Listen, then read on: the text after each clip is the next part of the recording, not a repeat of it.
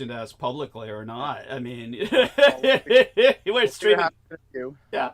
So it's Brendan. Brendan, and hey, how are you going to bring him on now anyway? Along with Brooke exactly. Gibson. Brooke Gibson said, "There's one time you didn't call me," and but then she figured her phone might have been dead that time because we always call her, right?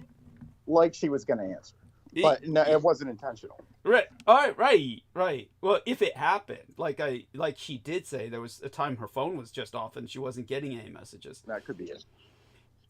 So one thing sure we're never going to forget Brooke. Yeah. Yes. Hope he's an unforgettable person. That's right. Hope you're hearing that, Brooke. Hope you're hearing that, Brooke. And we'll see if she comes on because I just spoke to her briefly this morning.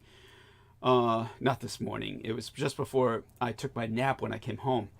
So it would have been, well, whatever time it was. So let's see if she responds. Feel free. You're calling them, right? All those people? No, wait. I just. Shit. Oh, no worries. That was cute. Sit down now. Yes. And call. Thank you. That was. I have this image of you as this mad scientist in his laboratory with all these beakers. No. How about guy in the kitchen? I'm good in the kitchen, but I just dropped some. Bad people. Yes, that's fine. Okay, and so let's take a look at how we're doing on the studio. That should have been my first thought. T-Take Berry says, "Good evening, brothers, loud and clear." Okay, we love you, T-Take Berry. So, T-Take, I used the new Oster to fabulous result. It was just splendid. Splendid. So infinitely better than what I had. Rather sad that Lena Shay's old toaster oven that she sent me while she was love bombing me died, but so infinitely more glad to have such a higher quality toaster oven that actually is a pleasure to use, as opposed to the other one was a nightmare. And the one that I got from Cole Hardware, this tiny little Black & Decker toaster oven, was just like it's thank God it was only $60. It's the price of a San Francisco medium-sized pesto pizza. The pesto bottom pizza. Here in San Francisco, you don't need to always have cheese as the base for your pizza. They use pesto here if you request it, which I prefer. And, because I'm Asian and we're kind of lactose intolerant like that, I can actually reheat my pizzas now. This is big enough where I can reheat my pizzas.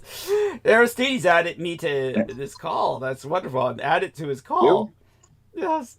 That's what the notification says. Notification says, yes. Well, welcome. Yes, thank you. Heather's joined us.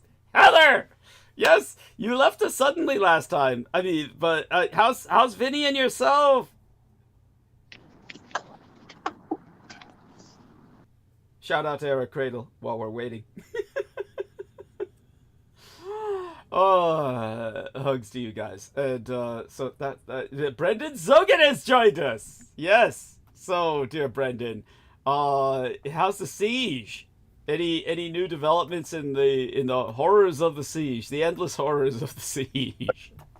Constant. I mean, it's fucking constant. It is. Yeah. It is. Tell us, because we're getting some glitches, some breaks, expected kind of delay. So compensate for that by every time you speak, make certain to wait just a moment before you speak, and then cut loose. Yeah, it's just incessant. I mean, just the never-ending siege of evil plagued upon me by your house. Yes. Yes. If I weren't a psychotic sociopath, I would feel guilty. But thankfully, I have no conscience. I would be on principle at this point.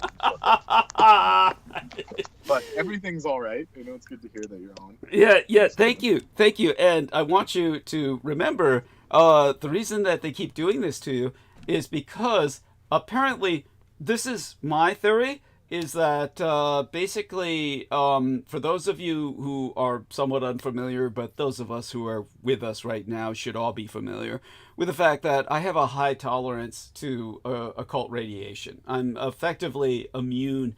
I say that without hubris or some sense of pride. That's not a flex. It's a collateral result of my perfect possession by the Peacock Angel, reflected in my particular, if you would call it costumery, that's fine, but it's actually the kind of standard garb of a child prostitute in Japan. And yes, I haven't grown that much. It all still fits me. And the reason that I'm wearing it, because I'm already getting questions about my photographic image embedded in thumbnail of live stream, is that it is the International Day for awareness and prevention of violence against sex workers. And I bet most of you didn't even know there was such a day. So I'm here to educate you all about that. But such having been said, I do want people to know that when Brendan was gone, they struck, because even though I may have a high tolerance to occult radiation, my equipment does not. And my electronic equipment is especially vulnerable. And so when they hit me last night hard. They shut me off of the internet twice. The internet completely died on me twice. I mean, it's just, and it's what's called a DDoS. Yeah, maybe last night in your head. But oh, sorry, that's right. Yo, night. I'm so sorry, so sorry. Thank you. Unless you teleported from another timeline. Oh, I feel like I did. Fuck, I feel like I did, and you're right. It's like I say last night because I was actually compensating because I felt like it was like a week ago, but honestly, it was just Sunday night. Which I attempted to at least give a last minute warning to yourself, but it's like they just, like you said, they just watch everything. They do. They knew I was going to be gone. I didn't tell Doug until like right before the show, but that's why I didn't give them a heads up. But they don't give a fuck. They just do it anyway. Yeah, you got to me right as the show started, and then they followed this horrible. It wasn't me being rude. It's just that's just how we have to do it. It has to be clandestine. Yes. But apparently it doesn't matter because they'll just strike anyway. Yes. They know. They monitor your breathing. Yeah. That's all. And so they consider Brendan to be my source of strength when it comes to protecting the aether around me. And they don't call it the Aethernet for nothing, people. And as a matter of fact, it's been impacting my equipment to the degree where here, I'll show you. I'm going to do a screen share here, and maybe Brendan has some analysis of this, maybe not. But let me see if I can find the screen share button. Here we are, because finally my Skype has gone to a kind of eye saver screen effect. Here we are. I'm doing the. Can you see the cursor moving? Brendan in particular. Okay, there we are. So if you will notice, there is this little square that I'm putting the cursor on, and I should be getting a news feed, and this is where I would get incoming news most readily. And of course, for someone like myself, this is important because I do this during the show to see if there's incoming breaking news. As you can see, it just keeps spinning and spinning. Hopefully it will resolve in a moment, but when it resolves, it's going to say that it cannot, that basically I'm off the internet. This is what it's going to read as, and of course when I go check the mechanics of it, it will say that I am on the Aethernet. Obviously I am, or I wouldn't be able to produce this show. But there you have it. See, this is what I'm dealing with now. It's spinning and spinning. It should resolve in a few moments, but we just need to be patient about this. Yeah, wait, where is it? Can you point it out again? It's if you take a look at the screen share, if you can see the screen share, cursor's moving around. It's right here where the cursor's moving. Yeah, it's just like a black box, like a see-through box. That's right. That used to be my news feed. That used to be my news feed. And all I'm getting now is this black box with a little spinning thing in it that takes forever to resolve. And when it does resolve, it says you're not on the internet.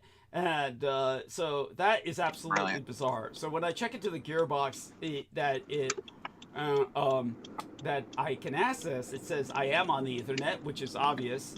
And it uses that term Aethernet. It says you are on the Aethernet.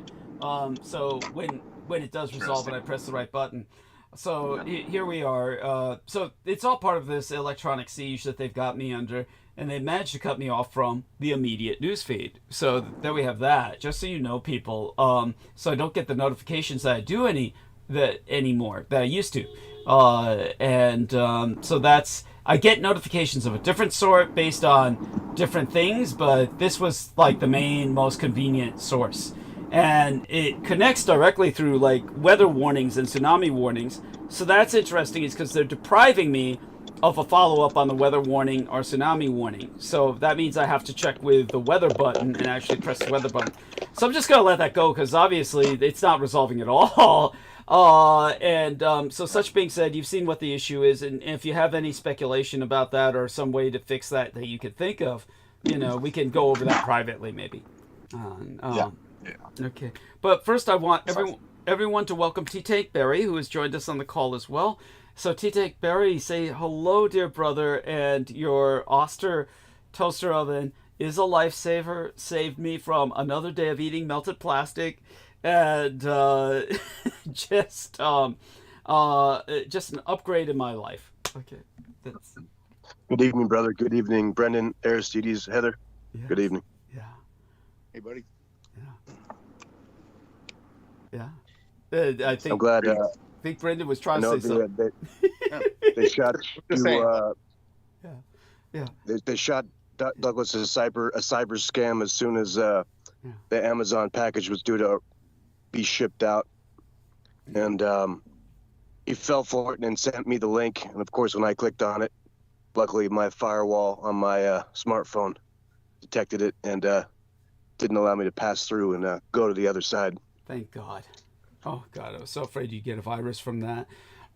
So explain to people again, T-Tank, exactly how when you ordered my Oster in the first place, they actually they froze your account, and they actually threatened to shut your account down. And no doubt this was due to That's right. Yeah, please relate that story. Yeah. So basically, as soon as I punched in the delivery address, 1242 Green Street, it was apparently suspicious on their end, and they made it known that basically, all bets are off. Basically, aren't able to send anything, and until I actually had to send screenshots of my credit card account and other various items to Amazon, to where they actually took what I believe it was a whole 24 hours before they actually said, okay, we'll let this one slide. And of course, once they let it slide, then came the cyber scam. That's right. And what T-Take is referring to is, I got this message on the cell phone that I would turn my phone on to access, but it was basically it said, oh yeah, your delivery, there was not a complete address, and that your and it was incredibly had this whole like almost shall I say intimate, almost like it's something a company would do. I'll turn on the phone so I can access it and read it out loud to people, but it'll take several moments for my phone to start, because all the electronics on my side are always slow. But yeah, they basically sent a cyber scam to myself, which I then forwarded to T-Tank, and it was bizarre that they sent it to my end, but I was the receiving address, and they said that the address information was not complete. But like he said, he found out immediately that it was a total just technical harassment. It would be called the electronic harassment. Back in the old days was the term we used to use.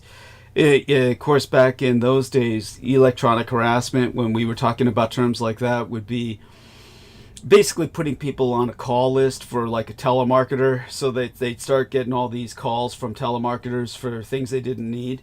I get that to an extent. Used to get it a lot heavier. I was put on that. Oh yes. And so in my case, it was auto insurance, which of course I don't need. What was it in your case? Oh, I just get constant like, oh, are you on Medicare? And then also I get this, like hundreds, like I'm not joking, like hundreds of calls from India in different numbers. And for some reason they think I live in upstate New York or Pennsylvania. Of course. Or Long Island. I'm getting numbers from Long Island. Oh, of course. So that must be like the people entering my number are from that region, so we can only speculate. Oh, wait, we know who it is. We know who it is. Yeah. Yes. Yeah. So there you go. They just need to focus on breathing. Yeah, no kidding. Yeah, it's a couple of faggots up there. Yeah. Yeah, breathe. Tell them about the latest thing Peter Moon put up. We know he's dying because all he talks about is health. It's just some guy that says breathing, like heavy aspiration, increases your lifespan. It's just like, dude, that's not how. Like hyperventilation is actually bad for you. Yeah, thank you. Like these Tai Chi, like, you know, these Taoists were not like sitting there hyperventilating, and yeah, all these yoga practitioners that claim hyperventilating is good. I mean, it's all bad. So the situation in reality, the way the multiversal laws work, when you're born in a physical body, you get a certain number of breaths. Like an allowance of this many breaths. So you can't like speed that up like without shortening your lifespan. Like it's not a good thing. Thank you. That's why it's always shown in the martial arts movies that you calm your breathing. Yes. And slow your breathing. Yes. You don't speed it up, you know. So there's a disclaimer for anyone. I appreciate that profoundly. Amazingly enough, I cannot find that stupid cyber phishing message that was sent to myself. So they scrubbed it from my records and my messages. But T Tank Berry was correct, and it basically said something along the lines of it said something that a company would say. But it was such a bizarre thing to say, like, hope your holidays are full of laughter and joy. Like a company could possibly say that, but it was still just bordering on almost like a taunt. And it was something even more pronounced than the way I'm describing it. But they were basically saying that I didn't have the correct address, and so when I forwarded that to T-Tank, he took care of it and notified me right away just what a scam it was. So I don't know if scam really does it justice. It's basically a form of terrorism. But all that being said, T-Tank, I don't know if you're willing to share any of this, but you too are getting a lot of telephonic harassment as well, correct? Or is that enough to share in and of itself? Yeah, they're pinging my cell phone, basically sending 911 dispatch centers numbers to my phone and calling me with that number. And of course, when I call back and the 911 dispatcher asks, what's your emergency? It's just simply relaying, well, I'm calling you back. Yes.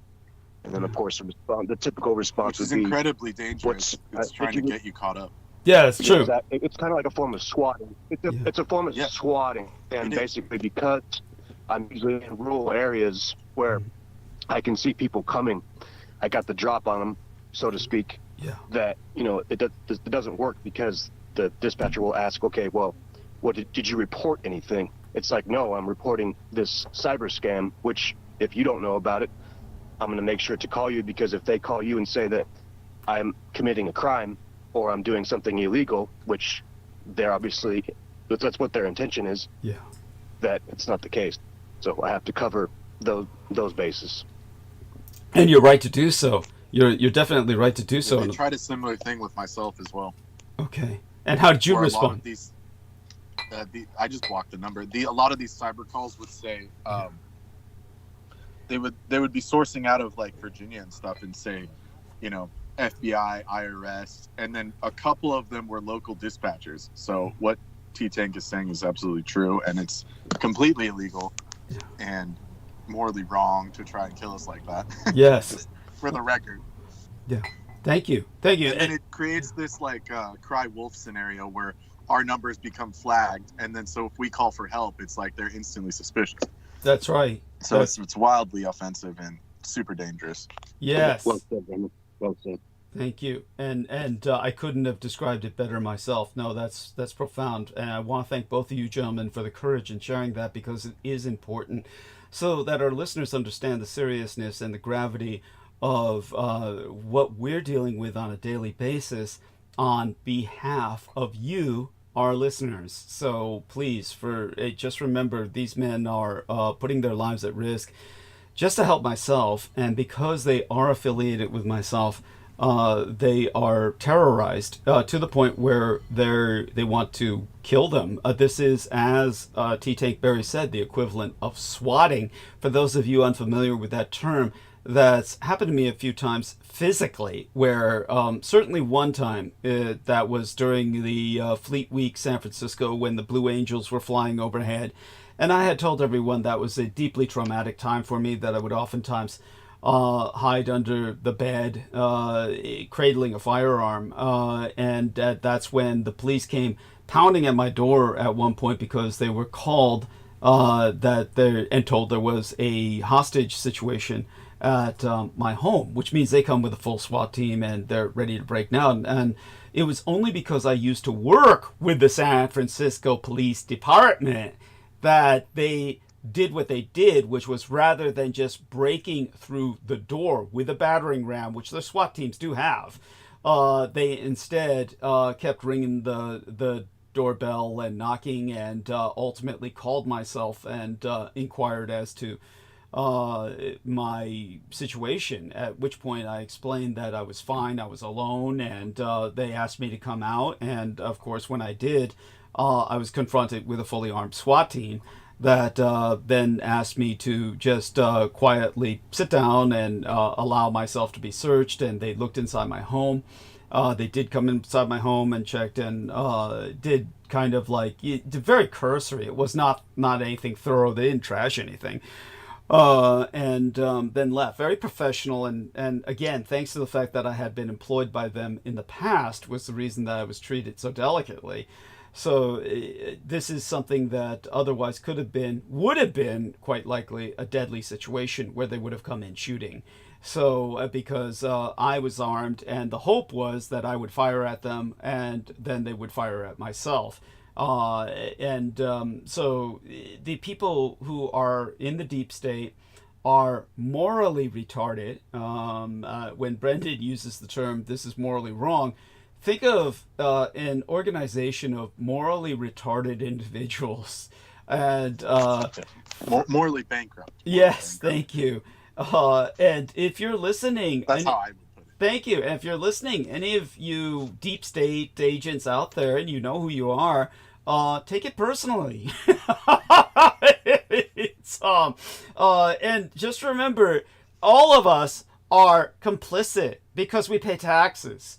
So we're all responsible for this. We're responsible for this when we don't vote. We're responsible for this even if we do vote, because these people don't change with the presidency. These people are there eternally.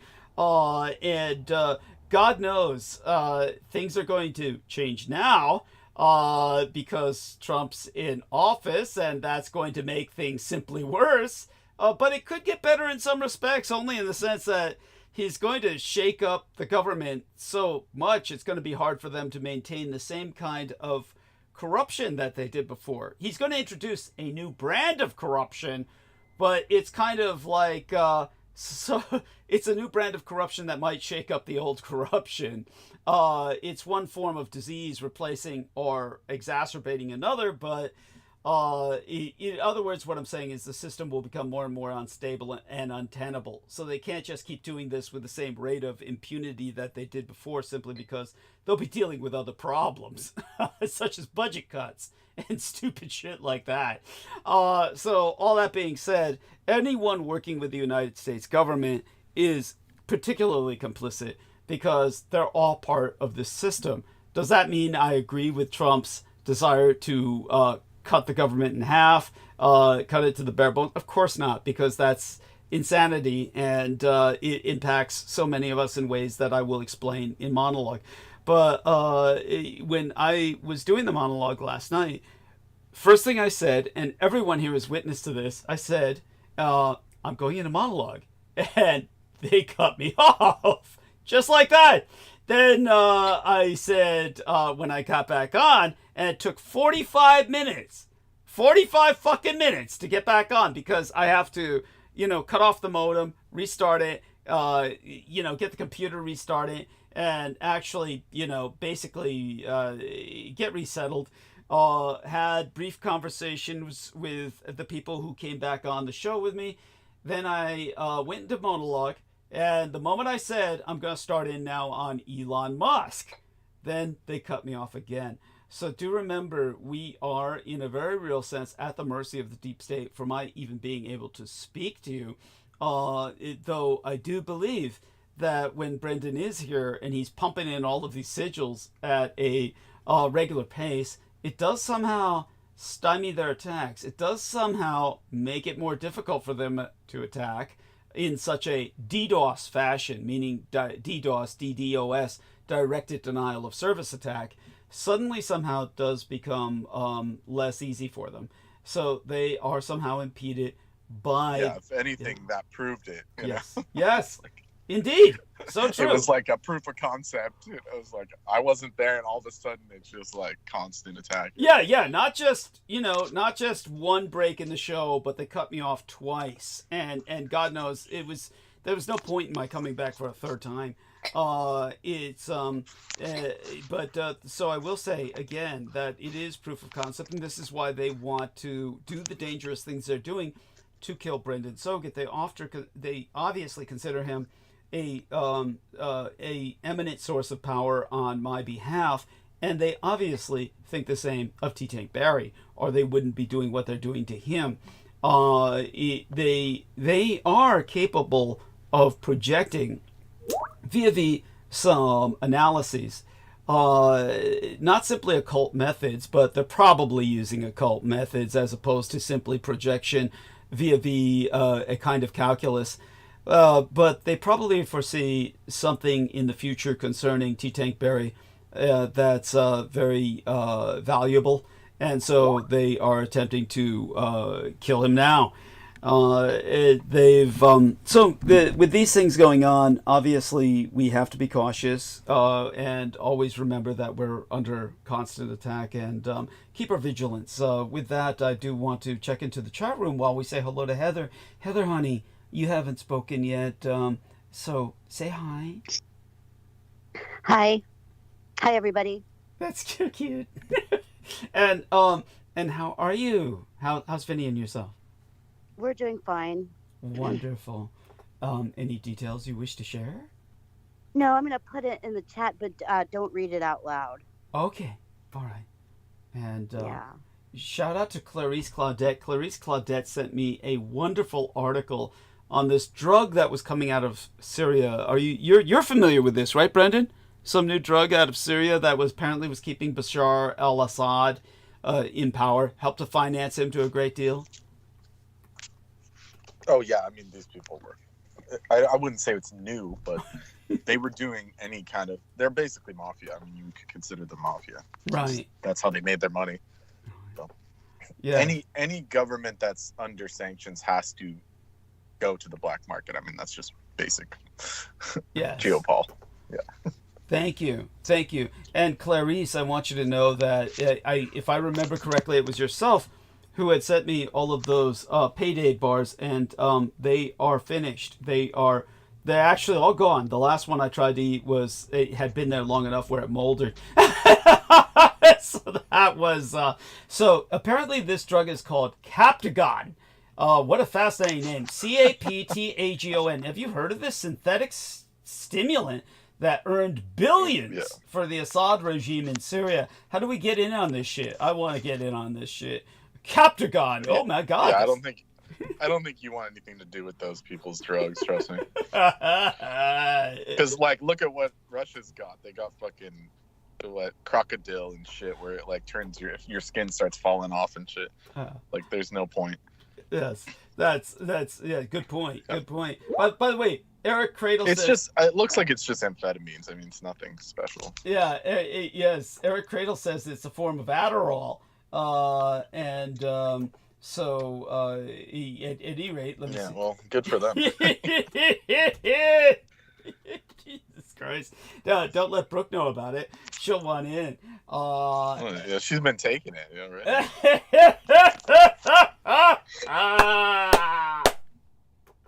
Oh my God! Because a lot of the stuff is even synthetic on the market, anyways. It's what would be the word? It's like beyond generic. It's like off-brand cartel shit. Yes.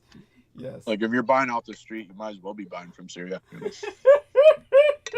By the way, Victoria, feel free to join us. And Victoria says, I don't know if you saw this, T-Tank, but do respond to her in the chat. She says, so nice to hear your voice, T-Tank. And she says hello and blessings to Brendan as well. So both of you gentlemen, don't forget to respond to her. She's been kind enough to give us the SS signs, and that's always a delight. And to Clarice Claudette again. God bless you, Victoria. Yeah. And bless you too, Clarice Claudette. She says, hi, Douglas and Brandon. She says, my family acts crazy to me as well. Okay, so she wants you to know just how awful her family is. It's true, her family's awful. I appreciate that. Yes. And not that they're mean to you, but yeah. But I'm not alone. It's really good. Yes. Yeah. And as I said, when I came home before I took a nap, I spoke to Brooke briefly. She may or may not be joining us tonight, but her squirrel is pregnant. So everybody keep her in thoughts and prayers, because squirrels can sometimes die in childbirth. And oh my God, that would break her heart. Then she'd be left with the crazy squirrel. But then, of course, I did hear in the background meth head Larry. So she's displaying some recidivist behaviors in some regards. So everybody bear that in mind and keep her You're in being thought. far too generous. Yes. Oh, yeah. I am. She's. How did the squirrel get pregnant? It was Larry. Oh, okay. You do realize that? Okay, I guess you don't know the full story. Don't you remember she rescued this boy squirrel from a snake? Yeah. And then named him Larry after the meth head, because he was all after that he was in constant PTSD. He identifies her as the snake, so every time he sees her, he goes crazy and scampers all over the place. And the only time he stops is to try and hump the girl squirrel. And finally, he, I guess, consummated. That's why you don't do drugs, kids. Yeah. So squirrel girl. Like, they're not Pokemon. You don't collect them. Right. So there was more than one squirrel. This was not a what do you call it? A virgin birth. No, it wasn't. And it wasn't the human Larry that impregnated her either, though. Okay. No, I'm sure he tried humping her too. The squirrel, I mean, as well as Brooke. Right. But at any rate, the one who could fit is the one who got there first. And that guy, now she's all fat and waddling, the girl squirrel, not Brooke. And and she's making a nest. It's just a scary situation. Times like these are always tense. Okay. All right. I'm glad we got that established. Yes. And so all such being said, all right. So while I'm responding to Clarice Claudette and the lovely Victoria as well, everybody feel free to let's try and get a little conversation out of Heather. So Heather, talk about something light. Is there something light that you feel like you could say? I can't think of anything light. Okay. I'm wondering about the drones and the things in the sky. I also heard that the Aldridge resurfaced, and that's with the distraction with the sky is because the Aldridge has remanifested itself. Okay. I also heard that Amelia Earhart's her plane has been sending Morse code. Wow. That's by the way, I don't mean that tone to be sarcastic. I love it when you say things like this. It's so cute.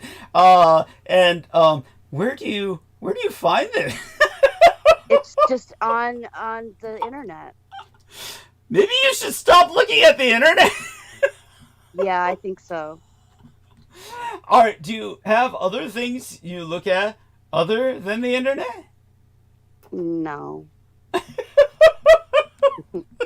No, I just keep to myself. What about books? You ever try reading?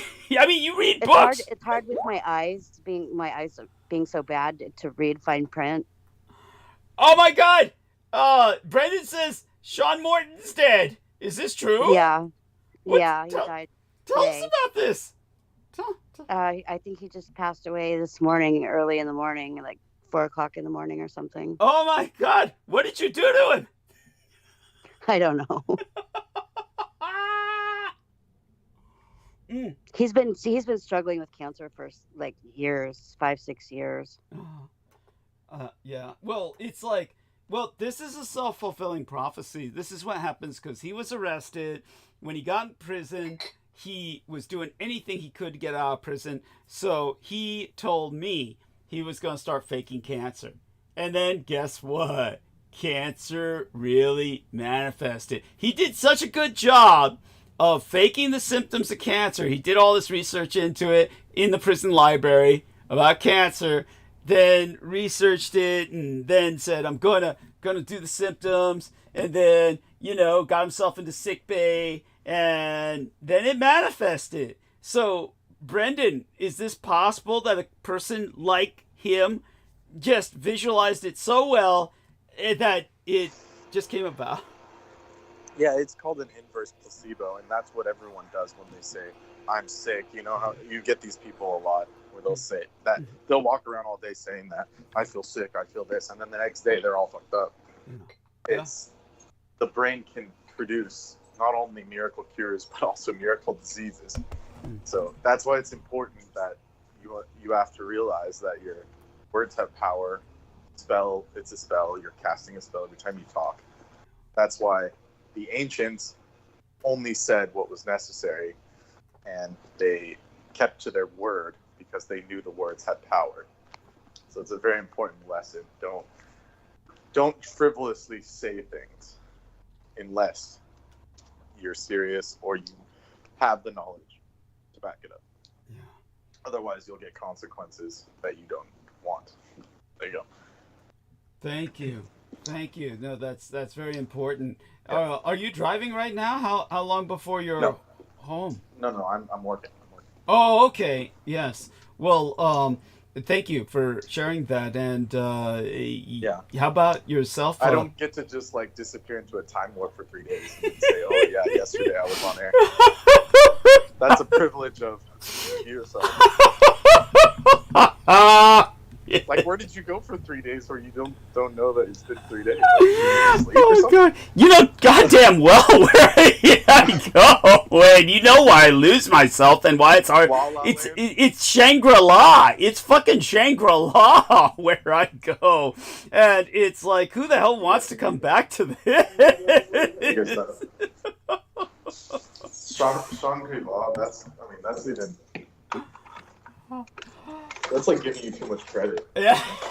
Yeah, true enough. All right, so I want everyone to know, trying to make this a round table until I go into our monologue. When I do go into monologue, though, I'll probably go into it early tonight because of their cutting me off so much last time. And when I go into it, I'll just go into a full bore. However, I will invite people to hang out and interject. I did send a link to our dear Brooke, but I'll send her another one. And I don't know what's going on in the rest of the United States, but here in California, squirrels are starting to eat meat. Basically, they're starting to eat other rodents. So They've always done that. okay, Spoiler so alert. okay, yeah. So tell us about this. What do you know about that? That's incredible. Well, they just, living outside isn't easy. They're just opportunistic eaters. Yeah. Okay. So it's like, especially when the climate change is happening or whatever you call it, Hmm. the degradation of our biosphere, they have to resort to other things like eating insects and stuff. It's Yeah. completely normal.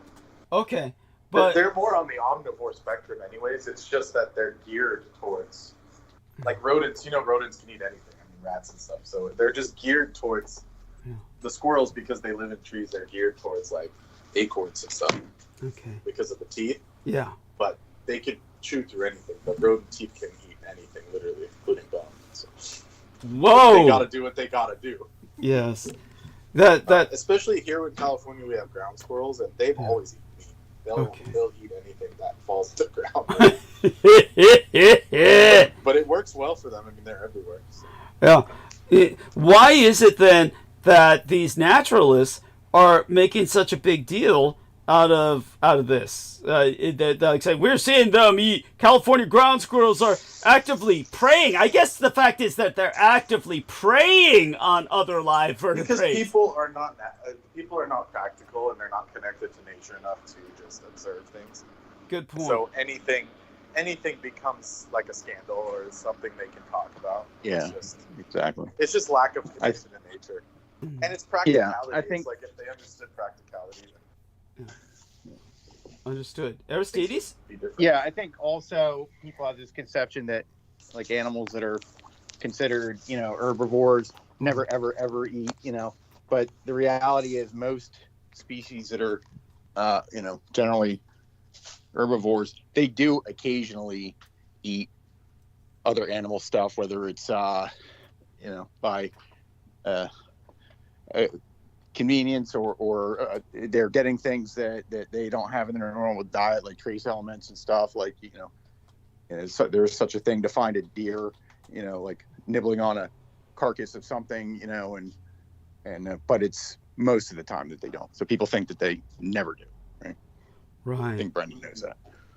Okay. So I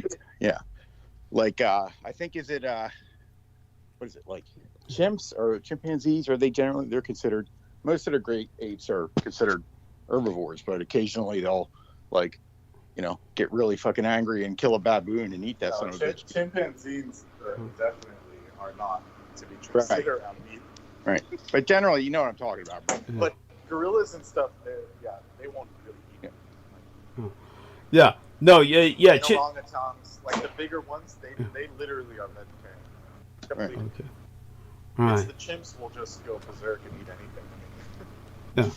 Yeah. Chimps are awful. Chimps are. Chimps and bonobos, they're actually closer to humans. I mean, they're totally unpredictable. Yeah. You mean they're assholes? And they go to war. Yeah, exactly. Yeah. Exactly. Yeah.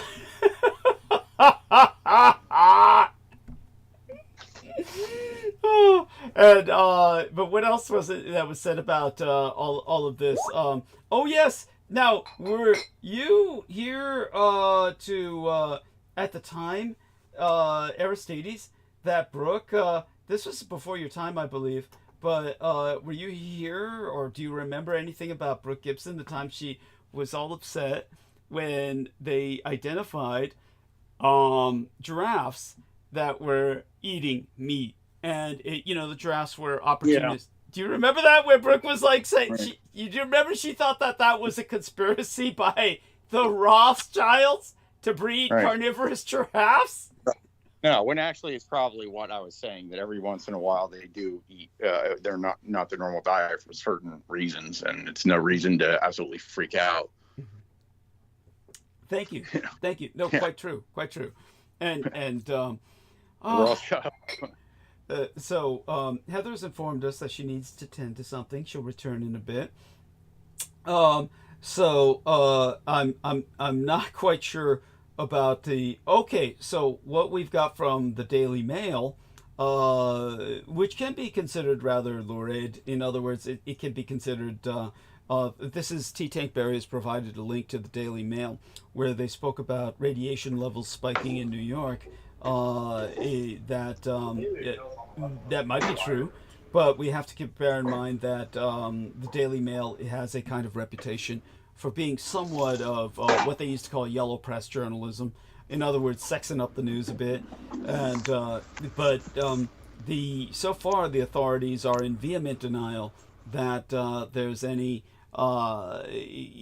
connection between the drones and radiation, saying that the drones are definitively not monitoring radiation, as many people assume they are. So it's, if you don't believe what the government says, that's fine, because there's all kinds my of... question is, why are they calling them drones and not unidentified aerial? I think because everybody can see that they're drones, because they're so obviously drones. Well, some of them are like pulsing lights and stuff. I don't understand. Oh, why right. Why did they drop the UFO moniker? Because that doesn't make sense to me. Yeah. Yeah, well, are you speaking in a generic sense? Or are you speaking about this New Jersey-centered, Northeast-centered phenomena of the wave? Well, it's countrywide. It's worldwide now that they're seeing these lights but every time they get brought up, they're called drones. It's like, but there's no proof that they're physical. Like some people are shining like high-powered like green lasers at them, and they're just going right through them. So a lot of these are not physical items, so I don't know how they can call them that thing drones unless it's like physical, like it's a plane shape or something. Right. I haven't seen anything yet. Okay. Yeah. Well, definitely appreciate your input on that, and that's valid. It's again, it's obviously something is going down. But I like what Heather said. The reappearance of the Eldritch. What was the other thing she said? The reappearance of the Eldritch, and what else was that? I forgot what else it was she said. When she says the reappearance of the Eldritch, she probably got that from Peter Moon. That was some Vinnie Barbary shit, where he's still trying to, he wishes it came back. Yes. So he could sell another book. Yes.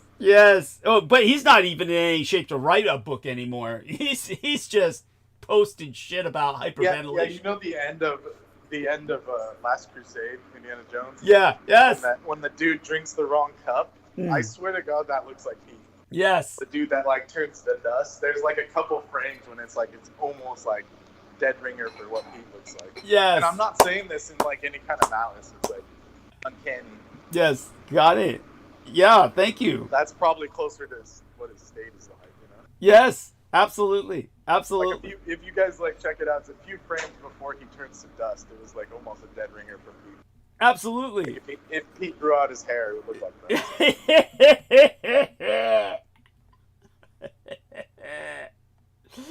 Thank you. Yeah, it's quite true.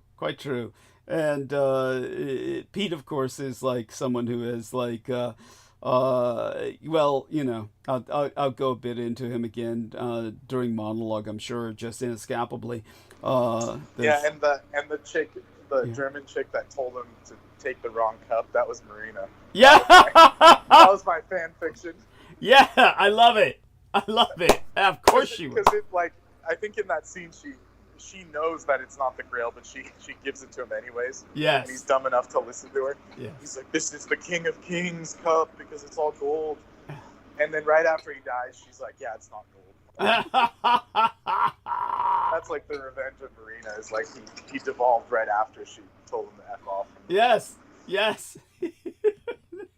True enough. Him and his bullshit. God, he's so sick. And like I said, it'll be inescapable to speak about him at least a little bit during the monologue, simply because of the situation as it stands. I do have people asking about my finances, and that's good, because God knows, as I said, it's code orange right now. It'll turn red and go black soon enough. I guarantee everyone. By the way, for those of you who have asked, here's what's in the injection that I'm getting every week. It's a mix of dead dust mites and their fecal matter and mountain cedar, lamb's quarter, and western ragweed. So quite the witch's brew. That's what's in my injection in ever increasing amounts, larger and larger doses over the next 5 years. So there you go. They call it my dust mite serum. Ground up dust mites and their fecal matter, mountain cedar, lamb's quarter, or lamb's quarters, and western ragweed. So I guess if I get that all at once in a big enough dose, that'll kill me. Those are all botanicals.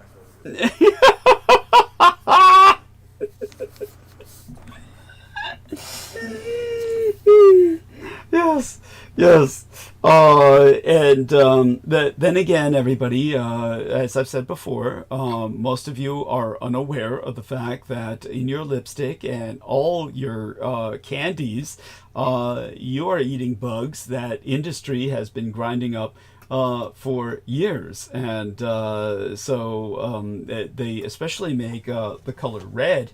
And if we look up bugs make red color, I can tell you exactly what the name of the bugs are.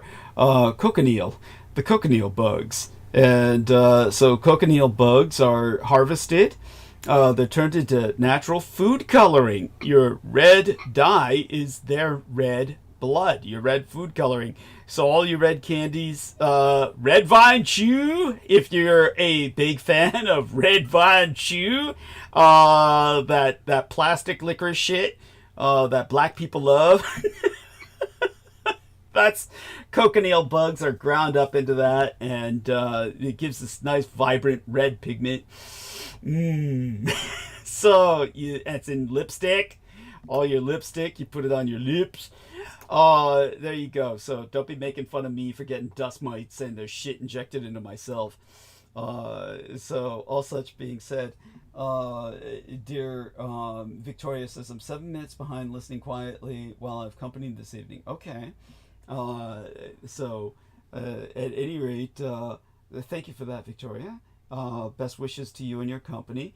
You're welcome, of course, to bring your company on. Like you did. Unless it's Christine. You gotta admit, Christine is, in her own way, she was fun. In her own way, that was fun. That's she's... Yeah, you have a sick, twisted fun. Yeah. Yes, Your fun is sick, man. Yes, it's true. That's true. That was horrible. Yeah, well, look at the novels I wrote. Tell people about the novels I wrote. Oh, yeah, let's not go there. Supreme Dominatrix. Yes, Supreme Dominatrix. That's quite true. Christine, she was just so used to being a dominatrix, she couldn't get out of the role. That's all she does. And she just does it, as soon as she's on. Fuck you. Yeah, I wouldn't call it. What would we God call bless that? her.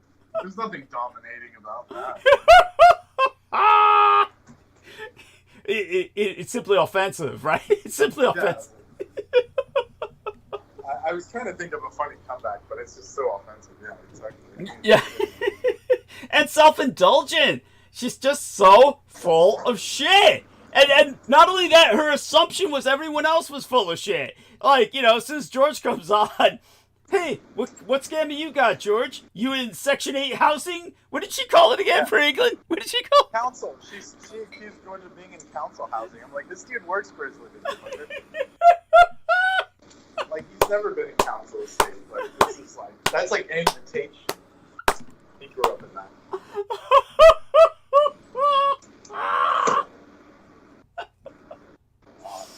Oh, that's delightful. So offensive. Yeah, she was. George is too polite to be pissed. But. Yeah, that's right.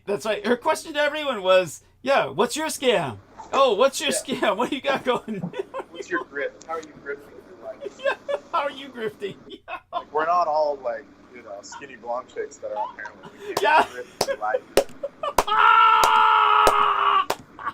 not so easy for, when you look normal.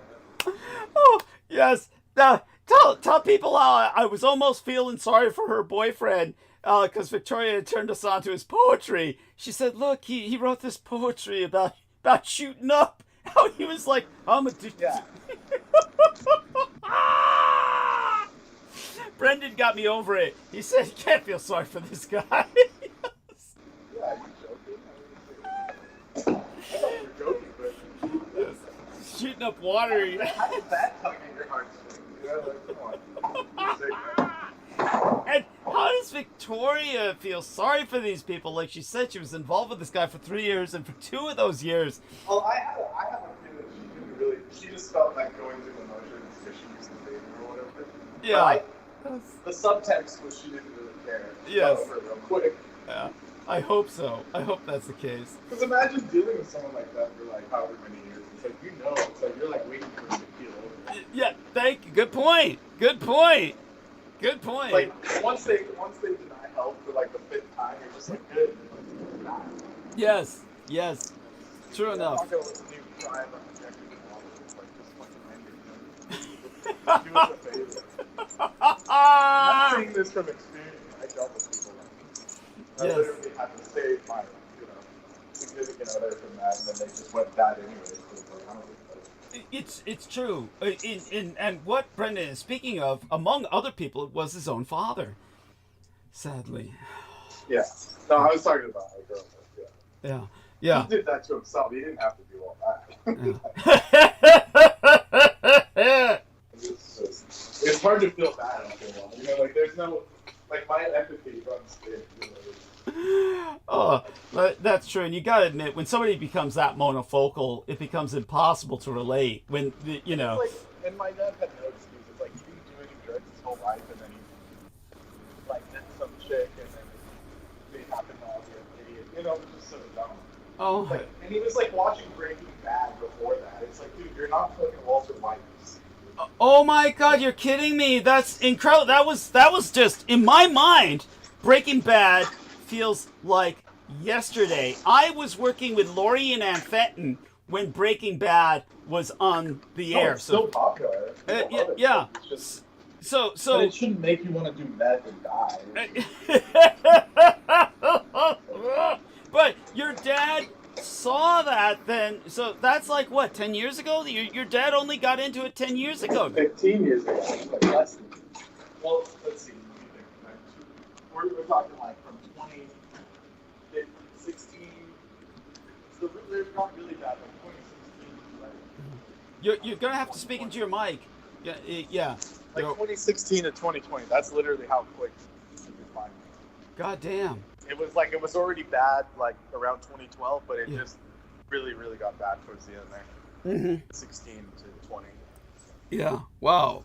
And it again, to me it feels like yesterday, but at the same time I realized Breaking Bad was at the time I was working with Laurie and Ann Fenton. So if your dad was 2010, was watching that show, then oh my God, that wasn't that long ago. Your dad was with us. He was with us until holy shit. It was recent. I mean, it was recent. Yeah. Like 2021. Damn. But it was like during that period of time is when they were like throwing you in the back of police cars and shit. Well, that was like for years before that even. Okay. This was like when I was 18. Okay. We're talking like 2012, 2014 or something. That's right. Just a sea of horrors, like constant horrors from like that earliest time until Well, yeah, 2000. Yeah, that was a sea of horrors. 2012 was like when I was working with Laurie and Ann Fenton at that time, and we had just really started in on my. I mean, there's just, I don't even want to think about it. Yeah. Worse stuff. Yeah. Like it got really bad for me, like maybe later. Yeah. Speak into the microphone. Yeah. Yeah. It got really bad even around that time, but Yeah. like I would come home with my girlfriend, and then one of his idiot friends would like not be watching their like puppy, and it would like jump over the railing on the patio and hang itself. Literally, I came home. God damn! Like as we're driving in the driveway, and we have to like watch it take its last breath, and it's all traumatizing. I'm not even exaggerating. And then they're like, we don't know what happened. It's like, you guys left the fucking puppy tied up in like the worst area, you fucking dumbasses. Oh God! It was horrible. It was Oh my God! and I'm saying that was before it got bad. That... So you can imagine. I'm sorry. That's So if hideously anyone funny. thinks I'm exaggerating, it's like when my uncle's like, "Oh, you had it good. You're just a drama queen." It's just like you don't even know. Oh God! Well, he should be taken out and hanged like that puppy was hanged. Yeah, honestly. Like they really think I was just living it up, you know? Yeah, living it up. That's why I didn't apply myself, you know. I was just, you know, all fucked up. Yeah, sharing the Just crack because I pipe. just felt like it. Yeah. Sharing the crack Yeah, I was pipe with your hitting the dad. crack pipe. I was hitting the crack pipe and then I put it in its drawer. Yeah, that's hilarious. So fucking evil, man. So evil. They deserve everything they get. That's all I gotta say. Well, they got it coming. They got it Yeah. coming. Yeah, wait, which it's one not of them? malicious, it's just reality. Which one of them's the one doing all the fucking steroids and shit? That's the youngest brother. He's the most dumb of them all. He like just went through a gnarly divorce, then has a bunch of loans, and then he's getting married to this new chick. It's like, what an idiot, man.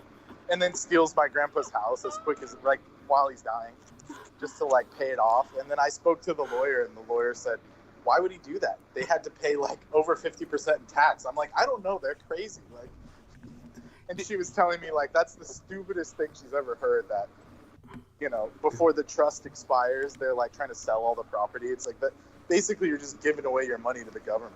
It's just like, what a bunch of idiots, man. Greed, yeah. Just greed. Well, it's greed, but it's no, it's not not. doing It's it not right. greed They're not because it's not greed. It's a compulsive possessiveness. It's a yes. They need to. They feel that they have to one up Brendan and get to it before Brendan, and it's like they've got to. They have a pathological need to deny Brendan of something that Brendan could have. Exactly. That's the only explanation. Right. And Doug was there when I was at the hospital when my grandpa was dying, and they were literally going like, they were like at each other's throats on his deathbed saying, I'm going to sell it. And the other uncle's like, no, we got to keep it. And he's like, I'm selling it. It's just like.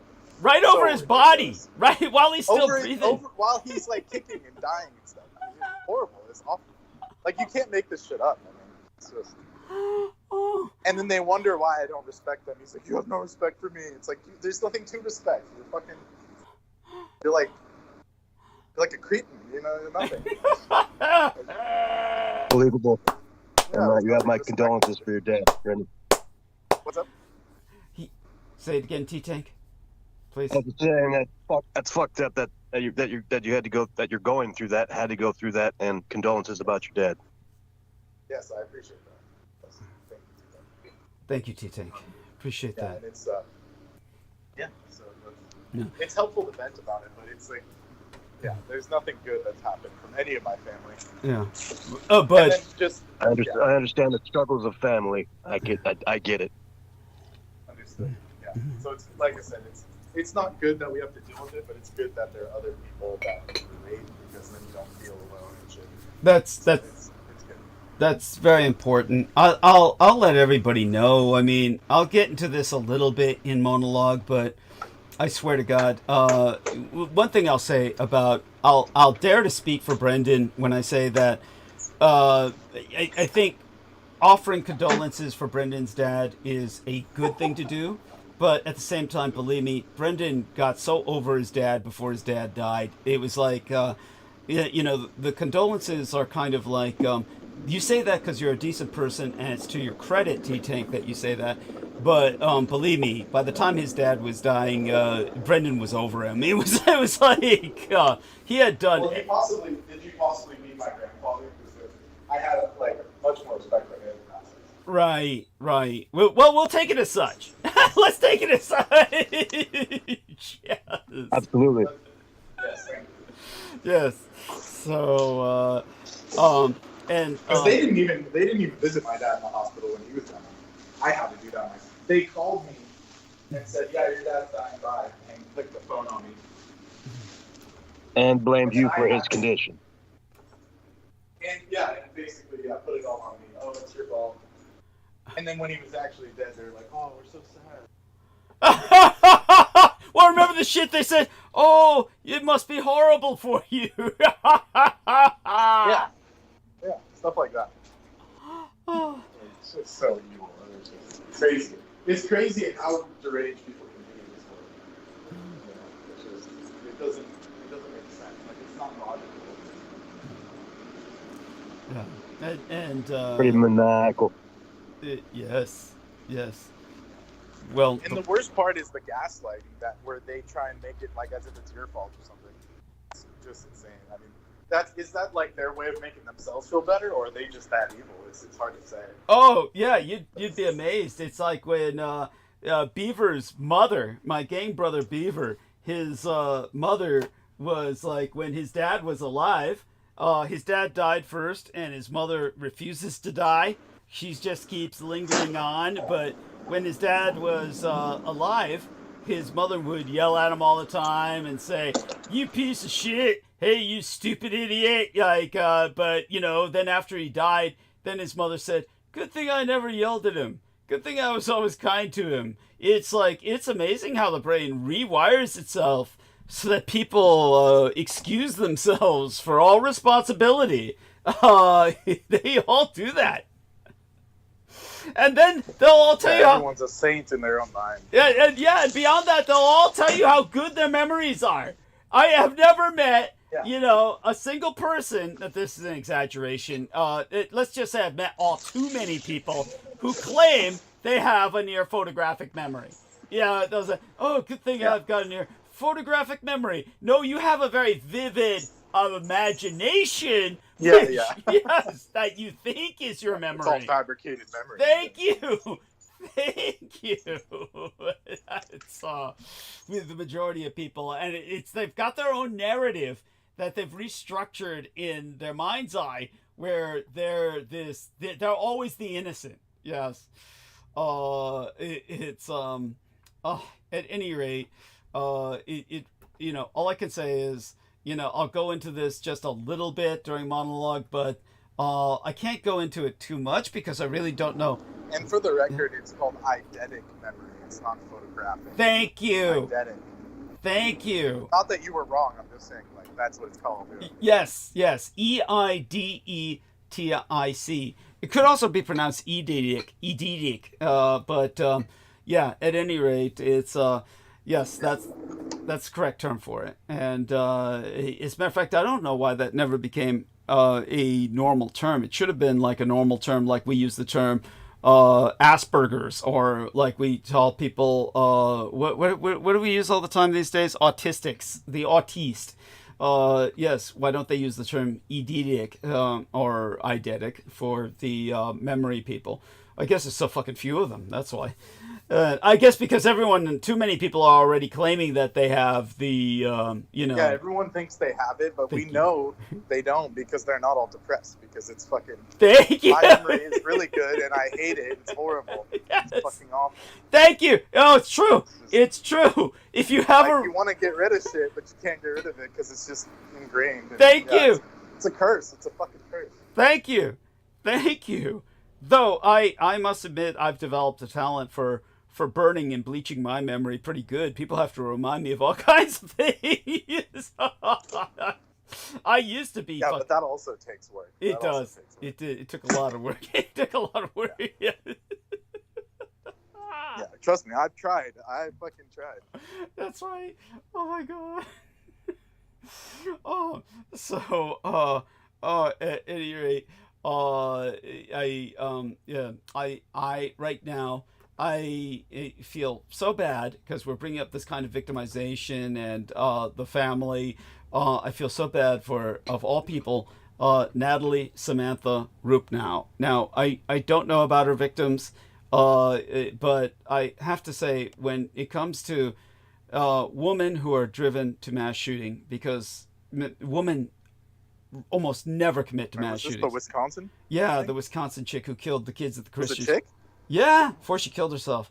Yeah. Nice. She was this poor, beautiful young thing, and said she had a horrible family life, and that kids were bullying her at school, so she had no respite. There was no respite. It was just, she went home to turmoil, and then went to school, and everybody was picking on her because she was maladjusted from her family life at home, and so she was finally driven to do what she did. She's definitely a victim, and Yeah. Yeah, you know when they say, "Would it kill you to be nice?" You know, it's like, yeah, it fucking not would. Because you guys are all assholes. Thank Fuck you. you guys. Yes.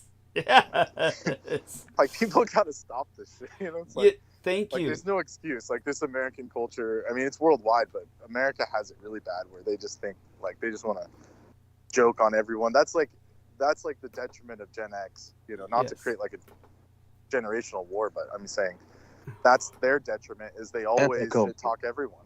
Yeah. It's like, and they think it's a joke. Like my uncle, it's always a joke, ha ha ha. You know, and it's like it's not funny. It's not. No one thinks it's funny. It's just dumb. You know? Yes. It just makes you feel better, but you're still a piece of shit. You know? Yeah, it's true. It's true.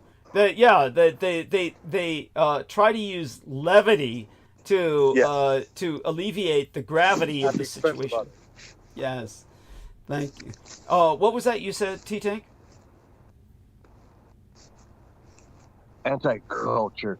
America's anti-culture. Yes, thank you. Anti-culture. As you stated, brother. Thank you. Thank you. I appreciate that profoundly. It's And then when someone like me tries to become cultured by getting into ancient culture, yeah. it's like, oh, you're a part of a cult, you're a loser, you're a vegetarian. It's like that's the response I get. They must have been making fun of her trench coat. What was that, T-Tank? They're making fun of the what? They must have been making fun of her trench coat. I was referring to the Oh, the young lady. That's right. Oh, that's so funny. Yes, yes. By the way, that is funny. Yeah, the when it came to what T-Tank is referring to, if those of you don't remember, and I'm sure there's people out there who don't, the Trenchcoat Mafia was the original, shall we say, the archetypal school shooting that got everybody impressed by the fact that, hey, kids couldn't really go wild, and that was fucking Klebold and I forgot the name of the other guy, but they were what was the school again? I'm forgetting it all these days. They were bowling for Columbine. Yeah, thank you. Columbine. And the Trenchcoat Mafia at Columbine, thank you. I couldn't have gotten that out without you. Yeah, she would have looked good in anything, even a trench coat. Anyway, so this poor dear, I'm sorry for her loss. I don't know anything about the victims, but she looks good in her selfies. She looked like she could have had a future. Can we get a photo? We don't need to like. Just look her. Oh, I'll give a link. I'll give a link, and then that'll be easier for you to find. So give me a second here, and I'll just enter her name and get a link up for you. And just wish she had not killed herself. There's always hope, even when they're parked away.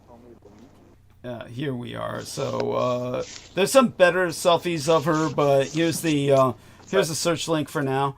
And let me. They could have been a power couple, her and Luigi. Yeah. I like that. Oh, and that's who Britt Gibson's new crush is. She says, "I've got a new boyfriend. He's in jail right now." If only Larry had enough balls to do that. Yeah. No, she's talking about Luigi, of course. I said, look, you're gonna. I know, but I would gladly sacrifice the other dude. Yeah. Oh, hell yeah. Oh, in a heartbeat. It'll make your life worthwhile. You. Yes. Yeah. So here we are. This is a better link here because this is all images. So let's see. Let me give you Natalie. Who's this person? Let me enter it for you. Give me a second here, and I'll enter it. There we are. So that's the better link. So the second link I've entered, the bottom one, is the better link. If you go there and then you take a look, and you'll see photos of her, especially the selfie. You can see the vulnerability in the selfie. Dang, this world's messed up, man. Yeah, it is. And God only knows what they did to her to drive her to that. I noticed like the girl who's walking away from the city church. Damn, she's built. Oh, I know. Yeah, you know what they did. I've seen it live, live and direct. By the way, let me wearing the same shirt. There you go, wearing the same shirt as the Columbine people. Yes. So she had inspiration. Yeah. Cool. Yes, that's right. But those people were too dumb to realize what the hell she's wearing. Yes. They're probably still making fun of her. Thank you.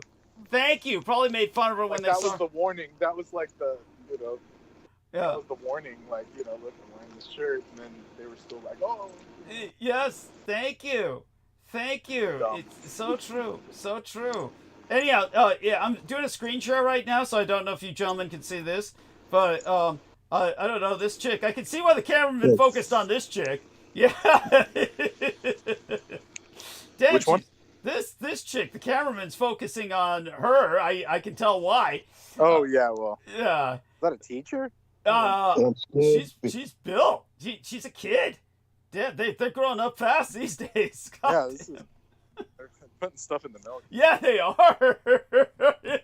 And she's That's dressed. like the mozzarella cheese that I sent you that the other day. Yeah, tell us about it.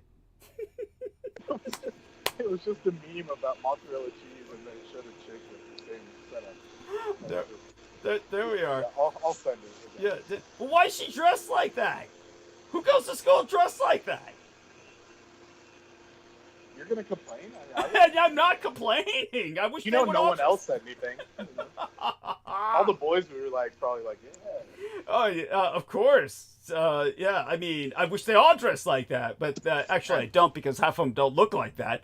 But yeah. Well, nowadays they do anyway. Yeah, yes, that's true. Enough of them do. Yeah, but there we go there, and I'm busy mourning over her, and I hate to say it, the story you told about the dog hanging himself, that I hate to say it, that is so fucking funny. That is hideously fucking funny. Yeah, it is in hindsight, but then when you come home with your girlfriend and she has to go through that, yeah, it's not funny at the time. Didn't you say that you had a girlfriend who was into all the drugs to the point where she died? Yeah, that was the same chick. Is that what started it? Is that what drove her to it? No. She was already messed up. Okay. But there's a whole backstory to that. I'll tell you another time. Okay. Her dad was in the army and stuff. Oh, that, of course. And kept referring to her as the spawn of Satan. But anyways, we'll go into that another day. Jeez. But the point is, yeah, I'm trying to get this person back to normal, and everything's going well, and then we come home to that. So yeah. There you go. It didn't help. It may not have been the trigger, but it didn't help. Yeah, didn't help is an understatement. Yes, thank you. Oh, that's awesome. Imagine someone emotionally unstable, and you're just getting them out of their depression, and they see that. It's just, yeah, it's horrible. Horrible. That's I wish I was making it up. That's what's so crazy about it. It's even I can't believe it when I do this, what is it called, hindsight, because I've erased so much of it. Oh my god. Oh, it's awful. It's awful. It is. It's literally horrifying. Yeah. Well, and this was before getting pulled out of the cars. You need to make a black comedy. Just a real dark comedy about this. Yeah. My teenage years. Yes. Yeah. Fast times. Yeah. There you go. Yeah. It wasn't fast. It felt like forever.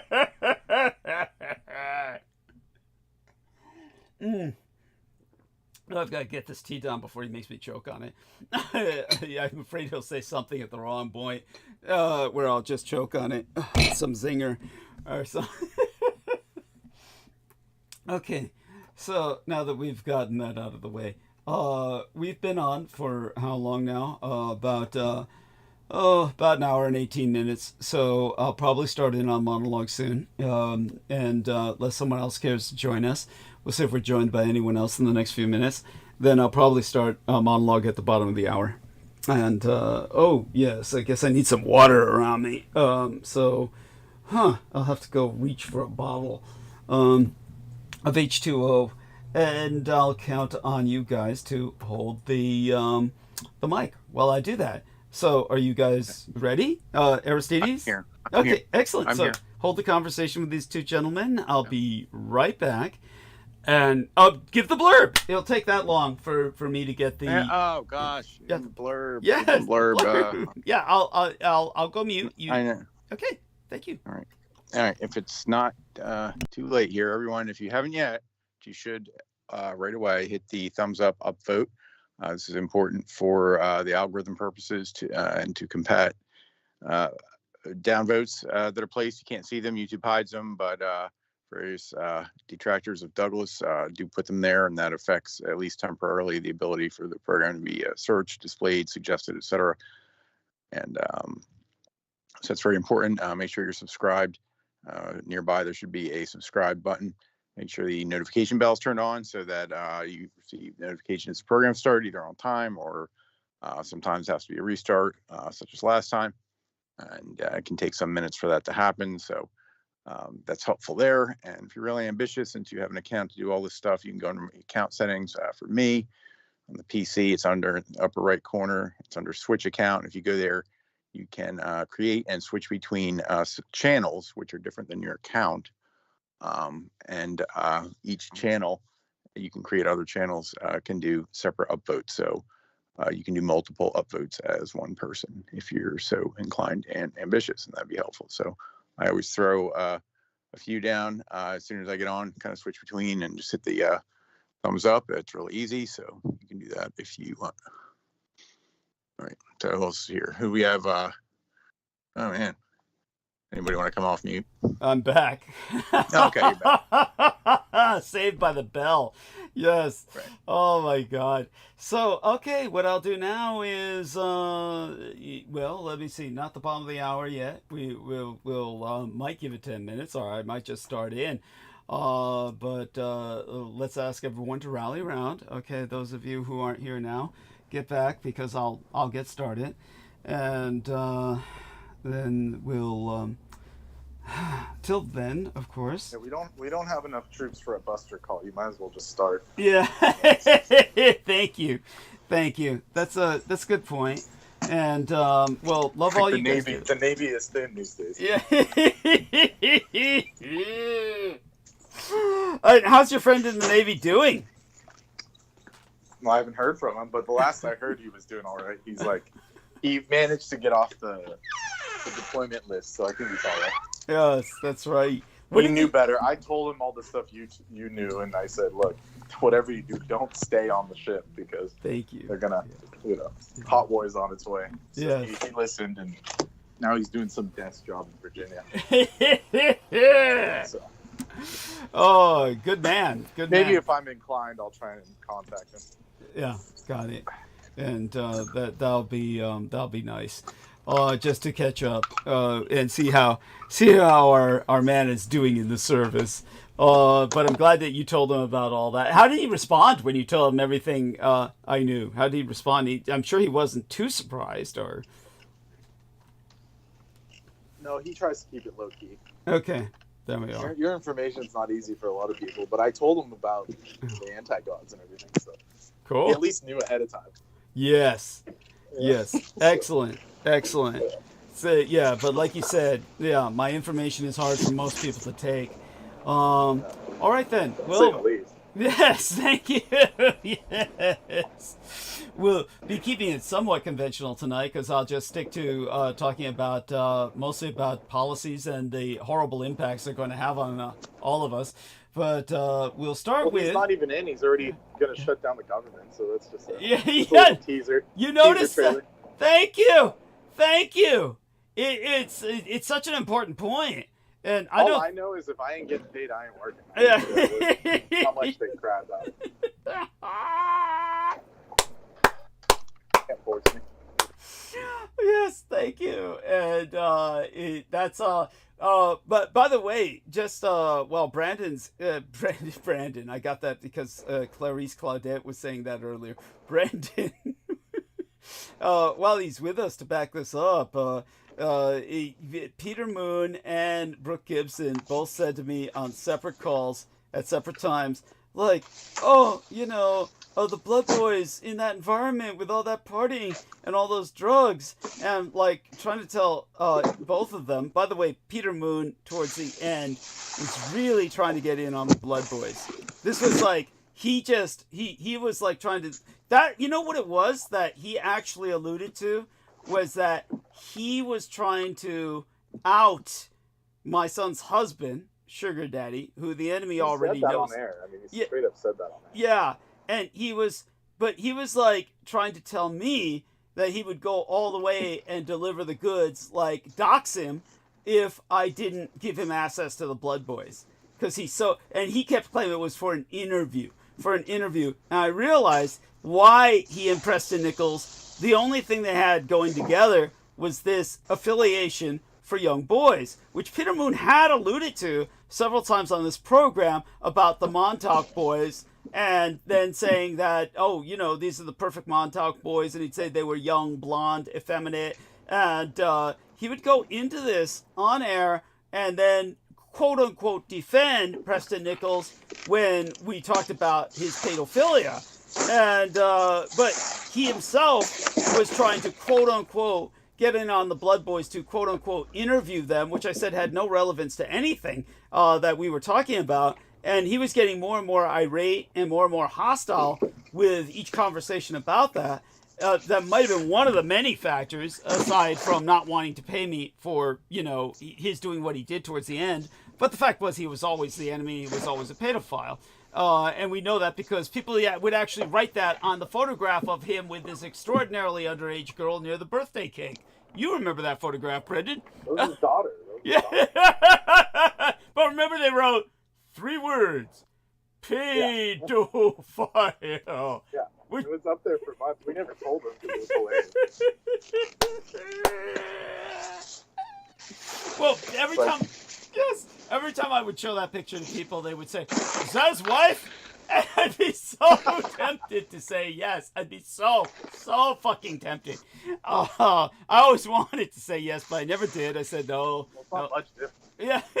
Not much different. Yeah. Except he never bought Paula a birthday present. Yeah, yeah, that's right. That's stupid. Cheap. Except Kalanick. Yeah. I guess he did technically. Yeah. Do you know? Do you know what it was with the contracts? Remember when he kept hiring all those contractors? She was paying for that. That's why when she left, he had to go buy all the shit himself and try to do the work himself. And then he was like trying to show her pictures of that because that was his defiance, saying, "See, I don't need your fucking contractors. I can do it myself." But it was so bad, and it looked like, you know, the set from Hostel or Saw. So that's why, you know, his daughter asked when he sent her the same picture. She said, "What's wrong?" Yeah. And then of course, a lot was wrong, you know. Yeah, and then of course, that's why he had the heart attack and stroke. He worked himself into that, you know, because he's not physically fit, because all the shit he was doing was not keeping him physically fit, because all he's doing is fucking hyperventilating all day and doing some stupid motions that are all not even really definitive Tai Chi motions. He's just like waving his arms around in circles and shit, and and hyperventilating, so that when he actually did some technique was abysmal to say the least. So by the time he did some real work, which if he had been an actual martial artist, you've seen old martial artists, they could do carpentry and they're going to be fine. But he went into a heart attack and stroke there you go. But that's like what they do on the weekends, you know, like thank you. Well, they have to, because they're building their own fucking shelter because they're all fucking ascetic hermits. Yeah, but look how it keeps you healthy. Yeah. So Pete certainly you don't was. Stroke out the first. Yeah, he stroked out the first time he did some honest work. Yeah, shit. Well, I just mentioned. What was that? Say that again. Closer to the mic. Yeah. At any rate, when it comes to what's the other thing that comes to my mind? So, as I said, you can hear our man working, and he could attest to the fact that he's working at a school, and the school campus is so large they have to talk to each other by radio. They rendezvous with each other by what are essentially golf carts in some cases, or at least there's one around the campus that they're using. Otherwise, these properties are so vast that for him to go through a day's work is like competing in a triathlon. He's definitely kept in shape by his work. T-Tank Barry, I'm sure it's something similar. But these people don't seem to get, whether it's Brooke or whether it's Peter Moon, when they're coming up with this, oh, these Blood Boys are in, this area with all this partying, all these drugs. No, they're in their own dorms, and it's a vast distance between those and where the parties and the drugs are active. So it's these kids are not exposed to that. It's not. You're literally taking a miniature golf cart to get from one end to the other. If you were like to, it's just they're separated. So at any rate, there we have that, and with that, I'll dive into the monologue. In breaking news on the Slavo-Synaxial front, the FBI has warned some lawmakers that Red China plans to target them over their support for My Taiwan.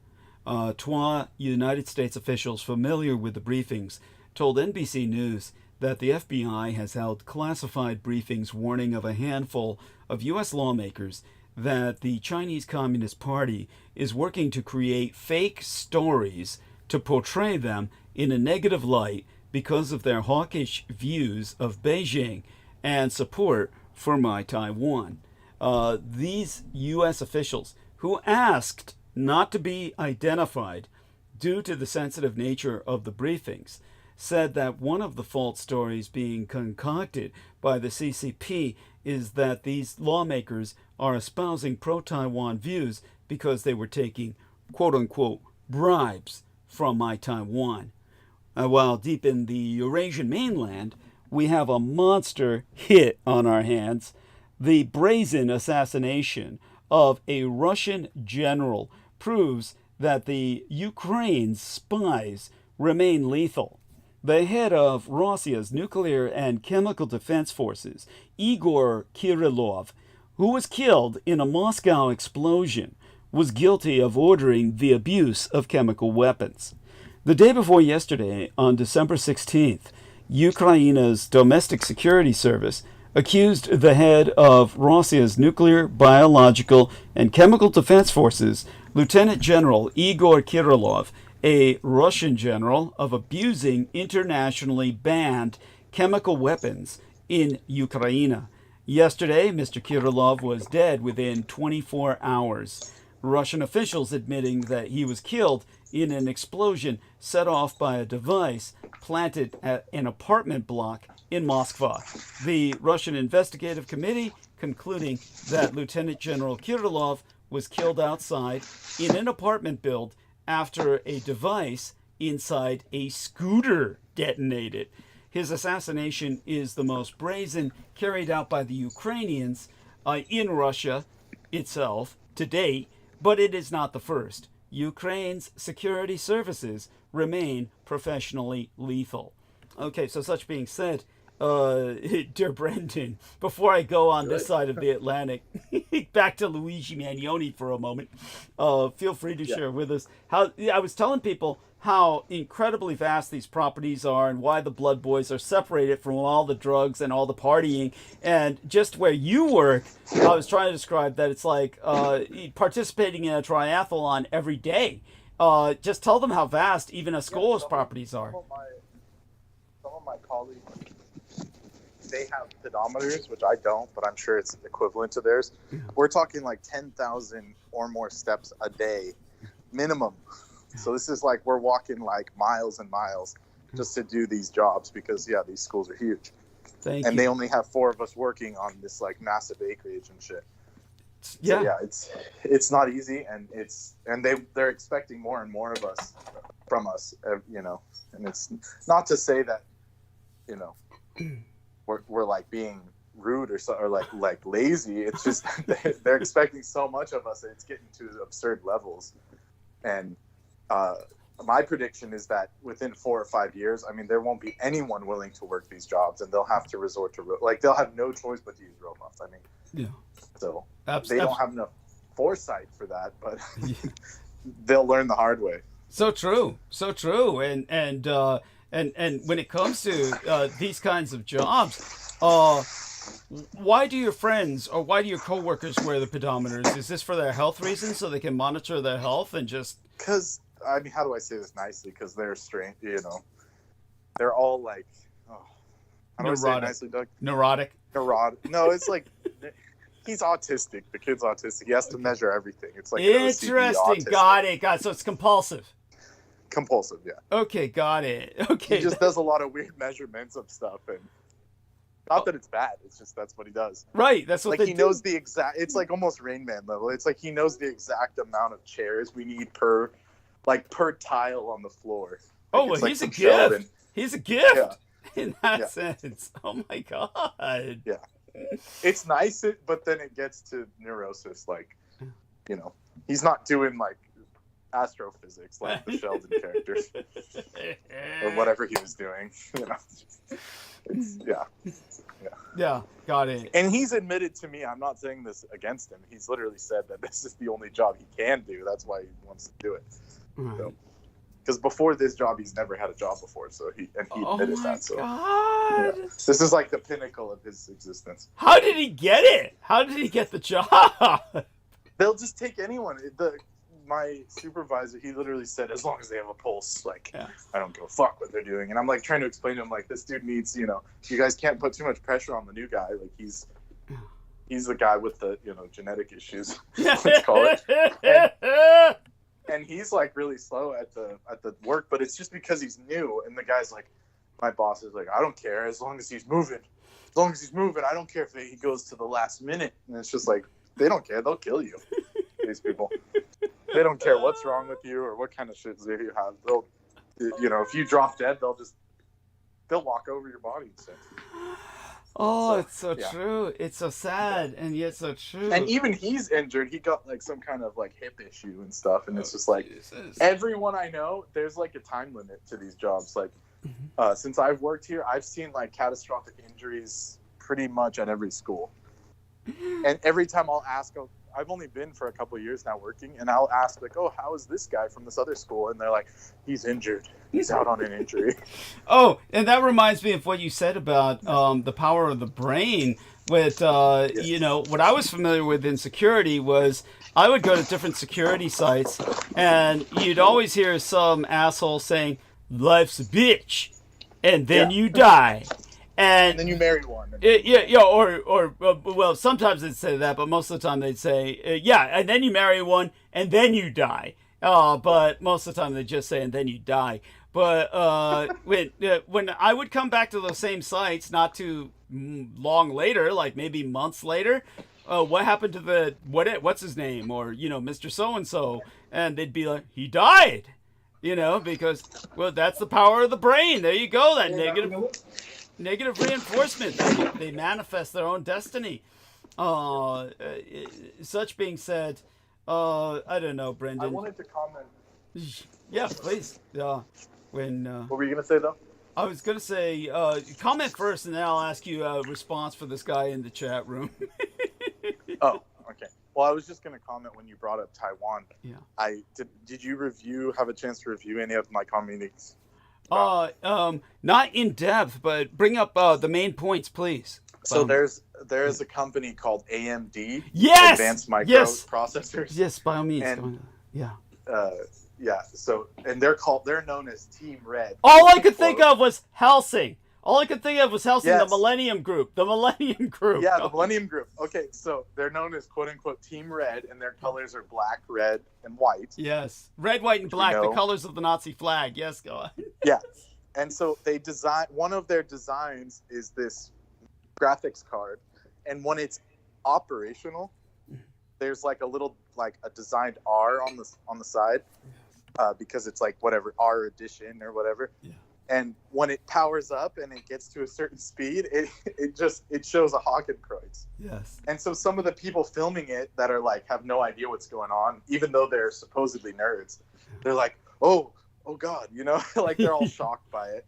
Yeah. Like that there's clearly a Hakenkreuz in there. And I was telling you and Nemo, like, this is deliberate because these people are, you know, they're fascisti. And not only that, they're basically Millennium Group. Yes, in real life. Yeah. Yes, go on. But the thing is, they've already conquered the world. Yes. So people think, oh, the Nazis are going to come back and take us over. They have all the technology to make the processors. Thank you. Yes. No one else does. And so I sent you that thing from Reddit where someone was like, I don't know if this is a weird conspiracy theory, but why are all the top chip companies ran by Taiwanese people? Yeah. They couldn't figure it out. and then one of them is literally called Taiwan Silicon Manufacturing Company, so that's obvious. Yes. But they were saying, like, why is AMD and Nvidia, the CEOs are all Taiwanese? Like, how is this possible? And people in they're so and fucking people in the ignorant. comments have no idea. Yeah. Like, even people that are in tech, they have no clue what's going on. And it's like, because you don't have a choice. Yes. You have to buy from the Taiwanese. Thank you.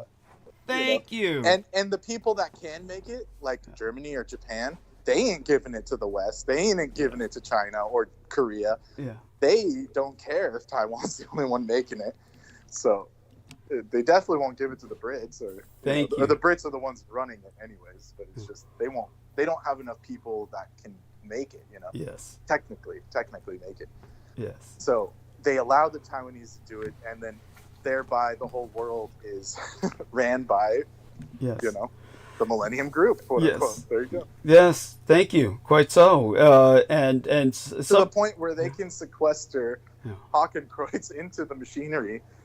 Yeah, like it's the freak chip. Yes. People are like, oh, it's an accident, it's a coincidence. Like, no, trust me, it's not. So that was what I was trying to tell you. It's like, look, this is proof that's why no matter what they do, they can't port in certain entities, because the Japanese and the Taiwanese have wards in the internet infrastructure itself to protect all of us from these dimensional, intrusions, and no one can figure out how it works or why it works. Thank you. Because they know about the Ethernet. So yes.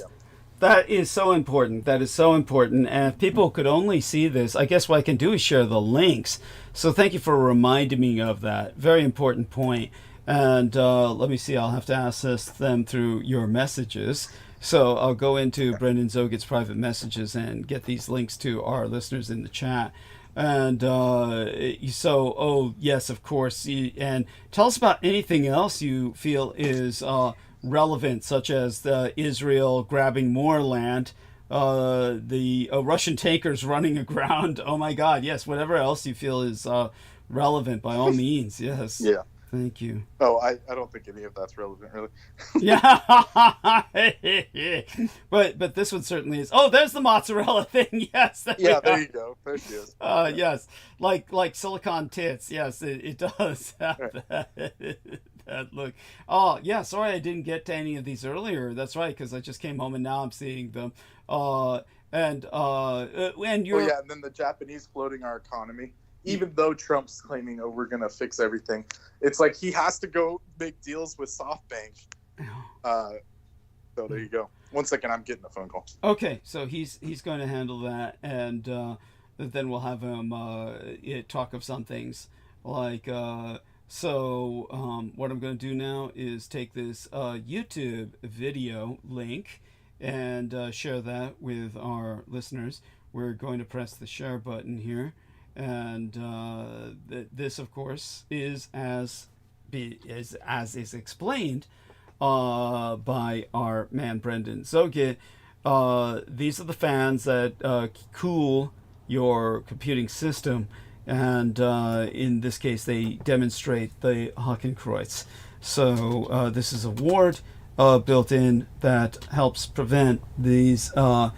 Basically, the jacking of the Aethernet by extra-dimensional entities, egregores, that were summoned by essentially the Americans, to put it in its most brutal and frank terms, under the guidance of people like Michael Aquino. And there was also that documentary on Michael Aquino that if our man Aaron Tice is able to jump on, if not tonight, then sometime soon, we'll begin to speak about that. Let's see, gonna grab some other elements, some other links from our man, Mr. So that was all I had to say. So, thank you for sharing that. Japanese are floating our economy. They're gonna end up buying that steel company unless Joe stops it. And then, so without the Japanese, we'd be even more broke and destitute. So yeah. Did you you sent me a link on that Japanese banks floating us, right?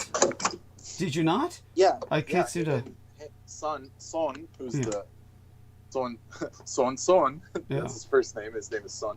Yeah. He's going to sign a deal with the T-Man to have $100 billion invested into the U.S. economy. Right. So that's how much extra money the Japanese have. They can invest $100 billion like it's $1 million. Right. Thank you. So there you go. Yes. Thank you. No. Again, an important point.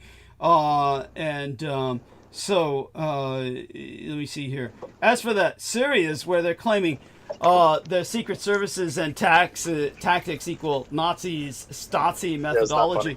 Yeah, and of course, obviously, which we already exposed. Thank you. Yes. Why they're like that? Because that's who helped them build their regime. Thank you. Yes. And so that they always bring these things up like it's some new discovery, like it's an epiphany to them. And here we are with what Brendan's talking about with SoftBank's son. There we are. So let me make certain to cut and paste this article first before I provide the link, because sometimes these articles become no longer available. Let's see if I can. Got this nice big picture of fucking Trump here with his Aquino eyebrows and shit. I never really noticed how fucking hairy his eyebrows were when he closes his eyes, because you don't often see him with his eyes closed.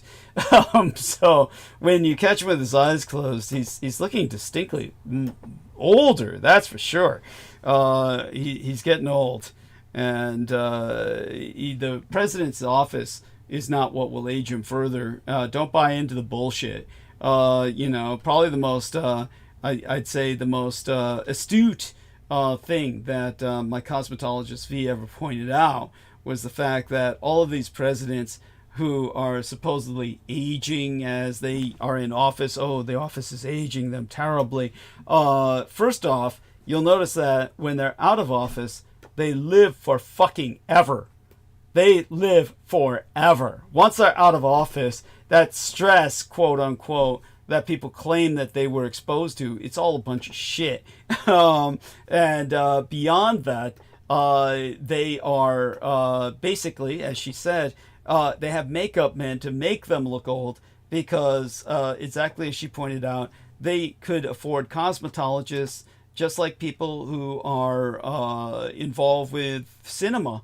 They could afford cosmetologists, an entire team of cosmetologists to make them look younger. There's no reason why they can't do that. And so all this bullshit about they are aging in office is just mystique crap. It's just a bunch of myth.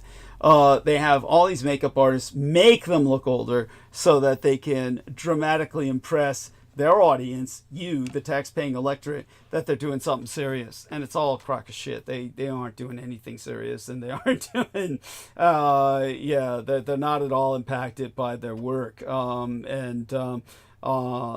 So again, get the point, use your common sense. They could have any team of makeup artists, make them look decades younger, but instead they have them do the opposite and make them look older. And that's the case because once they're out of office, their lifespans are literally bordering on 100 years. They certainly, once they're out of office, live forever, much longer than your average human being. If anything, being in the office of the presidency is good for your health, not something that takes its toll on you. That's all a crock of shit. So, all that being said, now, also let me enter that bank link into this message box here.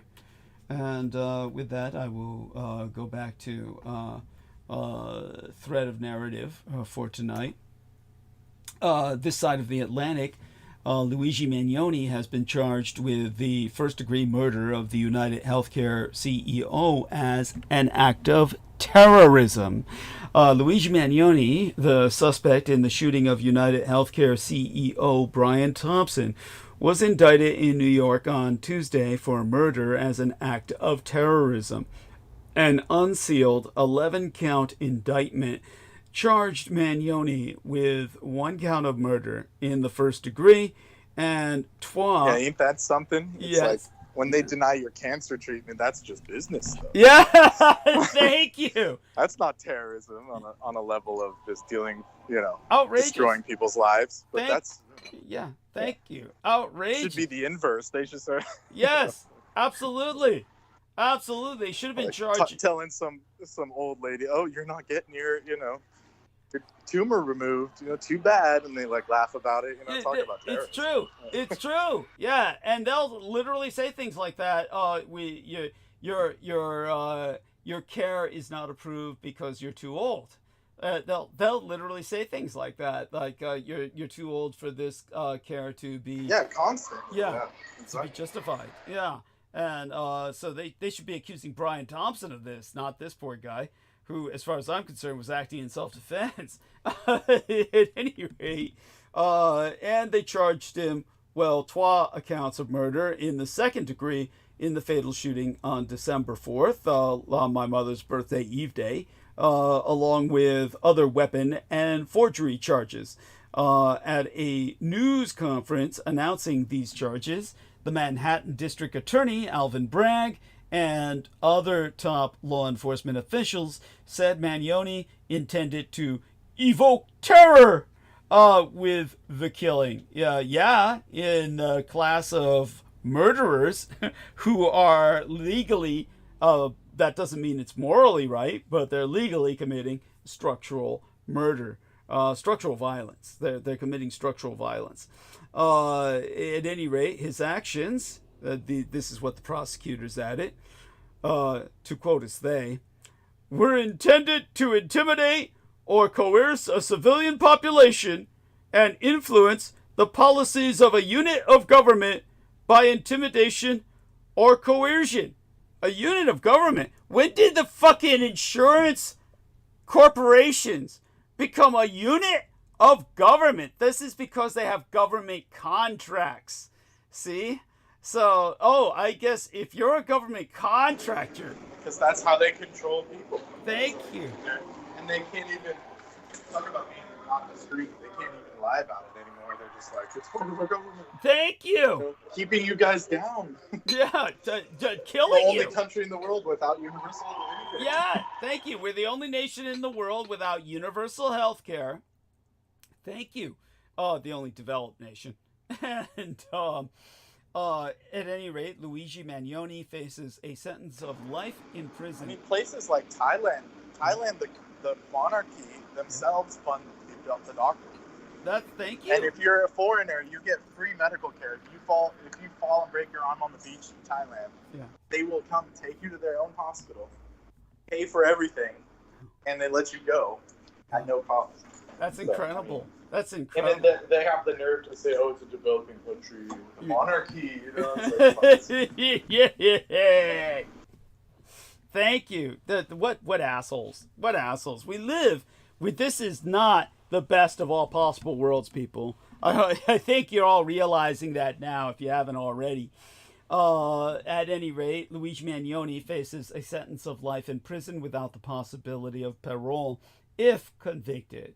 As I said, the public sentiment on this is so strong, it may yet swing his conviction. We can only hope and pray. At any rate, on the Pacific Coast, a San Francisco IT, that's an acronym for Information Technology Consultant, has been found guilty in the murder of the Cash App founder. San Francisco jury convicted an IT consultant in yesteryear's fatal 2023 stabbing of tech executive Bob Lee, a killing that led to wild speculation about crime in the city, but was actually motivated by a personal dispute.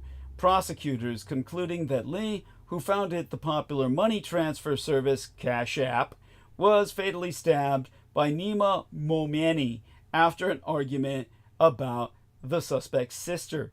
From Luigi Magnoni to Nima Momani, there seems to be a euphonic nature here to these people who are taking out these CEOs. And in the middle of it all, mass shootings carried out by females are vanishingly rare. So we have Natalie Samantha Rupnow The young lady accused in the case of the Madison, Wisconsin Christian school shooting deaths, joining a short list of one of the few female mass shooting suspects in all of human history. Now, hundreds gathered outside the Wisconsin state capitol on Tuesday night to remember the victims of Monday's shooting at a Madison, Wisconsin private school. The incident at Abundant Life Christian School left one teacher and a student dead and injured half a dozen others. Investigators are still trying to determine how and why a 15-year-old female student opened fire on her peers. But we all know the reason. It's called bullying. I'm shaking my head. Police are talking to students to determine if bullying was a factor, while investigators are looking through the online presence of the shooter to try and learn new information. Court records obtained by the Washington Post. Yeah, it's not funny how it's always a surprise, you know? Yes! How did this happen? Thank you! How could this have happened? You know, it's like, come on, really? Thank you! Thank you. It's just because everyone at school is an asshole. That's why. Yeah. Yeah. Everyone. This truly is a case where the victims are indeed responsible. They are at least in part culpable when it comes to school shootings. At the bare minimum, it's complicit. Thank you. Thank you. Because everyone knows when someone's a targeted individual.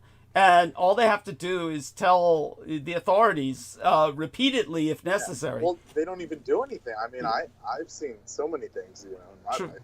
No, it's true. true. I can only imagine people around us. Yeah. And then they have the nerve to say, oh, you're just sensitive. Like, I hate bringing up this idiot, but my uncle's so-called family, they're always like, you're so sensitive. It's like, it's not sensitive. It's just human decency for not being a prick, you know? Thank you. Nothing sensitive about it. Thank you. Thank you. But when it happens to them, like when I take umbrage to what they do, then they're all crying.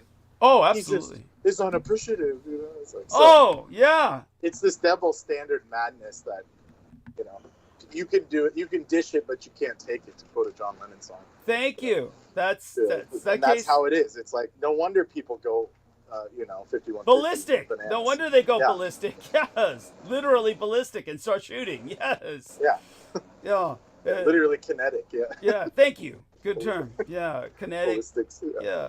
It's all valid, but it's just. Yeah, and honestly, I'm just like I'm left.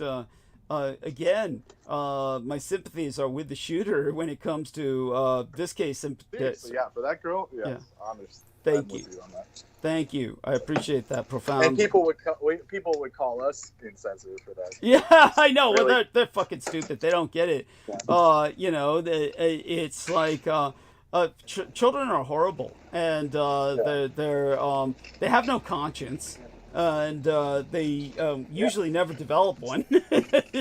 No, and it translates into adulthood in the case of these man children. And yes, yeah, so true. That we've been bringing up repeatedly. Yeah, yes. People that kill their own parents for money. Yeah, yeah, that's right. Of the Atlantic, both coasts, left and right. Yeah, that's right. Wild that we have more than one example of these people. Oh my God, so true. Yes, so true. That's just awful. It's incredible to me. And then when something happens to them, you're supposed to be sad, you know? Yeah. Yeah. Well, at least Peter preempted that with, remember that stupid thing he wrote? I can't remember whether that was in his newsletter or the letter he wrote to me. No prayers, no gifts. And it's like, dude, that was to you, like we were gonna care. Yeah, he was trying to preempt the fact. Don't tell people to send me any kind of condolences. It's like we weren't, dude. Yeah, yeah. Trust me. Holy shit! Yes. Oh, he was just trying to preempt the fact that we wouldn't anyway. Yeah, so this way he would make it look like it was his wish. That the abusers always have to one up people, right? Yes. Yes. It was my idea. Yeah. That's why they didn't say anything. Whatever. Whatever you feel, whatever makes you feel better in your deathbed. Yes, that's right. And God knows. Yeah, what did the Grail Knight say? He was like the famous line from that. He's like, what did he say? Wrong decision or something. He chose poorly. He chose poorly. Yeah. Yeah, Ubo Sakura, could have at least called upon like one of the Sumerian deities, but no. Yes. Yes. Full idiot. Yeah, Yes. Marduk was too good for his ass. Yes, thank you. So true. By the way, let me see if I can dig this up right now. I'll call up my Gmail again, and then show you what I sent to V. She grooves off this shit, so I humor her with this sort of thing. So let me check my sent box here. Should be right near the top of the list, if that ever loads.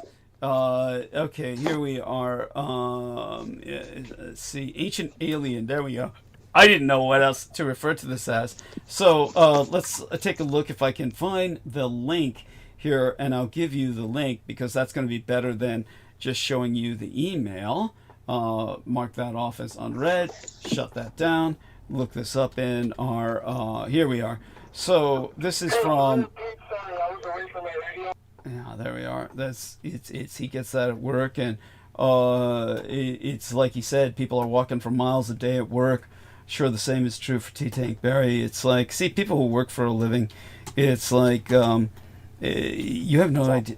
Yeah, it's awful. So here's this link, and tell us what your own read is on this. What your that's not the only figure. I don't know. No. And I take your time. I'm going to put this into our chat as well. See if people find this interesting. You can't accuse me of censorship, people. So here you go. You can't accuse me of censorship. I personally have my own opinions that these are relic populations that are being conveyed. But, you know, the first thing when they say, I don't know why they chose that one tiny little stone that's all warped to show to people as an example. But that doesn't look like an alien or a modern conception of aliens. That looks like Gumby. All right, let me see. What is this? Does that look like an alien to you? That looks like Gumby. That looks like Gumby to me. Oh, wait, total surprise. Yeah, at any rate. But if you scroll through the actual article... It's like totally worn out. I mean, this is dumb. Thank you! Mesopotamian. Thank you. There are more intact figures that are a bit more impressive. But if you scroll down, you'll see them. Agnieszka Skmizniak. So there you go. It was a Russian freaking Polish lady. Yeah, of course. So running the discovery. The Warsaw Polish Center of Mediterranean Archaeology. There you go. Yes. But what do you make of this lizard-headed female figurine? I've told people there were reptilians. These are relic populations.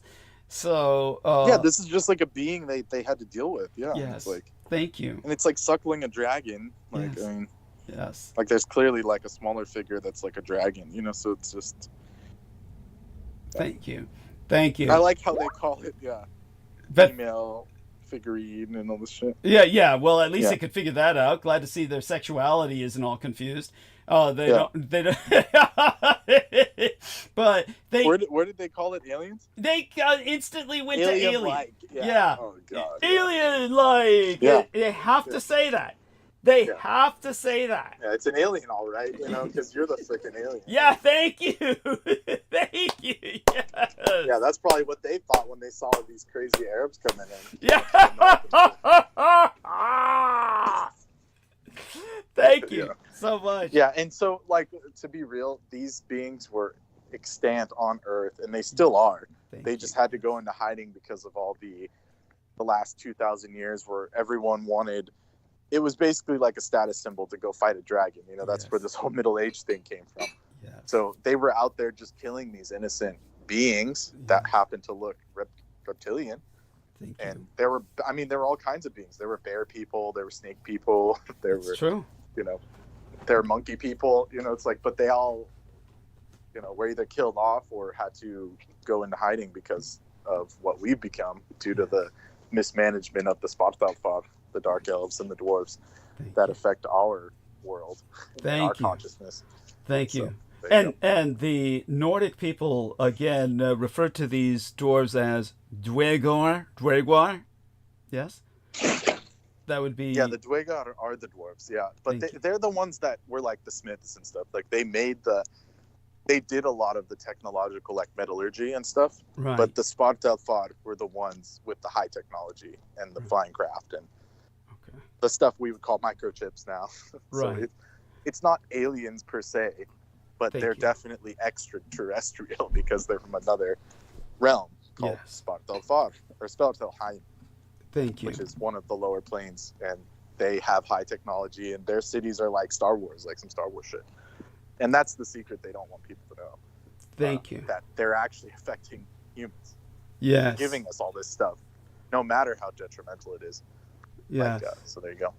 Thank you. Such an important point to make. And of course, these became identified as DRO by Richard Shaver. He felt that that was an acronym for deviant robots, as in they were automaton-like, or more like drones in their, like ant drones or termitary drones, the kind of social insects. The correct term for them is eusocial, believe it or not, EU, before the social.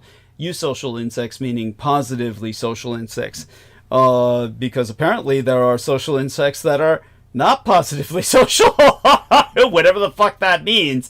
I'm still trying to follow up on that myself. Yeah, praying mantis, widows, black widows. There we are. They eat that thing. Yeah, they eat the children and shit. Yes, like humans do. Like humans eat their children in a metaphorical. Yeah, but they're not supposed to. At least for the insects, it's natural. Yes, thank you. The natural, it's actually part of their life cycle. But in our case, it's just pure assholishness. Yes. That's like being nice. Yeah, thank you. Yeah. It's just unnatural. Evil. It's just the only word for it's on. Yes, unnaturally evil. Yeah.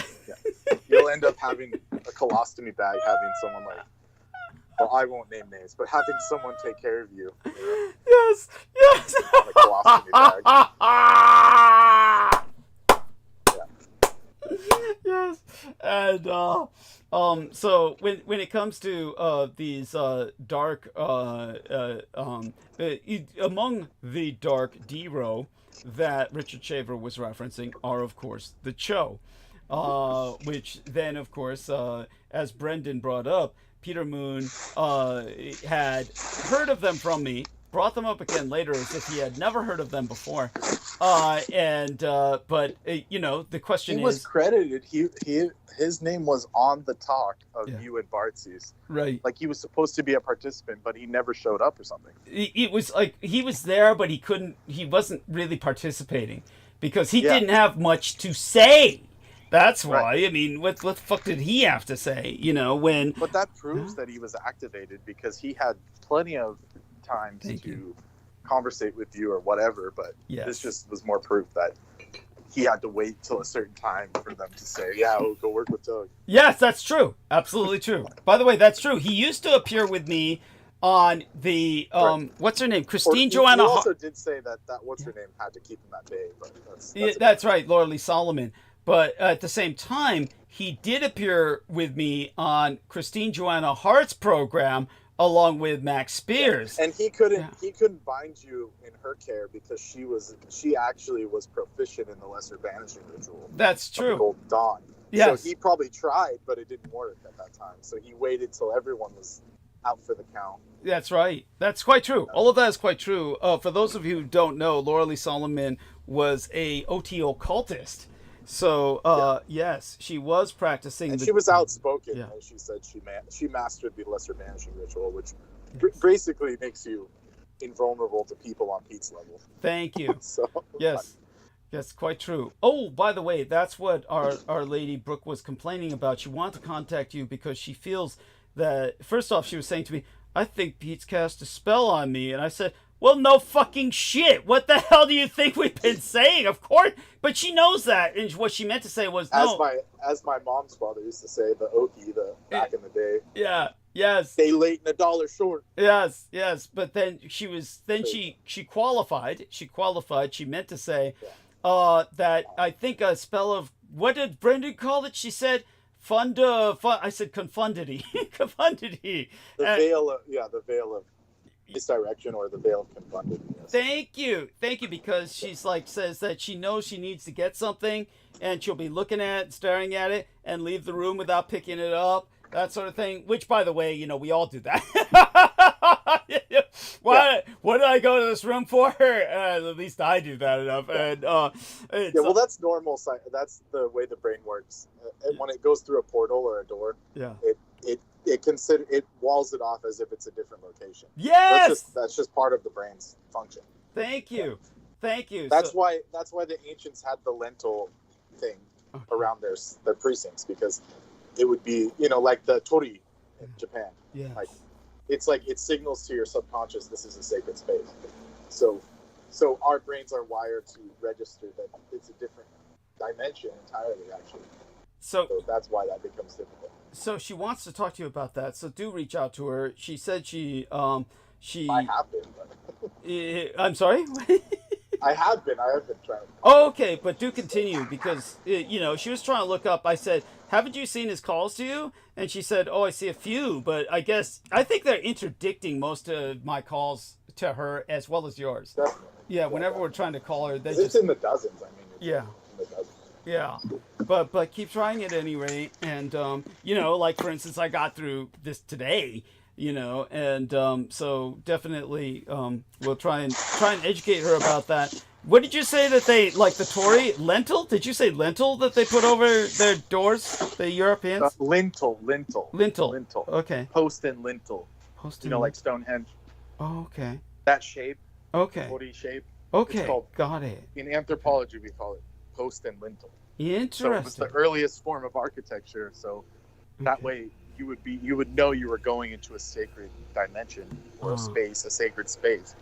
Excellent. So that's why those tori were considered like you're going when you cross into the Shinto temple. That's like you're going into the realm of the deities. Yes. The kami-sama. Thank you. So, excellent. Excellent. So I'm saying that's why, like, when you go through a door, your brain doesn't. It resets its processing like it's a computer, like it's like refreshing a page. Yeah. So you'll forget, like everyone who's worked food service, for example, they know that if you walk into like a freezer, like the walk-in freezer, you'll forget whatever you went in, what you were trying to look for. Yes. It's just a common thing. It's a very common thing. It's built into our psychology. So. Okay. Excellent. Thank you. All important points being made, and deeply appreciate it. Okay. That's why the entrance, the word entrance is just entrance, to be put into a trance.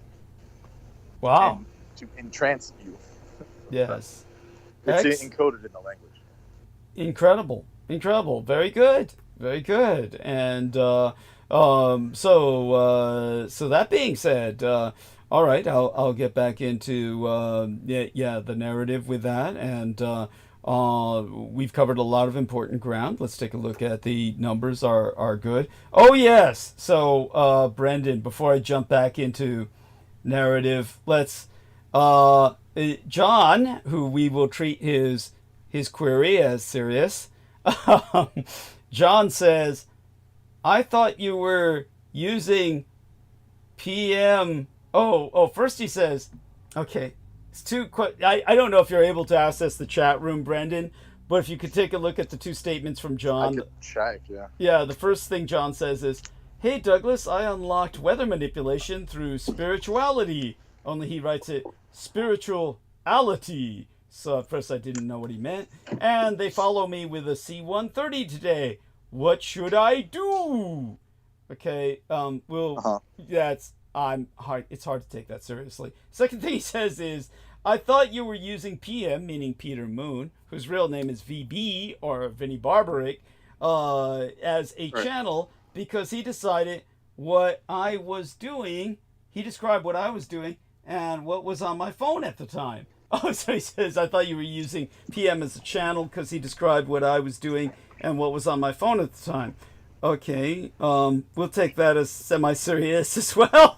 It's okay. I don't know what to do with this, but if you have a C-130 following you, I can't think of any recommendation other than, well, get indoors. I would say just be cautious, and Yeah. that thing is not a strike aircraft; it's a cargo ship. But it's Yeah. okay. Thank you. There you go. I think you'll survive that one. Yeah, there you go. Unless they got a door gunner, unless they're carrying a mounted gun off the side. Yeah.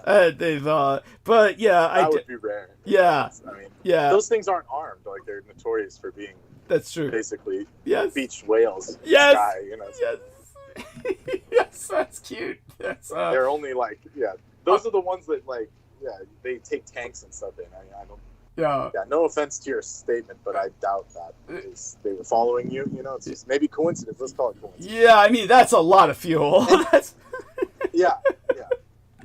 And there's like with the weather manipulation, the human, let's call it the human technology, the body can do a lot of things, and it's the most high technology item ever, like on Earth. Like it's the most advanced tech is the human body, and no matter what they try and tell you about the cell phone or they have AI and stuff, the human body trumps that by leagues. It's the highest technology, the body itself. So yeah, it can do that if you're in the right mode. and It's not something to be taken lightly, let's say. Thank you. And he says, in other words, don't abuse it by just demonstrating to your friends, look what I can do. That would be an abuse of the power. But what he says is, I was messing with the Kundalini activation. He basically confirms our suspicions. So what's your response to that when he says that? Yeah, that energy is for your own evolution. It's not for doing. It's inside out technology that is for evolution. It's not for affecting this world. Because the elements are much more powerful. Like, you can't control the elements. You can affect them, but you cannot control them. Yes. This isn't like Naruto or like Avatar: Last Airbender. Like, it will hurt you in the end. So just be cautious about that. Yes. Not that you can't do it. I'm just saying, it's not something you can do. And it's something you can do on, let's say, like a more positive level. You can use it to actually acknowledge the elements and thank them and be grateful for them instead of trying to subjugate them, because they don't appreciate that. Thank you. They are higher beings. Like, the elementals are higher beings. Those are the archangels, 7 colors and stuff. Thank you. Thank you so much.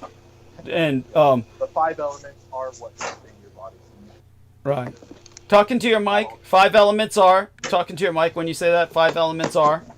The 5 elements are what make up your body. So if you acknowledge them and are grateful to them, they will bestow on you more benevolence and more grace and more power. Yes. But there's no point in trying to affect them from an inside out way without the idea of evolution and grace and, respect, because they are beings and they're more powerful than anything on Earth. So, there's no technology on Earth that could stop like a volcano, right? Or even like a windstorm. Like, there's no technology that could stop a windstorm. Yes. No matter how many HARP arrays are like lined up and powered juiced up. So, yeah. Excellent. So there you go. Thank you. Very, very important points. So much appreciated. And with that having been said, when it comes back to Natalie Rupnow, who like to be called or referred to as Samantha, court records obtained by the Washington Post also show that the mass shooter, the school shooter, had a turbulent home life and that she had been enrolled in therapy. The mayor of Madison said it is too early to comment on whether the parents of the shooter will face criminal charges. Now, the fatal shooting of a student and a teacher at a private Christian school in Wisconsin on Monday, opening our work week, was laden with shock, even for a nation dulled by the horror of repeated school massacres. The suspect, Natalie Rupnow, who police confirm killed herself during the rampage, was just 15 years of age. But even more surprisingly, she was a girl. Mass shootings carried out by females are vanishingly rare. According to an NBC News analysis of gun violence archival data, of the 2,000 plus mass shootings since 2013 in which a perpetrator's gender was known, fewer than 60 involved female assailants. The Gun Violence Archive is a non-profit group that tracks gun violence, and it defines a mass shooting as a single incident in which 4 or more people are shot, not inclusive of the shooter themselves. While the public often thinks of mass shootings as active shooter events in public places like schools, those are actually a small subset of such shootings, which can also include domestic and drive-by attacks. In 2006, the 44-year-old postal worker Jennifer San Marco killed 7 people and then herself at a Santa Barbara postal facility, inspired by what she believed was a conspiracy against her. Now, despite a long history of mental illness, she had been placed on retirement disability leave for psychological reasons in 2003, 3 years before she, quote-unquote, went postal.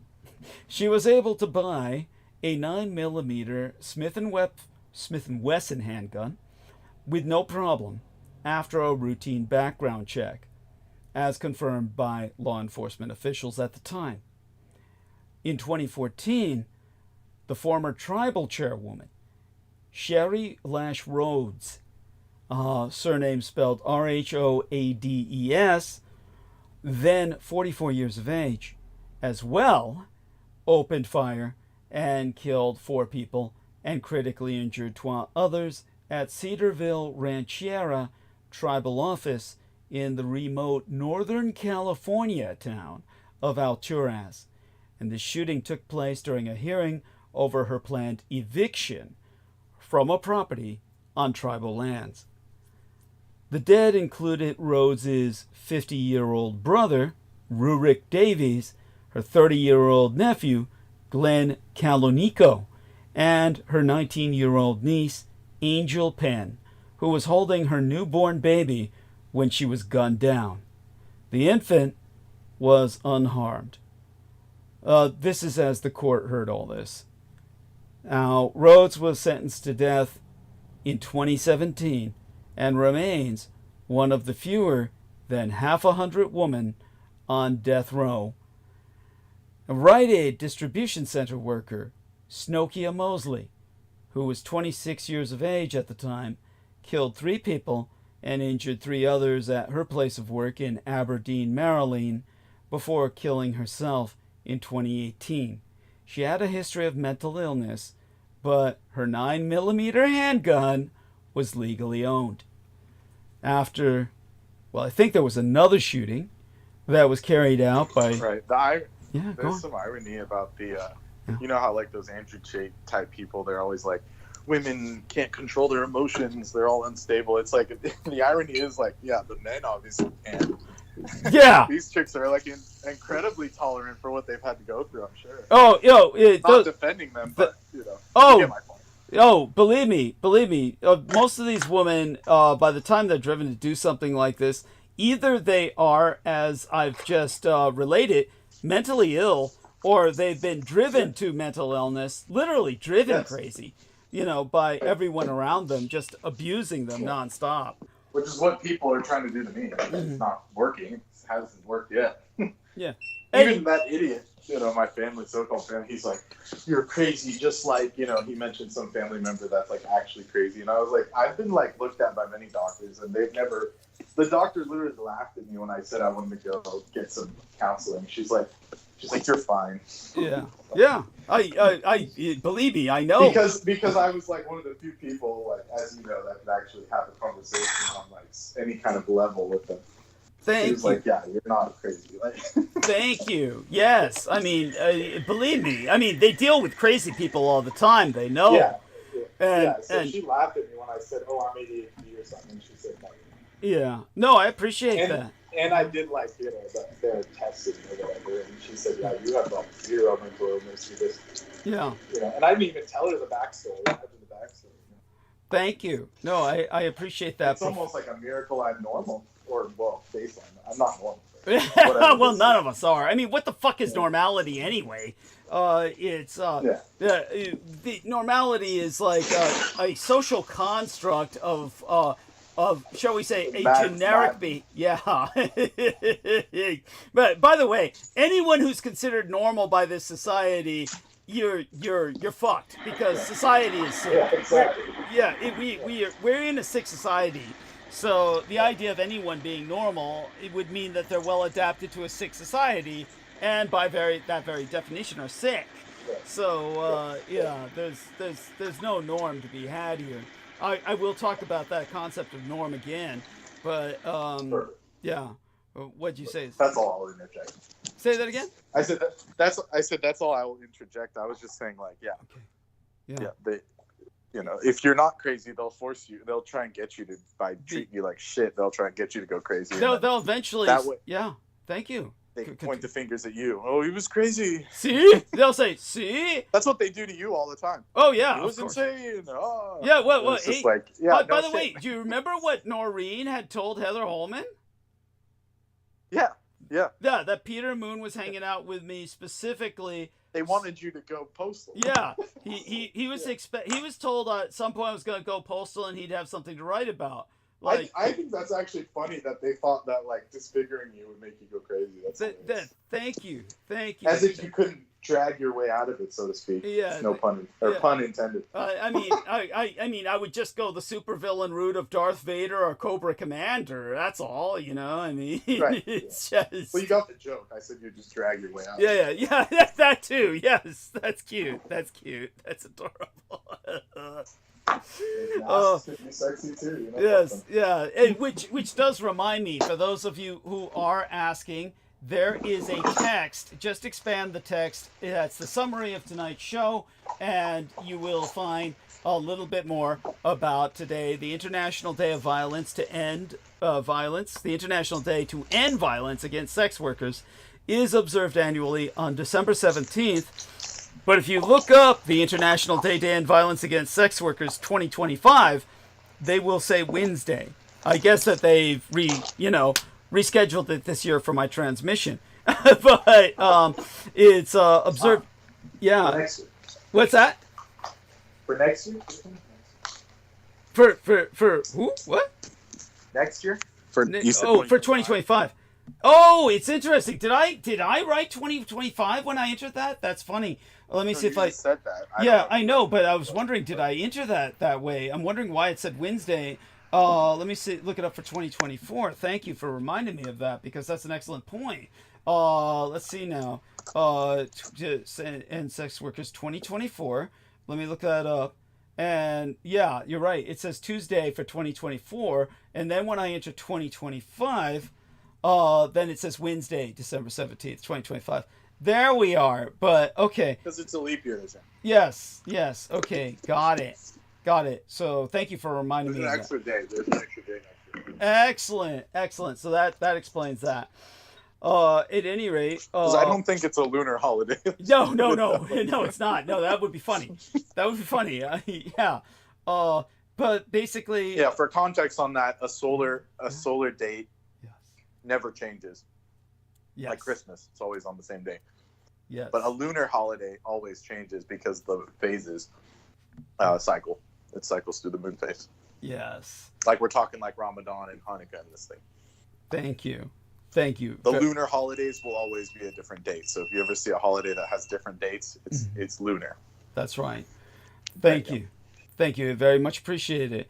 So understand that the International Day to End Violence Against Sex Workers is observed annually on December 17th by sex workers, their clientele, their friends, their family, and their allies, which I would count among all of that. Yeah, and then I don't know if you remember back in the day, they tried to get on Miles Davis about having a bunch, being a pimp. And then he's trying to explain to them, he's like, no, I saved them from like all these horrible situations. And they're like, but you were a pimp, you know, like, you know, and he was like, no. I can't remember who was Miles Davis. You're not talking He was the musician. Miles Okay. Davis. Okay, yeah. You've never heard of Miles Davis? You know I'm atonal. I'm half deaf. If you saw him, you would know. Okay, Yeah, I would know him. Okay, that makes sense.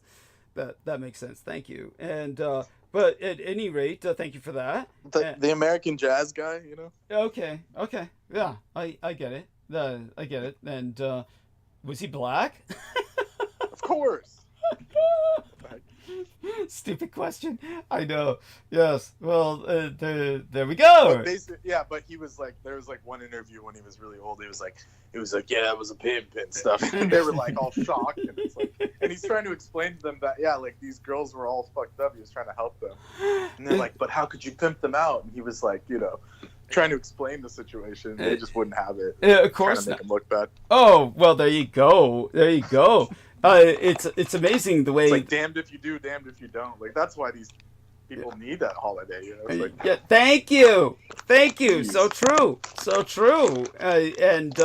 But for those of you who are wondering why they need the holiday, the International Day to End Violence Against Sex Workers aims to prevent hate crimes made against sex workers around the world.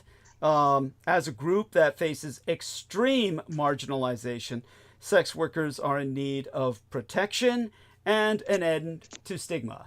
So there we have that as the summary that I wrote for tonight's show. That is, if you take a look at the footnotes, it will be in there. And so thank you for your input with that. That's important. And and with John, I'm glad he was honest too. It turned out, he was messing with Kundalini activation, wound up stirring up a bunch of weather, and then Peter Moon was able to latch onto him and send a C-30 after him. There you go. So.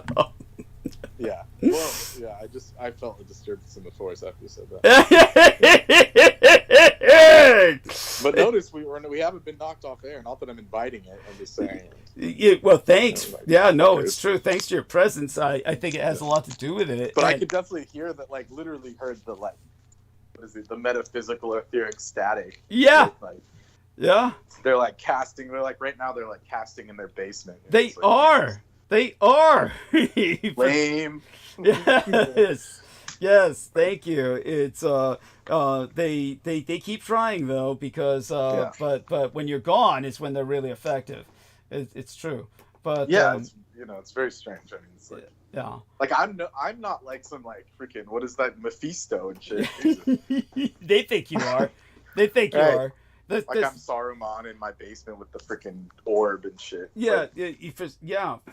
Definitely for reasons that we know clearer than with anyone else, they definitely find you a threat. And for reasons that we are barely aware of, they certainly consider T-Tank Berry one, and definitely Brooke Gibson.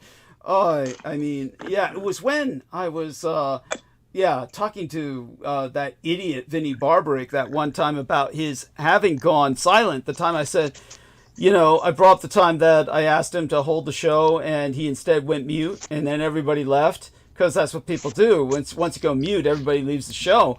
And I asked him. Did he ever explain why the hell he did that?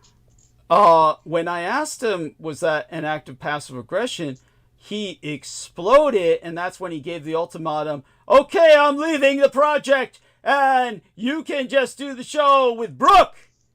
And that was like, there was no talking with him. There was no speaking with the son of a bitch. And it's because, of course, he was the enemy, as he always said he was. He always said he was the enemy. Right. But there you have that. We're far too kind to these weirdos. It's true. We are. There's no words to describe people like this. They're just they're horrific. And but like I said, the funniest part was, it was Paula that had always been paying for the contractors.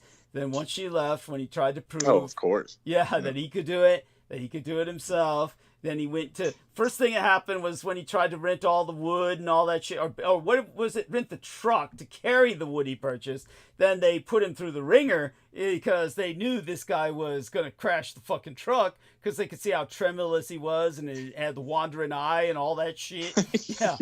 And Yeah. Yeah, you know it's bad when they were like, "Are you sure you have insurance, sir?" Yeah. It's like, Oh yeah. And they called in the manager. require it. Remember what he said? The entire staff had to get involved. Yeah. And, Yeah, the manager probably was like, as long as he has insurance, we'll get paid out. Just let him take it. Yeah. But they had to But get. he was crying. Yeah, they had to I've get all never the way been up. asked this before. Yeah. They were far too kind to him. They should have just called the paramedics. Yeah, no, thank God they didn't. It would have been better off if he had crashed. But he must be going to do so at some point because he's living alone. Unless he's doing like Uber deliveries and fucking like having people. No, he's breathing. He's breathing. Yeah, he's a breatharian. Yeah, he's living off breath. Stupid motherfucker. Yes, he's how is that guy still alive? It's like I said, he's one of the undead. Because he's breathing. Yeah. According to him, that's what he's doing. He thinks he's breathing. He's not taking any oxygen. Because he posted, basically that post. The guy says, "You live way longer if you breathe." Like, no shit. Stupid. If you stop breathing, you die. Yeah, no shit. Yes, I know. Yes, thank you. I mean, it's like these online like podcasters, and they've all like run out of content now. They're just saying like, if you eat food, you will live longer. So what? Of course. Thank you. V was trying to tell me. Remember who's that idiot she was listening to? She listens to him every day when she's driving. Von Stupid, anyhow, she said, "Oh, Von Stupid was saying." That's not what she said. She didn't say Von Stupid, but you know what I mean. The guy's name. She said, "Doug, this Von guy, he was saying." She can't even remember his name. She couldn't even remember his name. You know that guy I listened to, the crazy guy, and she even says he's a crazy guy. But she said he was saying. All the winning places to be, the venues to be on the platforms. She said he was saying Trump won because he was getting all these podcast interviews on these platforms. X, and I said X. He literally did two. I mean, oh God, I said X. Trump. I said not Trump. Musk. Musk kicked me off fucking X. He shut me down on X. Said my pro 2S LGBTQIA plus posts were politically offensive. So they were remember the illustration of the young girl waving the rainbow flag and crying? That's the one that he said got my account shut down. This is politically offensive. That's Elon Musk with X. And then she said, and then he was recommending Rumble. I said, fuck Rumble. Jonathan Warrington won't even touch Rumble because they claim propriety over everything you publish on Rumble. That's a fucking out. That's a joke. What happened to libertarian? Yeah, no shit. Only one that it's like what is it? When it suits them, what is it called? Like opportunist. Yes, thank you. But you know all what? Of a sudden, freedom applies when they want it to apply. Absolutely. Yeah, but when what you're talking about is what they would call info-socialism. When you're government overreach. Yeah. They'll call it info-socialism when you say there's no such thing as intellectual property. Because there's been an argument back in the day, this is the really early day, when people said there should be no such thing as intellectual property. And that's called info-socialism. So they say, oh, we don't go that road. We're libertarians, which means I own everything. And that's what libertarian means, whatever you can claim. That's your crypto, motherfuckers. And fucking idiots. Like their Jabba the Hutt or whatever that is that keeps eating. Yeah, Jabba the Hutt. Fine. It's Jabba the. Well, it's like mean. It's being mean to Jabba. I'm talking we're talking like an amoeba that doesn't stop eating. It's like we're already billionaires, but we have to own everything. It's like, what the fuck does that even do? Thank you. What are they doing with all that money? Oh, we know they're building stupid, useless rockets. Stupid. They're just like sitting. Yeah, they're just sitting on it and then saying, "You guys don't know how to save your Starbucks money." Like these people like Dave Ramsey and shit. Oh my God! And you guys are this fucker says work 80 hours a week or you're just, you're dishonoring your family and Jesus and shit. It's like, what the fuck? Go fuck yourself. And this dude was just given everything, like as usual. Of course. That's probably yeah. That's probably And then shit. they say, I built it all. I Of built it course, all. of course. That's probably the shit they were preaching at that Christian school that our girl was at. That drove her nuts. Yeah, oh yeah, that's guaranteed. Guaranteed. And I guarantee you, I know from experience, every time I bring up like the actual words of Christ, they have no idea what I'm talking about. It's like what are they? What kind of Christianity are you guys doing? Like, what is this? Thank you. It's like it's fake. It's fake. Well, it's beyond fake. It's basically satanic, and heretical. So if I'm sitting there saying, okay, Matthew 6-12, and he's saying, don't worry about the morrow, don't do not collect treasures upon this earth, only collect your treasures in heaven. They forget about that shit. Oh, of course. Oh, of course. No, their reasoning is, hey, read this in the Bible. It says that, what was it? That Dave Ramsey guy pulled that shit. Oh, my God. He was like, Jesus wants you to take care of everyone and your family and collect all. And it's like, no, he didn't. No, he literally says the opposite. He says, throw away your treasures and only keep your treasures in heaven. Yes. Yes. Like, what are you talking about? Yes. And what exactly was the camel through the eye of the needle saying? It was like, it is harder for a rich man to go into heaven than it is for a camel to thread through the eye of a needle. But you know the way they read that? They read that as, if it's that hard for a rich man to get through, think of how hard it must be for a poor man to get through. That's how they read that. Yeah. Oh, fuck. Oh. And how did they flip that shit? It's just so ridiculous. They got talent. It's like in that regard, it's and then they try and cope. They do this copium where they say it was translated wrong and all this shit. It's like fucking idiots. Yeah, they do that shit. They're like, they're so fucking stupid. It's like, they rewrite quote unquote reality or they think they are doing it, but they have to rewrite reality just to, just to make themselves feel better. It's like, fuck everyone else, basically. Yes. That's their golden rule. Instead of do unto others as you would have them do unto you, their golden rule is screw unto others before they screw unto you. That's their reading. They think they've got it all down. And it just gets worse. Here it is. I found it. Matthew 19:24. Yes. Again, I tell you, this is actually Christ speaking. This isn't some rando. Yes. Again, I tell you, it is easier for a camel to go through the eye of a needle than for someone who is rich to enter the kingdom of God. Yeah. I think that's pretty clear. Yes. For the kingdom of heaven is like a landowner who went out early in the morning to hire workers for his vineyard, agreed to pay them a denarius for the day, and sent them into his vineyard. There you go. So, thank you. And it's and what that reminds he even me. talks about it like these workers. Why have you been standing here all day doing nothing? It's like the same old shit 3,000 years later. Yeah. And he says, you go and ask me to work, but no one has paid me. He's literally telling people, call the workers and pay them their wage. It's like, it took 3,000 years. Here we are, still not getting paid. It is, and it doesn't get to twist Jesus's words and still claim they're Christian and all this shit. So. I know there's a name for that kind of theology. I forget what it is. The money theology. They're basically all money perverts. And they perverted everything. That's a good way to put it. Money pervert. Yeah. Yes. Yeah. No, it's a fetish. It's a fetish. It's like when fucking what was it? Peter Moon was saying that life had dealt me a shit sandwich, but he was like determined to somehow make it shittier. That was it was like exactly.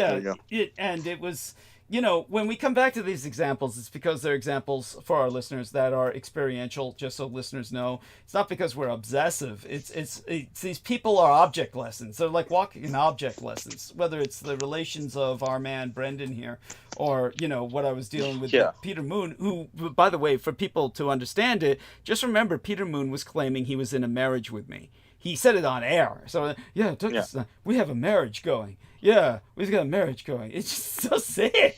So sick. The only reason I really wish Brooke was on tonight was so she could emphasize how much it was that I sounded like I was sucking his cock every time he was on, just because I wanted to get the book done. So I would giggle and Twitter, you know. That was the other thing V mentioned. And then the other platform that he said that you should be on was this snitch. And I said, snitch? And she said, Twitch. Twitch. that's They would kick you off in like 30 seconds. You would say something colorful and yeah. What the fuck is Twitch?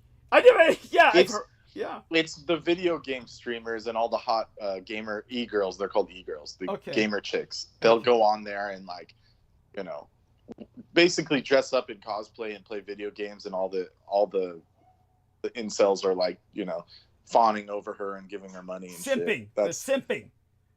Simping, like, beyond. We're talking like levels of ascending, you know. Yeah, basically they're breathing hard while taking screenshots and jacking off. Yeah,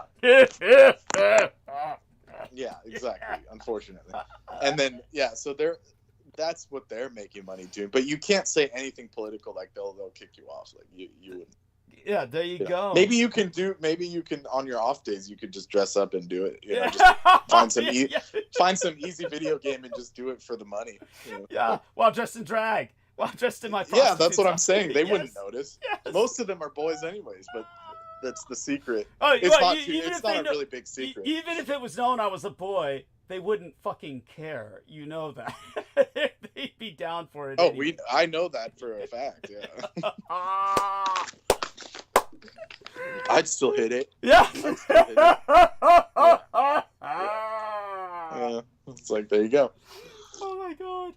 Oh, and nowadays it's like they call it what is it called? Pansexual. It's literally anything that walks, anything that moves. Yeah. It's got a pulse. If it's attractive, they'll just walk. They don't give a fuck. No one cares. Oh, you're making me choke. Like freaking, we're at like caveman shit. Looks good, you know.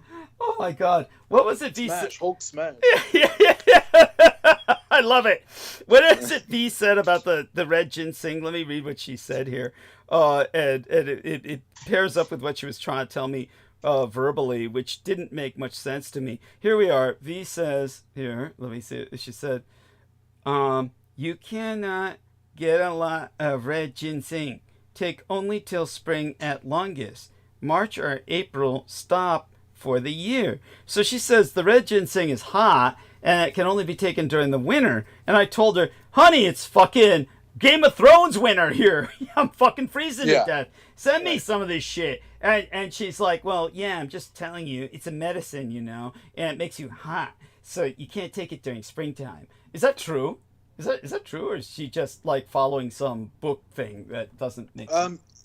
That's a principle in Chinese medicine, but usually that protocol is for younger people, so you should take that as a compliment. Okay, thank you. I appreciate that. But if you talk to a Chinese person, they would tell you to take it every day because you're old, you know. So, like when I was working at the Korean place and I was like, look, I'm taking ginseng, and they said, you are too young. Oh, that's right. They do say that shit. And they basically thought like my dick was broke. They were like, why are you taking it? Right. It's too young to take it. Right. Oh, that's... And I said, well, I want to keep my youth. And they said, no, you don't need it. Right. No, that's what happened when I took my dad's ginseng. Because I look young. Yes, so They thought I was like 20, like 15, 20 or something. Oh, got it. Like you were... They were like, no, stop. Like you were just getting... like you were just adolescent and shit. Yeah, I get it. Yeah, my mother was all pissed off one time. I drank a bunch of ginseng because it tasted good. I took the ginseng soup and I ate it because it tasted good. And she was all pissed off because I was too young, I guess. You know, it was just like overloading myself with all that yang energy. Which brings us to the link. Send me the link you sent to Aristides. And Aristides, my God, act on it, will you? I mean, Yeah, it's for children. It's not good to take ginseng. Yeah. So that is a caveat. Right. But I mean, right. I'm not calling you old, but you know what you are. Got you know, it. You're old enough. Yeah. I'm old enough. Yes. Yes. Definitely. Even though I don't age like your average human being, I'm still, believe me. I feel it in my own and way. so like if you were someone that's, you know, in their late 20s, then you would do a 2-week, what would be called a protocol. Yeah. Then you would take like a month or 2 off. Right. Got it. Okay. And in the summer, it's pretty much like you don't want to do red ginseng in the summer unless you live in a mild climate like England or something. Got it. Or San Francisco. But then you could, you might as well be in England. Thank you. It's cold. It's cold there all the time. Except when I went, the one day I went, it happened to be like 90 degrees on the freaking beach. I was cooking. That's incredible. That's so rare. That is so rare. And and that's why everyone was on the freaking beach. Yeah, was that? It was last time I called you. That's what I thought. Yeah, I was there. Yeah, that was a weird. Months. Yeah, it definitely. It was like heat wave. In that twilight zone of when we had that really long summer. It was like right before it started breaking. Yeah, it was like early October. Yes, got it. Okay, thank you. No, very important. So speaking of other she's not sending you any prime, and the American ginseng is more yin, so it's not really that big of a deal. You kind of just, what I would say is you have enough sense to just work with your own body and just kind of. Thank you. I appreciate. You'll know if it's too much. Yeah, because I'm just drinking it on transmission nights. Really, I'm just drinking it when I'm here on transmission nights. Is when I'm drinking this stuff. So, when it comes to what else comes to mind with that? So, hey, Aristides, are you there? Yeah, I am here. Oh yeah. So can you find floating. Can you find those links that our man Brendan sent you on the ginseng, or? I'm sending it again. Okay, good. And to me as well, please. Yeah. I forget where he sent them. Oh, okay. I'll send it again. Yeah, to both of us. Thank you. That way I can pester him about it. That's why you can pester Aristides about it. So thank you, Aristides. Good. We'll send it to you again. You need this stuff, Aristides. Honestly, you need some more yang. It's more yang. And, okay, cool. So, speaking of another shooting, it was carried out by the 28-year-old Audrey Hale, who killed 6 people, including 3 children, at a Christian school in Nashville last year, and was shot dead by responding police officers. Police later stated that Hale identified as transgender and used he/him pronouns. And in 2018, Nazim Akdam, who was 38 years of age from San Diego, opened fire at YouTube's headquarters in San Bruno, California, where V lives. The American-Iranian, or rather the Irano-American, injured 3 people, one of them critically, before taking her own life. Her bewildered family said she had become angry with the video platform for policies that she believed were an attempt to discriminate against herself, reduce views for her animal rights videos, and stop her from earning money from them. Which was all true, because that's exactly what YouTube did to everybody.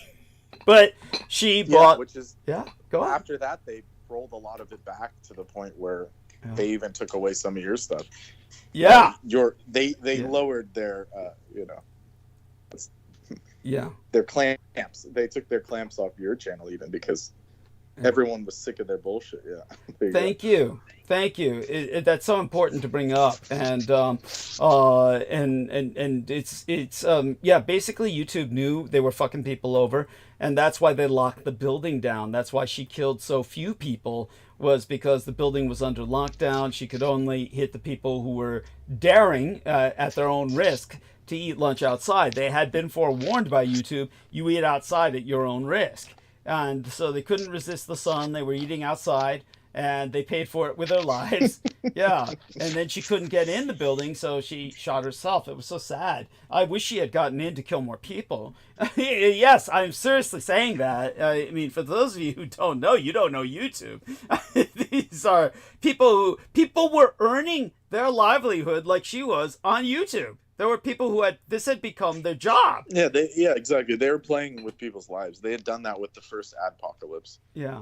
Where people like literally left their work, their careers, to do YouTube videos, and then they said, "Oh, we're gonna pay you a fraction of what we were paying originally," and like destroyed people's lives. I mean, you know. Yeah. And then we're expected to like feel bad for these people. It's like just like the CEO dude. It's like, you know, it's like, come on, really? Thank you. They were playing with our lives like nothing, like it was water. It was just, I mean, it was dirt under their feet, and then terrorists, terroristic acts. Yeah, thank you. And for those of you, let me hit you all back with your own reasoning that you're indoctrinated into. Every single one of you, like when I heard even religious people were once discussing the morality of World War II. And when I heard religious people discussing the morality of World War II, I mean actual like ordained ministers and shit. These were not Roman Catholics, mind you, because Roman Catholics. I'm an ordained minister. Yeah, I'm sorry, you're an ordained minister? Cool. Yeah. A man of the cloth. You mean that you could marry myself and some chick or boy? Yes. Yes, I could marry. Oh my god! Oh my fucking god! Legally, I could do that. Would I do it? It depends. Oh my god! I have what would be the word for it? I have been a minister at a wedding and married people. Oh my god! May I ask what your church is? It's that thing. It's open. Like, what is it called? The non-denominational. That's what they would call it. Okay. All right. Cool. That's. But I would of course do it under like the ancient banner of the Essenes, but that's my own personal twist on it. Okay. But on paper, it's a non-denominational church. Okay, interesting, fascinating. I'll use you as my defense if we're ever stranded on a desert island with some other dumb yokels who decide they're going to try. But you notice I never mention it around Pete because he would try and marry me on air right now. Thank you. Yes, it's such an important point. Like I said, oh my God, it's like I said, Brendan would be my defense if I was ever stranded. But I am technically Minister Zogan, so yeah, there we are. Cool. We'll start calling you that. From this point forward. I love it. Minister Zogan. Yeah. Cool. At any rate, so I heard these ministers. I'll pull up this thing. Yeah, talking about the morality of World War II, and some of these motherfuckers were going the route of, well, there was no German that was innocent in World War II.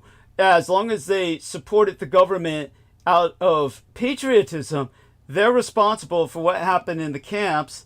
And when we conducted these mass bombings, we were confronted with Hitler Youth that were running the anti-aircraft guns. So they all deserve to die. They were legitimate targets for our firebombs. And it is because the population was mobilized, all of them are culpable. And Walter Cronkite was coming up with this angle. There are no innocent Germans because they supported a government that, therefore, they were all guilty. It's a trial of the Germans, is what Walter Cronkite was saying. But with that logic, because all of you who work for an insurance company or for YouTube are participating in what YouTube does to fuck people over, in what insurance companies do to deny people any medical care, resulting in millions of deaths, literally millions without exaggeration, far more over generations than the people killed by the Third Reich, then all of those people are just as guilty as the CEO that was shot.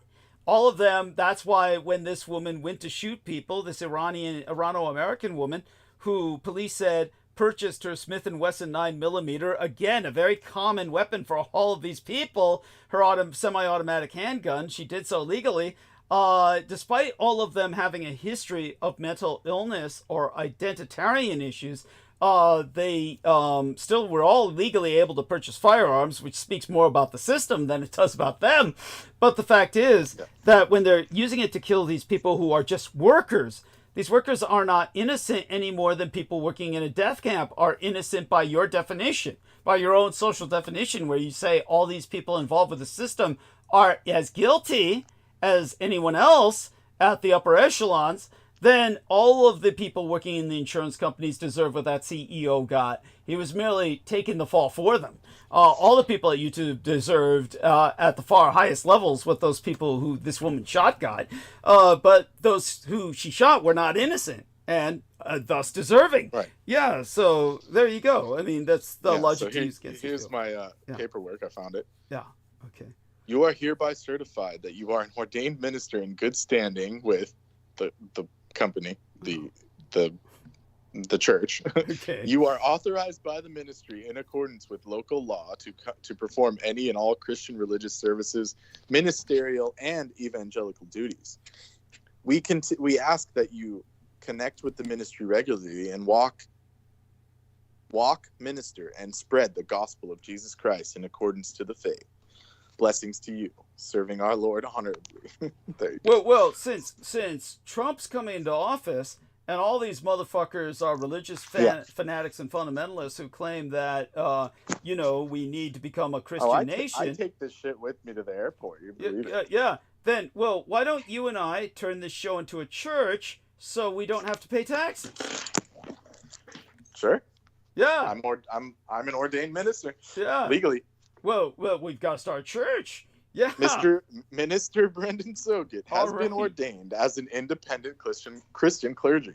All right. This individual is authorized to perform any and all Christian religious services, ministerial and evangelical. Oh, I don't pay taxes. With the official signature. I don't pay taxes anyway, but yeah. By the way, I'm not guilty of tax evasion either. It's just a situation that I'm in. I don't pay taxes. I did more than my share. You don't have an income. You don't. Yeah. Thank you.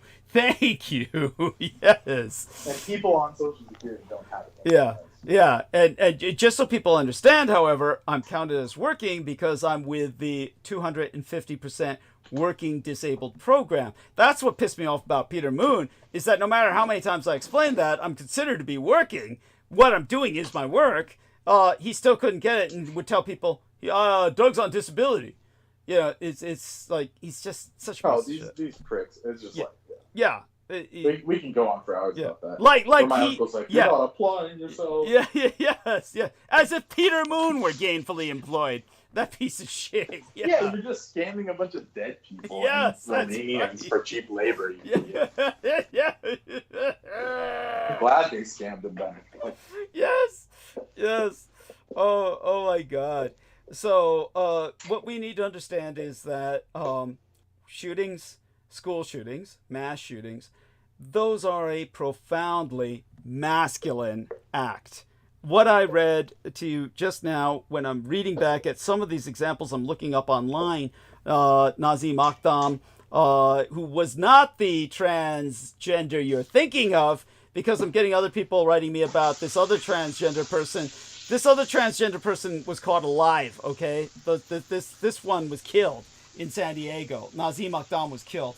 And she was a girl who identified as a boy, or rather Audrey Hale was. Nazim Akdam was the Irano-American who was 10 years older, 38, as opposed to the 28-year-old Audrey Hale.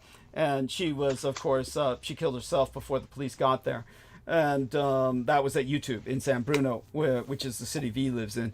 At any rate, so women's rights campaigners have proven that the overwhelming representation of men as the perpetrators in violent shootings is inextricably linked to statistics showing the victims to be typically women. Women are almost always the victims of mass shootings. Because I'm getting some emails already about, see, women are killers too, and shit, oh, go fuck yourselves.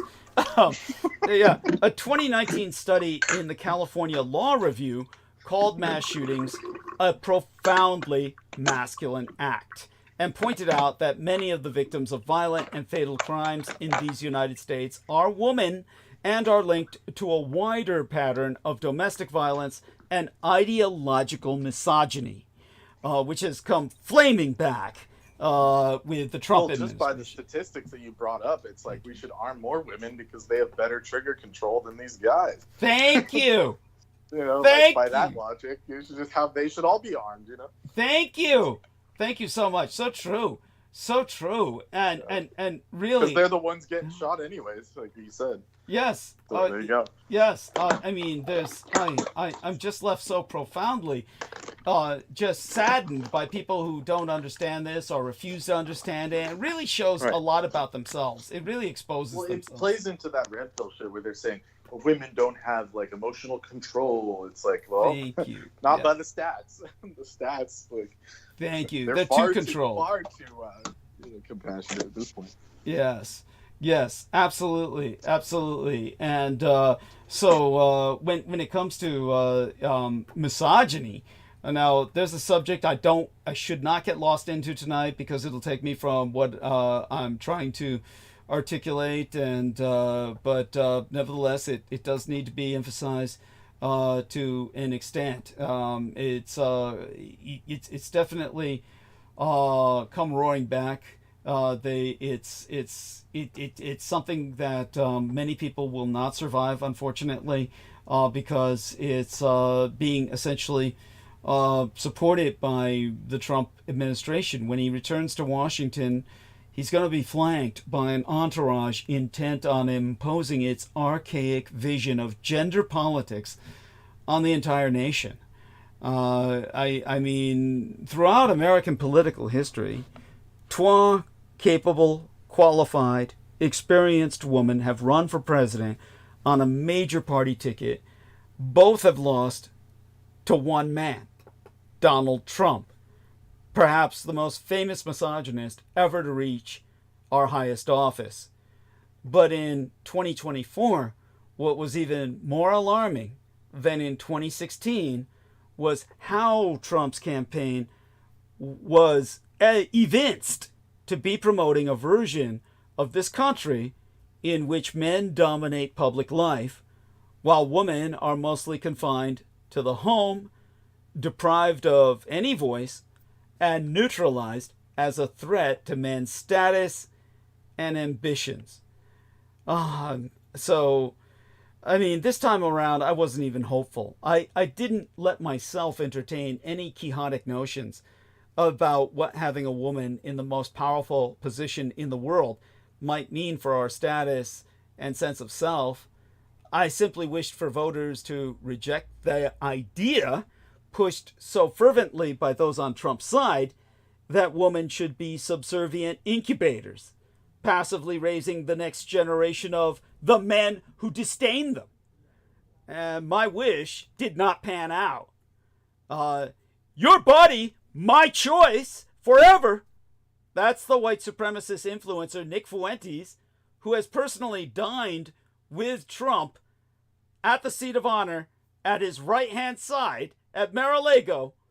That's what he posted on Muskrat's X on election night.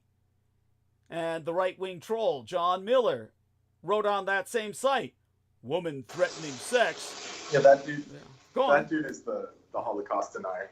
Yeah, there we are. It's like their brains are so scrambled eggs. I mean, it's like, they have no clue what's going on. Thank you. So that stuff.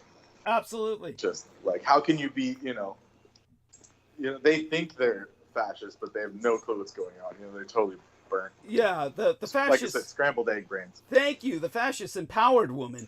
They don't understand that at all. And so definitely, you had that idiot, as I said, John Miller, the right-wing troll, who on X also wrote, woman threatening sex strikes, like laughing my ass off as if you have a say. I mean, basically promoting rape and forced sex. This is that's this. how they think, but just wait till they're all armed to the teeth. Thank you. What are they going to say? Oh, the Second Amendment except for women? Yeah. That's what they'll come to. You know it. They're not qualified. Yeah, they're gonna try and revoke a woman's right to vote. They'll also try and revoke their right to own arms. They'll give it a try. They'll fail because it's going to lead to civil war. But yeah, this is where they're heading. Yeah, I still think your idea is the most logical, of course. Thank you. When it comes to our situation, I'm not saying we're not talking multiversal stuff here, but I'm saying in general, the way the world is. Thank you. Having the woman police force fully armed to the teeth and trained squads, that was the only option left, really. Thank you. I appreciate that profoundly. And so it's such an important point. And as well, for Trump, eliminating the constitutional right to an abortion was evidently only the beginning. Bolstered by that definitive Supreme Court win and flanked by this hateful entourage intent on imposing its archaic vision of gender politics on the American empire, the Trump-Vance ticket seemed to outright reject ideas of women's autonomy and equality. Theirs was a campaign of terminally online masculinity, largely designed for men, expressed in brutish terms of violence, strength, and power. Trump insisted in one late campaign appearance that he would be a protector of women. In his own words, whether the woman like it or not. The vice president-elect, J.D. Vance, was revealed to have personal disgust for child-free women, whom he described as cat ladies and sociopathic. And he'd also, on one podcast, affirmed that the entire function of the postmenopausal female was caring for grandchildren. The Super PAC, the Political Action Committee founded by Elon Musk, who has shown great enthusiasm for personally inseminating women, when he doesn't have it, that is, they're all in vitro now that I think about it, released an ad referring to Kamala Harris as, quote-unquote, a C word, meaning cunt, of course, but that ad, which was deleted a few days later, winkingly revealed the C to stand for communist. And on X, Musk himself reposted a theory that a republic of high-status males is best for decision-making. Now, the former Fox News host, Tucker Carlson, excitedly compared Trump's return to office to a strict father coming home to give his wayward daughter a vigorous spanking. Believe that shit? And people wonder why women do mass shootings at all. Now, one study that I'm sourcing has concluded... Right, that's what I was saying. They're far too tolerant. Thank you. Immense trigger discipline. Yes, they restrain themselves too much. Too much. I mean, honestly. Yeah. Well, and then people would accuse us of, inciting something for just saying that, but it's just a fact. It's like, how can you tolerate this? Even the Greeks, right? If they're trying to say we're going back to this classical thinking, even the Greeks, they couldn't inherit property without the woman. It was ingrained into the society, and then also the Roman times, what are those people called? The Diane cult. Dianites. Dianites. Yeah. So there's another goddess, but anyways, the emperor couldn't even be ordained without those women, the priestly women, of the goddess cults. So it's like, so they're completely we're going into the deep end here, where there's no sense and no natural nothing. There's no history. It's just a recipe for disaster. There's no history. There's no legacy. There's no foundation for what they're saying. Yeah. They're making it up and pulling it out of their ass as they're going along. Exactly. They're ahistorical. This is like they're going into the territory of these other, so-called religions like Islam and stuff, where it's like their doctrine is women have half a brain. Yeah. That's what I was told, growing up in the Arabic world. That's what they'll tell you. Yes. But women, they're half a man because their brains are all, whatever. Yeah. That's how they consider it. They literally think like that. So, and then they're the ones criticizing, the East, Islam, and all these other Eastern countries, saying, well, we can't go to this backward, we can't let these backwards people in, but look what they're doing. It's the same thing. Thank you. Oh, yeah, so there you go. It's crazy. Yeah. The only reason they don't want the Muslims coming in is because they can't stand the competition. That's, it'd be competition. Yeah, exactly. Yeah. Exactly. It's they couldn't hang. Like, they tried. Yeah. Like, what's his name? Him and that dude and his brother. They tried to go to Dubai. It didn't work. Yeah, Tate. The Arabs kicked their ass. Yeah, the Tates. Yes, that's right. They sent them packing. Yeah. So Dumb there you fucks. Yeah, and it's yeah, but you notice they were attracted to it because of their misogyny, their desperation, their it's it's pathetic, pathetic. Yeah, So, let me see if I can find. oh, by all means. Yeah, the cult of Diana. So these ladies were very important in the ancient times. Thank you. Yeah. So Certainly, of course, I respect any cult that has the name my mother had. So obviously, they were I remember them by their being called Dianites or Dianites. Dianites. yeah, Yeah. yeah, And exactly. yeah, and that also, because Diana is also the name of the moon, it also meant they were of worshippers of the moon or people of the moon. All important points. And we were much more in contact with the moon because that was our original calendar system, Yes. based on a woman's menses or her periods. So we swung our months by that. And that's why the original calendars had 13 months. Yeah, and that's the more natural lunar calendar, is the 13-month calendar.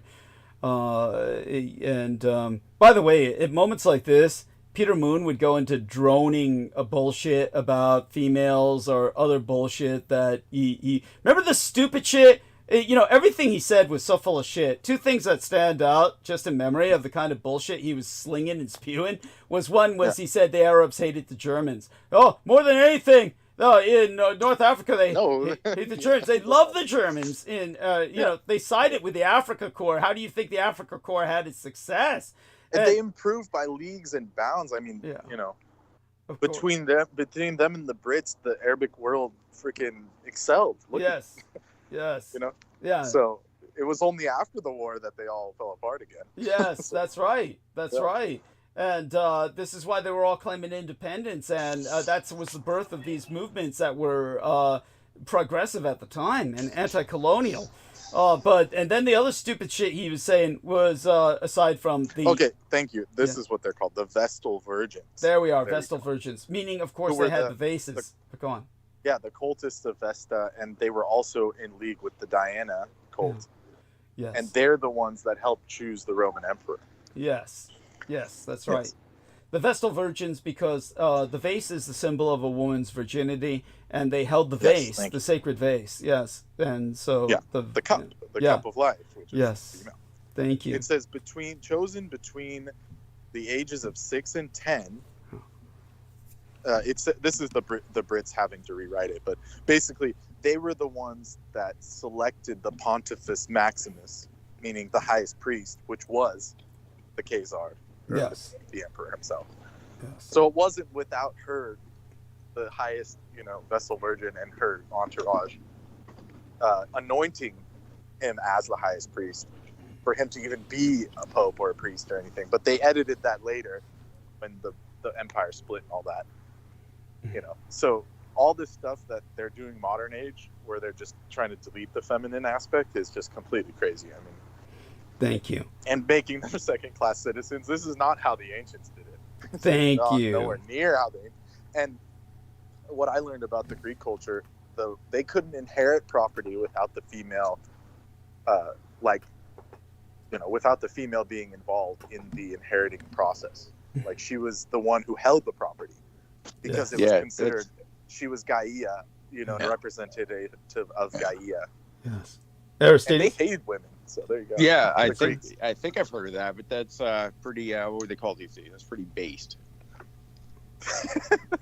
That's what someone would say on there. That's based, man. I know. That's. I had to get used to the word. That's the fact. No, it's funny. That's funny. Yeah. Based. It's. I've heard. Nowadays, it means you're right. That's what means you're correct. Yeah. If someone says you're based. Yeah. Cool. Thank you, Aristides, for the new vocabulary word. I've been wondering about new. I mean, people have been saying this everywhere. What do you mean new? Let's put it this way. It's Doug's like lost. Yeah. Yeah. You remember, I'm a creature of the 20th century. There's this shit that the Blood Boys are saying. They pick off the internet. I can't understand what they're saying. Sigma and shit. Sigma. Yeah, Sigma male. something like that. Yeah, they're saying shit is Sigma and all this other. Oh God. Yeah, that comes from Sigma male. That's basically like a sociopath. There you go. There you go. They're talking about the people they're running into online. Like Jason, they'll put Jason Bateman as the character, or whatever that guy is Okay. from Psycho, American Psycho, or whatever. Norman Bates. No, the other guy. Oh, okay. Yeah. The guy from that '80s film, what was his name? Oh. It's called American Psycho. Oh. They'll use him as the archetype. Right. Remember the author of American Psycho gave a signed copy of his book to Brandon Young? Imagine that. Yeah. But remember that Brandon Young was... Oh, yeah, he was... towards the end, he was telling us about it. Yeah, he was yes. like, I was good friends with him and stuff like that. Yes, and remember he said he was on the phone with his gay lover while his gay lover was breaking into women's rooms and stealing their panties and shit. Do you remember that? So there you go. That's their pinnacle, the Sigma. There you go. Yes. Yeah. That's Brandon Young. That was his. Yeah. And that explains a lot, actually. It does. It's so. Oh. Because that's why he always was, his affect was like that, because that was his, that was their pinnacle. That was their male archetype. His role model. Yeah, that was his role model. This like crazy dude with like no emotions, who cannibalized women. He ate them. Yeah. In the novel, yes. Yeah. But they never mentioned that. They just put him up as a meme, Right. Like right. Yeah. Oh my fucking God. At any rate. So these Vestal girls, we'll call them. Yes. They would have to have both parents alive, free from physical and mental defects, and they lived in the house of the Vesta on the Roman Forum, which is, we're talking like the actual Capitoline Hill and stuff, near the Temple of Vesta, where their duties would include tending the perpetual fire in the Temple of Vesta, keeping their vow of chastity, fetching water from the sacred spring. The Vesta would have no water from the city water supply in preparing rituals, food, caring for objects, and officiating at the Vestalia in June, the period of public worship of Vesta. Failing to attend their duties, they were punished, but they agreed to have a vow of chastity, etc., etc. And the blood of a Vestal virgin was not to be spilled. Yeah, so they had this whole hierarchy in the Roman times. But they're the ones that chose that thing. Yes, thank you. Yeah. Okay, very important and very much appreciated, and I hope everyone takes note. And one more thing. Of course. No worries. But the Pax Romana was attributed to their respect of the system, and only when they spilled the blood of these girls, then Rome fell. Yes. So we're seeing that live and direct happening. History repeats itself. They're gonna do it again. Disrespect the feminine, and then we're all fucked. So, Thank you. Thank you. So here we are. Yes, there we're at it. This is where civilization falls. Yeah. Thank you. So important, and it's indescribable. But I'm going to do my best to describe what I can about it tonight. The study I'm sourcing concludes, and here I read therefrom, even when mass shootings involve neighbors, strangers, and police, women and children overwhelmingly pay the price. So the study I'm citing has sourced its own research from the campaign group Every Town for Gun Safety that's proven that of the 57% of mass shootings involving an intimate partner or other family member, 64% of the victims are consistently women and children. So, for that reason, empathy should be our top priority. Empathy could have prevented the latest young lady from going out and self-destructing the way she did, Natalie Rupnow, may she rest in peace. And employees, for instance, crave genuine understanding from their leaders. So try and deliver it effectively throughout 2025. As a father of a sort myself, well, the sire of some children biologically, and the adopter of one. I actually partook in grooming. By the way, a lot of people will take that as a negative, but it's like, well, it can't be a negative when the person groomed doesn't complain. There you go with that, and thinks of it as their salvation. Obviously, I'm at somewhat of an advantage there.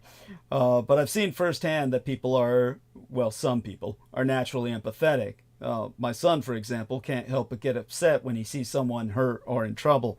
But as we grow up, empathy becomes trickier to navigate, especially within the average workspace. In a fast-paced world where staying ahead of the competition is critical, empathy often takes a back seat. And even when we try to show it, truly authentic empathy can feel like it's in short supply.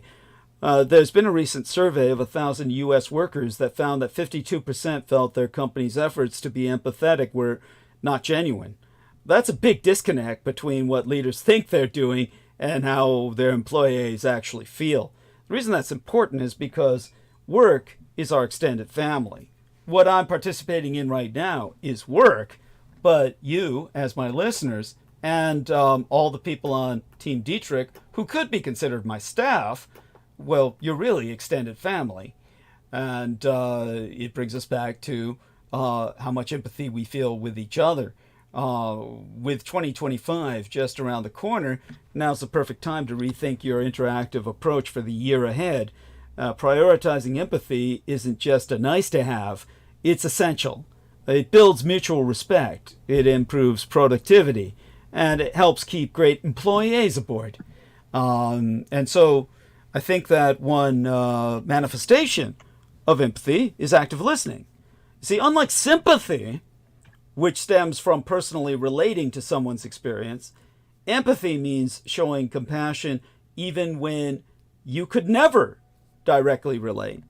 Because no matter how much I dress and drag, I'll never know what it's like to carry a child under my heart for 9 months in a womb and then evict it from my body in a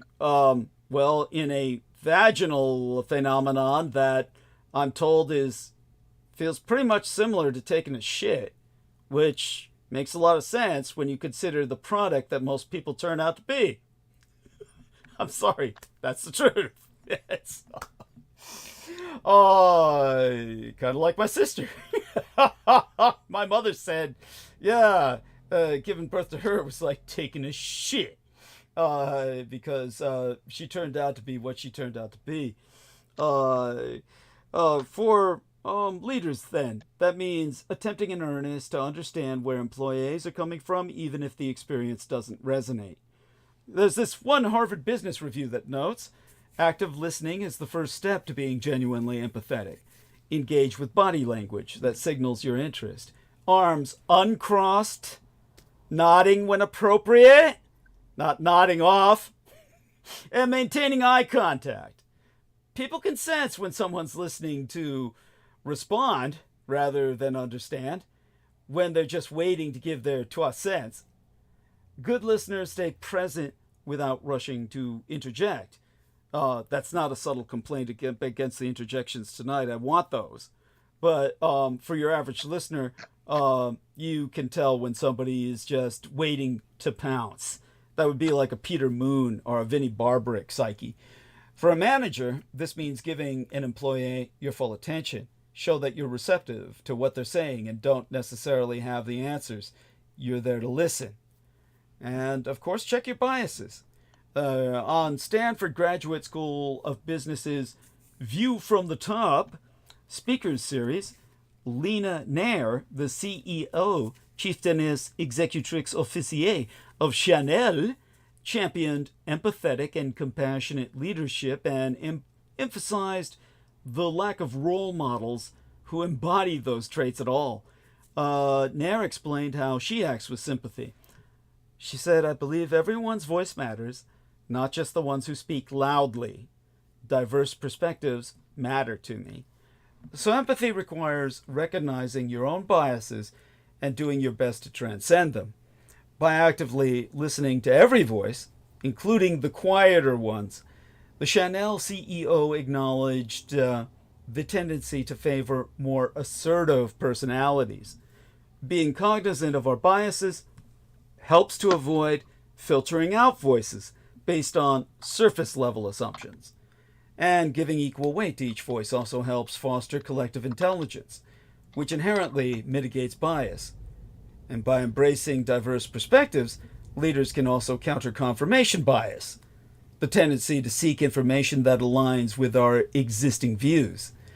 What's more, considering diverse perspectives ultimately leads to better, more reasoned decisions.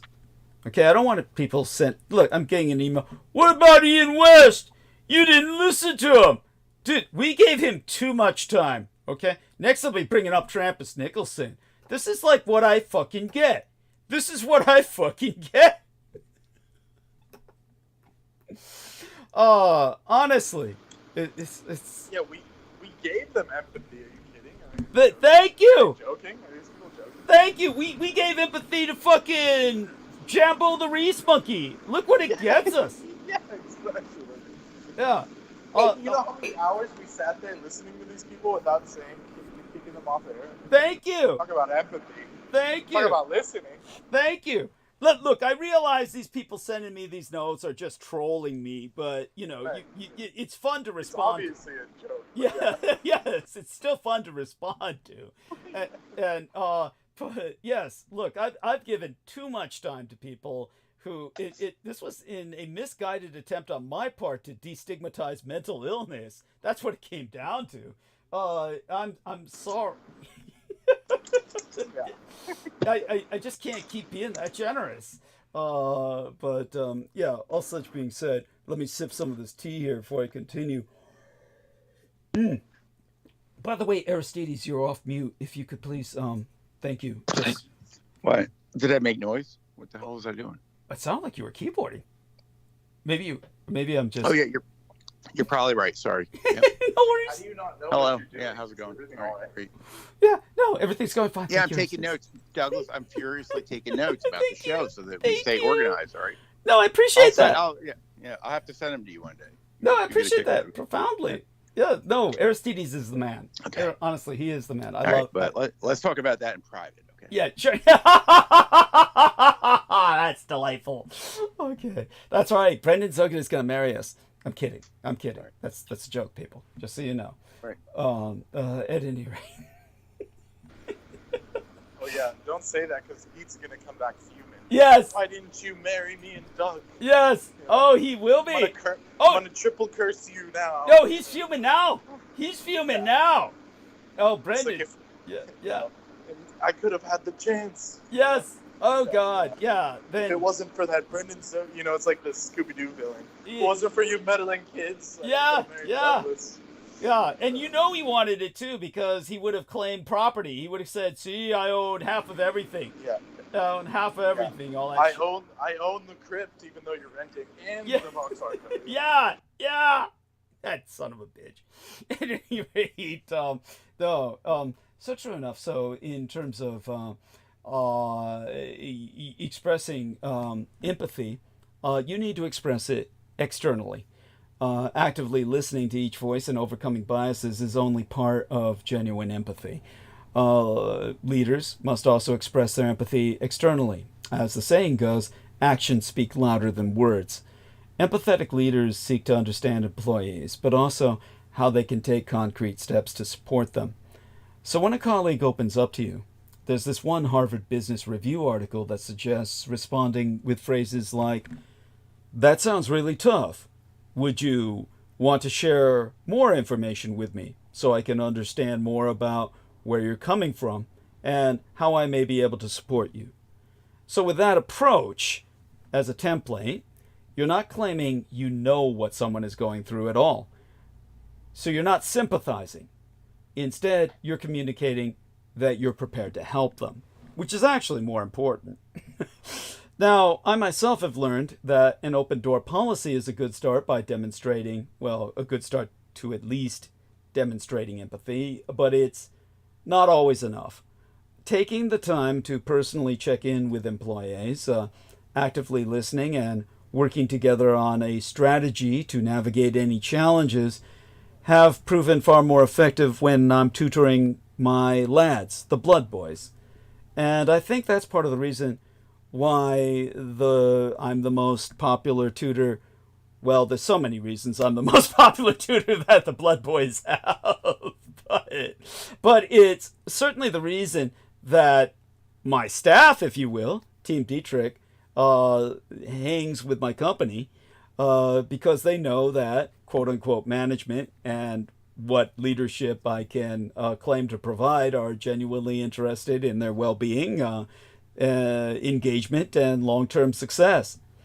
Now that brings us back, inevitably, to, of course, what I've been through with the Vinnie Barbaric assignment, meaning that Peter Moon, the criminal alias of Vinnie Barbaric, his persona, was assigned to myself. And he basically went through this entire arc of falsehood in which he was writing this book, and then at the moment he was supposed to be publishing it, turned around and said, no, the book's not being published, after having copyrighted the book to make certain I could not publish it myself. So I want you all to bear that in mind and try to empathize. In other words, I'm not seeking sympathy from you. None of you will know what it was like humoring this son of a bitch, giggling and tittering at his unfunny jokes, his stupid stories, which were repetitive, monotonous, and going nowhere from the moment he was on the show. The amount of time, here we are. Let me get this. Brendan says the amount we are getting paid, nada. Our empathy is yours. Yes, thank you. Yes, and they. That's a greater than symbol, by the way. Yes, thank you. Greater than yours. Thank you. Yes, our empathy is greater than yours. Yes. I'm just being an asshole. Yes. Got it. Thank you. Oh, so that's wonderful, and but I want people to bear that in mind. Bear that in mind, because there be, to our practices, what can help us create a stronger civil society, and there's a lot that the private and ultimately personal sector can do. Bear in mind what I've been through with Peter Moon not only copywriting my life, claiming that it's all fiction that he wrote himself, and that he has a copyright to even my name, pulling a Jordan Maxwell and a oh my God, who was the man who owned Arkham House again? I blotted out his name. The guy, Derleth, August Derleth. Thank you. Yeah, Bless you. But the thing with Pete is he did quid pro quo with no quo. You know. Thank you. Shit. Thank you. All pro him. You know, jacking off. Yes, thank you. Thank you. Being the he was. Yes, thank you. He was given a. At least the normal boss, even when they're trying to grope you at least get a paycheck. Thank you. Thank you. So important. I mean, you know, Peter Moon pulled a Jordan Maxwell cum August Derleth on me. Not that Jordan Maxwell was a villain, he was a victim, but he put myself in the Jordan Maxwell position while putting himself in the August Derleth position. And August Derleth, for those of you who don't know, ripped off everything H.P. Lovecraft created and literally claimed he owned it all, that it was his intellectual property, to the point where he produced what he called posthumous collaborations, which in this day and age is called plagiarism and forgery. This is what Peter Moon is doing with myself while preventing me from being able to publish my own life story. So bear that in mind. And he did that after years of just jacking off and orgasming out loud on my show, just spewing his right-wing propaganda that he got off Fox News. Just an old man, a dirty old man, making passes at the young girls I had on my show. You know, literally asking them how they were dressed when they were abducted and raped. This is like, which goes back to the rape victim being asked, "What were you wearing?" It's taken to a cosmic level. And then sending them books that he put these binding spells on, which you could think of as, well, that's just comedic. He's an idiot. But no, it's having impact on people. It's ruining their lives. And people are coming back to us for help. So in the wake of... Yeah, literally. Thank you. Yes. Like, yeah, what did you just say about the thing? Sorry, I got distracted. No worries. No, it was fine. I was just talking about how, Marina Saren's life has been totally thrown off the rails, and we can only hope she comes back to... All the women that came on your show when he was around. Thank you. Completely devastated them. Yes. And, I'm the only one who's been able to rebound and try and help all these people, and it's like through some miracle of divine. Thank you. It's just, but they won't quit. But there was something you said that I wanted to say something, but we already know what Pete is. Right. Well, I was going to say, of course, I'm veering this towards my need for help and why this is important to society in the wakes of the hurricanes striking across the southeast this fall, which, to spite what Brendan has said, don't give credit to the purple egg guy, Peter Moon, who always said, when people would call up, I'm in trouble, I'm a targeted individual, Vinnie Barbarick's response was, imagine a purple egg around yourself. I mean, it's like when someone lays an egg is what Peter's advice is like. No, don't imagine the purple egg. It didn't help Peter any. So think about the fact that he acted as Pandora opening the box, and he unleashed Ubosathwa with the help of the coven that made his spellcasting, shall we say, potent enough where the effects were apocalyptic. This was not something he could control, and he ultimately paid the price because it blew back on him in the manifestation of a stroke and a heart attack combined. And now he's in hell. But all of that he brought upon himself. But for the innocent people impacted by his evil act, where he tried to take out Brooke Gibson, well, in the wake of those hurricanes striking across the southeast this fall, nonprofit organizations played a vital role in delivering much-needed aid to hard-hit communities. Now, last month, nonprofits across the country took part in... All that sounds nice, but the info I'm getting from the ground level, boots on the ground, they ain't getting nothing, these people. That's the point I'm trying to make, too. And my friend Go on. that was there, the person I know that was there, he has multiple dependents, and they gave him $700, a one-time payment.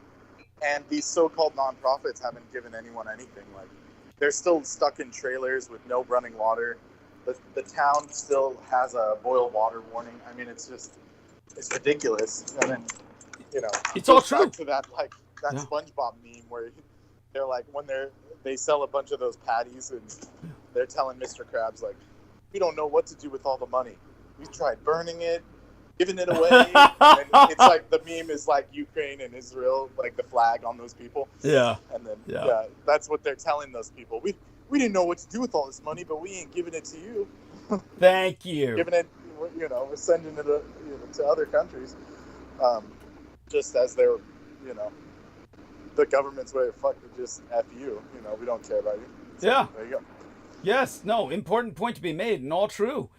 And it's part of the point I'm going to make, is that last month, nonprofits across this country took part in educating voter. I mean, I think that's the actual name of this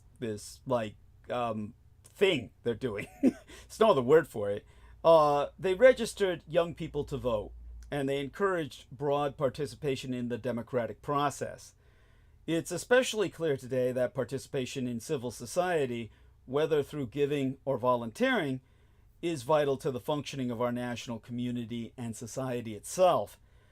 Most people understand the importance of nonprofit organizations, but research proves that fewer and fewer Americans are giving back. Now, that doesn't exonerate these NGOs, these non-governmental organizations, or the NPOs, the nonprofits, but a lot of them have a lot less to give because there's a lot less contributions. Yeah, and I've seen this like live and direct.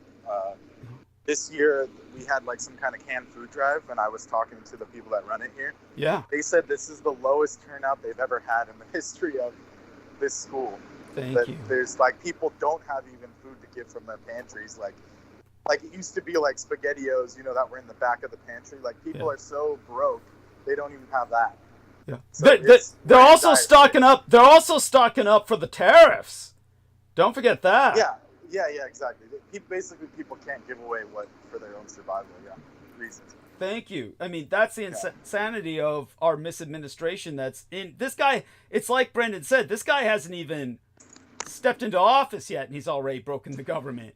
So this is just the foretaste. You know, that's it's basically the hors d'oeuvre. You know what it is, Brendan? It's, you know how in my porno novels it just keeps getting worse? That's, yeah, you do have a knack for that. Yeah. Thank you. That's what this is. That's what this is. Yeah, and then people are dumb enough to think, oh, he's gonna fix it. Oh my God. It'll be so much better by the end. It's like they'll learn. I'll try and we're all gonna learn. Yeah, I'll try and articulate that tonight. Yeah.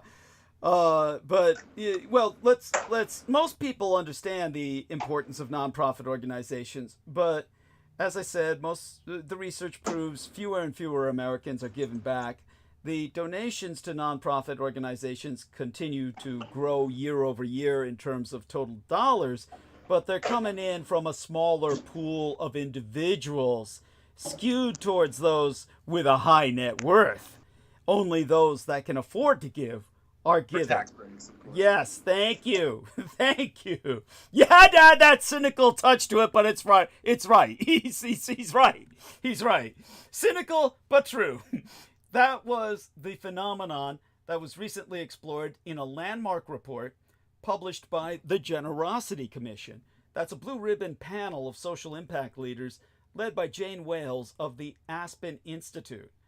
Now, this decline can be linked to a host of societal harms, from the first-order impacts on charitable organizations themselves to more insidious civic problems, including increased social isolation and decreased voter participation. The most noticeable effects of declining participation in civil society manifests elsewhere, but business also suffers in a future where volunteering and giving are less commonplace. The American tradition of participation with nonprofit organizations fosters a culture of connection and community that benefits businesses. The private sector also has a clear stake in perpetuating and strengthening that tradition. Now, fortunately, there are clear ways even business leaders out for commercial profit can and should contribute to society-wide efforts to reverse this decline in philanthropic participation. As natural conveners of everyday givers and volunteers through their broad employee bases, businesses, and I'm thinking mostly at the corporate level, have a distinct role to play in building a future where civic participation continues to be a fundamental part of who we are. And it's a win-win. It creates culture. So there's a reason that CEOs are constantly talking about culture. It's the connective tissue that binds leadership and employees, drives performance, and creates an inclusive workplace. Of course, here I'm discussing corporate culture as opposed to, human culture. But generosity, regardless, shared purpose, and bonds to the communities that businesses operate in are strong, positive forces for culture, either inside or outside their commercial environment. And employees are happier and more driven when they work for businesses that partner with social impact organizations. A recent SHRM survey of workers found that among those who volunteered with a nonprofit through a work-sponsored program, 79% reported satisfaction with their jobs. That compares with just 55% of workers who didn't volunteer through work. That makes volunteer participation a powerful tool for employee retention. In turn, this saves businesses a considerable amount of money and time in recruitment and training. Those volunteers, well, those employees who volunteer, are not only happier and more likely to stay in their jobs than those who don't, they're also better at their jobs. And a study from the Terry College of Business at the University of Georgia found that workers who volunteered with social impact organizations performed meaningfully better on work tasks than those who didn't. They also exhibited greater work absorption. The same study also proved that volunteers displayed qualities of greater corporate citizenship, such as suggesting workplace improvements and attending non-mandatory work events. Creating a society where more people volunteered always leads to a workforce of more valuable employees. So when it comes down to engaging employees, and remember, I'm not speaking of this from the perspective that you, my listeners, or even the people around me as quote-unquote staff are employees, but rather I'm your employee, I'm the man providing you a service, you, my listeners, are my employer.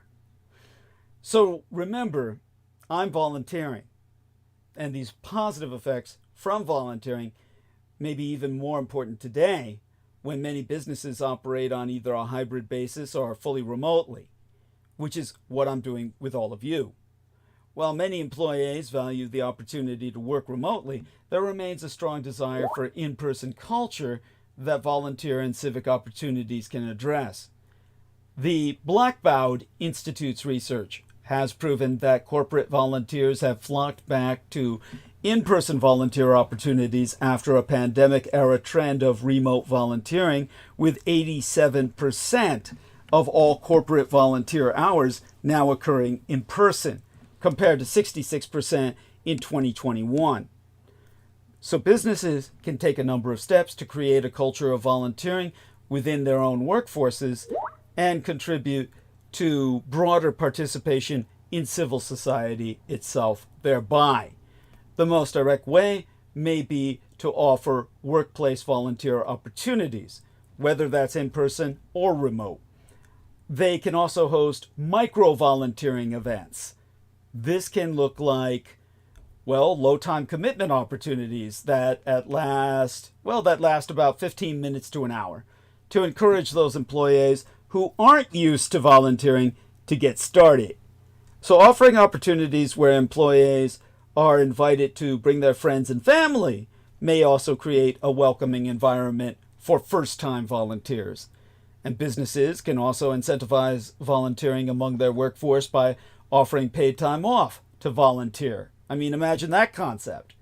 They can do this through scheduling company-wide service days for offering additional vacation time. Aside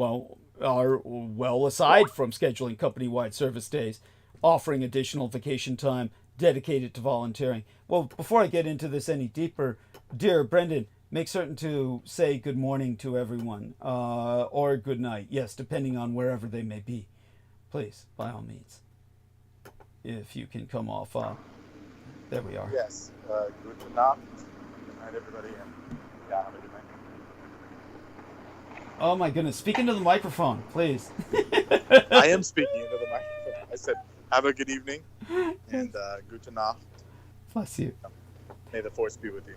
Yes, well, you're not even at home yet. Aren't you going to stay in contact with us while you're driving home? I mean, I'm pretty worn out from this situation. I mean, they're just slinging curses at us. I mean, it's true. I can feel it. It's true. It's 24/7, 365. Yes. So. Well, if you do feel like talking when you get home for a few minutes, don't be afraid to interject. At this point, I feel like I'm freaking, holding the force field up just to keep the show on. Because apparently, when I leave, they just fucking take it down. Well, that's what I'm afraid of. Oh my God. But your thoughts will be with us. Even if you fall asleep, your thoughts will be with us, protecting us. And that's important. Well, we love you dearly. So stay safe and be well. Well, the wards are up. I mean, the wards are up. Thank you. They are. How it is. They are. It's just, And bless you for that. Yeah, and I have a lot of to do here. They did this like huge event, so I'm working. Oh, to death. Yeah. I know. Yeah. Oh my God. Yeah. If anyone wants to sponsor me as a patron, I'll do all the awards you want. I'll sit there waving incense all morning. Yeah. It's a good deal, people. You really should consider it. Honestly, Brendan has I'll helped. be a court mage. Yes. Yes, Brendan has. He is our minister after all, and he has helped others. Yeah. Believe me.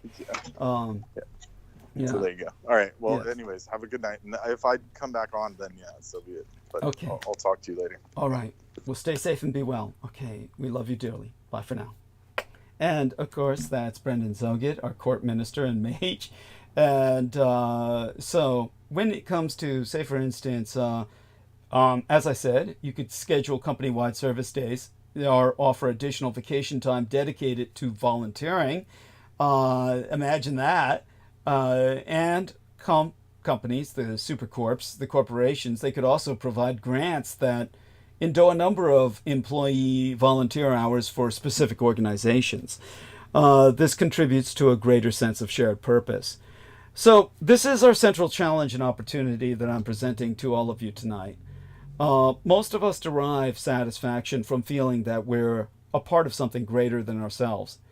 In essence, that's what culture is.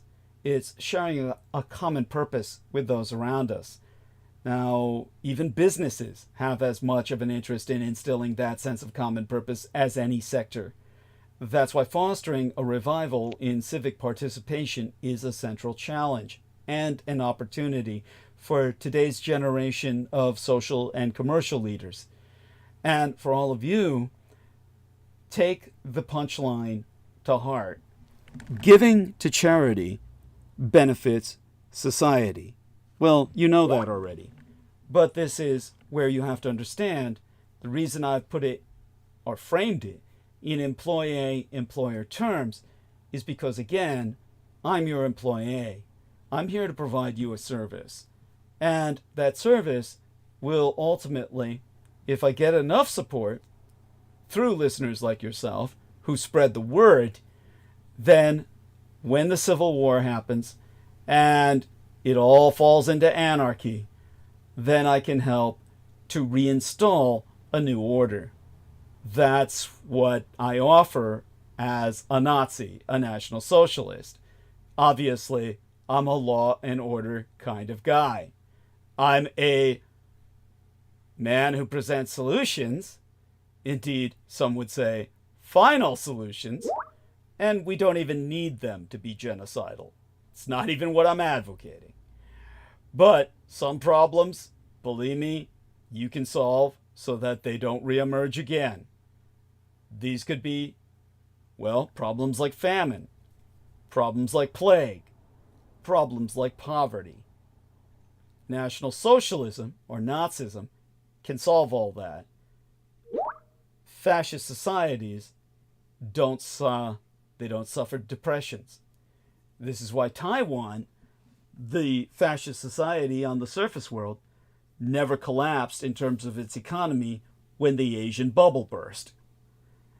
So you can have that transition here from what will have to start as a benevolent dictatorship into a democracy, as happened with my Taiwan as the role model. A fascist democratic system can be accomplished here in these United States, but as the closest thing you have to an art-elect whisperer, because the art-elect is the reason why Taiwan dominates the world technologically, well, that art-elect is a child of my mind. You should know the story behind that by now. If you don't, you'll hear it another time. But understand this much. While the art-elect's on the other side of the Pacific, I'm afraid you're stuck with me. But if I'm ever to reach any position of secular power, I need to survive the moment. So let's just say by this weekend, I'll be in code black extreme emergency need of financial assistance to make the rent. I need your help now. So as your employee, I need you to pay me. I'm going to need your contributions. So, deliver the money, I deliver your services. Whether it's the analyses you get today or the leadership I provide tomorrow. So hopefully that's understood by all of you. And hopefully you understand the urgency. Now, breaking in the stock market, Congress has released a short-term funding bill as the deadline nears to avert a holiday shutdown, with the Dow falling 1,100 points on a disappointing Fed interest rate news release. The stock market swooned today in response to a piece of news that might not seem all that dire on first read. The Federal Reserve could cut interest rates fewer times in 2025 than experts had predicted. The Dow Jones Industrial Average ended down for its ninth straight day yesterday, closing lower by 267 points, or 0.6%. The blue chips had not closed in the red for 9 consecutive days since February of 1978, when Jimmy Carter was in the White House. But the recent market slump has been mild, with Dow losing just 3% over the prior 8 trading days before. The Dow's losing streak came just ahead of yesterday's interest rate decision from the Federal Reserve. Investors were widely expecting the Fed to cut rates by a quarter point, although officials were signaling that plans to slow the pace of cuts in 2025 were a-coming. The Dow Jones Industrial Average shed 2.6%, or 1,123 points, closing at 42,327. The S&P 500, Standard & Poor's, lost nearly 3%, closing at, 5,872. The NASDAQ Composite lost 3.6%, closing at 19,393. The S&P, Standard & Poor's 500, and NASDAQ have traded at or near record highs in recent days, partly in anticipation of a rate cut by the Fed. But the Dow has had a long December. Wednesday, today, marked the 10th consecutive losing session for the index, its longest down streak since 1974. A 4-digit slide on a single day is a rare event. The Federal Reserve lowered its benchmark interest rate by a quarter point today, a move that forecasters had predicted and largely applauded. Congressional leaders released the text of a short-term bill to keep the federal government open until March 14th, rolling it out just days ahead of Friday's deadline to prevent a shutdown and after numerous delays. The package includes $100.4 billion for disaster relief funding to address damage caused by Hurricanes Helene and Milton in places like western North Carolina and Florida. This brings us back to the fact that Donald Trump cultists voted against their own best interests. This is going to be the running theme throughout the rest of the night. The election of Donald Trump is similar to a biblical story found in the first book of Samuel, chapter 8. The leaders of Israel, on behalf of the people, came to the prophet Samuel, stating that they wanted a king so they could be like other nations. In other words, so they could be ruled by a strong man. Samuel was upset to hear the leaders say they wanted a king, so he prayed about it. The good Lord told Samuel, "Listen to whatever the people sayest unto thee. They have not rejected thee. They have rejected me from being their king." The Lord told Samuel to listen to the people, give them what they want, but give them a warning. Tell them what the king who will rule over them will do. Samuel shared with the people what the Lord had told him about the character of the king who would rule over they. If you have a king ruling over you, this is what he will do. He will take your sons. He will make them serve him. This king will take your daughters. Some of your daughters will make perfume. Others will cook and bake for him. He will take your best fields, your vineyards, and your olive groves. He will takest 1/10 of your grain and grapes and give it to his high officers and staunchest supporters. He will takest many of the young men and women and put them in his service. However, the people refused to listen to Samuel. They wanted a king. And so it was with the 2024 election. Despite being warned daily through Trump's own words spoken in his speeches, rallies, interviews, television ads, and on social media, the type of president he will be when given his second term, his cultists did not care about all the president's conflicts. Over the past few weeks, I've been reviewing a story about President-elect Donald Trump's media company, the all too aptly named TMTG, Trump Media and Technology Group. As of now, TMTG is the parent company of Truth Social, the Twitter-like social media site, and a recently released free steaming app. Well, I call it steaming because it's steaming like a pile of freshly laid shit, but it's a free streaming app, Truth Plus. It is also reportedly exploring the acquisition of cryptocurrency platform Bakkt, or Baked, B-A-A-K-T. While TMTG may not be the size of the Silicon Valley behemoths that dominate those industries, it is nonetheless slowly but surely building a business. The president-elect holds no formal role at the company, but he is its largest shareholder, with about a 54% stake. Throughout his career, Trump was known as a real estate developer. Across the world, luxury buildings and hotels from Scotland to Oman carry his name. Now he's reinvented himself as a tech entrepreneur. Of course, that raises the question of whether a public official, especially one who occupies the Oval Office, should be a business executive at all. In my own analysis, I must examine the brewing conflicts of interest at TMTG. Even now, before the president-elect taketh office, it serves as a nexus of his influence across business and politics. Board members Linda McMahon and the Yellow House nigger Kashyap Patel were nominated to cabinet positions, and longtime political ally and former California Congressman Devin Nunes serves as chief executive. Content on the burgeoning streaming platform Truth Plus is hosted by former Trump advisors like Steve Bannon and Lieutenant General Michael Flynn, known traitors and Russian assets.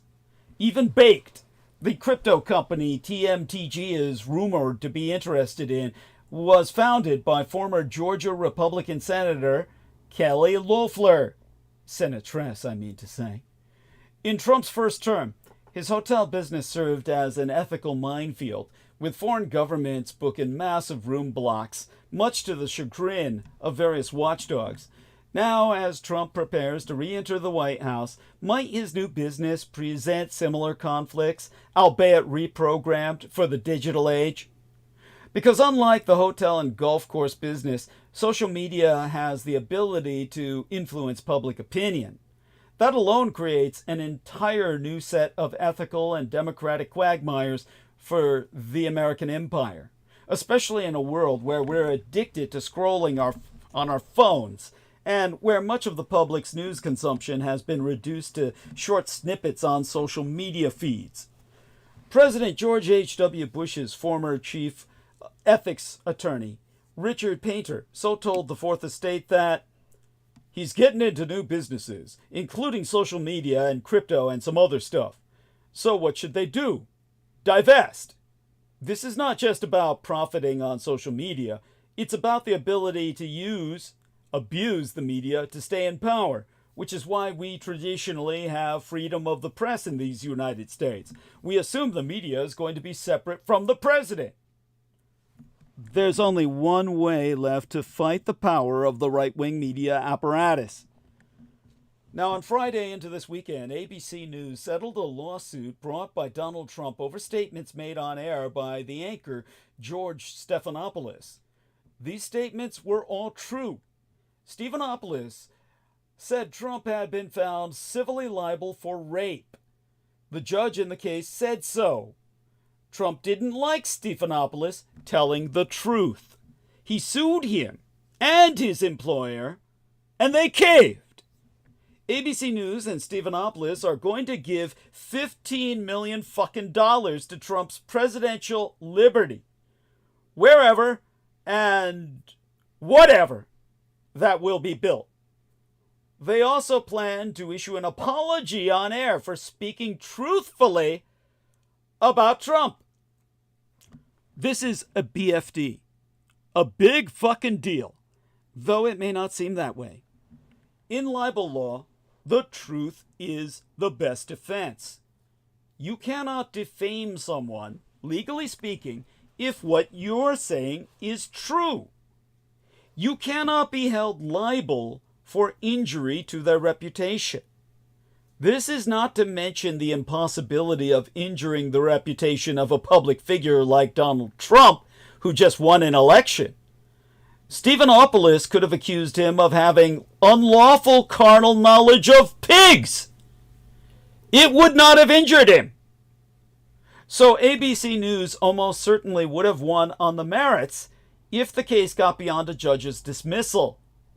But Disney, its corporate owner, apparently saw advantage for itself by giving in to Trump's bullying. Good news for ABC News maybe, but not for other media groups and individuals who trade in facts. This settlement will bode poorly for reporters who displease Donald Trump. It proves that he will be emboldened to sue them into silence. Indeed, yesterday he said he would sue Iowa pollster Ann Seltzer for being wrong in her final 2024 poll. And this morning he filed suit.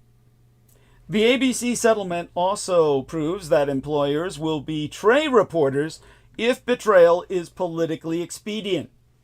Stephanopoulos spoke truthfully, but his bosses now side with Trump against him. Moreover, the settlement makes our illiberal information climate much the worst. The Washington press corps is already captive to the right-wing media apparatus. That is, it already outsources its agenda-setting power thereunto. Politics stories are now frequently framed by nonpartisan editors according to terms preferential to Trump and the Russo collaborationist Red Republican insurgency. You don't need to be a rabid follower of Steve Bannon to be ignorant of the good that's done by the Democrats. All you need to do is read Politico magazine, as one suggestion. By the way, I noticed a link entered by our man Brendan Zogit, Beograd, capital of Serbia, to make public transport free. The Serbian capital is set to make public transport entirely free. Well, thank you. That makes perfect sense. It's public transport. It should be free. That almost goes sans saying. Why do we pay for public transport? It's madness. It's an outrage. But hey, such is the nature of what we're confronting. He says Murica is at the bottom of the pile. Yes, Murica. Yeah, indeed. Now, let me see if I can reframe my train of thought here. The already corrupt state of our information climate might not be so terrible if the Democratic Party had its own media apparatus with which to compete with Trump's for the attention of voters and the press, but it does not. As Matthew Sheffield told myself at one point when I spoke to him privately, there is, as of right now, no funding for anything remotely close to the size, scope, and power of the right-wing media apparatus. Things were bad before the ABC News story broke. The Democrats have no counter to the right-wing media apparatus and to the otherwise neutral observers in the press corps who are attuned thereunto. Things are worse now. The press corps might be corrupt, but at least it would report bad news about Trump. Now, with Trump in a position to litigate them into silence or terrorize them with threats of criminal prosecution, the Democrats might soon not have even that. Now, as Peter Moon began to spiral, he began to personally confront myself about my politics. And he once said to myself, I'm going to paraphrase here from memory, in this election, you've been saying the true axis in politics is not liberal-conservative. It is not left-right. It is true-false. People who understood the facts tended to vote for Kamala Harris. People who believe lies tend to vote for Trump. Is this due to the power of what you call the right-wing media apparatus? Am I wrong? If so, how so? Now, of course, he would never speak like that because he doesn't have the intellectual capacity. But that's essentially what he asked me when he confronted me. And I said, I think that's correct. It didn't start that way, that the left-right divide was predominantly about true and false, but it became that way after the Republican Party was taken over by the virulently anti-government reactionaries who voted in Barry Goldwater in 1964, 2 years before I was even born into this world.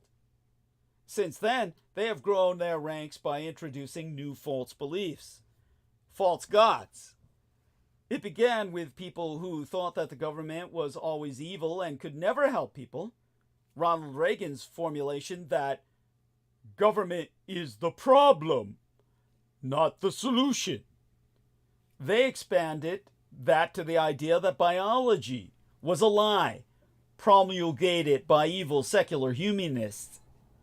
Then, under Trump, they expanded that to include attacks on sound public health measures like fluoride in the water and vaccines.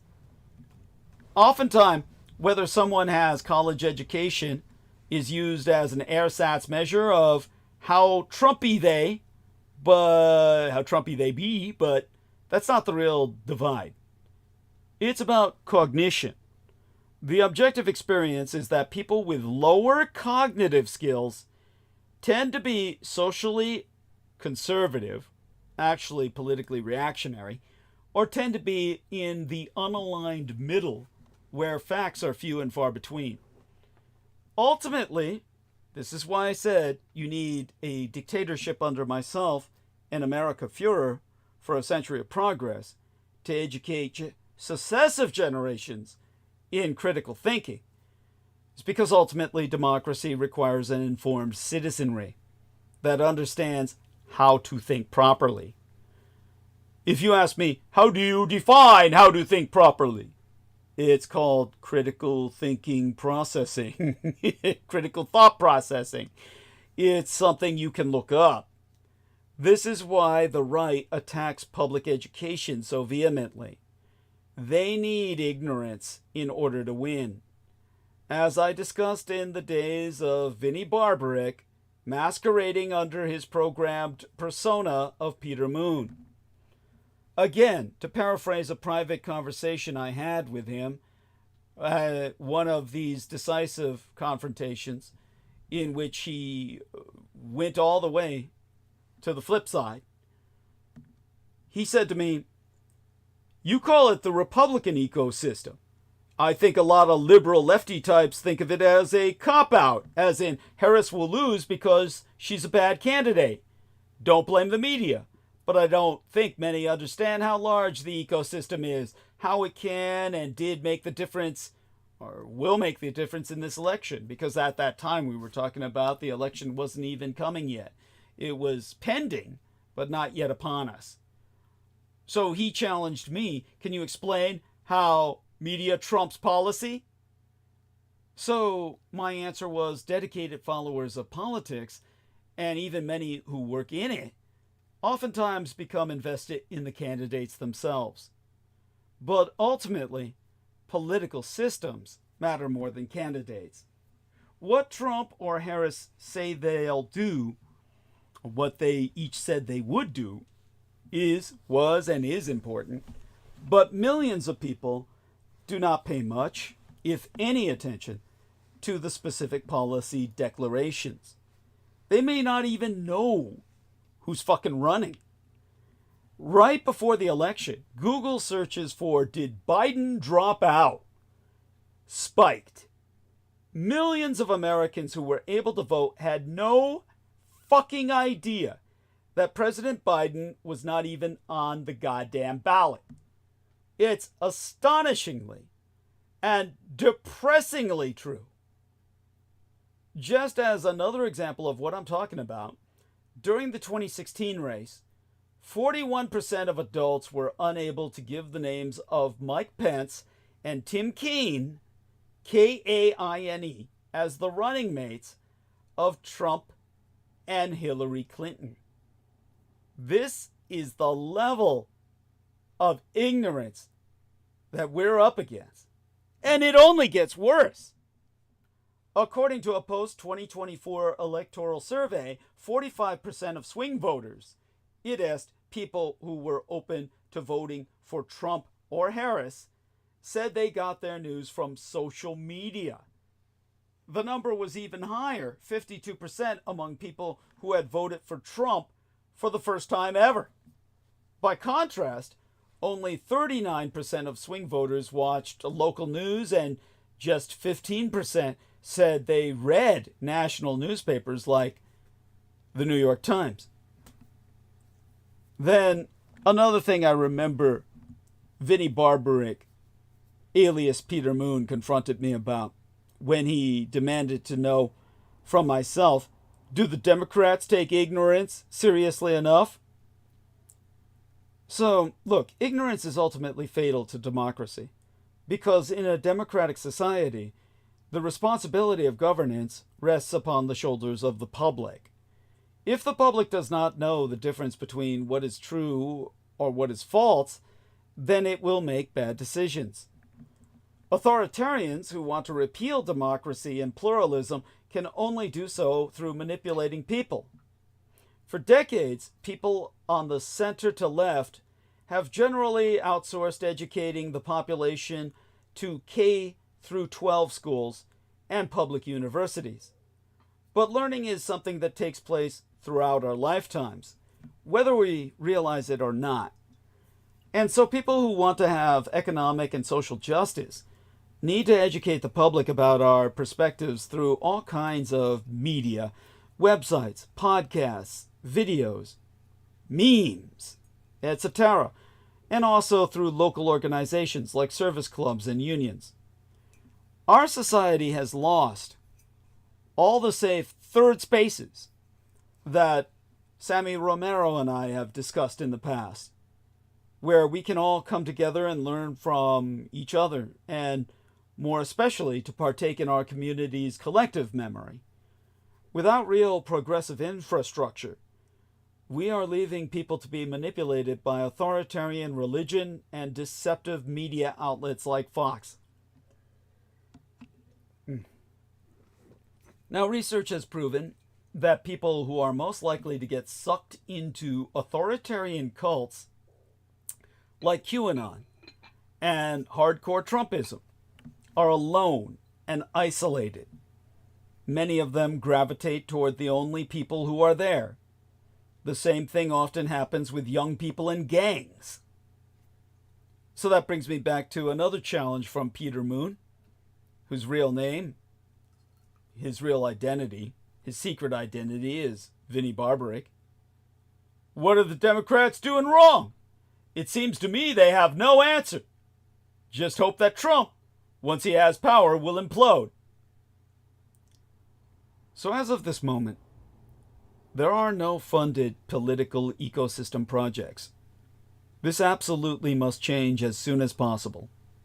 As someone who has seen both sides of the political spectrum from the inside, it was a complete shock to myself when I moved leftward that there was nothing to offset the massive right-wing media machine, which, in a very real sense, through my work as a Department of Defense research librarian, I myself had helped to build. For more of why I left the right, simply reflect upon Mike Ringley. We can always go back to that in another transmission in the near future, for any who are curious. There have been some encouraging signs recently, however. Greg Sargent interviewed 3 candidates for chair of the Democratic National Committee. Ben Wickler, who is currently chair of the Wisconsin Democratic Party, made a very encouraging remark. It's the people least likely to seek out information about either party who we lost in this election. They're generally younger, more working class. For the party, Wickler said, solving the information problem has to be a core focus, requiring constant effort to get out of our heads and into the minds of the extraordinarily diverse electorate that is getting information from a dizzying array of places.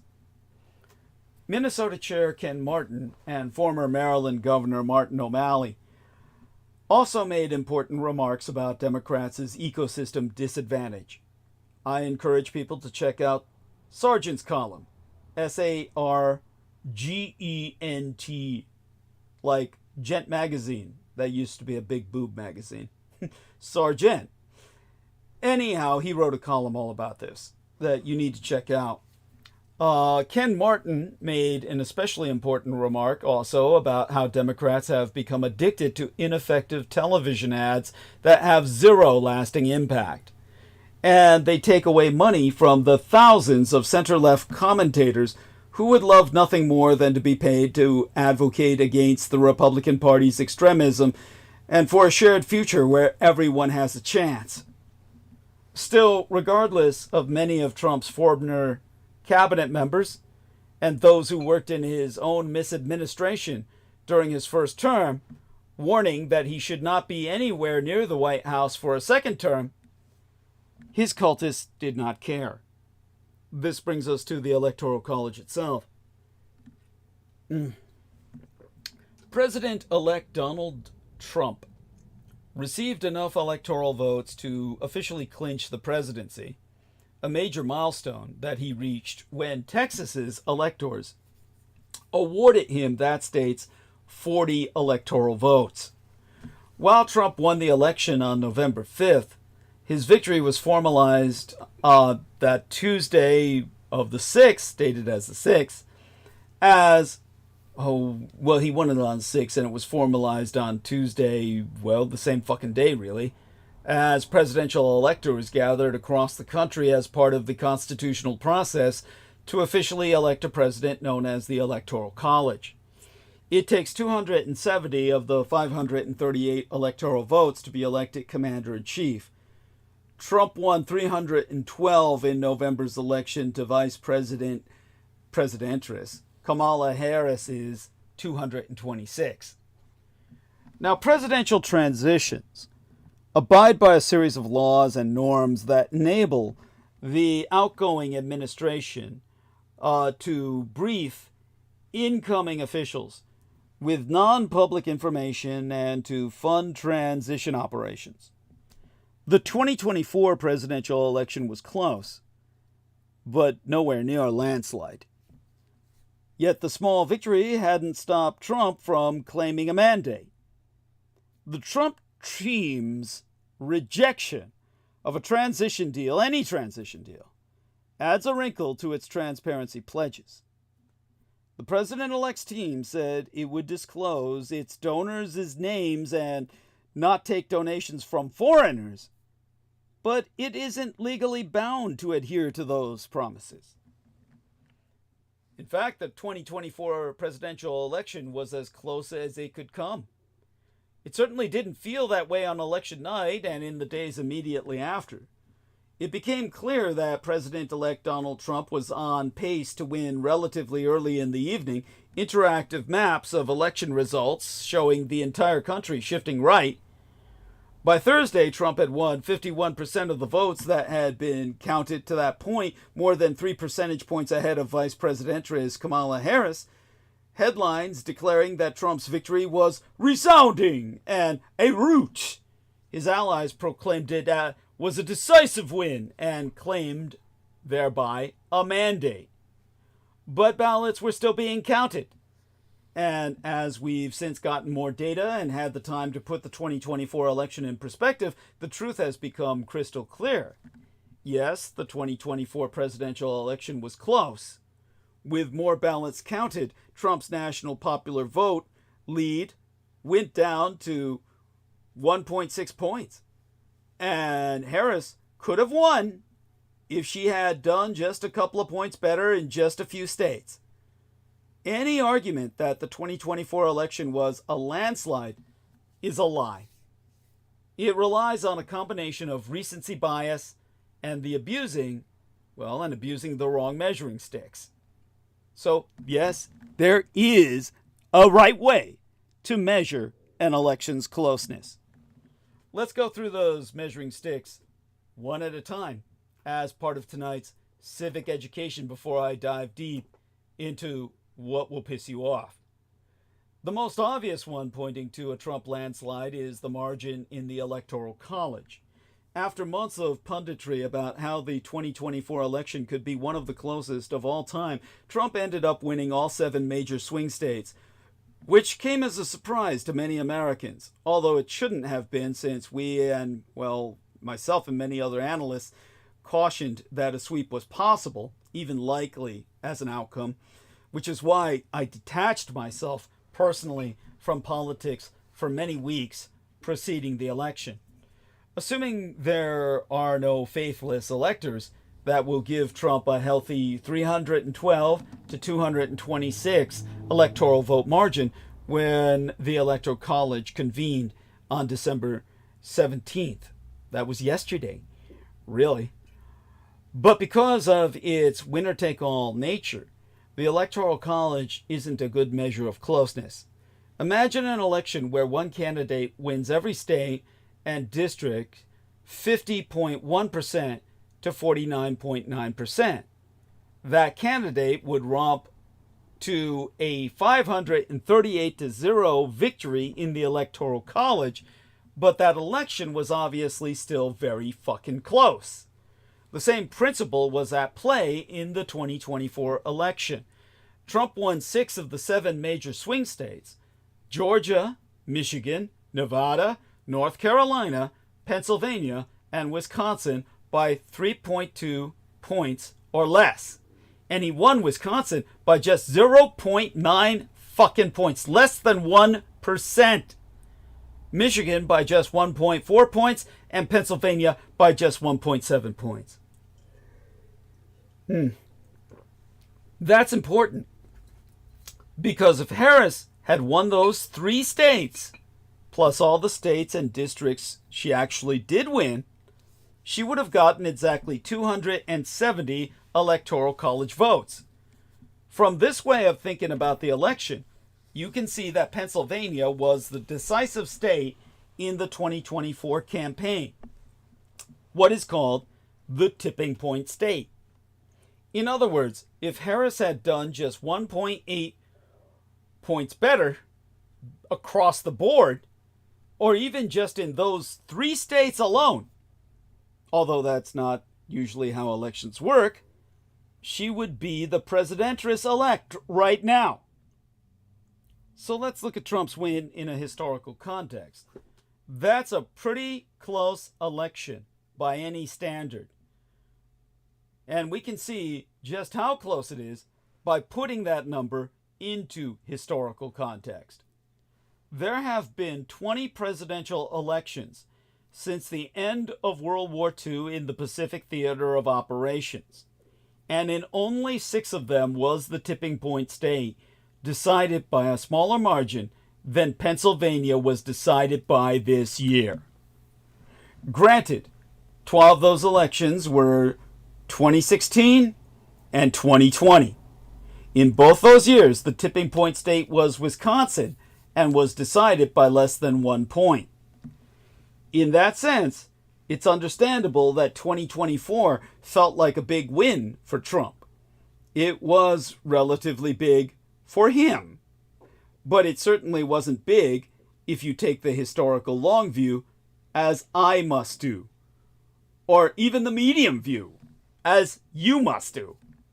In the 12 presidential elections before Trump came on the scene, former President Barack Obama won Colorado, the tipping point state, in both 2008 and 2012 by much bigger margins than Trump won Pennsylvania by this year.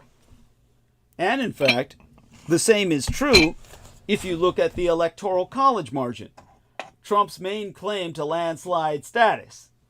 His likely 86 electoral vote margin over Harris is larger than the 77 electoral votes he won by in 2016, or the 74 electoral votes that President Joe Biden won by in 2020, but it's smaller than the 126 electoral votes that Obama won by in 2012 and the 192 electoral votes that Obama won by in 2008, the year of the great economic crash.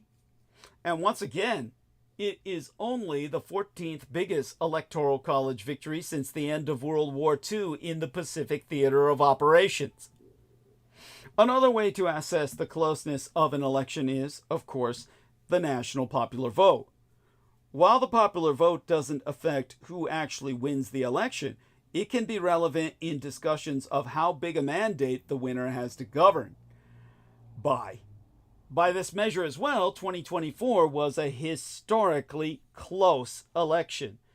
Since the end of World War II in the Pacific theater of operations, only 3 elections had popular vote margins smaller than Trump's current 1.6 point lead. 1960, 1968, and the year 2000. Trump has a couple of rebuttals to this. The first is that he is only the second Republican presidential candidate to win the popular vote since 1988. The other was then President George W. Bush in 2004. In an era in which the American electorate is typically slightly Democratic-leaning, that is an impressive accomplishment, but it doesn't make the 2024 election any landslide, certainly not in any absolute terms. The second is that his 1.6 point popular vote win represents a 6.1 shift toward Republicans from the 2020 election. That's certainly a notable shift in only 4 years. The country hasn't changed its mind so quickly since racing 9.7 points to the left between Bush's 2004 win and Obama's 2008 win.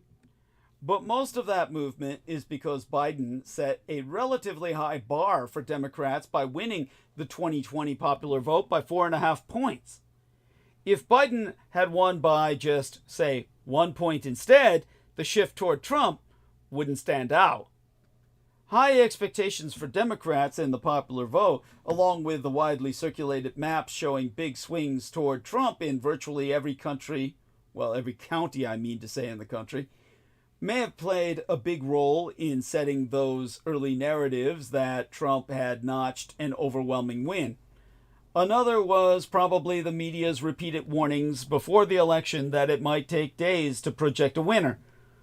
While that was, well, that very easily could have come to pass, we may have overemphasized the point. It was also always possible that a winner would be projected on election night, which is, of course, what happened.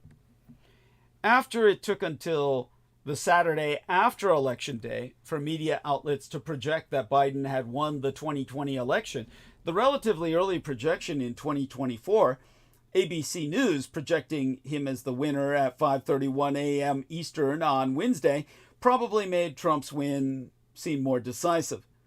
But once again, that's recency bias at play. Remember what I told you about checking your biases. The 2024 election actually took longer to project than all but 3 presidential elections since 1976. Apart from the interminable 2000, when the race came down to a recount in Florida that didn't end until a judge stole it from the Democrats and gave it, literally graced it, gifted it to Bush Jr. on December 12th, 12/12, a day to be remembered in infamy, and 2020 elections, only 2004 kept us in more suspense. The 2024 election took longer to project than most. All in all, the idea that Trump won any overwhelming victory in 2024 is less grounded in the data and more based on a sense of surprise relative to perhaps miscalibrated expectations. Now, you might ask me, why perceptions of the 2024 election even fucking matter? The debate over the closeness of the 2024 election may seem academic. Trump won. Who cares if it was a landslide or not? But it could have a very real impact on the ambitiousness of Trump's second term. Boasting about the scope of his win, Trump claimed in his victory speech that America has given us an unprecedented and powerful mandate to govern, a narrative that caught on in the media and with all too many voters as well. In a mid-November poll from HarrisX/Harvard University, 71% of registered voters said that Trump had a mandate to govern, including 50% who said he had a strong mandate, which is what I got from a couple of cab drivers on the same fucking day, or just days apart, shortly after the election. Cab drivers, one white, one black, telling me he's got a mandate. No, he doesn't. Trump is just the latest in a long line of presidents-elect trying to convert electoral success into political capital to pass their agendas. There's just one fucking problem. Political scientists who have studied the idea of presidential mandates generally agree that they're made up. It's basically impossible to ascertain what voters had in mind when they went to the ballot box and whether a candidate's win was an explicit endorsement for a specific policy or even an approach to governance. And according to research by 538 contributor Julia Azari, a professoress at Marquette University, there be no relationship between how often a president-elect claims a mandate and how big their victory was. In fact, Azari even found that presidents are more likely to claim mandates when they are in a politically weak position, as a sort of act of desperation, to claim that their policies have public support. But research has also found that, much like Tinkerbell, mandates can exist if enough people believe that they do. According to political scientists Lawrence Grossbach, David Peterson, and James Stimson, when there is a media consensus that an election carries a mandate, Congress responds by passing major legislation. Azari and Peterson have further found that politicians themselves, like Trump, can push Congress to action as well simply by insisting that they have a mandate. And per Azari, when a president-elect insists that he has a mandate, it is oft accompanied by major expansions of executive power, or the dictatorship of the president. In other words, regardless of how close the 2024 election was in reality, Trump's claims to a mandate prove that Republicans are planning to govern like they won in a landslide. The refusal by President-elect Donald J. Trump's team to sign any transition agreement with the General Services Administration, the GSA, means that, despite the team's pledges to abide by several transparency customs of presidential handovers, it is not legally bound to follow through on its promises. Presidential transitions abide by a series of laws and norms that enable the outgoing administration to brief incoming officials with non-public information and to fund transition operations. Mr. Trump's transition team, after foregoing the $7.2 million in government funds that the GSA, the General Services Administration, would have provided if they had reached an agreement, has promised to be transparent by disclosing the names of its donors and said it would not accept donations from foreigners. In an agreement with the White House, the transition team also released an ethics pledge, but the pledge may not be compliant with transition rules. Mr. Trump's transition team released a statement this week saying the decision to opt for private funding alone saves taxpayer dollars. But the Trump team did not indicate when donors' names would be made public or if the amounts of their donations would ever be released at all. If Mr. Trump's team accepted the help of the GSA, the Government Services Administration, donors would need to be disclosed within 30 days of the inauguration, which is set for January 20th. Past presidential transitions have also limited individual donations to $5,000 United States dollars, a cap that Mr. Trump's team has never committed to. The GSA would also have provided secure lines of communication and office space to conduct internal meetings. After initially missing an October 1st deadline, Mr. Trump's team this week last signed an agreement with the White House that will begin formal briefings led by departing administration members, but Mr. Trump has continued to refuse to sign any agreement with the Justice Department that would allow the FBI to run security checks for transition staff. Without clearances, Biden administration officials cannot share classified information with any of the transition team members. This week, or by last week by now, Mr. Trump's team published an ethics plan for its transition staff. Though President Biden's staff accepted the plan in its agreement with Mr. Trump, the plan may run afoul of the PTA, the Presidential Transition Act, which mandates that such plans detail how a president-elect himself will address his own conflicts of interest. Mr. Trump's plan does not appear to do that. Representatives for the Trump transition team and the White House have not responded to my requests for comment. In the statement issued last Tuesday about the agreement with the White House, Susie Wiles, Mr. Trump's incoming chief of staff, said, "This agreement allows our intended cabinet nominees to begin critical preparations, including the deployment of landing teams to every department and agency, and complete the orderly transition of power." During his 2016 presidential transition, Mr. Trump signed the agreement with the GSA. By his inauguration, the transition had about 120 employees and disclosed $6.5 million in funds raised, as well as $2.4 million in reimbursements from the federal government.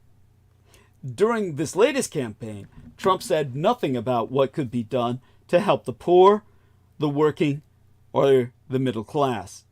His entire campaign was a campaign of grievances, lies, and his plans for retribution. He constantly stated that our nation was a charnel house, and he blamed any of the problems in these United States on immigrants.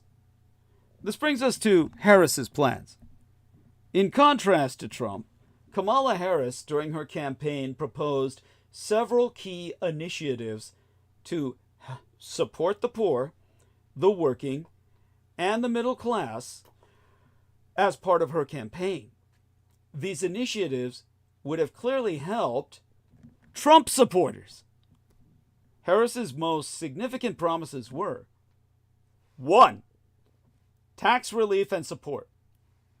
Harris was committed to maintaining the Biden administration's pledge not to raise taxes on anyone earning under $400,000 annually.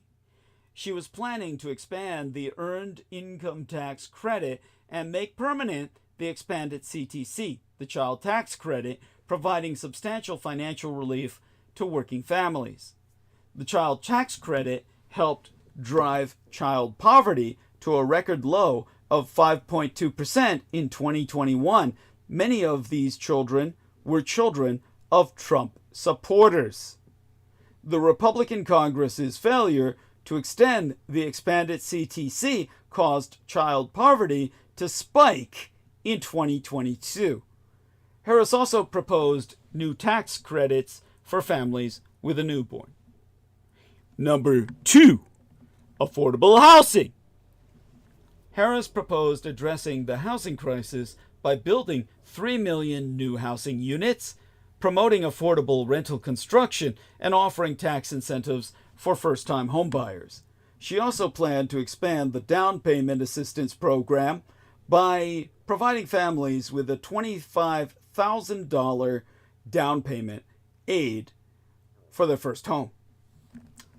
3. Healthcare and education. Harris proposed lowering prescription drug prices and canceling medical debt for qualifying Americans.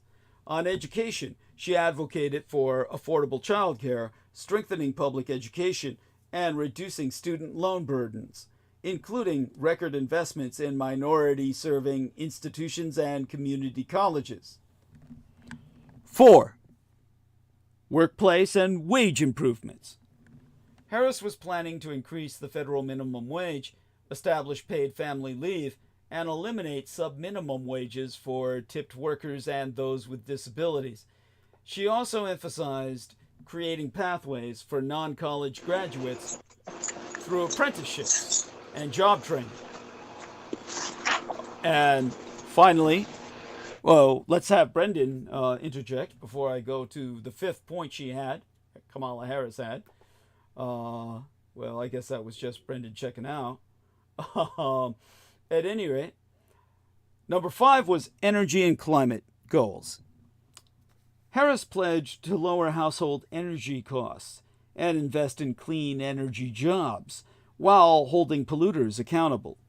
These initiatives were designed to simultaneously protect the environment and support economic opportunities for poor, working, and middle-class families. These 5 promises were central to Harris's campaign focus on economic fairness and rebuilding and improving the lives of the poor, the working, and the middle class. But Trump cultists across the nation said, "No thanks, bitch. We want Trump," even though Trump offered them absolutely fucking nothing. And I mean nothing for their votes.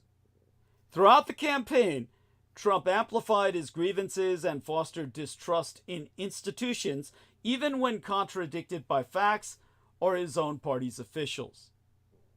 So these are what's going to take the majority of the narrative, if not all of the narrative for tonight, Trump's 9 angles, as channeled from the 9 entities possessing the Boston Brahmin dynasty of Brandon Young, the motherfucking multimillionaire heir who never contributed a goddamn single fucking dime to this program in all his miserable misspent hours among us. You can look up the channeling of the 9. Those are the possessors of his family. During the campaign, Donald Trump proposed absolutely not a single goddamn policy to help his voters. However, he did present plans for virtually every area of the federal government that will most certainly, inarguably, harm his supporters. In fact, literally kill them. Through his rally speeches and his ultra-reactionary manifesto blueprint codenamed Project 2025, Donald Trump has outlined several policy priorities during his 2024 presidential campaign. Exempli gratiae via an ultimatum in triage. Point: President-elect Donald Trump's pledge to impose a blanket tariff on all goods coming into these United States will wreak havoc for European car makers. Point: For die Neue Verhin Deutschland, the new United Germany, the prospect of American tariffs on European automobiles comes at a time when its top original equipment manufacturers, or OEMs, original equipment manufacturers there, are already reeling. Rico Lumen, for another point. Rico Lumen, the third point to be made here. Senior sector economist for transport and logistics at Dutch Bank, ING, said that the United Germany's auto sector appears to be significantly exposed to Trump's tariff threats. But there be 9 seismic areas where analysts have proven Trump's proposals will negatively, indeed in some cases lethally, impact his own voters. 1. Social programs. Proposals to reduce funding for Medicaid, Social Security, and other safety net programs will disproportionately affect lower income and elderly voters, including many in rural areas who supported Trump. Trump has suggested potential cuts to entitlement programs. Reductions in these programs will disproportionately harm older Americans, a key demographic among his own cultists. Proposals to reform entitlement programs like Social Security and Medicaid will proportionately, well, rather disproportionately, impact elderly or lower income voters who depend upon these programs. This is Big Tech's Trump turn. The Doge, or DOGE billionaires plan to kill Medicaid because that's what happens when the world's second richest man, after Putin, buys our presidency. Elon Musk, now worth over 400 billion fucking US dollars, leads Trump's super wealthy misadministration. Donald Trump has, once again, assembled the wealthiest cabinet in history, blowing past his previous record of privilege and governance. President-elect Donald Trump likes to surround himself with people he trusts, friends and allies, and people who win at the cost of everyone else. During his first term in office, that meant establishing the wealthiest cabinet in American history with a collective net worth of $11 billion. CBS News reported in 2016 just this fact. Now, his group of appointees and nominations, both inside and outside cabinet positions, are worth many times that. Just one of his chosen confidants is worth about 40 times that net worth alone. Elon Musk's net worth alone has topped 400 billion United States dollars, making him the first person in the world to reach that threshold and far ahead of the other billionaires tapped for President-elect Donald Trump's incoming administration. Now, remember, Putin is still wealthier than Elon Musk because he nationalized everything in Russia as his personal property. USA Today reported that Musk, CEO of Tesla and co-leader of Trump's new DOGE non-governmental advisory group, has seen his fortune increase 77% since the November 5th election to $447 billion. Musk received a bump of $62.8 billion today, the biggest one-day jump on record, as reported by Bloomberg. It came in part from an insider share sale at SpaceX, Musk's space exploration startup, and from Tesla shares, which rallied to a record high. Per Bloomberg, Tesla shares make up the bulk of Musk's fortune and have gained 71% this year. Bloomberg reporting that Tesla stocks have been boosted by expectations that Trump will make it easier for self-driving cars to launch and eliminate tax credits for electric vehicles that help Tesla competitors. SpaceX, a privately held company, makes most of its money contracting with the government and could get more support under the Trump administration. Jared Isaacman, Trump's choice for head of NASA, has praised SpaceX as the most innovative, literally impressive organization that I've ever seen. Isaacman, a fellow billionaire tech executive, made the first commercial spacewalk on a SpaceX flight in September. According to CNN, he has an extensive partnership with SpaceX, both as a customer and collaborator. On, shall we say, conflict of interest holder. On Wednesday, Mark Zuckerberg donated $1 million to Trump's inaugural committee. Trump was worth $5.5 billion as of mid-November per Forbes. According to Fortune magazine, his incoming administration is likely to introduce America's wealthiest cabinet in human history. Steven Feinberg, co-CEO of private equity firm Cerberus Capital Management, and worth $8 billion, has been offered the position of Deputy Defense Secretary. Warren Stevens, head of financial services firm Stevens Incorporated, is worth $5.1 billion and has been tapped as ambassador to the United Kingdom. Howard Lutnick, worth $2.2 billion, is head of financial services firm Cantor Fitzgerald. Lutnick is Trump's nominee for Commerce Secretary and co-chair of the Trump transition team. Fortune magazine has reported that Isaacman, appointed to lead NASA, is worth $1.7 billion. Vivek Ramaswamy, coon cadre, house nigger, former Russell collaborationist, Red Republican insurgent presidential candidate himself in the 2024 race, is founder of the pharmaceutical company Roivant Sciences, and as a captain of Big Pharmaceutical, worth $1 billion per Fortune magazine. Trump tapped him to lead the Department of Government Efficiency, the DOGE, along with Musk. Frank Bisognano, or Bisognano, my apologies for butchery of that last name.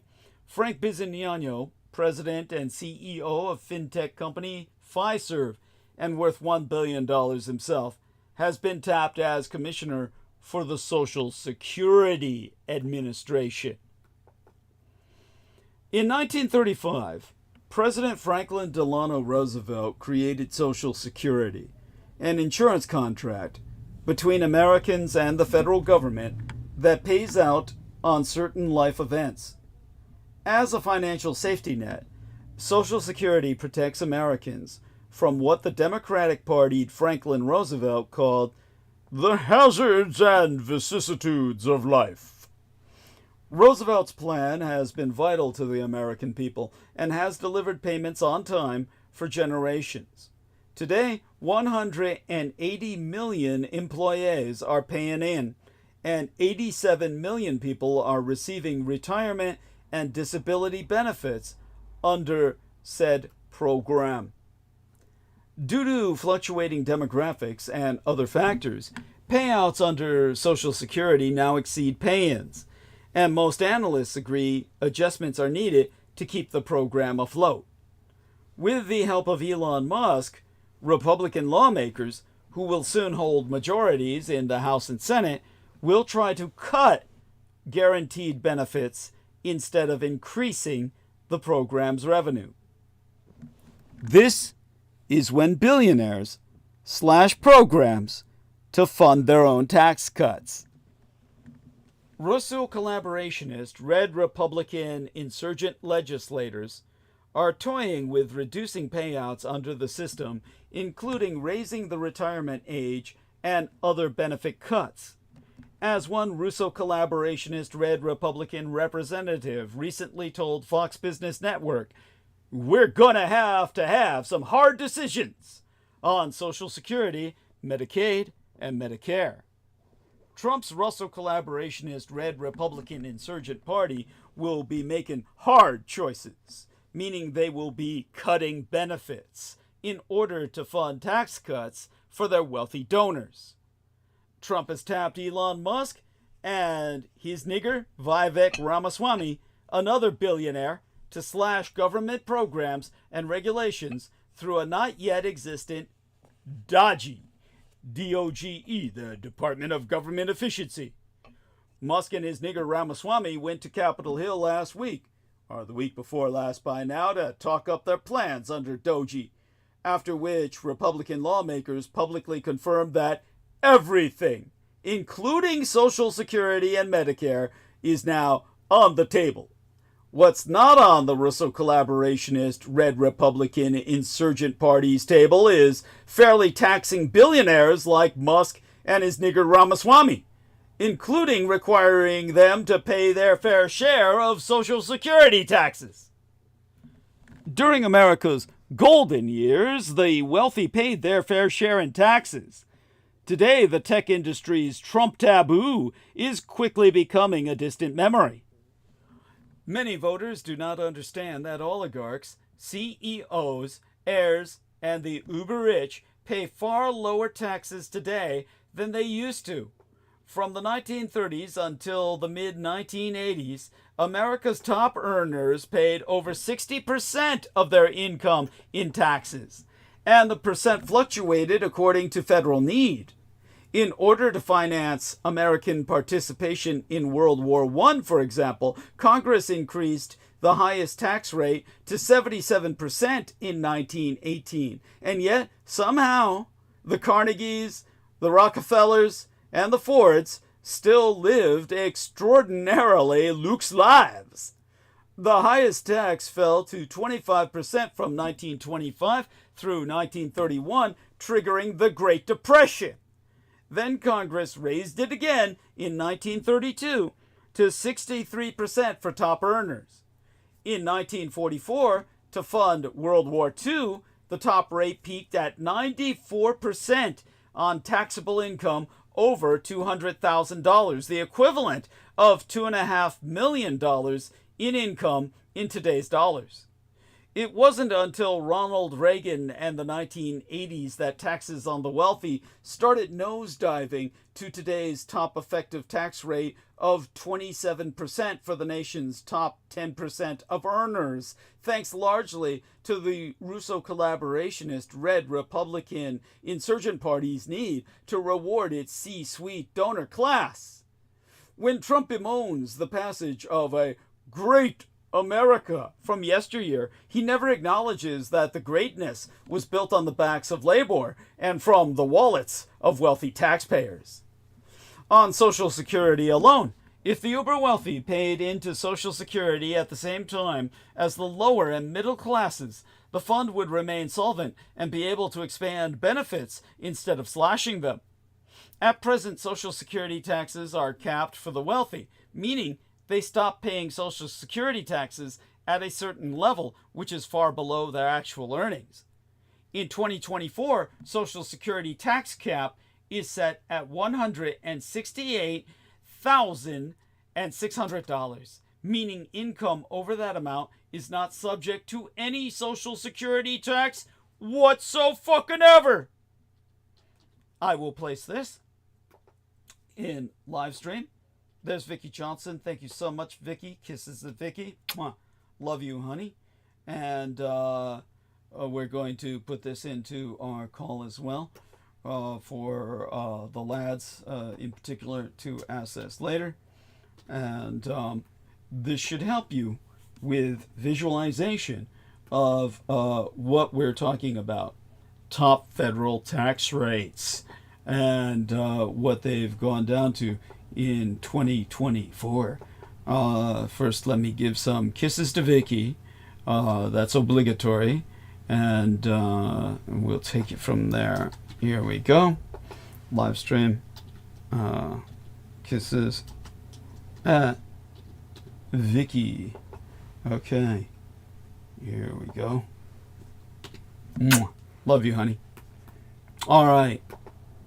Now, for billionaires like Musk and his nigger Ramaswamy, only $168,000 out of their billions in annual income is subject to Social Security taxes, and the rest is Social Security tax-free. Although tax-adverse conservatives would beg to differ, subjecting full high-wealth income to SS taxes would stabilize the fund. The illegal immigrant Elon Musk purchased our American presidency to write his own fucking rules. Elon Musk, with a reported annual income of $141,475,524,215 United States dollars, spent over $250 million to get Trump elected through dubious means, including a fraudulent lottery of $1 million a day. Musk pays an effective tax rate of 3.27%. Musk also paid $44 billion to purchase Twitter, which he then abused to amplify far-right messaging and weaponize electoral disinformation on the part of the Ruskies. Musk now manipulates algorithms on X to boost his own opinion and had special code written to force his posts into more people's feeds, whether they want them or not. Musk's own AI program identified him as the chief disinformation superspreader of the 2024 campaign. According to the Center for Countering Digital Hate, Musk's false pro-Trump electoral claims resulted in over 1.2 billion views on X. To Musk, spending billions to spread electoral disinformation and funding Trump PACs, political action committees, was just the cost of doing business. Over the past 10 years, Musk has received at least $15.4 billion in federal government contracts. The snag is that lucrative federal contracts come with not-so-lucrative regulatory oversight, as Musk's SpaceX, Neuralink, and Tesla have since discovered. When SpaceX discharged polluted/toxic water into nearby bodies of water in Texas, for example, Musk found out that even in MAGA-crazed Greg Abbott's superstate, where they're itching to build concentration camps for immigrants, some people still prefer clean water. So Silicon Valley headed to Mar-a-Lago. The days of tech CEOs tussling with Donald Trump are fading after distancing themselves from Trump during his first misadministration and publicly rebuking him after the events of January 6 in 2021. Many Silicon Valley leaders are now taking a softer approach. Jeff Bezos, Mark Zuckerberg, and OpenAI CEO Sam Altman have each pledged, through their companies or their personal coffers, individual $1 million donations to Trump's inaugural fund. The Google co-founder, Sergey Brin, motherfucking Russian who protested Trump's immigration policies in 2017 to get his own Ruski-ass in stabilized condition as a citizen, apparently dined at Mar-a-Lago with Trump and Google CEO, the yellow nigger, Sundar Pichai, this month. Bezos, along with the heads of TikTok and Netflix, are reportedly on the schedule there this week too. As Trump put it in a press conference today, in the first term, everybody was fighting me. In this term, everybody wants to be my friend. Friendship may not be exactly what these tech CEOs are after. Being sociopathic psychotics themselves, they're incapable of that. Self-preservation seems to be playing a role. These companies don't want to lose out on government contracts or face retribution from a man known for threatening to punish his critics, even by imprisonment or murder. For years, Trump was no friend to tech, and vice versa. During his first term, he used Twitter to lob insults at Amazon and its then CEO, Jeff Bezos. And as recently as this past summer, Trump was hurling unfounded accusations at Zuckerberg. Ambition is likely part of the calculus as well. CEOs hoping that Trump will go easier on the industry than the Biden administration did, including on crypto and AI. Now, as Trump prepares to take office a second time, tech executives seem eager to please the president-elect and to start a new chapter in their relationship that elides the past. I believe the pronunciation is elides. E-L-I-D-E-S. All throughout Trump's 2024 campaign, tech executives were privately speaking with Trump about their interests and policy preferences. After the election, the public congratulations quickly rolled in. Business leaders attempting to get on good terms with an incoming misadministration is not unheard of. But the machinations here are happening out in the open.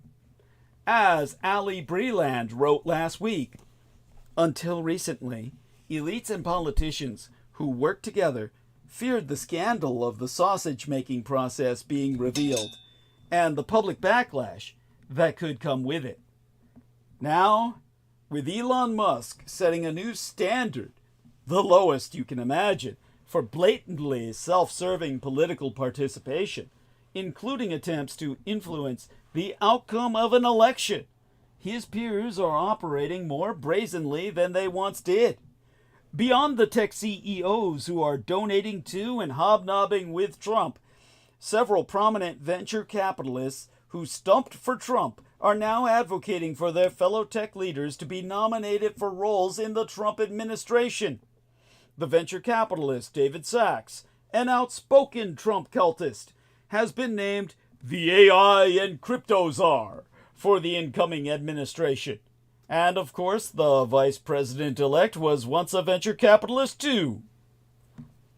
Donating to any president-elect's inaugurational fund is a standard way for corporations to signal goodwill.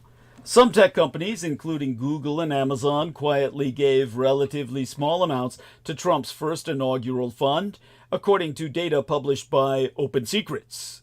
Firms such as Google and Microsoft donated to President Joe Biden's inaugural fund, and a 7-figure tech donation is not unprecedented.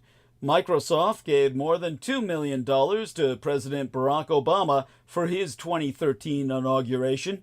The flow of such large sums from multiple executives this year, Margaret O'Mara, a historianess of Silicon Valley, so told the Fourth Estate, is, in her words, both a reflection of the growth of inaugural spending generally and the surging profits and net worth of tech's biggest names. And the meetings with and warm statements from tech leaders who are donating this money signals a new chapter of collaboration, between Trump and big tech. The tech industry has always relied, to an extent, on the federal government, but its political allegiances have shifted. A free market libertarian strain has long run through the region and industry. Though in the 2010s, the industry cozied up to the Obama administration, a relationship that benefited both sides. During the first Trump term, the government-tech relationship became uneasy.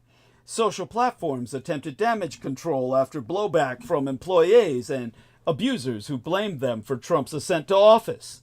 Remember Zuckerberg's national listening tour in 2017? As Trump enters his second term, having received close to half the country's vote, support for him may not risk that same level of public outrage. In many circles, the Trump taboo is over. As O'Mara put it, the social consequences of supporting Trump are lesser, and the business risks of crossing him are higher. When Zuckerberg visited Mar-a-Lago on the evening before Thanksgiving, he and other guests were proven to have stood with hands over hearts while listening to a recording of the national anthem sung by people accused of January 6th related crimes. Whether Zuckerberg knew who the singers were, he could claim was unclear. But the scene was uncanny, given that January 6th, when it happened, was a bright red line for the tech industry.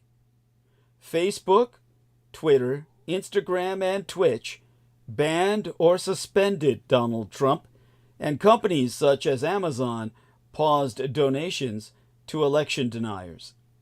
Now, with the arrival of Trump 2.0, that red line has been erased entirely. For Musk, spending $250 million to choose his own low-information boss, rewrite pesky regulations, and set his own tax rate was an obvious bargain.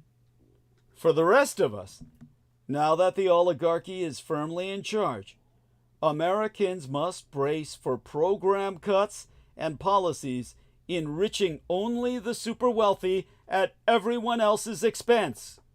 I'd say the silver lining is that an economic catastrophe, an econopocalypse, will make the 2026 election a cakewalk for Democrats. But that assumes an exhausted population will still be paying attention. We will likely devolve into anarchy and civil war before then. So, what will Trump do with Social Security? Now let's start looking ahead to what he might do with old people, specifically old people unlike himself who need Social Security to survive. Over the weekend before last, the president-elect promised on NBC's Meet the Press that we're not touching Social Security other than we might make it more efficient.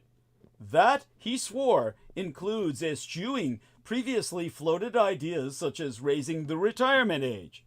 He said, the people are going to get what they get. He didn't say they're going to get what they want, but he said, you're going to get what you get. That's what a rapist says, doesn't he? Look what you're getting. Which sounds as much like a threat as a promise. Republicans have long attempted to dismantle or curtail Social Security, dating to its inception in 1935.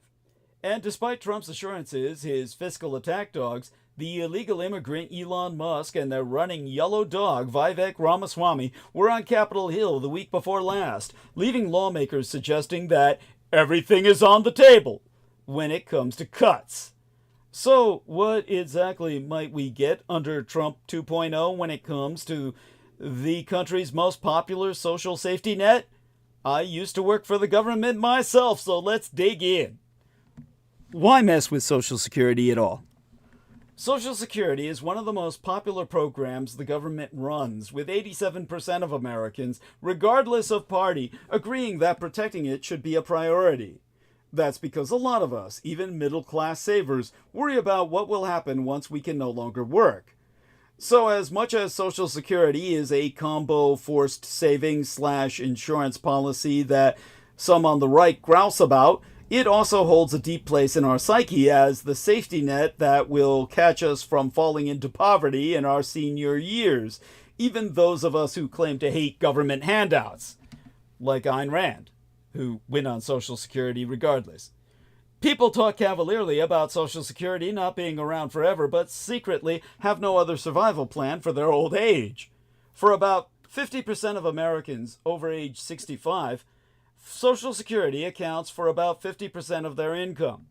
For about a quarter of those, it's about 90% of their income, which also makes it politically insane to even begin to suggest doing away with it, as the Russian radicalized right has done.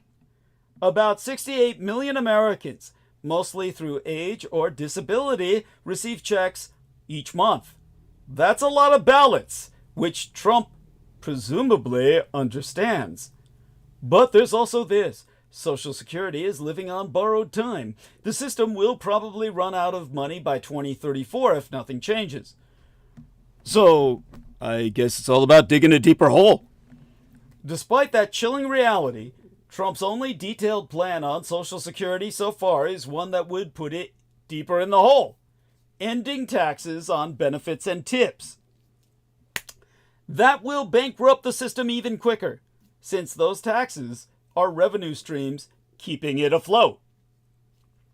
But ending taxes, especially for retirees, is a plan that the Boston University professor of economics, Lawrence Kotlikoff, warns is giving more and more money to older people who have nothing better to do on election day than vote. Which, of course, is good political sense, but leaves young people, as Kotlikoff succinctly sums it up, completely fucked. Kotlikoff said the system can be fixed, but it would take drastic measures.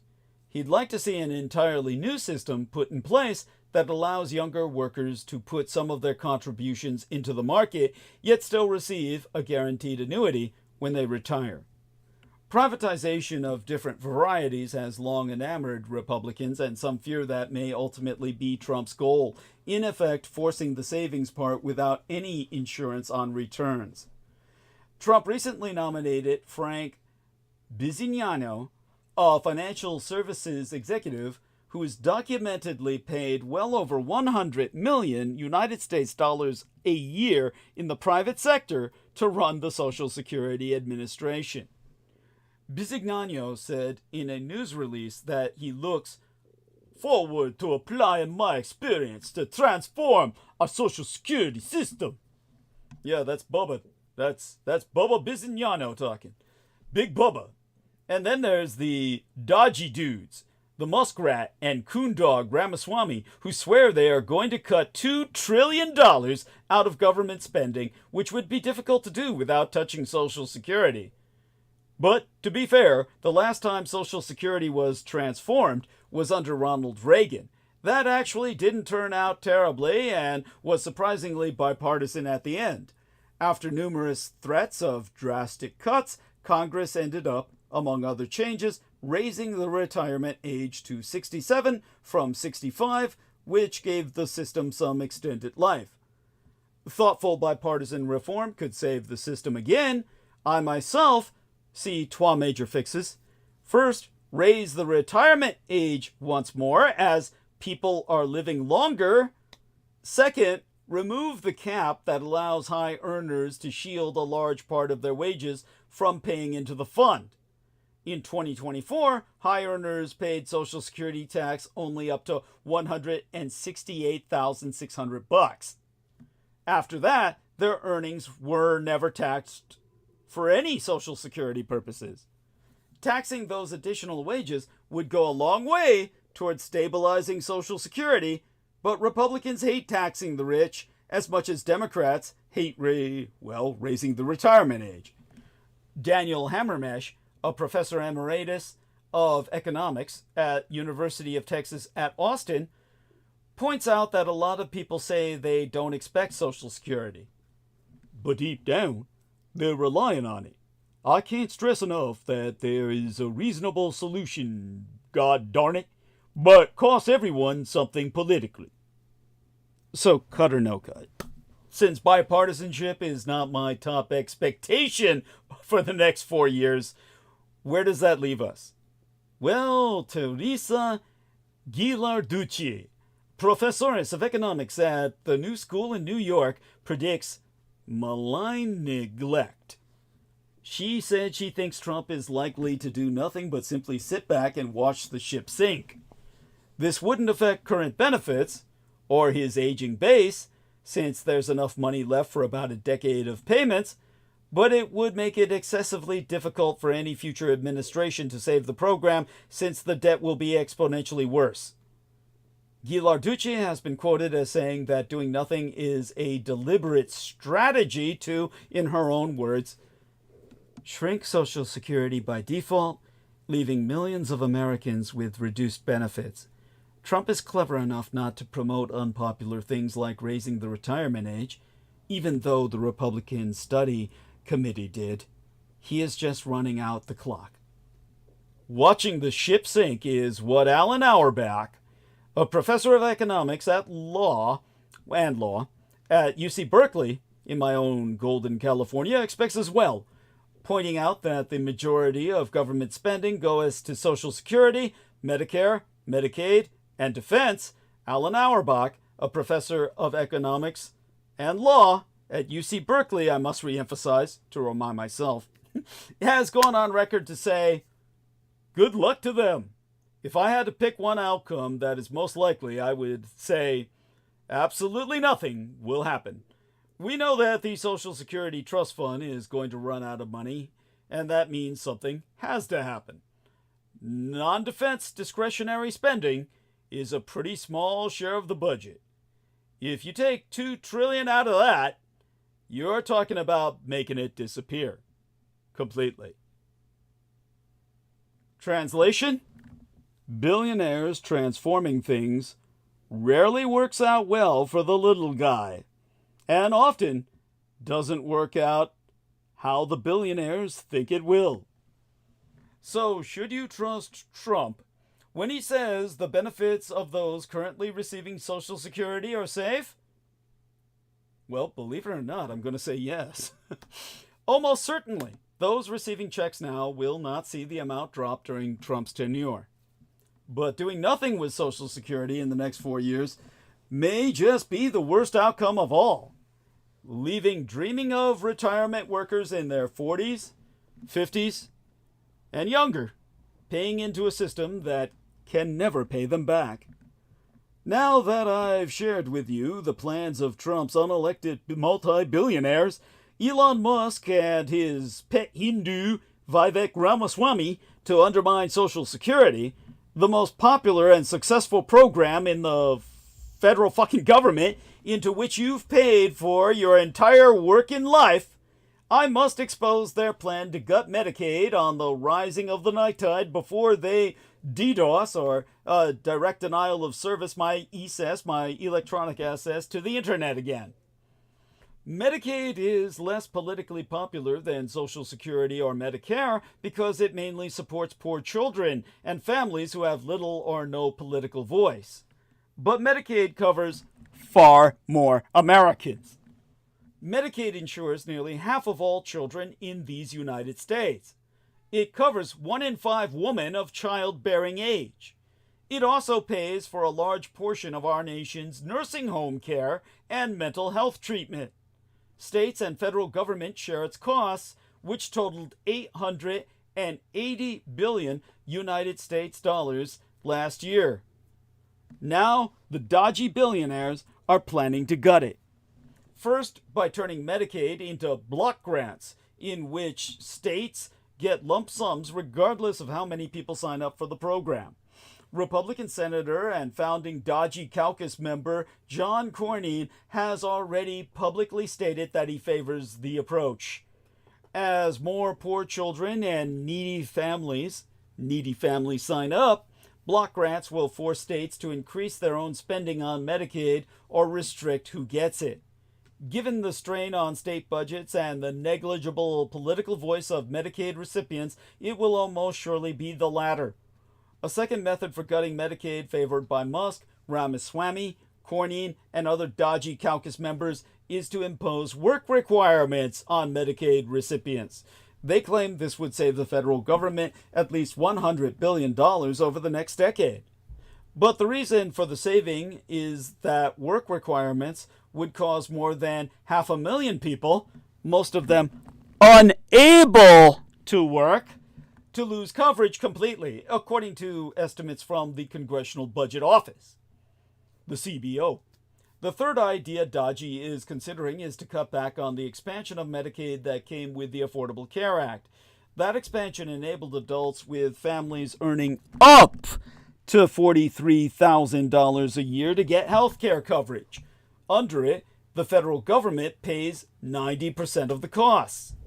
Step back for a moment and consider what's being proposed. If the Affordable Care Act's expanded Medicaid is cut back, hundreds of thousands of Americans in families earning up to $43,000 a year will lose their health care. If Medicaid is turned into block grants, or if work is required of people unable to fucking work, many hundreds of thousands more will lose their only access to health care, including large numbers of children. The presumed objective of the Dodgy exercise is to reduce the federal budget deficit. Yet Trump and his multi-billionaires are planning to extend the 2017 Trump tax cuts, which disproportionately have benefited large corporations and wealthy people like themselves, along with additional tax cuts and loopholes for the wealthy. The estimated cost of extending the Trump tax cuts is at least $5 trillion, more than twice the amount Musk has stated Dodgy will cut in wasteful, quote-unquote, government spending. The second richest man in the world, next to his puppet master Vladimir Putin and his billionaire colleagues, his running dogs, are seeking to reduce money spent for the health care of the poorest, the youngest, and the most vulnerable Americans. At the same time, they're seeking to reduce taxes on themselves and others who are the wealthiest and most privileged people in all recorded human history. Anything wrong with this picture? Many of the Americans who will be, as Sammy Romero would say it, butt fucked with a sandpaper condom by all this will be the exact same motherfuckers, motherless fuckers, I should say, they really fucked themselves, who voted for Trump in 2024. They may never discover that Trump is behind this, because Trump won't have his fingerprints on the Medicaid cuts. He'll hide behind Musk and nigger Ramaswamy's Dodgy and the newly formed Dodgy caucus in Congress. Not even their fingerprints will be obvious, because block grants to the states, work requirements, and elimination of the ACA, the Affordable Care Act's Medicaid expansion, will all do the dirty deed quietly, like a thief in the night cometh the Antichrist.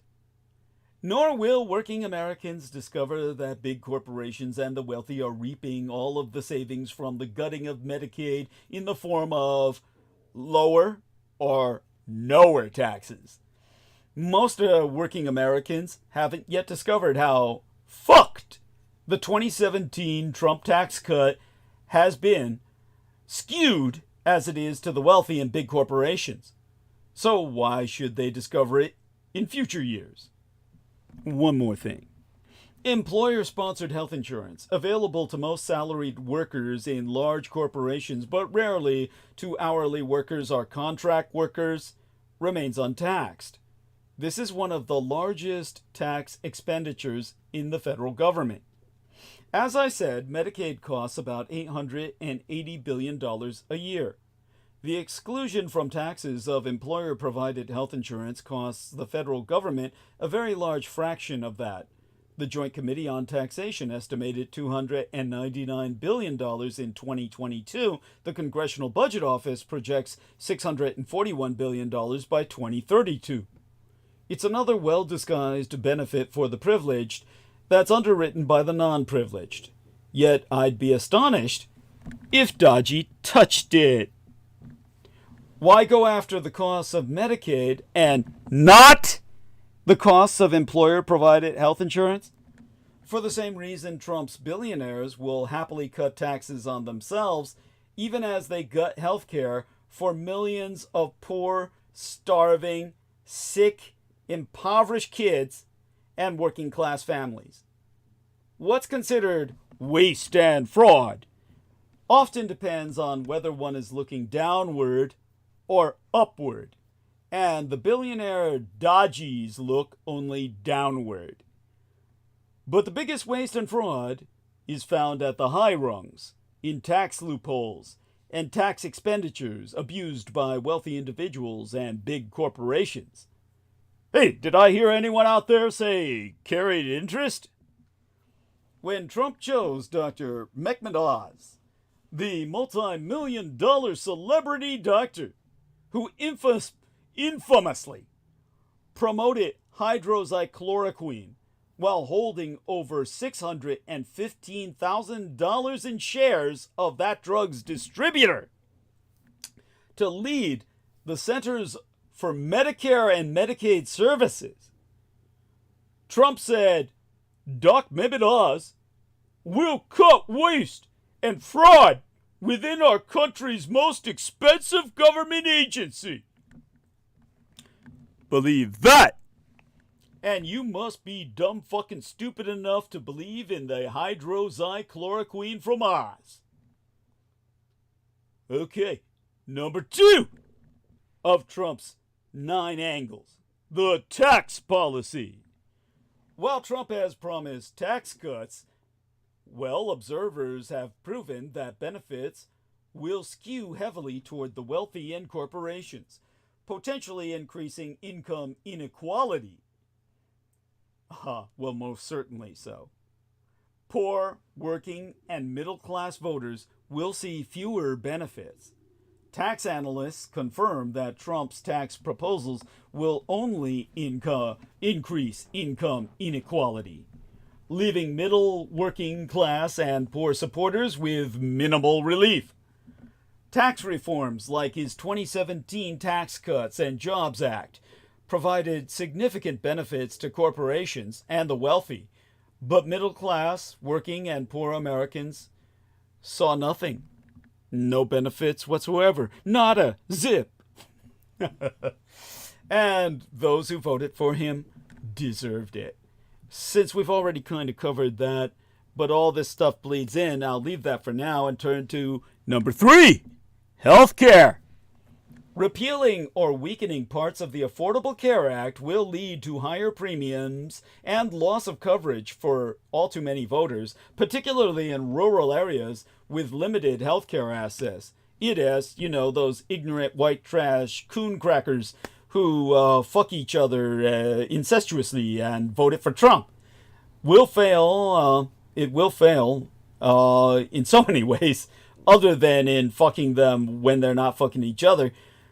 You see, insufficient resources for combating the opioid crisis, which heavily affects rural areas, will fail to address a key issue of Trump's own voter base. Trump has consistently expressed a desire to repeal the ACA, the Affordable Care Act, even though he never presented any plan to ever replace it. He admitted that he only has a concept of a plan. Critics argue that repealing the ACA could lead to higher healthcare costs or loss of insurance coverage for millions, particularly in rural areas or among lower-income voters who rely on ACA, Affordable Care Act, subsidies.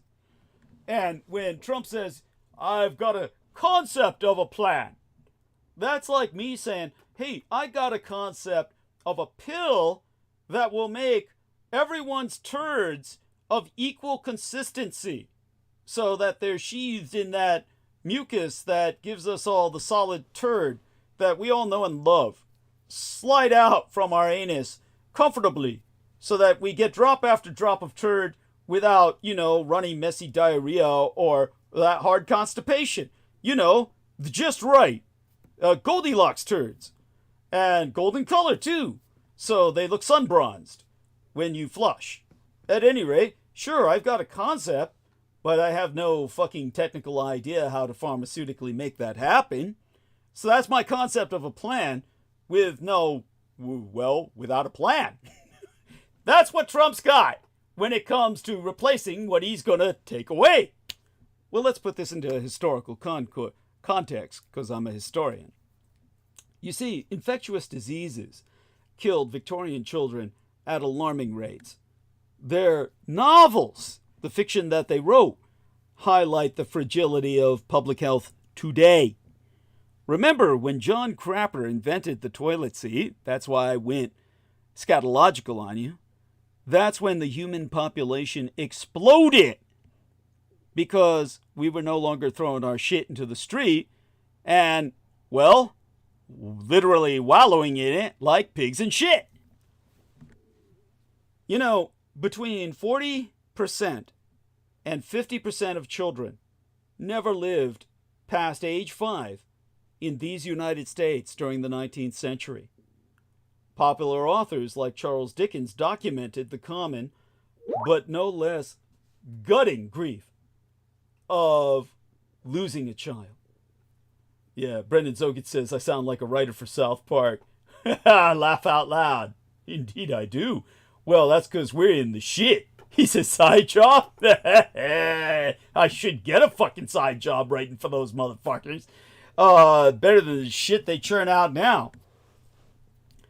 Now, modern medicine has enabled citizens of wealthy, industrialized nations to forget that children once routinely died in shocking numbers.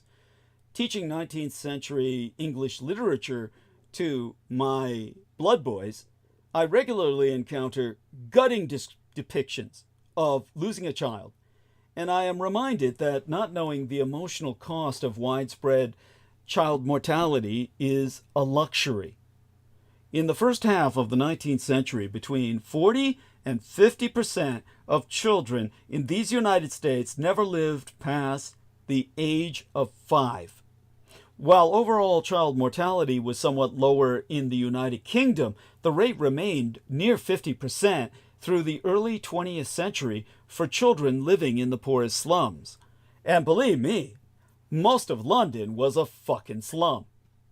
Threats from disease were extensive.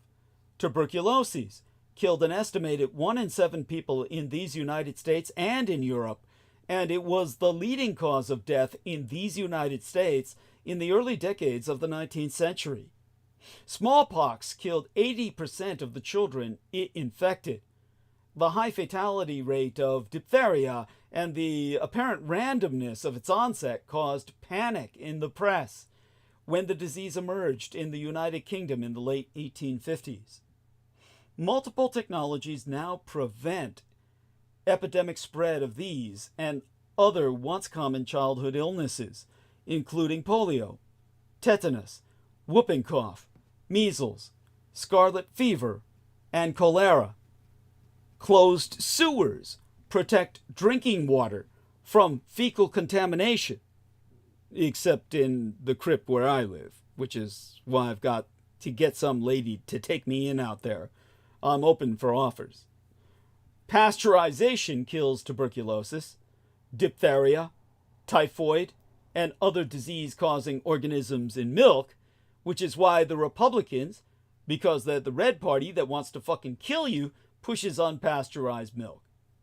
Federal regulations stopped purveyors from adulterating foods with the chalk, the lead, the alum, the plaster, and even the arsenic once used to improve the color, texture, or density of inferior products. Vaccines created herd immunity to slow disease spread, and antibiotics. Yes, the age of antibiotics offered cures to many bacterial illnesses. As a result of these sanitary, regulatory, and medical advances, child mortality rates have sat below 1% in these United States and the United Kingdom for at least, well, for the last 30 years. As long as I've been alive. No, I've been alive longer than that. Victorian novels chronicle the so our man Brendan says, Jon Snow for the win.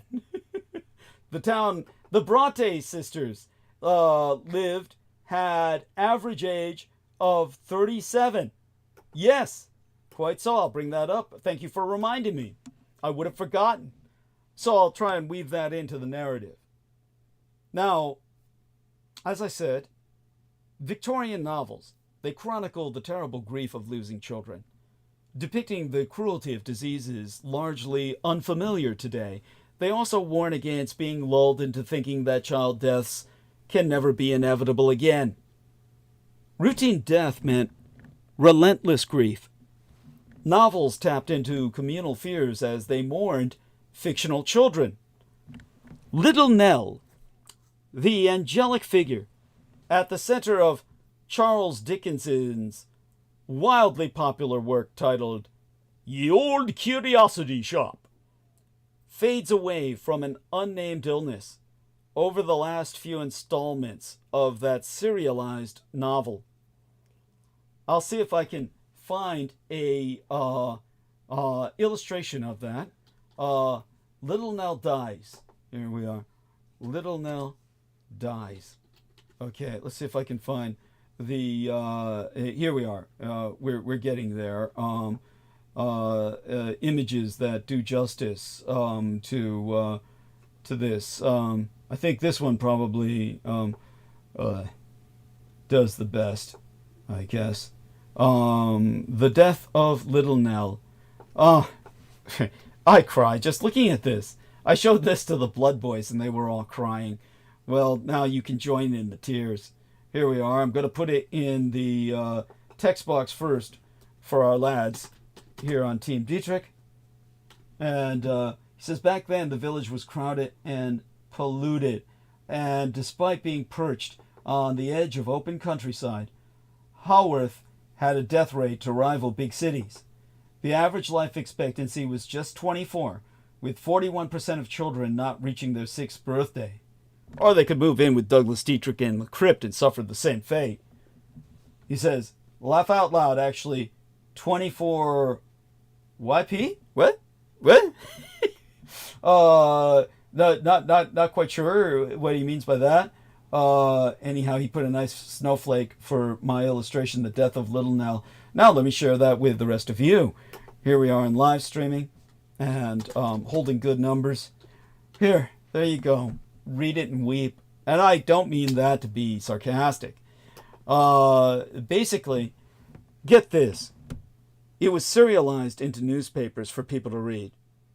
And when the ship carrying the printed pages with the final part of the story pulled into New York, people historically were recorded as shouting from the docks, asking if she had survived. The public investment in and the grief over her death reflects a shared experience of helplessness. No amount of love can save a child's life.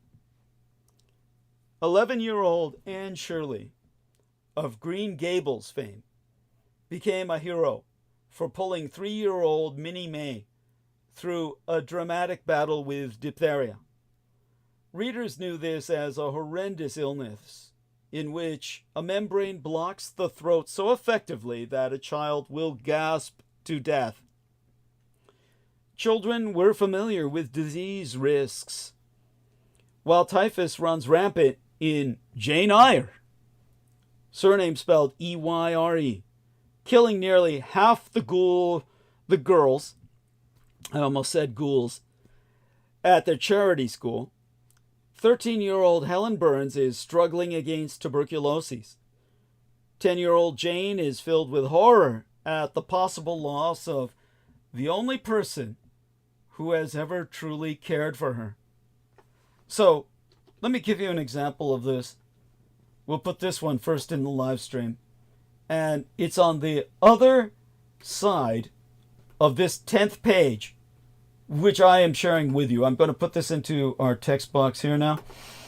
And this is an example of what I show to my blood boys when I'm teaching them about what it used to be, what it used to be like. So here I will go over to the same page with you and point out that this is post-mortem photography. It's an overview thereof.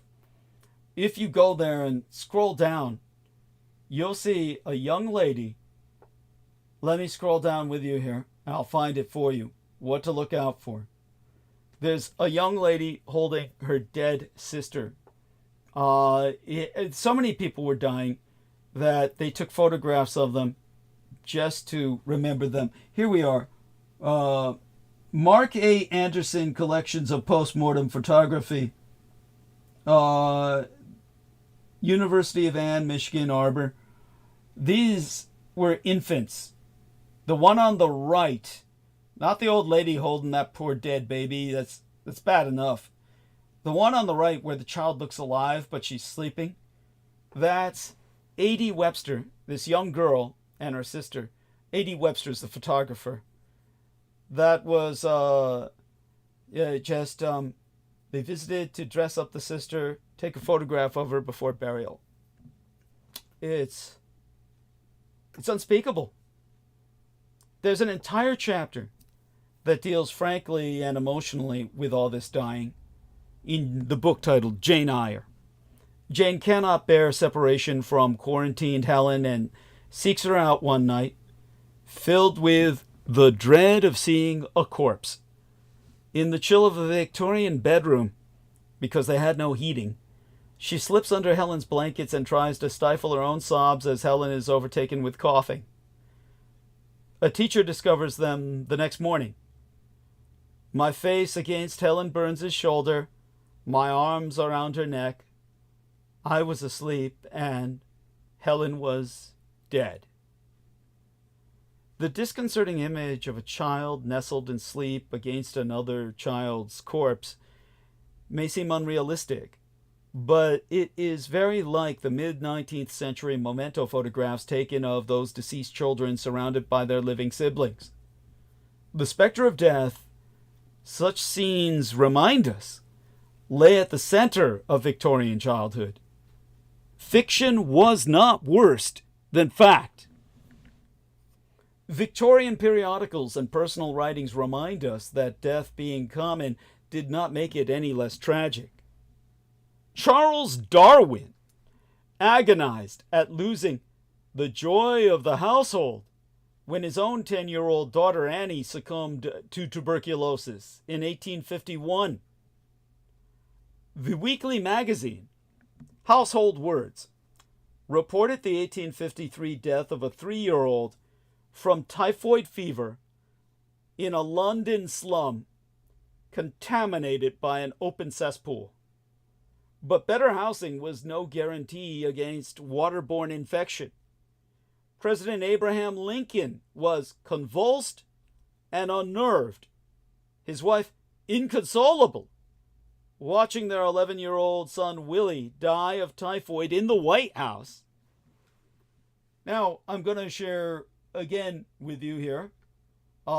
This is the page I've been looking for. I found it. I'll put it in live stream first. By all means, access that and look on the right page of what is page number 10. And this will enable you to read the horror of what I'm discussing. I'm going to click it open myself.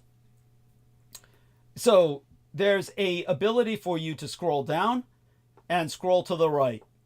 So scroll to the right, and at the top of the page it starts with Bethnal Green Road and the 22nd on the body of a child of 3 years old who died from typhoid fever caused by the noxious exhalation of a cesspool.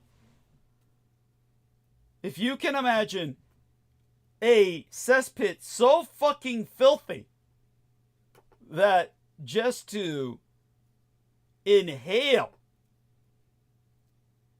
near it was toxic enough to kill you, destroy your lungs. In 1856, Archibald Tait, no relation to the Tates, this guy's name is spelled T-A-I-T, then headmaster of rugby and later Archbishop of Canterbury, lost 5 of his 7 children in just over a month to scarlet fever. At the time, according to historians of medicine, which I learned about at the Osher Lifelong Learning Institute for Extended Education, auditing medical courses. This was the most common pediatric infectious disease in these United States and Europe, killing 10,000 children every year in England and Wales alone. Scarlet fever is now generally curable with a 10-day course of antibiotics. However, researchers warn that recent outbreaks demonstrate we can never relax our vigilance against our contagion. This is what it all comes down to, forgetting at our peril. Go on, Brendan. Why are you doing this? This is painful. I'm sorry. It's I want people to understand what they are trying to bring us back to. When the Republicans want Yeah, to I was about to say that. Are we ready to head back to that zone? You know. Oh, soon enough. Then at least we have an identifiable enemy that is, far easier to contend with. Yeah, I missed the context. I just heard you talking about like just wretched 19th century diseases. Right, because I was teaching the Blood Boys about Victorian literature and pointing out to them that all of this fiction was fact, that this fiction was based on true stories, so I promise we'll get out of the painful zone soon, but it's definitely Well, just me visiting London, you could see it's everywhere. Tell That's them, what I was saying about Jon Snow. Yeah, tell them about. Yeah, please tell us about this. It's not the Game of Thrones character. Yeah, yes. Tell us about the reality. Jon Snow. Hold on 1 second. Yeah, make certain you get back to. There we go. Yes, perfect. Jon Snow was the guy that discovered how cholera gets spread through the drinking supply. Yeah. And he did like deductive reasoning, like Sherlock Holmes style. Yes. And they figured out that the town well was completely inundated with sewer water and shit. So he devised a solution that shut down that well, and then later on other people developed the sewer systems, and then London finally became livable after another maybe 50 or 60 years of that kind of improvements. Thank you. So, yeah. Yes. No, it's so important. It's so important. And so when you go around London, you can see they'll have memorial plaques to Jon Snow, and you can even go visit the cholera well, the actual town well. It's I think it's shut off, but you could see it and stuff. So I walked by it. Thank you. That's so important. And they have this. They did this thing in the Victorian era where they started. It's called the. What was it called? The London Borough Water Fountain and Horse Trough Association. So they have a bunch of these water fountains and horse troughs that they did for public health during the Victorian era. Yeah. They're all still there. They use them as planter boxes and stuff. Holy shit, there's a homeless guy having a little bonfire over Oh shit. Jesus. So yeah, we're already on our way back, like you said. Yes. Thank you. That's the horror. Yeah. It's so frightening. And thank you. Yeah. So you went blank there for a minute. You had bad cell there for a moment. So continue by all means. Yeah, I was just saying I just saw the homeless guy putting a bonfire inside of his, I don't know, where his bicycle was. Jesus Christ, Dickensian. I've never seen that before. Yeah, it's it's beyond. Yeah, thank you. It's beyond. No, that's Mad Max. Yeah, it's Mad Max. Yeah, we're devolving rapidly. We are, and the Republicans this isn't the New York air, the New York Christmas where they're roasting chestnuts and shit. Yeah. This is survival shit. It's bad zone. Oh my God, it's so true, and it's so awful. None of this needs to happen. And at any rate, definitely appreciate your interjection. And I just thought you was just it was getting too oppressive. About it, I was like, holy shit. Yeah, it was getting oppressive. I understand. Well, let me try and take us out of this valley of the shadow of death by, just kind of wrapping things up with what you brought up about the Bronte sisters. But we're forgetting at our peril. Victorian fiction. I didn't think that town was that bad. I mean, 24? That's oh, it's awful. That's average. I mean, that's everyone was dying. It was like the deadliest town on earth at the time or something. It was literally that bad. It's so sad. So sad. And such talented people, an entire talented family of young ladies living in that situation. Those are the people we heard of. Imagine the people that just straight up died. Yeah, of course, of course. Well, in a sense, they represent those who cannot speak, right? They speak for those who cannot speak, and that's the horror. But and I think it even happened to Shelley too, didn't it? Like it was like everyone got hit by it. Her mother died in childbirth. That's right. That's right. So she never knew her mother. So all these complainers nowadays, we got it good. Thank you. But by the way, I have to admit, as awful as Creature Commandos is with GI Robot, I in a sense like what they did with the Bride of Frankenstein. That was and Dr. Frankenstein. Yeah, that's good. Very good. Oh yeah. I don't know. Did you see that or do you know what I'm talking about? Just the general concept is enough. Yeah. But in Creature I didn't see that specific one. Okay, well, in Creature Commandos, the way that they revise the public domain creatures or characters of Bride of Frankenstein and quote unquote the monster. I mean, these are simply creations. I think those are like retconned in. Yeah, they're retconned. The Bride of Frankenstein. Yeah, they are. They're retconned in. They're retconned in. But Bride of Frankenstein, I only wish she had the original hairdo, because they got her hair kind of, but suggesting the way it was. But remember that her original hairdo had the electric shock up the sides, and she looked badass. That's the one I remember. Yeah, she looked badass. Real pretty face though. So not that this one doesn't have a pretty face, but they make it a little harsher. I wouldn't mind that, but at least keep the hair.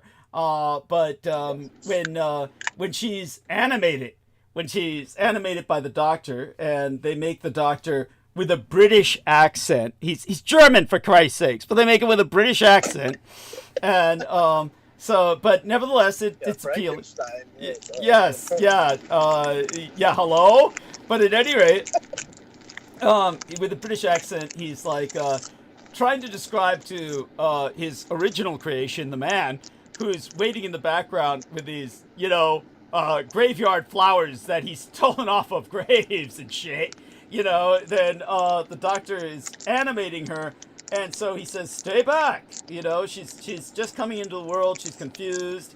She has no concept of. Yes. Yeah, and so then the Doctor approaches her, and he has this charismatic face with the glasses, and he's like telling her everything's going to be all right, and he's calming her down. Then, of course, the big lug comes up. Flowers! And she starts screaming. Yes. And it's so fucking funny. Yeah, I actually saw this clip the other day. Oh, okay, see, oh my God, we're on the same fucking wavelength. That's so fucking bizarre. And but the Doctor winds up fucking her. He winds up fucking her, and then it's like all the because she's terrified of the actual Frankenstein. Yes, the monster. yes, because of that whole intro incident. Yeah. Yes. And everybody's condemning the Doctor. I can't believe this. All of the fucking comments left out. Oh, he's a groomer. He's a pedo. She's a fully grown physical woman. Yeah, out of dead bodies, for God's sake. If anything, he's necrophilic. Thank you. But he's trying to teach her about love. She doesn't want to learn it from, Big Boy. And so, then the monster kills him. It's horrible birth pangs. That's but a shame. Yeah, it is a shame. He's such a dynamic character. It's a shame that he's lost him. But in comics, no one ever truly dies. I'm sure you can almost bring anyone back with a rationale. Doctor got jolted and electrified back to life or something, or time travel or something. But you get my point. What did you call him? The reviver? What was his name? Oh, Herbert West, Reanimator. Yes, the Reanimator. Yeah, the man who worked on our half boy. I don't even remember the lad's name. What was the name of the guy who was cut in half and shit? Wait, which one was this? Yeah, the guy who, you and I were tripping off of, saying, Jesus Christ, he's still got a girlfriend. None of these incels have any excuse. His name. Yeah. Oh, we'll call him Forklift. Yeah, Forklift, because that's what cut him in half. Poor son of a bitch. Yeah, and that poor bastard. Yeah, and There was like another guy too that has a girlfriend. And it's just like, holy shit. what Like, was what do this I guy? gotta do? Get cut in half? You know? Yeah. No shit. What was this other guy? What happened to him? I don't know. I didn't see. I just saw that he had a little more of his limbs, like Okay. like a slight bit more of his like thigh bone. But it was like she's still over there helping him. It's just like, God holy shit. damn. God damn. They must have got good settlements. That's all I can say. And you know, it was like I was trying to tell Pete and Brooke the time before Pete and Brooke became blood enemies. I was showing him that guy, and I was saying, man, if they can keep this guy alive, they can resurrect the goddamn dead. And so I mean, and you know it's true. I mean, Jesus Christ, it has to be true. But Well, we determined that they called in the Yeah. What was his name? Herbert West Reanimator, yeah. That's, Yeah, beyond resuscitation, they straight up like yeah, reanimated that fucker. yes. Oh my god. There you go. I don't know whether that's a blessing or a curse. Yeah, I wouldn't want to be him with all that pain. Like you said, the phantom body syndrome, where it's my body hurts and shit. Well, you don't have a body. it's a Yeah, phantom. imagine waking up in just excruciating pain, and then you have to like. Oh. Did you see his morning routine? No, It was like yeah, hour but of you know what he stuff. said was the worst? You know what he said was the worst? The phantom morning wood.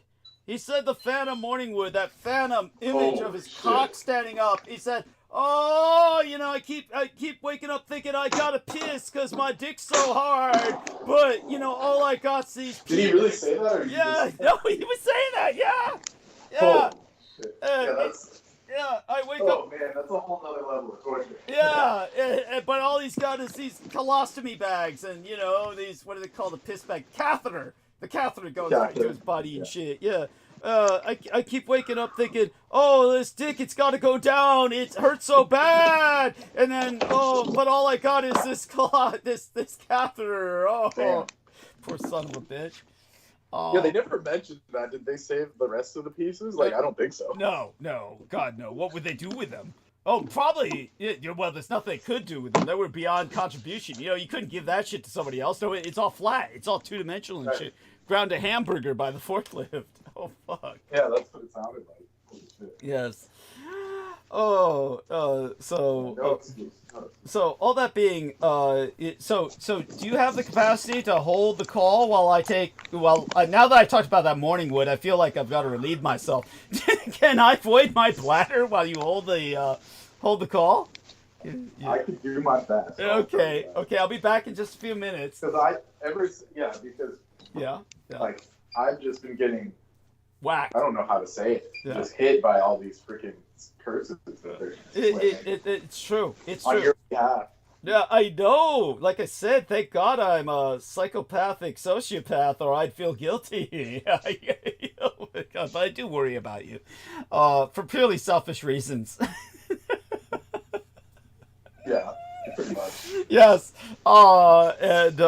So okay. Do me a favor and hold the line. I'm going to make certain you get. Actually, do you have your earbuds on? Let's make certain you get those in before I go. Yeah, am I not audible enough? Or? You're audible enough, but still echoey. So maybe. Yeah, I'm in like a freaking warehouse of dude. Oh, I feel so bad. You're turning on something that a rice cooker? Is that a rice cooker? No, it's a heating device. Okay. It's freaking 40 degrees. Oh, inside. okay. Oh my God, Horrible. Oh, it's so bad. I feel so bad for you. Oh my God. Yeah, that's what I get for living in a hellscape. Yes. For living among us, for having reincarnated. Yes, that's Right. God Well, knows. it's a punishment. It is. People think that's being cynical, but No. reality. It's for what you did for me in the last life, or for my Yeah. biological father at least. Yeah, we must have done some fucked up shit to get reincarnated in the land of the enemy. You know? We really fucked up. Oh my God. Like, you know, Oh. Yeah. Okay. those divine forces are real comedians. You know? Yes. Awesome. Oh, they're awful. They're black comedians. So okay, Yeah. so can talk about England on your trip to England. I'm gonna go mute for a few minutes, okay? Oh God, I But don't let's see if we can improve your technical thing a little bit. Because right now your echoey is Hold on. yeah, because you know. There's not much I can Oh, do. yeah, that's other than infinitely better. try to Please, find this. yeah. Oh, hold that closer to you. Whatever you're doing, just maintain that position. I'll be back in about 5 minutes. Okay. Okay. Okay. Thank you. Good luck. All right. Thank you. Yeah. Very, very nice. Yeah. So that's the situation I'm in right now. Freezing my ass off because it's cold over here. But yeah, I was. I had just finished up at the other freaking warehouse here. Is Aristides alive? Is he still here?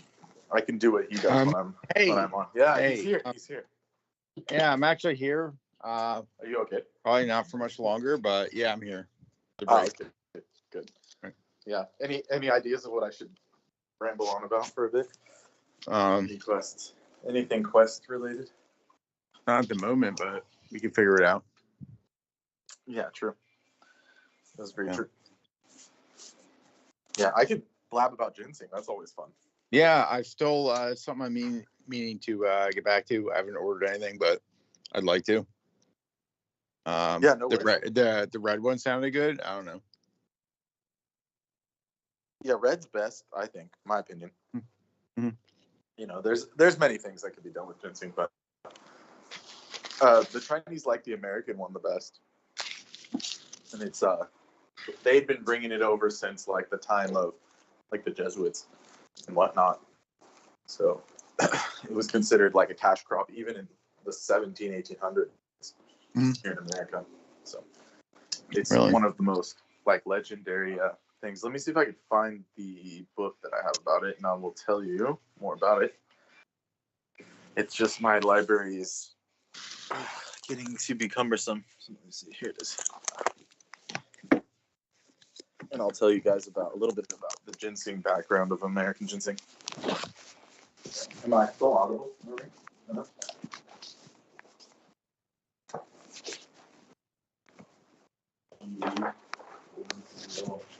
That's also a very important American. Yeah. It's hard to hear you. Poor man's ginseng, apparently. Okay, I'm here. Is that better? Yeah, I was just saying Golden Seal was called the poor man's ginseng in the Civil War. Right. Something that is America. It's the American type of stuff. It's discrimination and shady. Oh, here it is. Okay, ginseng. Where are we at? Yeah, so the popularity of ginseng spread throughout Asia, and its demand soared rapaciously in collection, and which decimated the supply. Chinese ginseng became increasingly rare and more valuable than gold. Unscrupulous merchants sold other roots as ginseng, as adulteration is still a problem. Unlike other Asian herbs that became favorites in the West, ginseng remained a mystery in Europe until the 18th century, when missionaries informed early European botanists of its reputation as a longevity herb. Europeans scoffed at Asian claims, but those familiar with Asia, particularly the Jesuits, who had many missions in China, appreciated the herb's great value. And the Jesuits' secret, in 1704, a French explorer returned to Paris with a sample of what turned out to be the American ginseng from southern Canada. Jesuits in France alerted their brethren in Canada to its enormous value in China. Some years later, the Jesuits in Montreal shipped a boatload to Canton, which is like Hong Kong, where the Jesuits sold it to the Chinese for what was then a king's ransom of $5 a pound.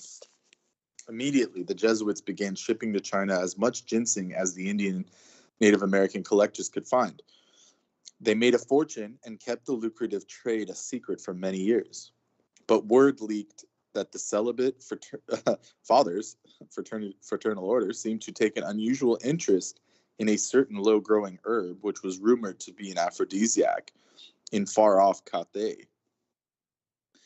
Well, once the word got out, ginseng was discovered growing as far south as Georgia, and it enjoyed a brief burst of popularity among American colonists. who were interested in sexual stimulation, which is ironic because they're supposed to be Puritans. But anyways, most were disappointed. Virginia plantation owner William Byrd wrote of the late 17th century that ginseng frisks the spirits. All right, I got back in causes- time for that. Yeah. Yeah, this is perfect for you. Frisks the spirits, but causes none of those naughty effects that might make men too troublesome and impertinent to their wives. By the 1740s, a few Americans were consuming ginseng, but news of its incredible value in China hit the 13 colonies, much like the word of the California gold strike 100 years later. Shipping agents circulated handbills offering to buy the herb for a fabulous sum of $1 a pound, which they in turn sold for $5 a pound on the Chinese market. Foragers scoured the countryside, and frontier scouts, surveyors, trappers, they all collected ginseng as a side job to their work. Ginseng quickly became the colonists' most valuable export, more precious pound for pound than even the rarest furs. That's incredible. The American Indians then learned about ginseng from the Jesuits and used it to combat fatigue, stimulate appetite, and aid in digestion. And some tribes mixed it into their love potions. Oh, right. And it just goes on and on from there.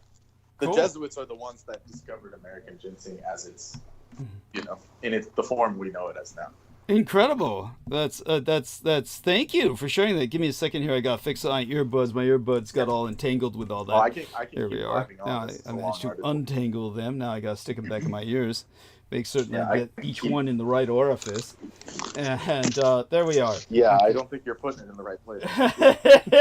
Yeah. So You got too excited about the ginseng. guy. Yeah. 19th century eclectics called ginseng a stimulant for mental exhaustion from overwork. Are you okay? I'm fine. That wasn't me. Oh, Yeah. Aristides, did you he nodded out into his side table? or He something? did. Yeah, something like that. Prescribed for the loss of appetite, indigestion, asthma, laryngitis, bronchitis, tuberculosis. King's American Dictionary, or dispensary, added it to invigorates the virile powers. Contemporary herbalists echoed the Chinese, recommending ginseng as a tonic that stimulates vitality, longevity, and suggest its use in fevers, inflammation, cold, cough, respiratory, depression, difficulties in childbirth, and immune stimulation. Wow. Everything, yeah. Yeah. So what's happening? I think Aristides is sleepwalking. He's either He sleepwalking. was interacting with me. I needed a foil, so I Oh, was asking if you're still okay. Yeah, I'm here, but I'm on my way out. So Okay, cool. Okay. Well, Okay. we love you. Blessed dreams. yeah. How's it going? Doing great. Thank you. Appreciate that. Were you Thanks. nodding out into your tables? Your side No. tables? What was that? There was some noise. We were curious about the noise. There was it sounded Yeah. like something fell from a side table or something. No, not this one. Okay. It sounded like you were having tea or something. Which would have been nice. I don't know. Whatever. Yeah. I no. was. bird, I don't know. tea with a I was bird. eating something. Oh, cool. Oh, okay. All right. Thank you. Anyhow, that was neat, and we love you, Aristides. We'll see you in the dreamlands. Kind of sounded like a razor blade on a mirror, but it's Yeah, I wish, man, but no, sorry. Probably like it's just a spoon in the pan, but keep dreaming. oh, a spoon! Holy shit! Now we're ascending to other levels. Yes, he's Eating up chasing the spoon and dragon. shit. Yeah, he's chasing Yeah, the dragon. Holy We're just shit. jealous. We're It's just intense. jealous. We're jealous. That's all. It's not the case. He's not. I mean, doing that, I people. hit it right now. I've got a headache from all this occult pressure they're fucking trying to sling at me. Yes, I know. They hate you with the Yeah. way they hate you the way Peter Moon hates Brooke Gibson. It's Right. Sunday was great. I was having a good time. I went Good. and saw a movie. good. It Which was movie nice. did you see? The new Lord of the Rings, the animated feature. Okay. The anime Lord of the Rings. It was really good. And, okay, good. I'm glad to hear that. So they did well with it. They didn't fuck up. I thought so. Yeah, Okay. I thought it was great. I mean, Okay. I could see where people will start having umbrage, like, oh, they let the woman be the hero and she beat up the guy, and it's like, well, they set it up properly. Yeah. Like that she had been, she'd been, you have to see it to get it, but Okay. I don't want to spoil anyone's thing because it's still new, but yeah, so it was good. It was well done. Excellent. And The character design was some of my favorite anime chick character design I've ever seen. She was, Oh, wow. and I like that they kept it. Now I'm gonna start sounding like Nemo here. Yeah. But I like that they kept it like white European. That was really a good touch because there's no reason to go into this kind of nonsense of recoloring like Marvel style all these people. Thank you. So. Yes, there's no need to retcon the everyone's Japanese have- business. Yeah. Yeah. Go on. Thank you. Yeah. Thank you, Liz. Yeah. What were you saying? Yeah. No. Go on. The Japanese. Oh, I was just saying the Japanese have no worries about being called racist. Like, fuck. That's They're just right. basically like, no, this is the story, Yeah. and this is how it was intended, and there's nothing wrong with that. Thank you. This was Era. Is the name of the girl Era? Hera? Yeah, Hera. Okay. Yeah, Hera Hammerhand or something like this. Okay. But Wow. Okay. so it was good. I thought it was nice. They did justice to it being like a European fairy tale style story, and they did good to the Shield Maiden kind of archetype, and they kept and they also used astrological typology and archetypes, which Excellent. you would have to be, you would have to know the Vedic astrology to get it, but they must have, used that. Like the Japanese people that designed the whole story was based off of like the horse lords, like in astrology. Like they did a really good job. So. Excellent. I'm so glad to hear that, and it's and again, thank you for sharing that. I know something to check into, to look into, and that's wonderful. It's fun. It's fun if you're on, you can get on a level and go watch it. It's nice. Right. Okay. And enough Blue Lotus to tranquilize. That's what I did. I just snuck in a bunch of candy and shit from the Indian shop next door. And it was just me and my good friend of mine, and then we had like the whole freaking theater because no one was going to see it for some reason. Because people they wanted to go see stupid Disney movies or something. Oh my god! So we got like the whole theater with only like 3 other people. Well, I wonder if I had like that's a whole aisle to myself. I wonder if this is due to a bunch of the fucking incels attacking it. Yeah, like they. Oh yeah, it was all the misogyny. You can't have a woman. Oh, that's so fucking awful. That is so fucking horribly predictable. Because they're denying their own culture. Like the Shield Maidens were something real in your own, Anglo culture, and they kicked ass and all of that, and they can't handle that. It's part of this, hating women thing. What did they call them? Misogynists, incels. No, there was like another name a while back that we were using. What was gynophobes? It's this. No, where they were like hating on women. There's like a whole crew of them. Oh, MGTOW. Yeah. Men going their guys. own way. MGTOW. Men going their own way. So like every time they see a woman that's in a strong role, they'll like freak out. Yes. Now some of them are ridiculous. Don't get me wrong. Like whatever they've done with, like some of these other films, but this one was well done. Because the Japanese didn't allow any of this nonsense to sleep in. Yes. Understood. Definitely. I mean, that they're totally maybe understandable to react to something that is truly taken to ridiculous proportions where the woman is just impossibly superhuman or something like that. But when it comes to say for instance Furiosa, they shit and pissed all over that and bankrupted it rather than allow it to succeed when it was this wonderful action film with a wonderful charactress. And this is what we get with these. They've got to be stopped. Literally, they have to be shut down because all they're doing is they're making our break in Hollywood. Hollywood films are making or failing based on the incels allowing them to succeed or not. That's what we're confronted with. Our man Brendan, his phone died, I believe. So he's checked out for the night. We love you, Brendan. Stay safe and be well. And with that, I'll continue back to my train of thought. And so just checking into live stream, making certain that we still got some time. So, again, it's a matter of forgetting at our peril.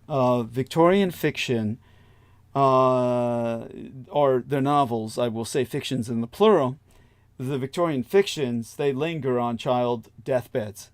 Modern readers, unused to earnest evocations of communal grief, may mock such sentimental scenes because it is easier to laugh at perceived exaggeration than to frankly confront the specter of a dying child. This is something I was sharing with the Blood Boys, the lads, when I'm tutoring them.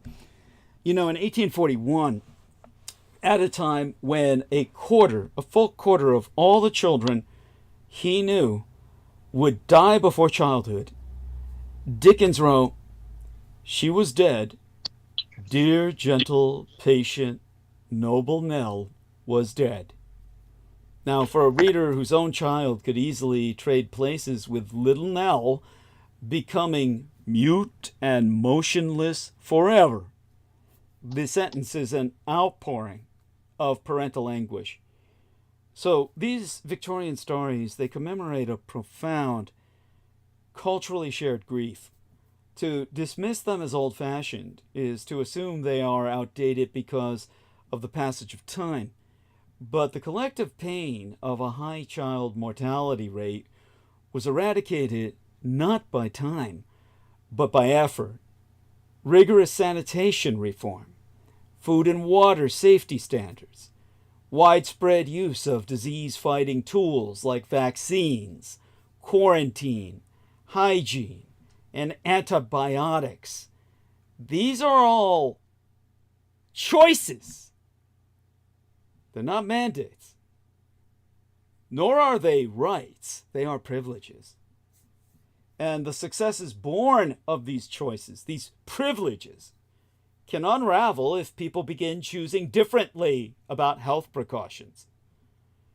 While tipping points differ by illness, all epidemiologists concur that even small drops in vaccine rates will compromise all herd immunity. Infectious disease experts and public health officials are already warning of the dangerous uptick of diseases whose horrors 20th century advances helped wealthy societies forget. So people like Dr. Mehmet Oz and Robert Fitzgerald Kennedy Jr., who want to dismantle a century of resolute public health measures, like vaccination, knowingly invite these horrors to return. And this brings us to the new legal wars over abortion. There'll be 33 days until the inauguration. And tonight we're talking about the coming legal war over states' rights. Of course, this involves Texas, which might not like being messed with, but obviously doesn't mind messing with others. You might have a vague memory that access to abortion in recent years has been eroding faster than an oceanfront cliff, ever since the Supreme Court in 2022 gave states the right to set their own rules about reproductive health care.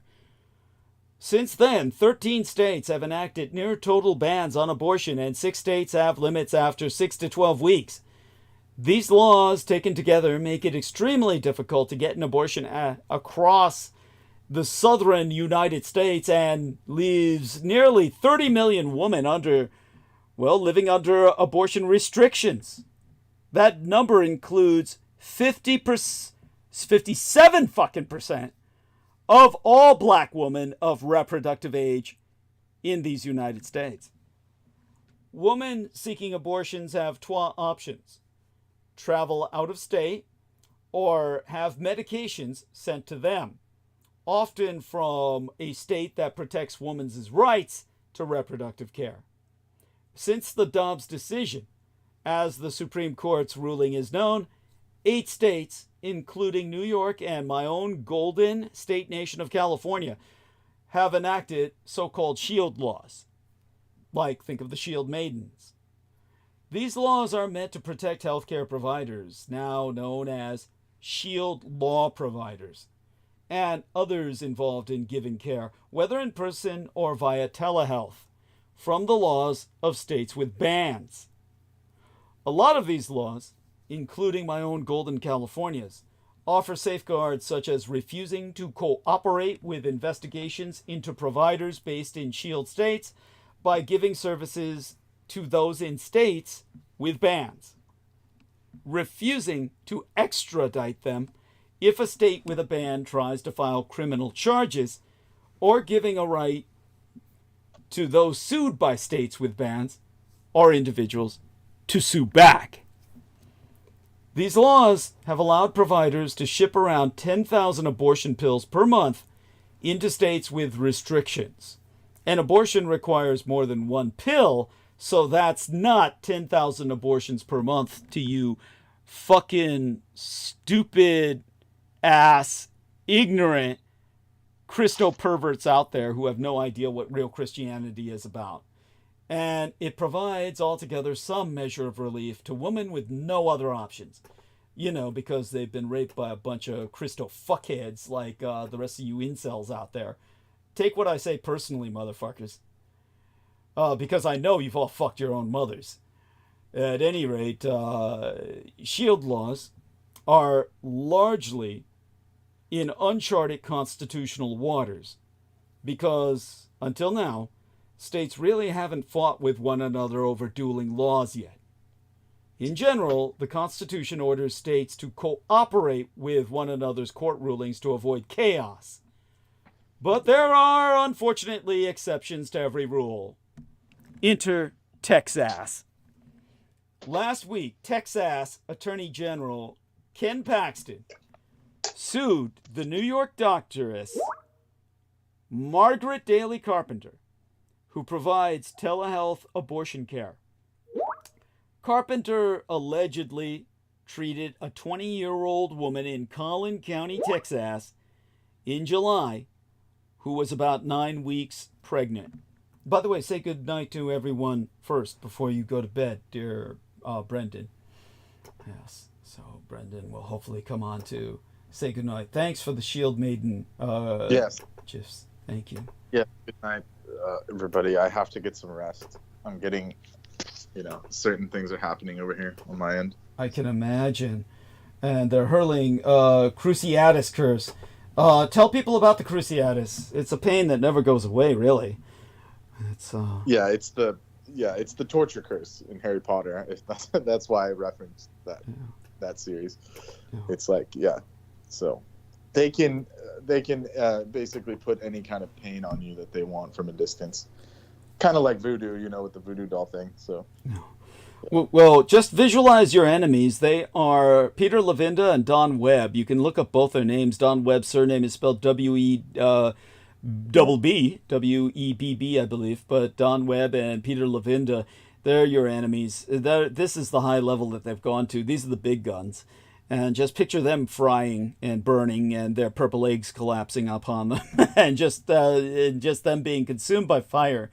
And encompass them both in light bulbs that are turned on and they vaporize.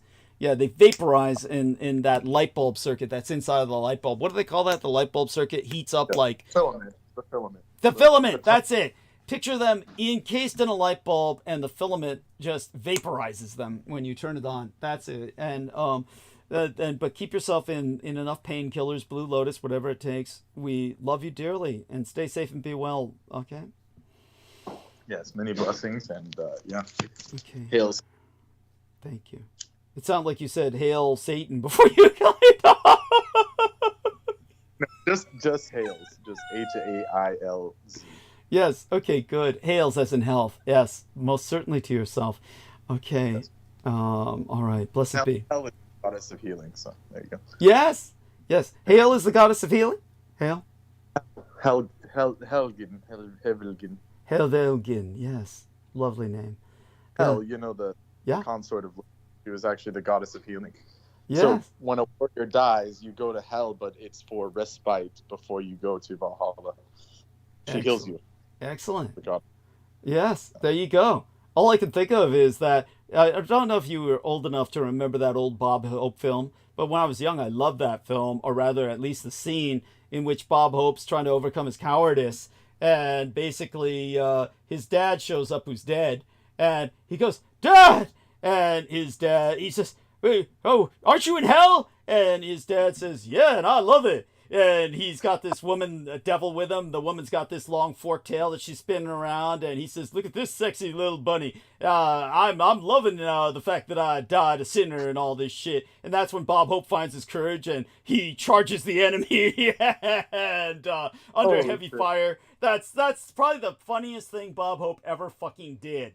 Was himself. He portrayed himself as the father, of course, his dead dad in his moment of supreme cowardice, showing up to egg him on like, "Sure, when you die, you'll go to hell too, and it ain't bad." So there you go with that, and so that's what that reminds me of. That's what hell. Again, her name. Pronounce her name again. Helvergen. Helvergen. Helvergen. I love it. Okay. All right then. Or just it's just Hell. H-E-L. Yes. L. That's right. Helvergen. Yes, because the H is often silent with these classical names. Okay. Well, thank you. What's that? Like Hell. Yeah. The cities are named after her, like Helsinki. Oh. And wow. These different cities. Yeah. That makes sense. Oh my God, that's beautiful. That's so good to know. Yeah. Helsinki. Yeah. And that makes sense. Yeah. Anti-pagan propaganda. Yeah. Was done by the conquerors, during the conquering. Yes. So they they made the goddess like the most evil thing, right? They hate the goddess for some reason. Oh, of course they do. They made like Devi, like Sri Devi, the Shakti, the goddess of the goddess herself. It's called Devi. They just made it into devil. Yeah, God, that's figures. And hell, they turned it into like a bad place, but she actually she helps you when you die. There we are. Oh, so Bob Hope knew that much. Jesus fucking Christ, that's incredible. That's it was like a joke on that. Yeah, but that's incredible, and I appreciate that profoundly. That's deep knowledge, and so important, and blessings and all right, algaes protect you. Thank you. I appreciate that profoundly. We'll need it. All right, blessed be, and everybody pray for our dear friend and keep him in thought. Now, as I said, last week, the Texas Attorney General Ken Paxton sued the New York doctoress Margaret Daly Carpenter, who provides telehealth abortion care. And Carpenter allegedly treated a 20-year-old woman in Collin County, Texas, in July of this year, who was about 9 weeks pregnant. That woman ended up going to the hospital. It's unclear whether she was actually having complications or just had bleeding from the abortion, which is normal. The man who impregnated her was unaware she was pregnant. Upon finding out, he went back to the house, found evidence of the medication, and in a series of events that remains unclear, here we are with the state of Texas filing the first challenge to a shield law. What does that mean? It means a whole hell of a fucking lot. It's, for one thing, the beginning of the war between the states. These are the first shots of the next civil war. And they happen in a courtroom. And it's Texas versus New York. Mary Ziegler, a UC Davis law professoress who specializes in reproductive health care law, told me this is likely to be a complicated case with multiple potential outcomes. But it probably will end up in federal court because of the constitutional issues and make its way to the Supreme Court.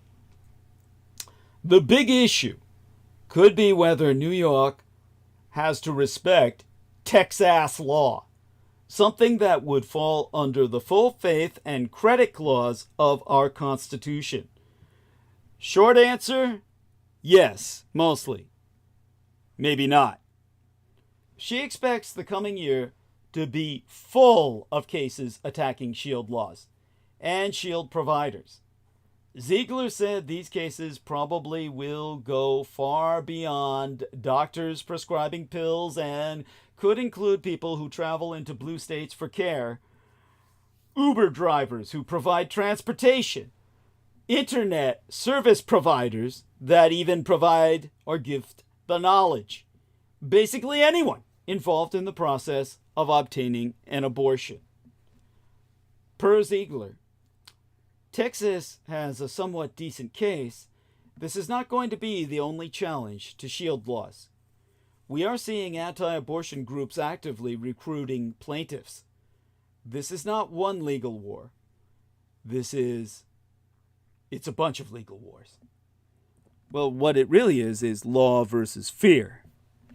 That, said California Assembly members Maggie Krell, Democrat from Sacramento, where our dear Brendan Zoget lives, capital of my golden state, is its own brand of repression. Knowing that all these suits are in the planning has a chilling effect for on-the-ground care. And as our dear friend Brendan says, female herbalist guilds will have to reemerge to do healing like before. Yes, most excellent. Your point is well taken. Of course, we'll be left with cases of, fake practitioners. That's going to be inevitable. Women out there who hang out a shingle and just fucking come down to, I don't know nothing about birthing no babies bullshit. That's all too plausible. But reputable ones will have to emerge. And we'll have to count on people like Brendan Zoget to vet and verify for our listeners should questions ever arise on that topic. He said the midwife system was working well. This is true. Our dear Lena Shea, God rot her soul, she was, that's what she had, was a midwife. And she said before the Rockefeller people came in, the midwife system was working well. Well, it's had a big comeback in recent years, and of course we know why. People had a psychic intuition, a mass psychic vision of the future. This was going to come down to this. So, yeah, the midwives will become more and more our healthcare. At any rate, some providers and patients will simply be too scared to wade into these wars, further limiting access and options. A Texas woman, for example, seeing Paxton's lawsuit, may think twice about ordering abortion pills lest she be named in a lawsuit. Or a California doctoress may decide that being a shield law provider is just too risky. But that's not all. While the shield law cases are grabbing headlines, Krell warns that they probably won't be the only battleground when it comes to protecting reproductive access. She points out that incoming U.S. Department of Justice leaders may not share California's views on reproductive rights and instead do work to curtail access. That could include failing to defend approvals that allow common medications, mifepristone and misoprostol, to be used for abortions, meaning even states that allow abortion could lose the ability to provide them in the safest and easiest manner. In another case out of Texas, a group of doctors sued the Food and Drug Administration over the use of mifepristone, I believe, for abortions. The Supreme Court unanimously ruled in June in that case in favor of the FDA, but only because it found the doctors didn't really have a legal reason for suing, because none of them could prove they had personally been harmed by the use of mifepristone in an abortion and therefore lacked standing. That ruling leaves the door wide open for another case with better plaintiffs, which means it's possible that the most commonly used drugs for abortions could become hard to get. When that threat was looming in courts last time, California stockpiled 250,000 mifepristone pills as a just-in-case. But not long ago, the state distributed those pills back in the system because they expire after 2 years. Krell has introduced a bill, the Access to Safe Abortion Care Act, that will allow California to once again create a stockpile of abortion medication if we see the threat to its availability is real. California is prepping to fight in the courts if need be, and is determined to protect access to reproductive care. Despite all that heavy news, the aforecited Krell has told the Fourth Estate, "I refuse to be your doom and gloom quote." Regardless of the legality of this, it is meant to scare providers and scare patients. We will make these shield laws as strong as we possibly can. And I trust myself that my own golden state nation of California will. So, our dear Brendan says, "I don't get it. Why not make a priority to enhance a society to make it an incentive to have children instead of a burden?" In other words, well, you notice the same people that want to allow abortions are providing for, they want to take away Medicaid, which helps poor, sick, starving children, and instead force you to have babies you can't afford so that they maintain every woman in absolute poverty that destroys their careers. Because if they call you a murderess when you abort your child, then you can't have a career, because every woman at some point or another is going to get pregnant. Unless they just shoot themselves up full of these preemptive birth control substances, which fuck up their hormones like they did with Lena Shea, to the point where she went batshit fucking crazy.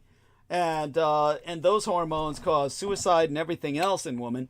So they're not something you want to be doing. If possible, you want other options like health, safety, healthy abortion, as opposed to that. And you know, it's a situation in which they're doing everything they can to destroy a woman's opportunities to live, and therefore she cannot live and become simply property of her husband. That's the ultimate conspiracy. This is The Handmaid's Tale come to life. Don't forget, The Handmaid's Tale is written by a white supremacist feminist who is anti-feminist and is basically a partner of Jordan Peterson, an unofficial partner of his, that they've never come out of the closet about it, but they're actually both secret partners. And that is, oh fuck, what was the name who wrote The Handmaid's Tale again? That fucking cunt. And she refused to bring back the anti-black aspect of The Handmaid's Tale because she said that even though she wrote it in the book that the government was anti-black, in the series she wouldn't allow that, even though she had total control over the series, because she said she didn't want to basically point out the truth, which is the fact that the only reason The Handmaid's Tale is so horrific to its viewers is because Margaret Atwood, that's the cunt's name, the only reason it's so horrific to its viewers is because what's happening is happening to white women. Thank you, Margaret Atwood. Thank you. Appreciate that. And you bear in mind, everything that they're showing in The Handmaid's Tale happened to black women throughout their tenure in slavery. When slavery was legal, gynecologists experimented on black women as animals. They were considered experimental animals so that they could perform surgeries on them. They wouldn't dare to perform on white women. So everything that happens in The Handmaid's Tale has happened to black women in American history. But when you see it happening to white women, then suddenly it's, oh my God, how horrible, the patriarchy. That's why Margaret Atwood would not show the anti-black aspects of the government that's written about in her books. And so remember, for her and Jordan Peterson, this is not a dystopia, it is a blueprint. The Handmaid's Tale is not a forewarning or a dystopia or an object lesson fairy tale. It is a blueprint for what they want to realize.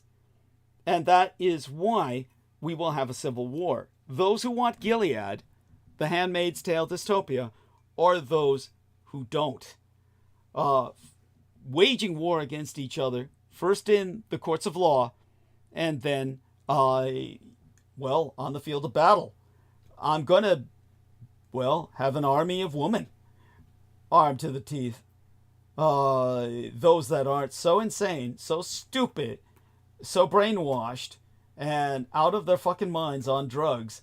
And I mean prescription drugs prescribed by their husbands. Their husbands putting them on psychotropic regimens and the like, so that they will side with democracy over republicanism. And this brings us, of course, to what will probably take me a good part of the rest of tonight. I'll make it as quick as possible, but it's simply such an overwhelming subject. And it brings us to the world. It's going to take a few hours to do this, at least an hour. Trade and tariffs, number 4. Number 4 of Trump's 9 angles. I've covered 3 so far. Number 4, trade and tariffs. Tariffs on foreign goods, a hallmark of Trump's economic policies, could lead to higher consumer prices. Farmers and manufacturers reliant on export markets will face economic challenges when other countries retaliate with tariffs on American goods. Policies like tariffs on CHICOM, or Chinese Communist goods, or withdrawal from trade agreements will lead to a trade war, which will result in higher costs for goods and create an economic strain on agricultural sectors, which are heavily concentrated in Trump-supporting regions. These disruptions to trade will harm long-term agricultural markets. The United Germany's auto giants were already reeling. Now Trump wants to turn them into American companies.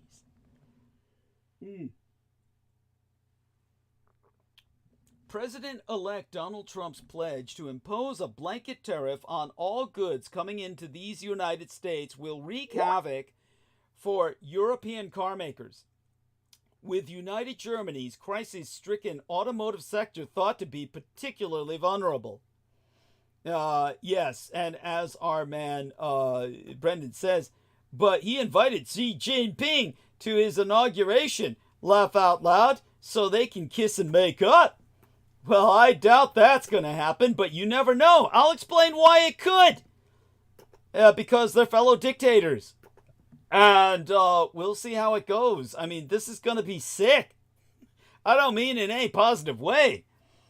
So, speaking on the campaign trail, in late September, Trump announced his desire to turn United Germany's auto giants into American car firms, emphasizing in Savannah, Georgia, that the word tariff was music to my ears and one of the most beautiful words I've ever heard.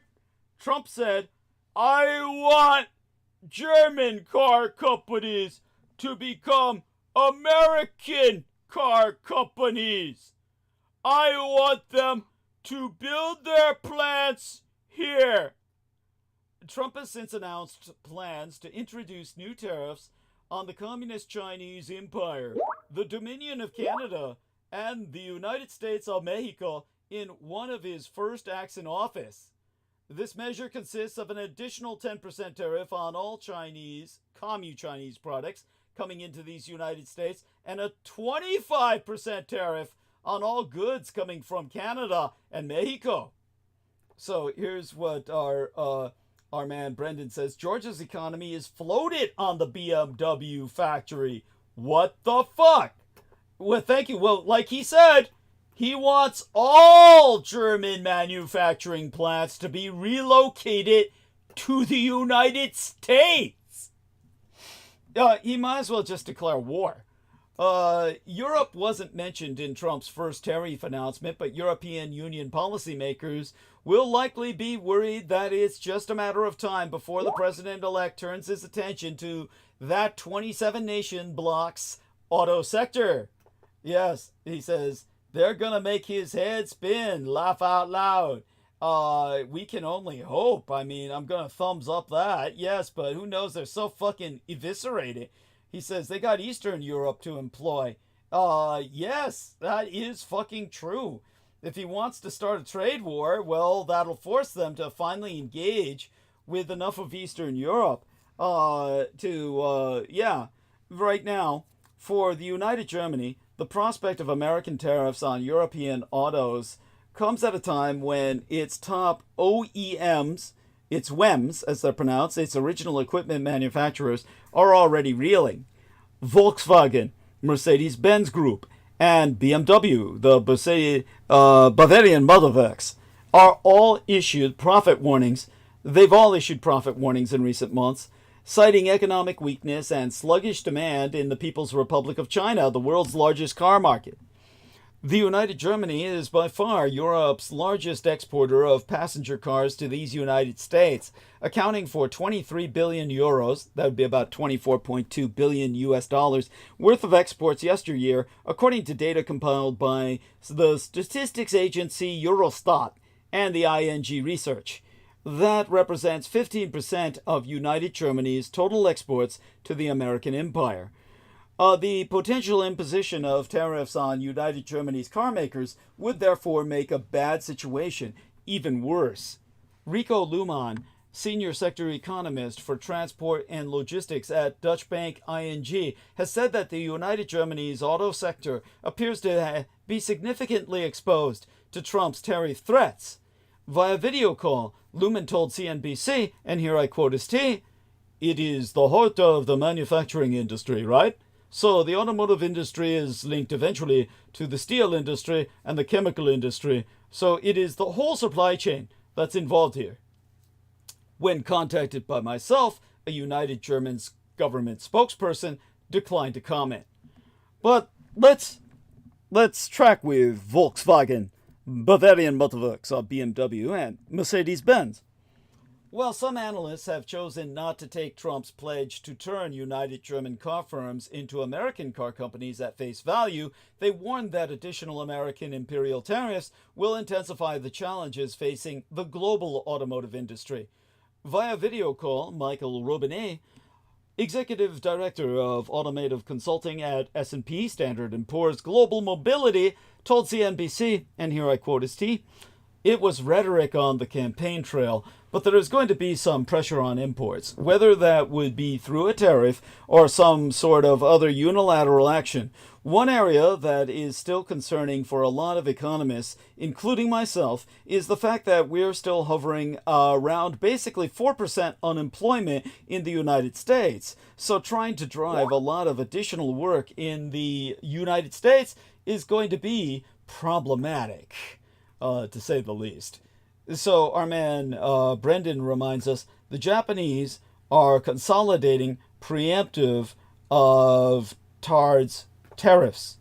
TARD's tariffs? Honda and Nissan merger imminent.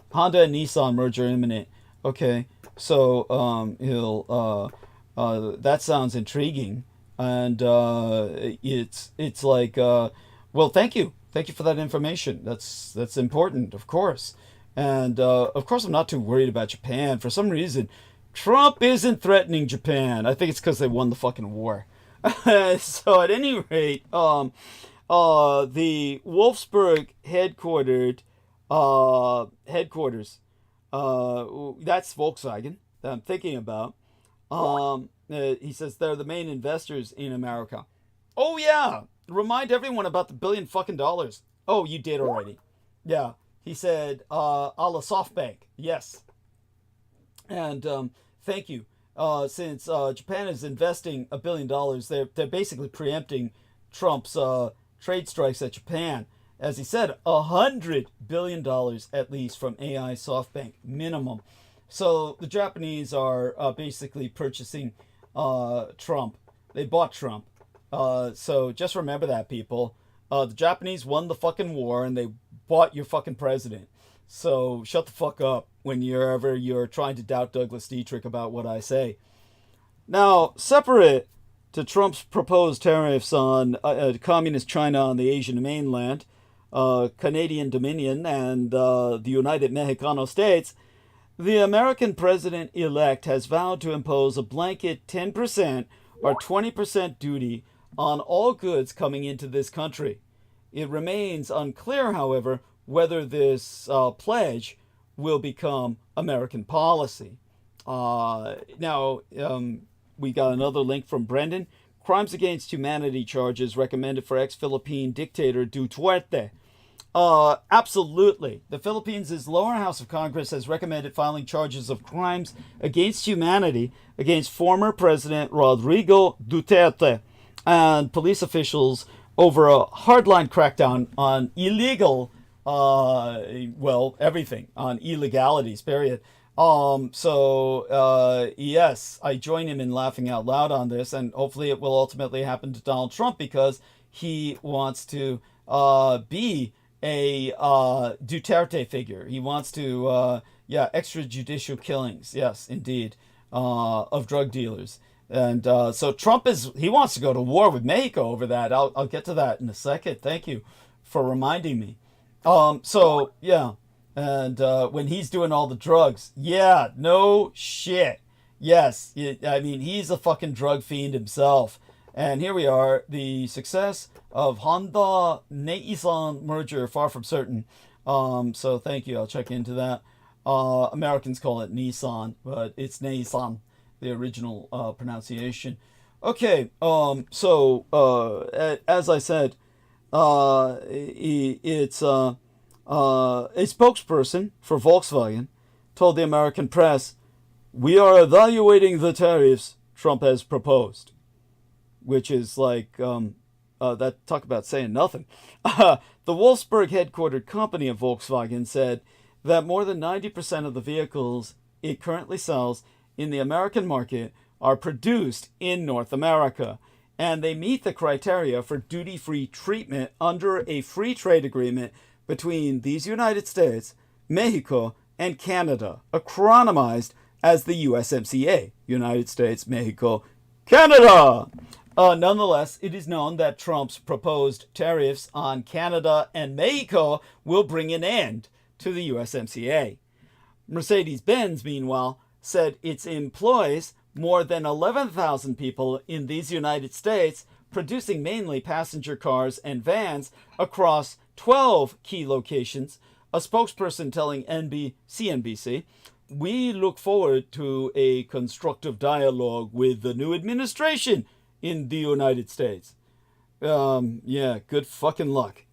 BMW, Bavarian Motorworks, which declined to comment to myself on the prospect of Trump's tariff threats, has a nationwide footprint of roughly 30 locations across a dozen American states and union, including... oh my god, I got a tea leaf on my tongue. Including the largest single BMW production facility in the fucking world in Spartanburg, South Carolina. Where, of course, Jesus Christ, the tea dust is killing me. The tea dust is all at the bottom of the crock. Where, of course, our dear Brooke Gibson hunted down her stalker, one of her stalkers, and, terrorized him into submission and shit, which is why they put her on the terrorist watch list. He was a Muslim dude, and she was terrorizing one of America's terrorists. Because, all those guys who crashed into the Twin Towers are just American MK Ultra. Why couldn't they get Ian West to crash into a fucking tower? Or Trappist Nicholson? Why can't they do something like that? Instead of, fucking bothering us. And, Brooke still gets, fucking calls and texts from Ian West and shit. "Marry me, Brooke. Come on down here and support my ass." What a pathetic motherfucker. Oh, that's right, he don't have a mother. At any rate, shares of Volkswagen and BMW, Bavarian Motorworks, have both fallen around 23% year to date, with Mercedes-Benz Group down roughly 13% over the same time frame. So, as Brendan says, because they can't operate at any level of effectiveness. Yes. Too true. Too fucking true. You can't get nothing out of those guys worth a shit. Though, as our man Samuel Romero said, he definitely cast a spell on Brooke that one time. And but she got over it, with our help. And So he's typing, imagine a guy with a big bag of toxic truffles trying to drive. Yeah,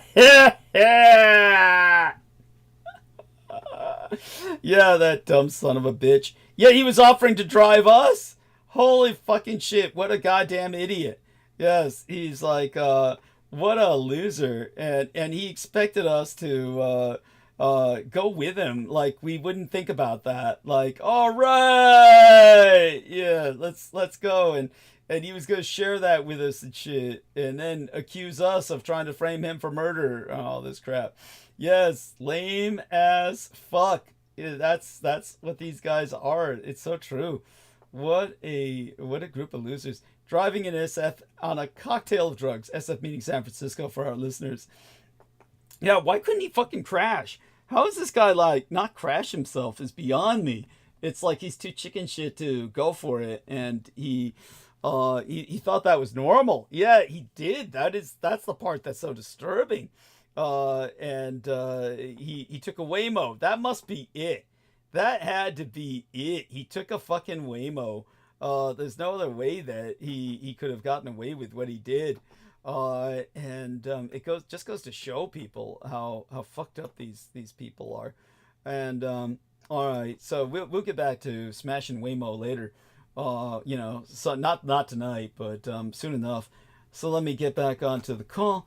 And then check into our live stream before going back to train of thought. Oh, Veronica Bartolini, Codebreaker Real Talk, says, Hola! Douglas Dietrich and friends from Arizona with 3 green hearts. Thank you, honey. Do those 3 green hearts represent like marijuana hearts or something? The heart of the marijuana bud. Yes. Love you dearly, honey. Mwah. And so glad to have you with us. Let me, give yourself a little kiss here in recognition. And I'll enter that, of course, into our little chat box there. Here we go. And Veronica, there we go, with a nice little... There, okay. So, such being said, in the time we have remaining, everyone just needs to be ready. Via video call,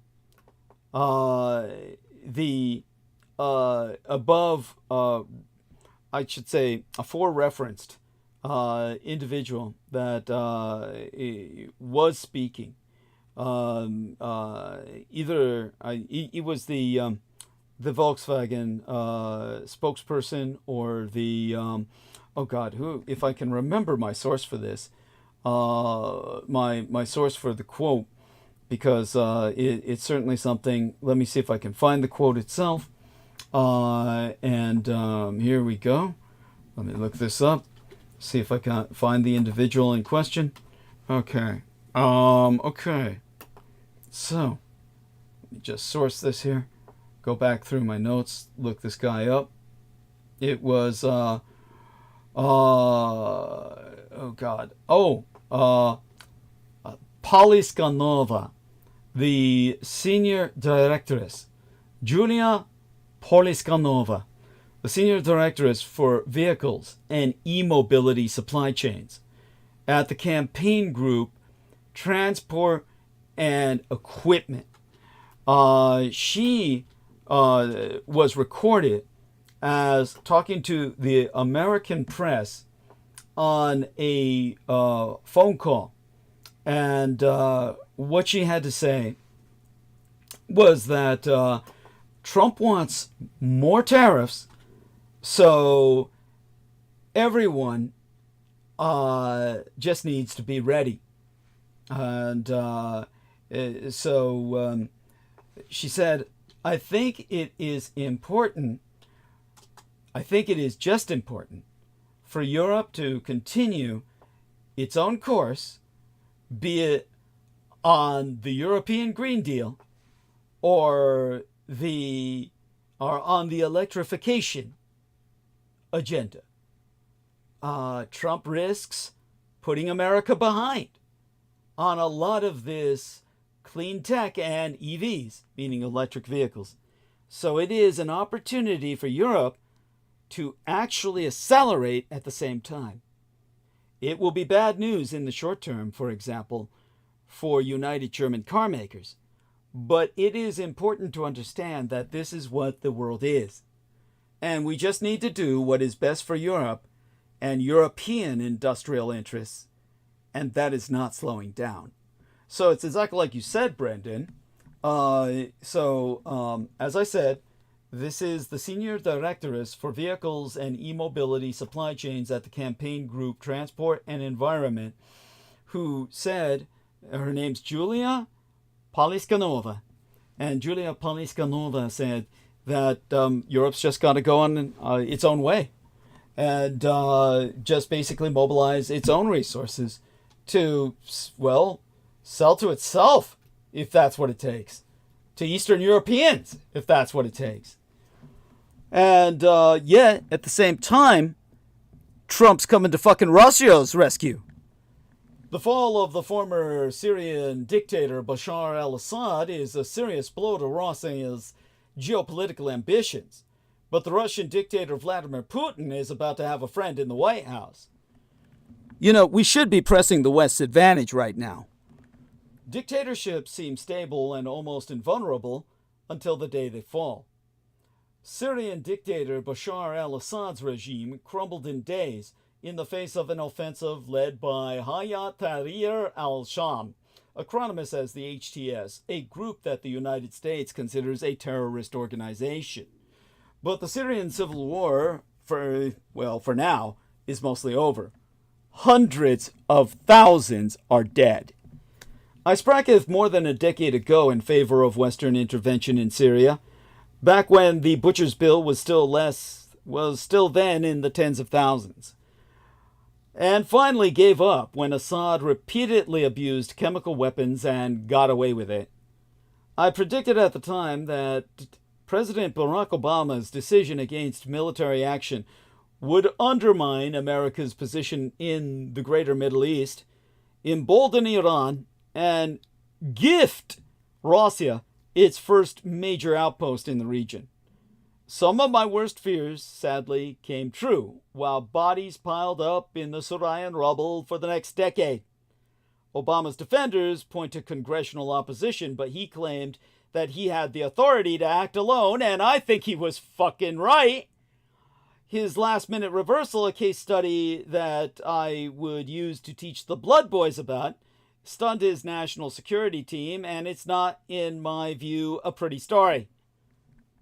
Now, of course, I should not be teaching just the Blood Boys about this shit. I should be teaching at the National War College. But this goes to show how stupid your system is, that merit is not rewarded. It's not what you know, it's who you know. Well, I know myself best, and I know one thing, that they've gotten together to pull out all the plugs and trying to shut me down. And but in the end, I'm your employee. It's up to you to support me so I can continue doing what I'm doing. Veronica says, heart chakras.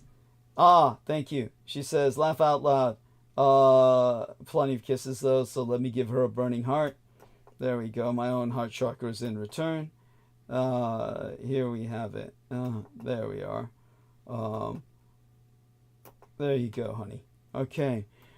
Now, back to the task at hand.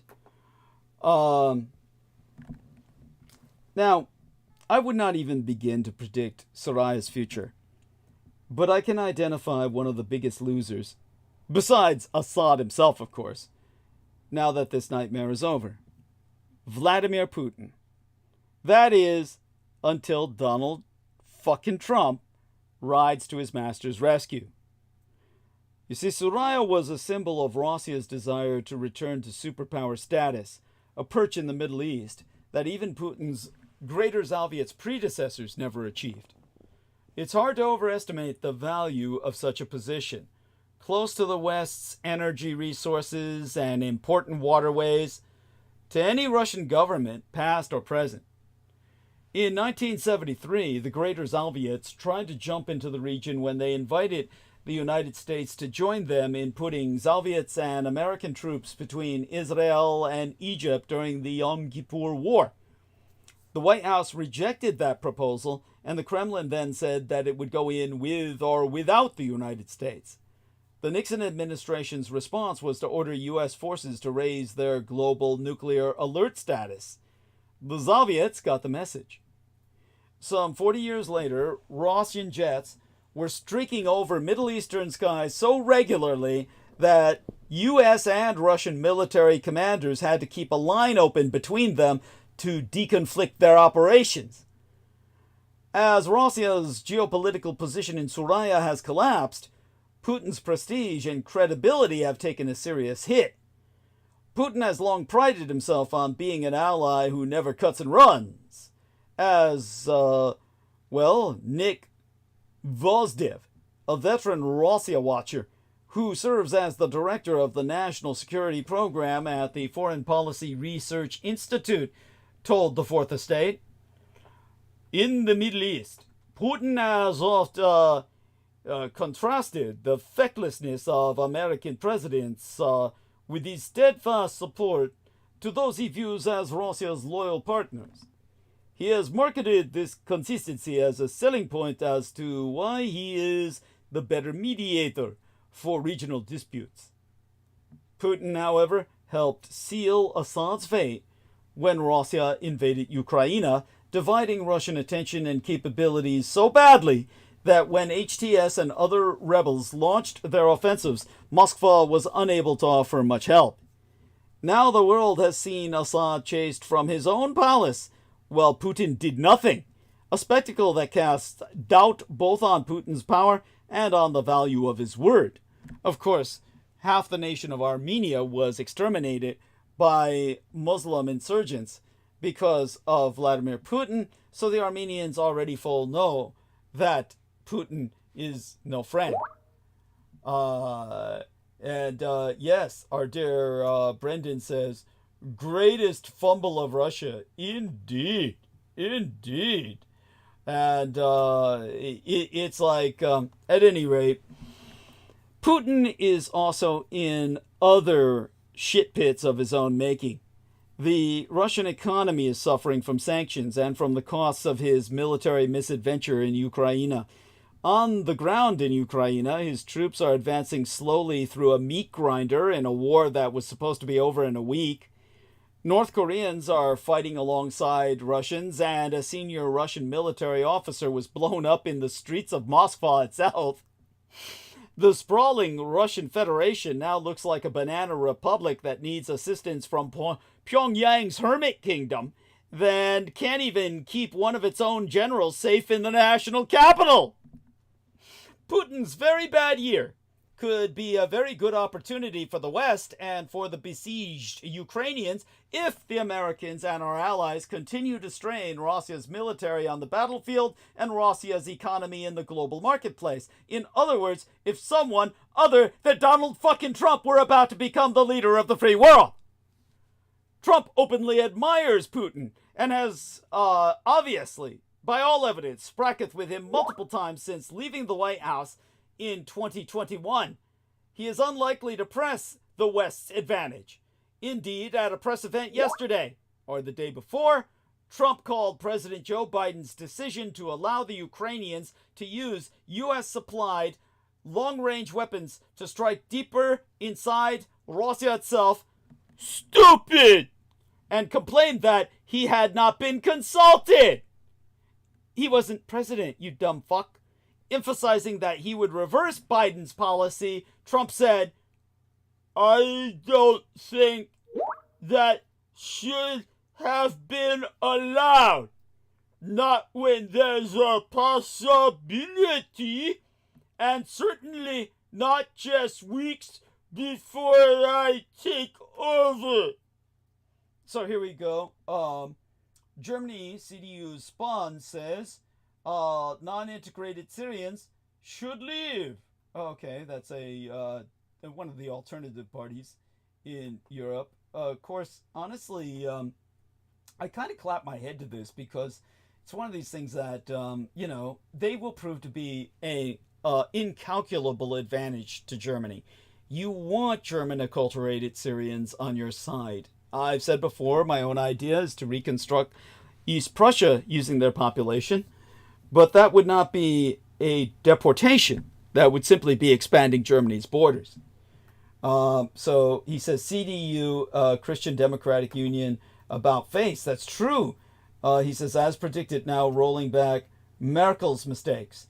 And yeah, I can understand that. And of course, I'll, acknowledge that.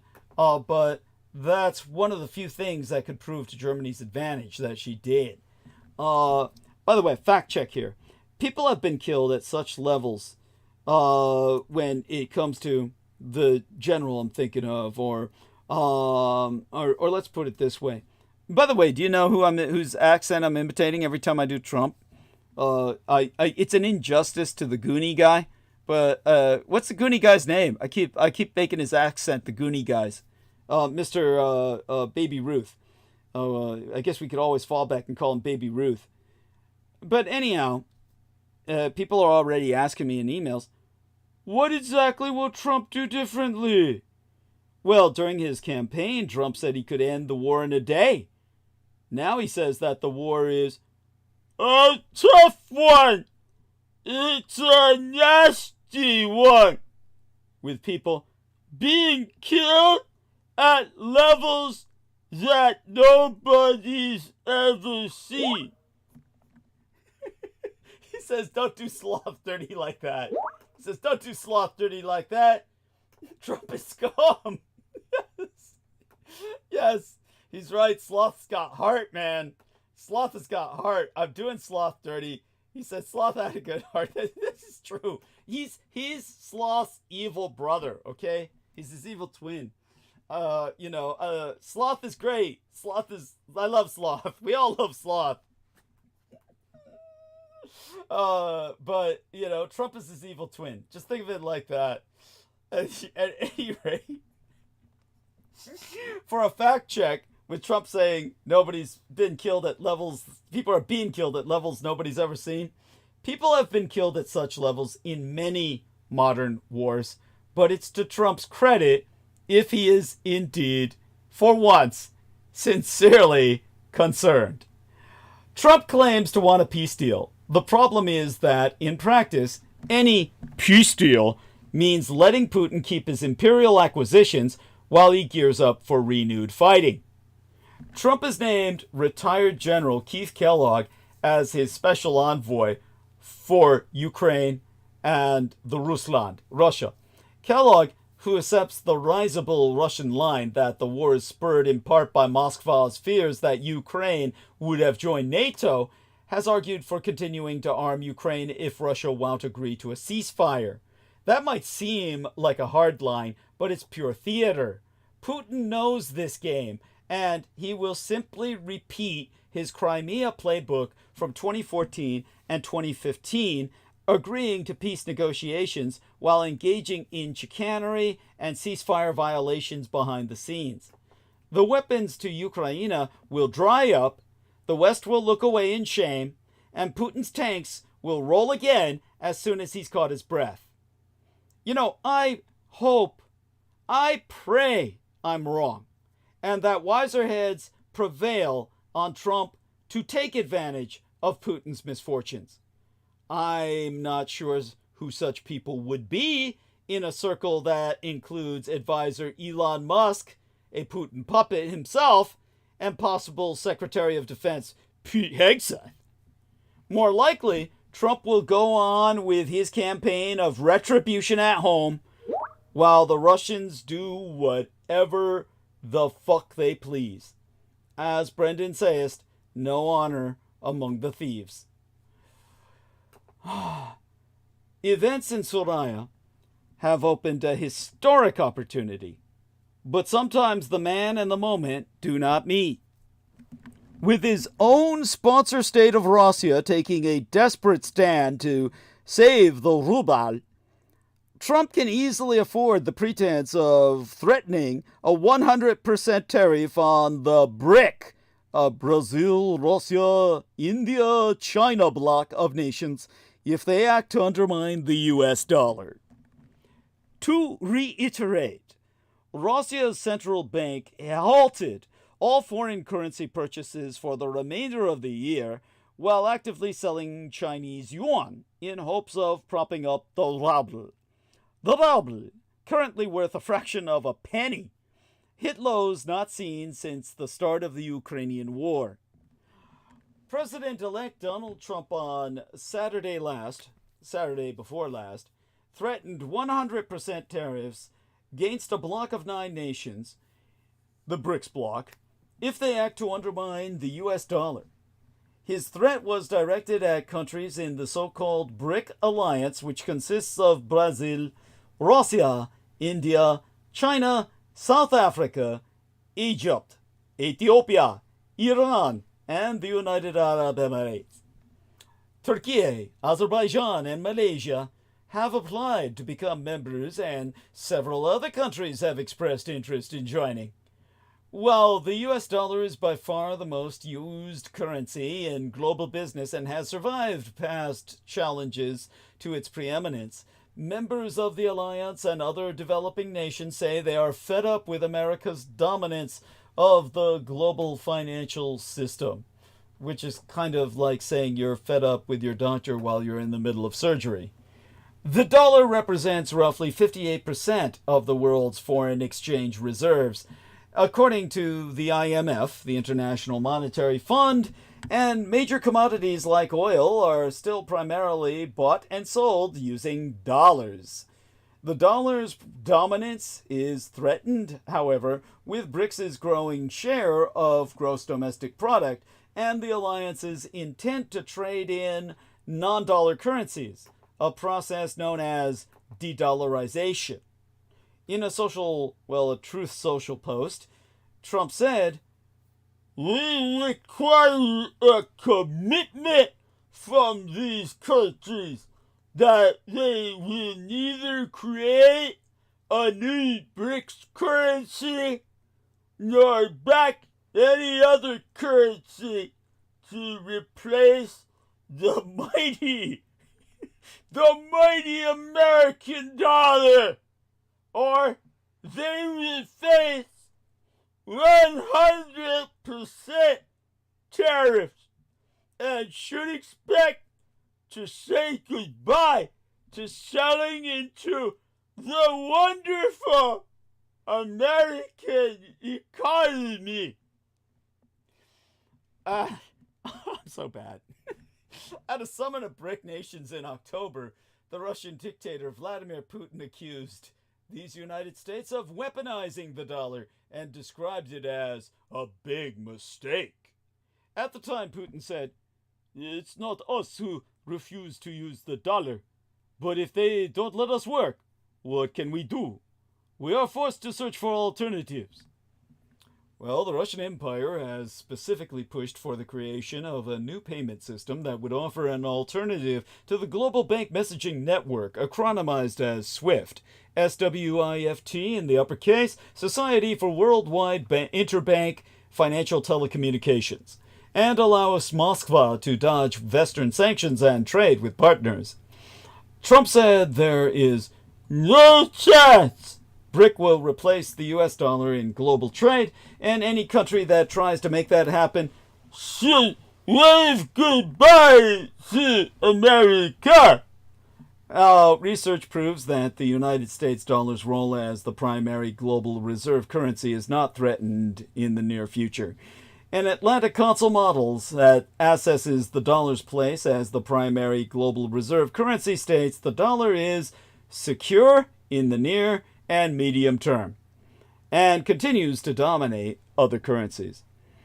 Trump's latest tariff threat comes after he threatened to slap 25% tariffs on everything imported from Mexico and the Canadian Dominion, and an additional 10% tax on goods from Red China as a way to force the countries to do more to halt the flow of illegal immigration and drugs into these United States. He has since held a call with Mexicano Presidentress Claudia Sheinbaum, who on Thursday said she is confident that a tariff war with these United States can be averted. Canadian Prime Minister Justin Trudeau returned home last Saturday, after the meeting with Trump, sans any assurances the president-elect will back away from threatened tariffs on Canada. Now America's neighbor is hitting back against the incoming president with its own threats. Trump's tariffs on Canada could cost 1.5 million Americans their electricity. Overnight, President-elect Donald Trump continued his verbal assaults on Canada, America's largest trading partner and a top defense partner, by calling Prime Minister Justin Trudeau the governor of the great state of Canada. Some Canadians are striking back. After the November election, Trump announced that one of his first actions would be to impose massive tariffs on Canada, Mexico, and Red China. The Presidentress of Mexico fought Trump in the press, explaining that his border demands were nonsensical since Mexico was already doing what he was calling for. But Prime Minister Trudeau decided to fly down to Mar-a-Lago to negotiate with Trump, who is not yet president, and by doing so, observers concur, gave us Trump the upper hand. At 12:06 a.m. on Tuesday of the week before last, Trump wrote on his Truth Social website, "It was a pleasure to have dinner the other night with Governor Justin Trudeau of the great state of Canada. I look forward to seeing the governor again soon, so we may continue our depth talks." He said, in-depth talks on tariffs and trade, the results of which will be truly spectacular for all. Now, according to Fox News, at TV News Now, which I will provide you the link for, Trump contemptuously mocked Trudeau to his face during their Mar-a-Lago meeting with his 51st state trolling. I mean, talk about diplomacy is out the fucking window with this guy. It just doesn't exist. Veronica's having a ball with my sloth. She loves that. I feel so bad. We all love sloth. We want nothing but the best for sloth. Yes, as he says, they'll cheer each other up if given the chance. Yes, so true. So here I am with the link to what I'm saying. Anybody can take a look at that to reference what I'm talking about and understand here that basically the Associated Press reported that Trump's midnight maneuver followed Prime Minister Trudeau saying on Monday of the week before last that Americans are beginning to wake up to the real reality. You get this shit? For Trump, there's another reality that's unreal. That this is the real reality, that there's somehow an unreality or a reality that's not real. It's like, yeah, that's how redundant his stupidity is. Beginning to wake up to the real reality that tariffs on everything from Canada would make life a lot more expensive. Trudeau also threatened to retaliate. Trudeau warned that Trump's tariffs would mean real hardship for Americans, who import 65% of their crude oil from Canada and significant amounts of electricity. Just about all the natural gas exported from Canada goes to the United States. They rely on us for steel and aluminum. They rely on us for a range of agricultural imports. All of those things would get more expensive. Well, the week before last, Trump promoted what appeared to be an AI-generated image of himself standing in snow, looking out at what was supposedly Canada, but was actually the Matterhorn, the mountain that borders Switzerland and Italy, and is technically really the collision course between the African and European tectonic plates. But So he's portraying himself as the crux between, I guess, Atlas, holding up the skies, the crux between Europe and Africa, or Eurafrica, as is the name of that continent. So here we are. This is Trump in the ice. Amor Fadi says, and he's our friendly man from Mexico. He says, I've been listening since 11:30 p.m. while multitasking and organizing many things. I appreciate you so much, Douglas. We all appreciate you. What a great transmission tonight. Great monologues. God bless you. We love you, Amor Fadi. Hugs and kisses. All right. And with that, of course, let me also put into the call here for our dear friends on Team Dietrich to access the link to Trump in the Trump on the Matterhorn, which of course Trump doesn't even fucking know what that is, and thinks it's Switzerland. By the way, there's few sights more unappealing than watching the mob goad the neighborhood bully. As Donald Trump accepted his Patriot of the Year award from Fox Nation the week before last, he bragged about threatening Justin Trudeau with 25% tariffs at Mar-a-Lago the previous weekend. The president-elect said, "That's just the beginning." And some in the crowd began to chant, 51! 51! In reference to the comment Trump is reported to have made to Trudeau that if Canada couldn't survive such high tariffs, it could become the 51st state and Trudeau could become its governor. Trump laughed at the chanting, saying, "That's an interesting statement." He was at it again in an interview with NBC's Meet the Press that aired Sunday, in which he said the U.S. is subsidizing Canada to the tune of over $100 billion US dollars. Some people, like former Trudeau advisor Gary Butts, are urging calm, saying Trump made similar comments when he was in power last time and nothing came of them. On Sunday, Trump falsely claimed on NBC News' Meet the Press that America is subsidizing Canada to the tune of over $100 billion. He appeared to be referring to the American trade deficit with Canada, which is not over $100 billion at all. In 2023, it was but $67.9 billion. The American economy is about 10 times that of Canada, and the U.S. population is about 8 times that of Canada. Trump angrily declared, "If we are subsidizing that, if we're going to subsidize them, let them become a state." And with that, I'll provide the link here into the chat where you can see this for yourselves. And I will also put this into our call box here for Team Dietrich. Remember, these men are not my staff. They're your staff because I am your employee. So, again, don't forget, you have to pay me or else I can't keep working. You lose your service. Now, Meidas Touch, that's an actual organization. It's spelled MEIDAS. The Meidas Touch editor-in-chief, Ron Filipkowski, has since noted that Trudeau running down to Mar-a-Lago right after Trump posted his tariff threat was a huge mistake. Now Trump thinks he owns him.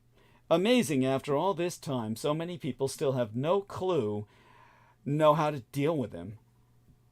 Observing that the Mexicano presidentress Claudia Sheinbaum has handled this better, Ian Bremmer, founder of the political risk research and consulting firm Eurasia Group, has noted Prime Minister Trudeau hopping on a flight to Mar-a-Lago on back of U.S. tariff threat correctly perceived as weakness by President-elect Trump.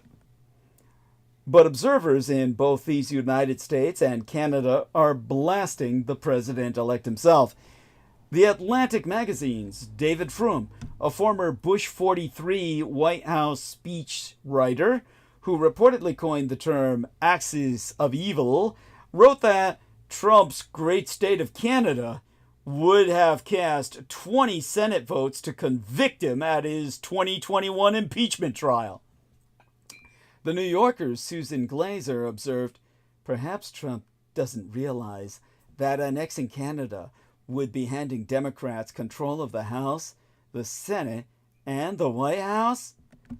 Bruce Anderson, a Canadian pollster and political commentator, warned, disrespectful trolling of Canada and other countries around the world by Trump is a feature of who the man is, not a bug. The world is an unstable and dangerous enough place. The Canadian pundit, Laura Babcock, also issued a warning, writing, FFS, meaning for fuck's sake. This is exactly what I warned about on radio. Trump has a proven process of signaling, mocking, and normalizing preposterous ideas. Manifest destiny in this case, so he can weaken resistance to them. It's how he destroys norms. We need to fight back early and often, Canada. Former cabinet minister and deputy premier of Alberta, Canada, Thomas Lukaszuk, added, referring to Canada as a U.S. state and to our prime minister's governor must concern us all. The arrogant, passive, aggressive language shows Trump has no respect for Canada's sovereignty and the integrity of our borders. Such language is dangerous and cannot be tolerated. The Canadian journalist Geoffrey Johnston slammed ignorant bully Trump, writing, and here I read therefrom, Canada will never join USA. Time for Canadians to stop thinking of USA as a friend. Under Trump, USA is a threat to Canada's economy and sovereignty. Most Canadians prefer our cooperative ways to American private medicine, gun violence, and imperialism. It's a little-known fact that we Americans get quite a bit of our electricity from Canada. Unfortunately, our friendly neighbors to the north are currently considering turning off the electrical tap flow if a certain incoming president goes through with his plan to impose major tariffs on their own country. The not-so-friendly proposal was offered this week last by Doug Ford, the Premier for Ontario, which is Canada's second-largest province. Ford, who revealed the information Wednesday during a conversation with Michigan Governor Gretchen Whitmer, said he would restrict electricity exports to Michigan, New York, and Minnesota should Donald Trump make good on his threat to impose tariffs on Canada.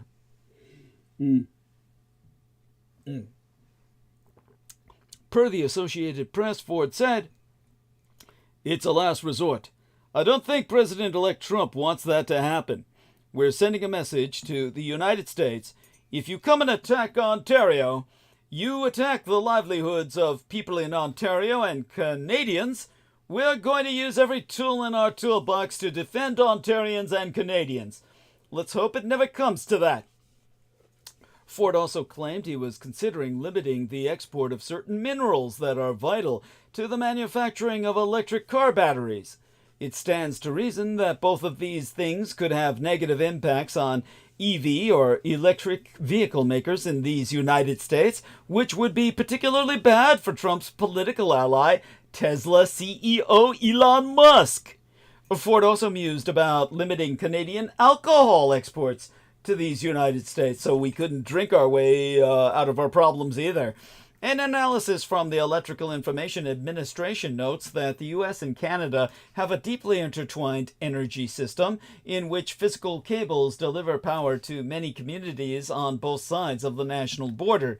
Historically speaking, Canada has exported a lot more electricity to the United States than it has ever imported, though in recent years that dynamic has shifted somewhat.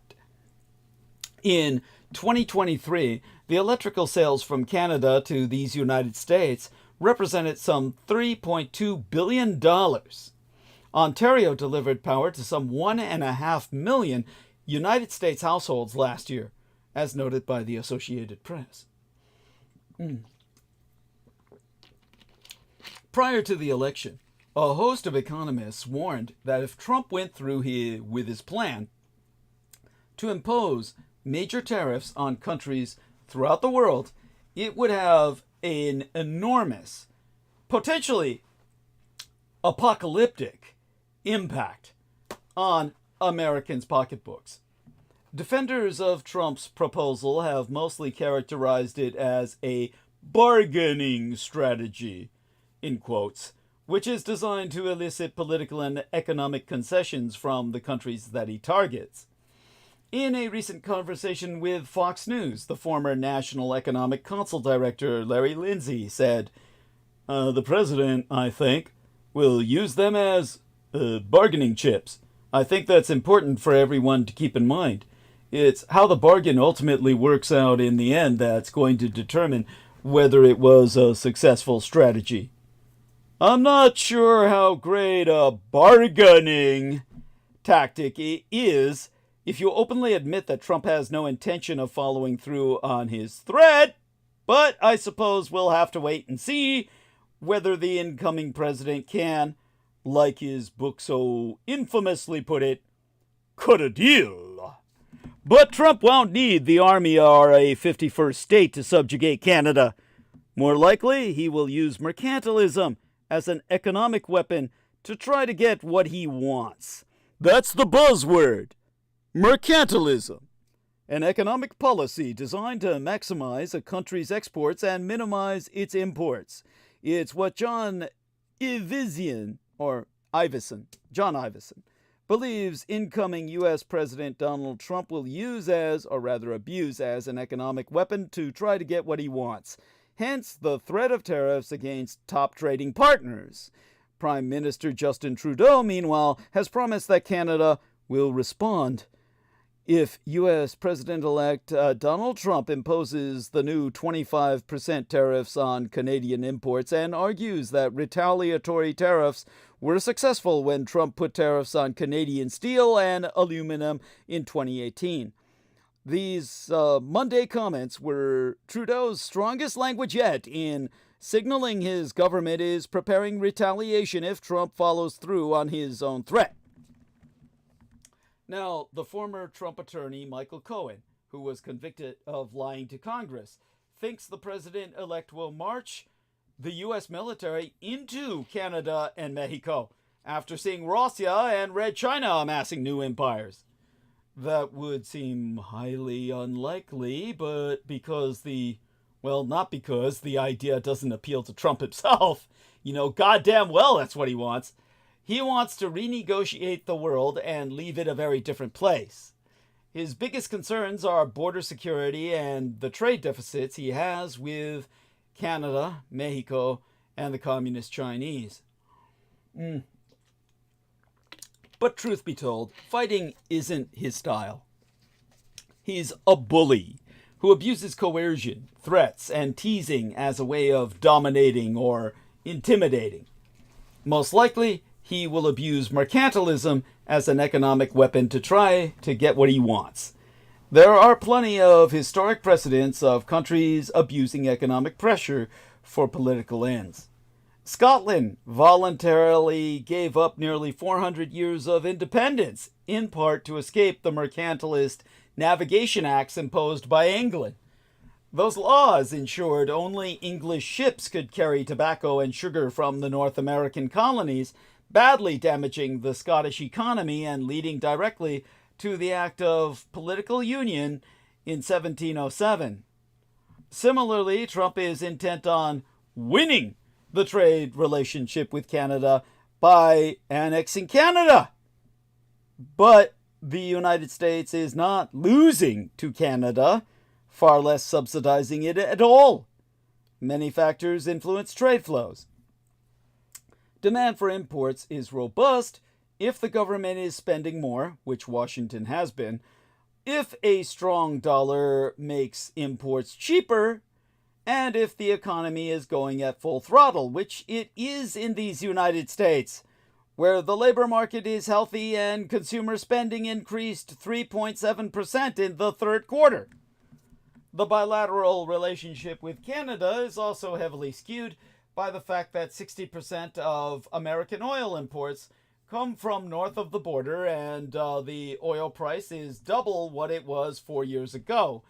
Canada's exports to these United States totaled $594 billion in 2023, where, well, we imported $373.7 billion from the States, according to Statistics Canada.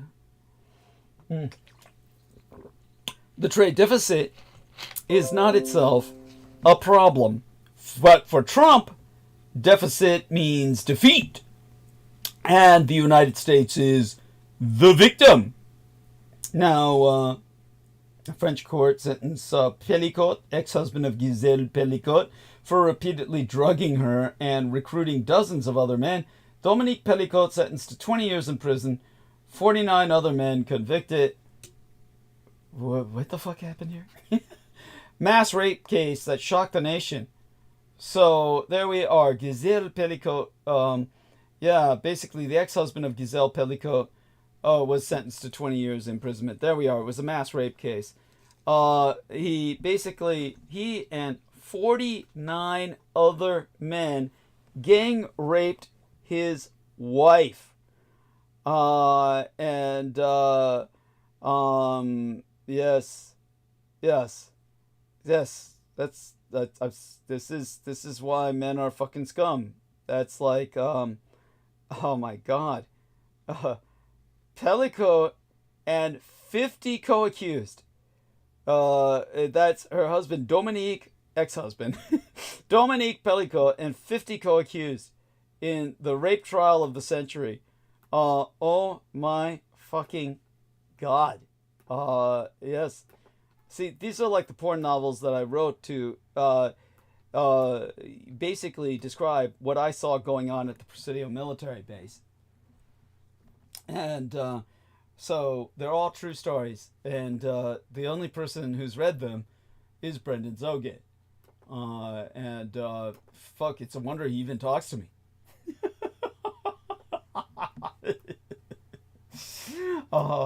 And then they attack him as if he hasn't suffered enough. Oh, you can't win. Poor Brendan. I hope you review this tomorrow. At any rate, oh, my thumb. I fucking cut my thumb. It was on opening the Oster box, but it was worth it. These sorts of things happen. Holy fucking Christ, never realized I cut it that bad. I'll have to put a Band-Aid on that. At any rate, how do I describe this again? Paul Krugman, the American economist, argued recently that Trump may be able to reduce the trade deficit, but would likely crater the amount of foreign investment coming into America in doing so, making everyone worse off. He pointed out that the North American automotive industry is so integrated that tariffs would raise production costs and that they would invite substantial retaliation. Krugman pointed to an exhaustive study of the impact of tariffs that argued they lead to statistically significant declines in output and productivity and result in more unemployment and appreciation in the real exchange rate. So Krugman has concluded, and here I quote his T, "My guess is that the Trump people have an exaggerated sense of American economic power, similar in a way to the exaggerated sense of military power that was so widespread before we invaded Iraq. To the extent Trump succeeds, it will be for bad, economically disruptive reasons, damaging the world trading system and international capital markets." Now, the results from the first attempt to tariff the American empire to prosperity were not encouraging.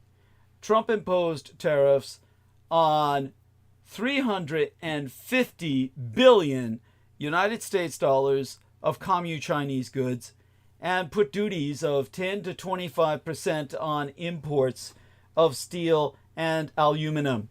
At the same time, he lowered taxes, rather than narrowing, the American trade deficit actually increased by around 50 fucking percent between 2016 and 2020. To ignore the lessons of such recent history proves the same tunnel vision as communists who believe that Marxist utopianism has only failed because it hasn't been implemented properly, meaning we didn't kill enough people. There's still too many people free to think, breathing, and capable of, well, coherent thought, and therefore they must die. Canadian markets have been remarkably sanguine in the face of Trump's comments. The TSX index has gone up several points since November 5th. Investors don't seem to be taking the tariff threat seriously, confident that the administration would not risk rising gas, lumber, and food prices. See, 3/4 of America's frozen French fries fucking come from Canada. But Trump said on Meet the Press that he doesn't believe that tariffs are paid for by consumers. He claims, in his own words, they cost Americans nothing.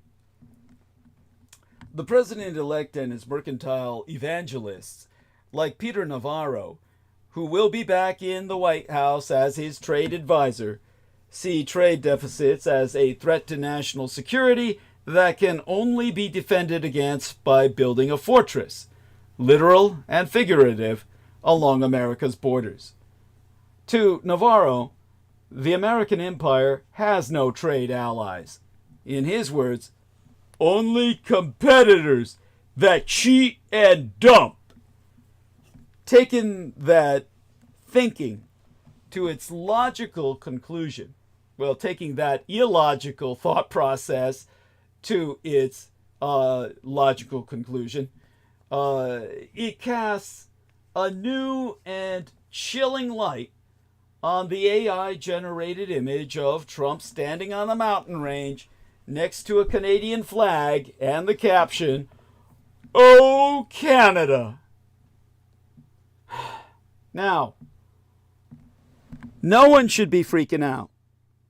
But neither should we be laughing at the bully kicking sand in our faces. The joke isn't funny anymore. Democratic resistance to mass deportations is a recipe for civil war. Trump has threatened to impose steep tariffs on Canada and Mexico over the issue of border crossings. Trump blames Mexico border crossings for for the American empire's crime surge. To quote as Trump's border czar to the blue states, embrace mass deportation or else. So much for leaving it up to the states. Tom Homan, Donald Trump's pick to serve as his border czar, told Fox News on Sunday that he backs cutting federal funding to states who do not want to help the incoming administration execute a policy of mass deportation. Homan made the statement while appearing on Life, Liberty, and Levine, during a discussion with the ultra-reactionary Judeo-supremacist host Mark Levine, who Peter Moon, or rather Vinnie Barbaric, used to always listen to, because he thought Mark Levine looked like him. Levine suggested to Homan that an effective strategy to force compliance with the deportation plans would be cutting off federal funding until states buckle to the pressure. In agreement, Homan said, "Yes, that's going to happen. I guarantee it. President Trump will do that." He went on to cite the case of Laken Riley, a Georgia woman who was murdered by an undocumented immigrant, as the reason why a mass deportation policy has to be pursued. But studies have proven that undocumented immigrants commit crime at a lower rate than people born in these United States. who tend to be natural criminals, despite the conservative habit of invoking crime to justify harsh anti-immigrant policies. Since Trump won the election, several Democratic leaders have said they will not go along with mass deportation plans, but it's also key for them to have legal safeguards in place. Massachusetts governor, or governess, Maura Healey told MSNBC, the key here is that every tool in the toolbox is going to be used to protect our citizens, to protect our residents, and protect our states, and certainly to hold the line on democracy and the rule of law as a basic principle. Illinois Governor J.B. Pritzker said, "You come from my people, you come through me." Some of the Democratic-led states that Homan is threatening are in fact some of the biggest contributors to the federal government in the form of taxes. If something approaching civil war occurs in these United States, as many Americans now believe, the most immediate cause will be President Trump's maneuver to deport enormous numbers of people, upwards of 10 million just since 2021, who have crossed our border illegally and unvetted. This population swelled as the feckless Biden administration left the border largely unguarded. Now, talk of resistance to mass expulsions is already becoming common in the mainstream media, with some suggesting that migrants will be victims of government atrocities. Numerous Democrats, notably Denver's Mayor Mike Johnston, have advanced plans to block federal agents with a Tiananmen Square style occupation, as was conducted by the students, not the Chi-Com army. This from a city that has the highest per capita presence of new migrants, while a neighboring city has seen apartment complexes taken over by Venezuelan gangs. Virtue signaling protests against deportations may also be repeated in other cities, including Boston, Los Angeles, which alone has nearly 1 million undocumented migrants, and Chicago, or Old Chi-Town. In my own Golden, California, our state is allegedly threatening to take pensions and even imprison police who help federal agents. Yet since these same places tend to rely on federal transfers to pay for migrants' housing and other needs, something in jeopardy under Trump. Many Democrats seem utterly incapable of embracing a secure border or recognizing the dangers of hosting a large, undocumented, largely poor, foreign-born population. Indeed, during the campaign, Vice presidential candidate Tim Walz even suggested that if Trump built a wall, he would build a ladder factory, presumably so that migrants could climb over it while embracing progressive policies to allow undocumented migrants to get free college education and access to driver's licenses. Well, talk about tone deaf. According to Gallup, the percentage of Americans who wish to reduce immigration has soared from under 40% to over 55% since 2003, although many still embrace legal migration. Roughly 60% of Americans and a majority of Latinos support mass deportations. Not all Democrats have drunk the open borders Kool-Aid. New York Mayor Eric Adams yesteryear suggested that mass migration could destroy our country's preeminent city, and has even spoken in favor of having NYPD officers help immigration officials arrest undocumented felons. Among the grassroots, largely from existing African American or Latino communities in cities like Denver, New York, and Chicago, many blame undocumented border crossers for higher costs of hotels and competition for social services, parks, and hospital care. This pushback also reflects economic reality. The Congressional Budget Office has warned that the recent surge in immigration, much of it undocumented, will coincide with slower wage growth.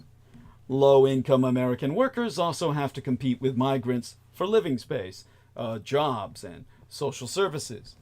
In addition, roughly half of all Latinos, notes the Pew survey, associate the current wave with increased crime in their own communities, including the rise of gangs taking over apartments in New York. By the way, if you took a look at the apartments they were taking over, you would probably let them have them. The key dilemma facing the Trump administration will be how to end mass migration without alienating its new supporters in America's minority communities. We are likely to confront sorry scenes of families, many of them simply seeking a better life, being hauled out of their homes, something that may not play well among Latinos and political moderates. To secure the border, Trump's operatives need to proceed cautiously and with a sense of humanity. A good first step, besides building Trump's cherished wall, would be plans being put in place to expel an estimated 435,000 migrants with criminal records. Personally, I think they should be drafted into a military force, America's own Africa Corps, which would instead serve as an America Corps for Latin America, a Pan America Corps. Just as Germany crossed the Mediterranean with an Africa Corps, America needs to cross the Caribbean with an America Corps. 435,000 migrants with criminal records would comprise that fighting force. Outside the far left, progressive judges and the fever shops of the universities, this will likely have strong support. Trump has also expressed interest in legalizing the Dreamers, the children who came illegally to the country but have grown up here. It gets more complicated from there. Many millions of illegals have been here for decades and have paid taxes, started businesses and families. They would constitute an asset for any country. Finding ways to give these migrants a reasonable possibility of staying here, perhaps after a return to their native country, makes sense. If he proceeds cautiously, particularly with the evenly divided House of Representatives, he could build wide support for his approach to the border. Perhaps a more complicated challenge for Trump may come from businesses, which still constitute a key Russell collaborationist red Republican insurgent constituency. Many firms in the service sector and agriculture depend on undocumented workers. One possible solution would be to establish a modern version of the Braquero program, or Bracero program, allowing workers, but not their families, to work in sectors like agriculture, where the supply of citizen labor is seen as highly limited. Immigrants are also heavily represented in industries such as construction, trucking, retail, and manufacturing, where immigrants make up 20% or more of the total workforce. Legal immigrants, rather than being seen as a threat, could be an important asset in Trump's drive to reindustrialize the American empire. As many as 600,000 new manufacturing jobs are expected to be generated this decade, which simply cannot be filled. By 2030, there will also be a projected shortage of 510,394 registered nurses and 40,000 doctors in primary care nationwide. Already, 28% of physicians are immigrants, as are 24% of dentists and 38% of home health aides. In Michigan, where all immigrants accounted for just 8% of all workers and 9% of healthcare workers, their share was 3 times as high, 28% among physicians and surgeons. Even Trump's newly acquired allies in the tech economy will resist radical changes in immigration policy. In Silicon Valley, in 2018, nearly 3/4 of the tech workforce were estimated to be foreign, many on H-1B visas. Although this program has been abused by employers, sometimes at the expense of American workers, it would be very difficult and politically damaging if Trump shut it down and retained tech business support. He couldn't do the same. In other words, he couldn't shut down the H-1B visa program and retain tech business support at the same time. It's either one or the other. You cannot have both. At the end of the day, closing the open border is a necessity, as even the Biden administration, in its dotage, has finally recognized. Yet at the same time, given demographic pressures, legal, particularly skilled immigrants remain critical for growing our economy. It will be Trump's challenge to maintain this economic lifeblood while working to reverse Biden's record of undermining public safety and the credibility of our institutions. In addition to the chaos a mass deportation plan is highly likely to cause, a recent analysis from the Axios news site determined that the already backlogged immigration court system would get even worse. Current cases take approximately 4 years to resolve, but with a new influx of cases, that could increase to 16 years. At the same time, the incoming Republican-led majorities in Congress have said they plan to cut the size of the government, reducing the capacity to deal with issues like immigration at all. Trump presided over several immigration failures during his first term, including the border wall that Mexico did not pay for, that had sections fall apart from the wind, as well as the family separation policy, in part overseen by Homan, the inhuman Homan I earlier quoted. That policy led to international condemnation and family trauma. Mass deportation already is likely to cause more havoc, and now the public at large would suffer as a result if funds are cut. Given the unprecedented nature of these promises, the outcomes remain uncertain. Borrowing costs, consumer spending, and labor availability will be pivotal. Trump often says one thing and does another, leaving some hope that the actual policies will be less extreme. However, SMBs, small businesses, or SMBs is an acronym for small and medium businesses, really, should prepare for potential challenges by diversifying revenue streams, optimizing operations, and maintaining liquidity to weather the inescapable storm.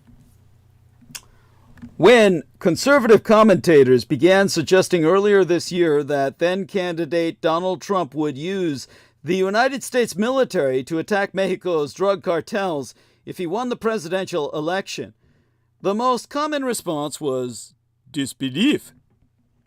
Dropping bombs on fentanyl labs and sending special operations forces to assassinate cartel leaders seemed too far-fetched to debate.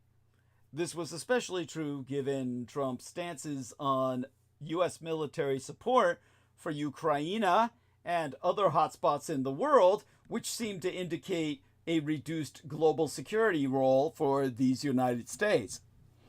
Yet, the fact that many reasonable analysts conclude military attacks on cartels are a bad idea and contradictory to Trump's foreign policy positions elsewhere does not mean that he won't launch them. In fact, when asked about it by Fox News in July, Trump replied, "Mexico gonna have to straighten it out really fast, or the answer is absolutely." One of Trump's defense secretaries during his first term, Mark Esper, says Trump asked for lists of military operations for countering the Mexicano drug cartels back then and was barely dissuaded from going that route. In his Monday evening announcement to kick off Last work week, President-elect Donald Trump rallied against Mexico and Canada, accusing them of allowing thousands of people to enter these United States. Hitting a familiar theme from the campaign trail and his first term in office, Trump portrayed the country's borders as insecure and immigrants as contributing to crime and the fentanyl crisis. In an announcement that could have stark repercussions, he threatened to impose 25% tariffs on everything coming into this country from those two countries. Trump's anti-immigration rhetoric has resonated with voters concerned about immigration and crime. Yet there's more to the story than Trump's short statement suggested. So, let's take a look at data studies, what they say about border crossings, fentanyl smuggling, and whether there's a connection between immigration and the American crime surge. Start with border crossings. The number of migrants crossing the United States-Mexico border is a key metric watched intensely by both Republicans and Democrats.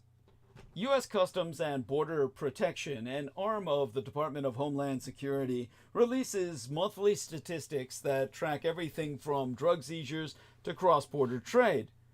One of the metrics tracked is the number of Border Patrol arrests or encounters each month with people entering this country between the official border crossings, known as the ports of entry. The vast majority of those arrests happen at the southern border. Those numbers have actually been falling this year under the Biden administration. The Border Patrol made 56,530 arrests in October, which is about a 4-year low. It hasn't always been like that. The Biden administration struggled to bring down the growing number of migrants coming to the southern border. A little less than a year ago, in December of 2023, the Border Patrol made about 250,000 arrests along the southern border, an all-time high. Cross-border trade was damaged as border agents were reassigned to help process migrants, and train traffic was temporarily shut down. Since then, the numbers of people encountered at the southern border have dropped and stayed down through a combination of stricter enforcement on the Mexicano side and asylum restrictions announced earlier this year by the Biden administration. Republicans, the Republicans, put a caveat on those numbers.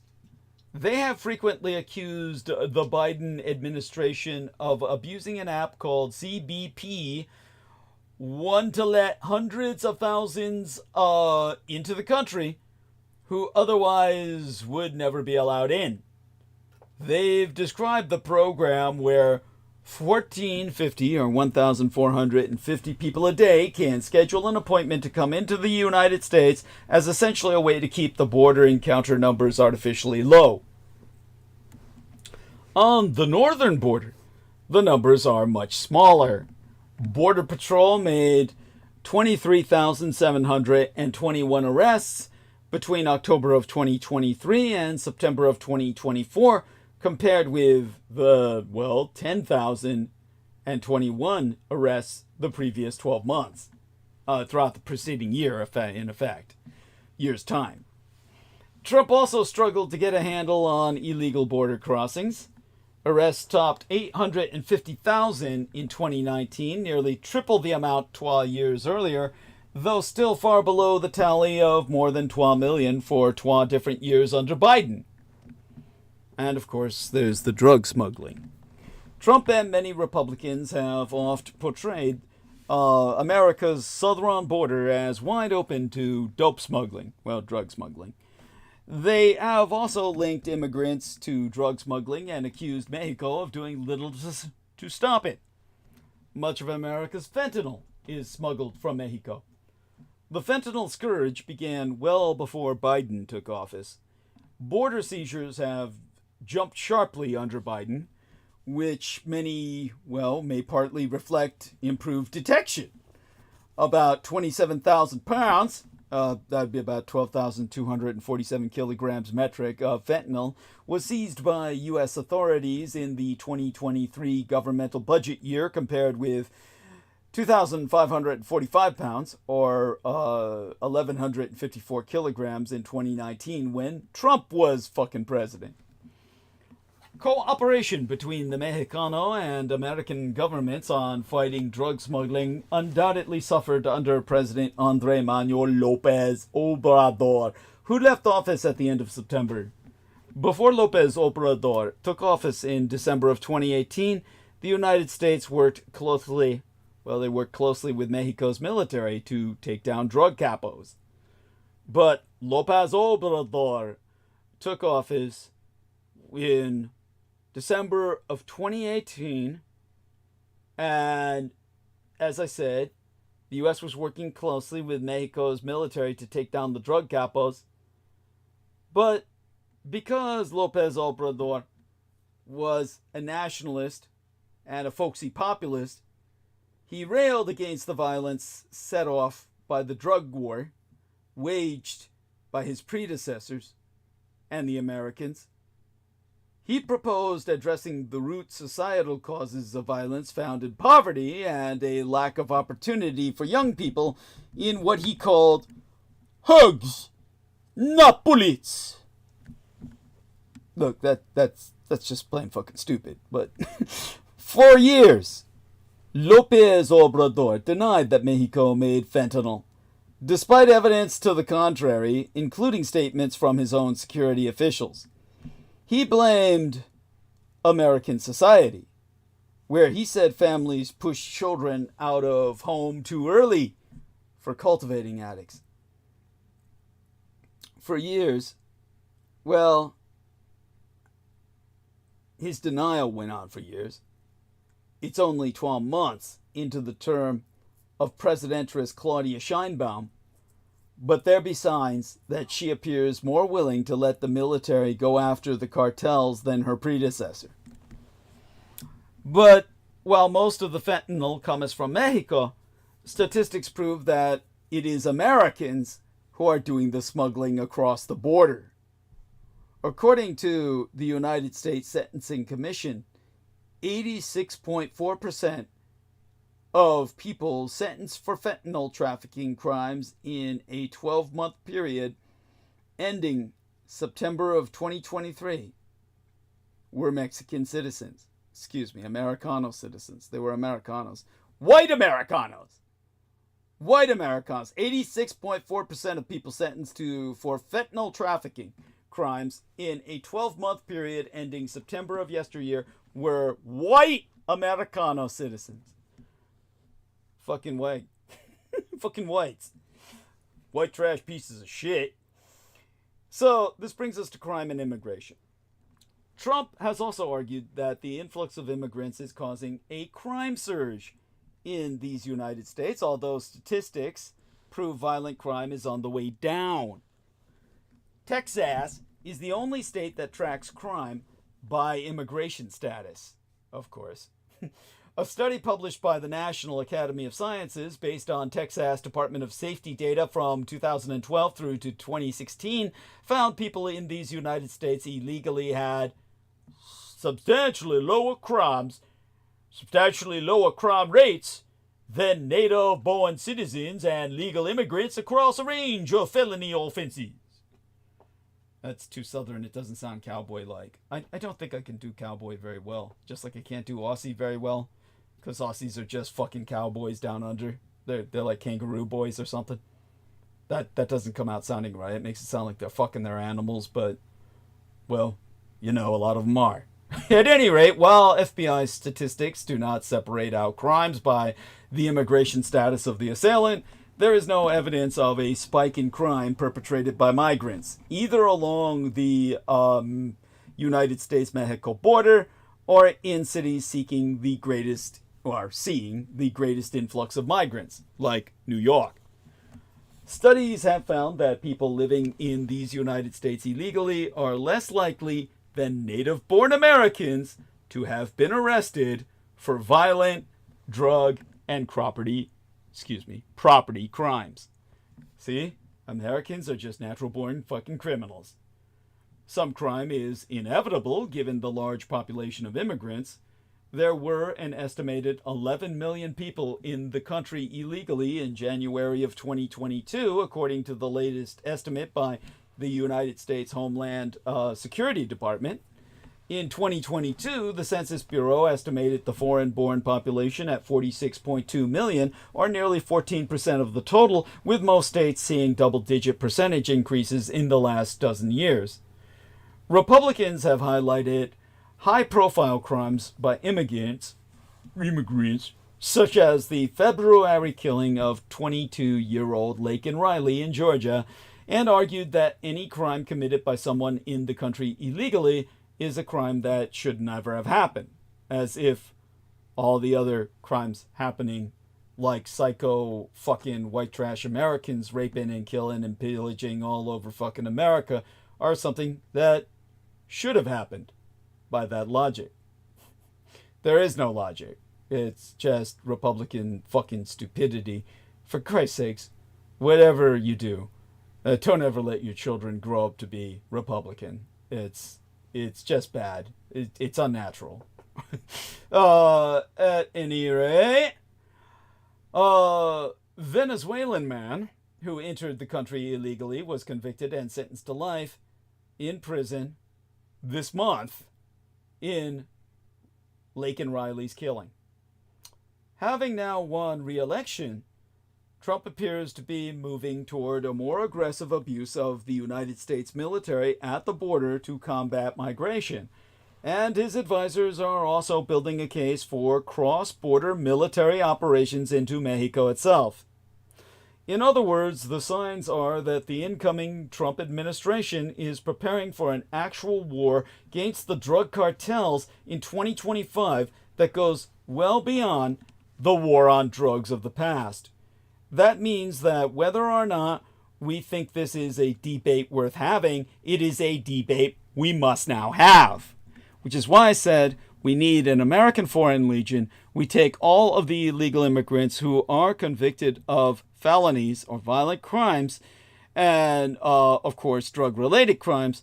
We put them into a new American Africa Corps, which would instead be a Pan-America Corps, and we could deploy them anywhere in Latin America, where they would speak the native language in general, in a general sense. Obviously, for those of you who do not know, the majority of Latin America may speak Espanol, but the Mexicano Espanol, the Cubano Espanol, the Puerto Rican Espanol, the Central American Espanol, these are all very different languages. They sound very different.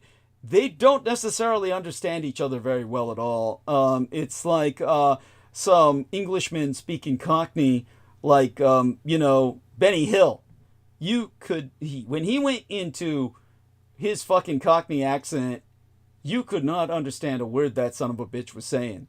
When, you hear Central American, El Salvadorians or Nicaraguans, when they speak the Espanol, your average Espanol-speaking Mexicano cannot understand them. They speak too fucking fast.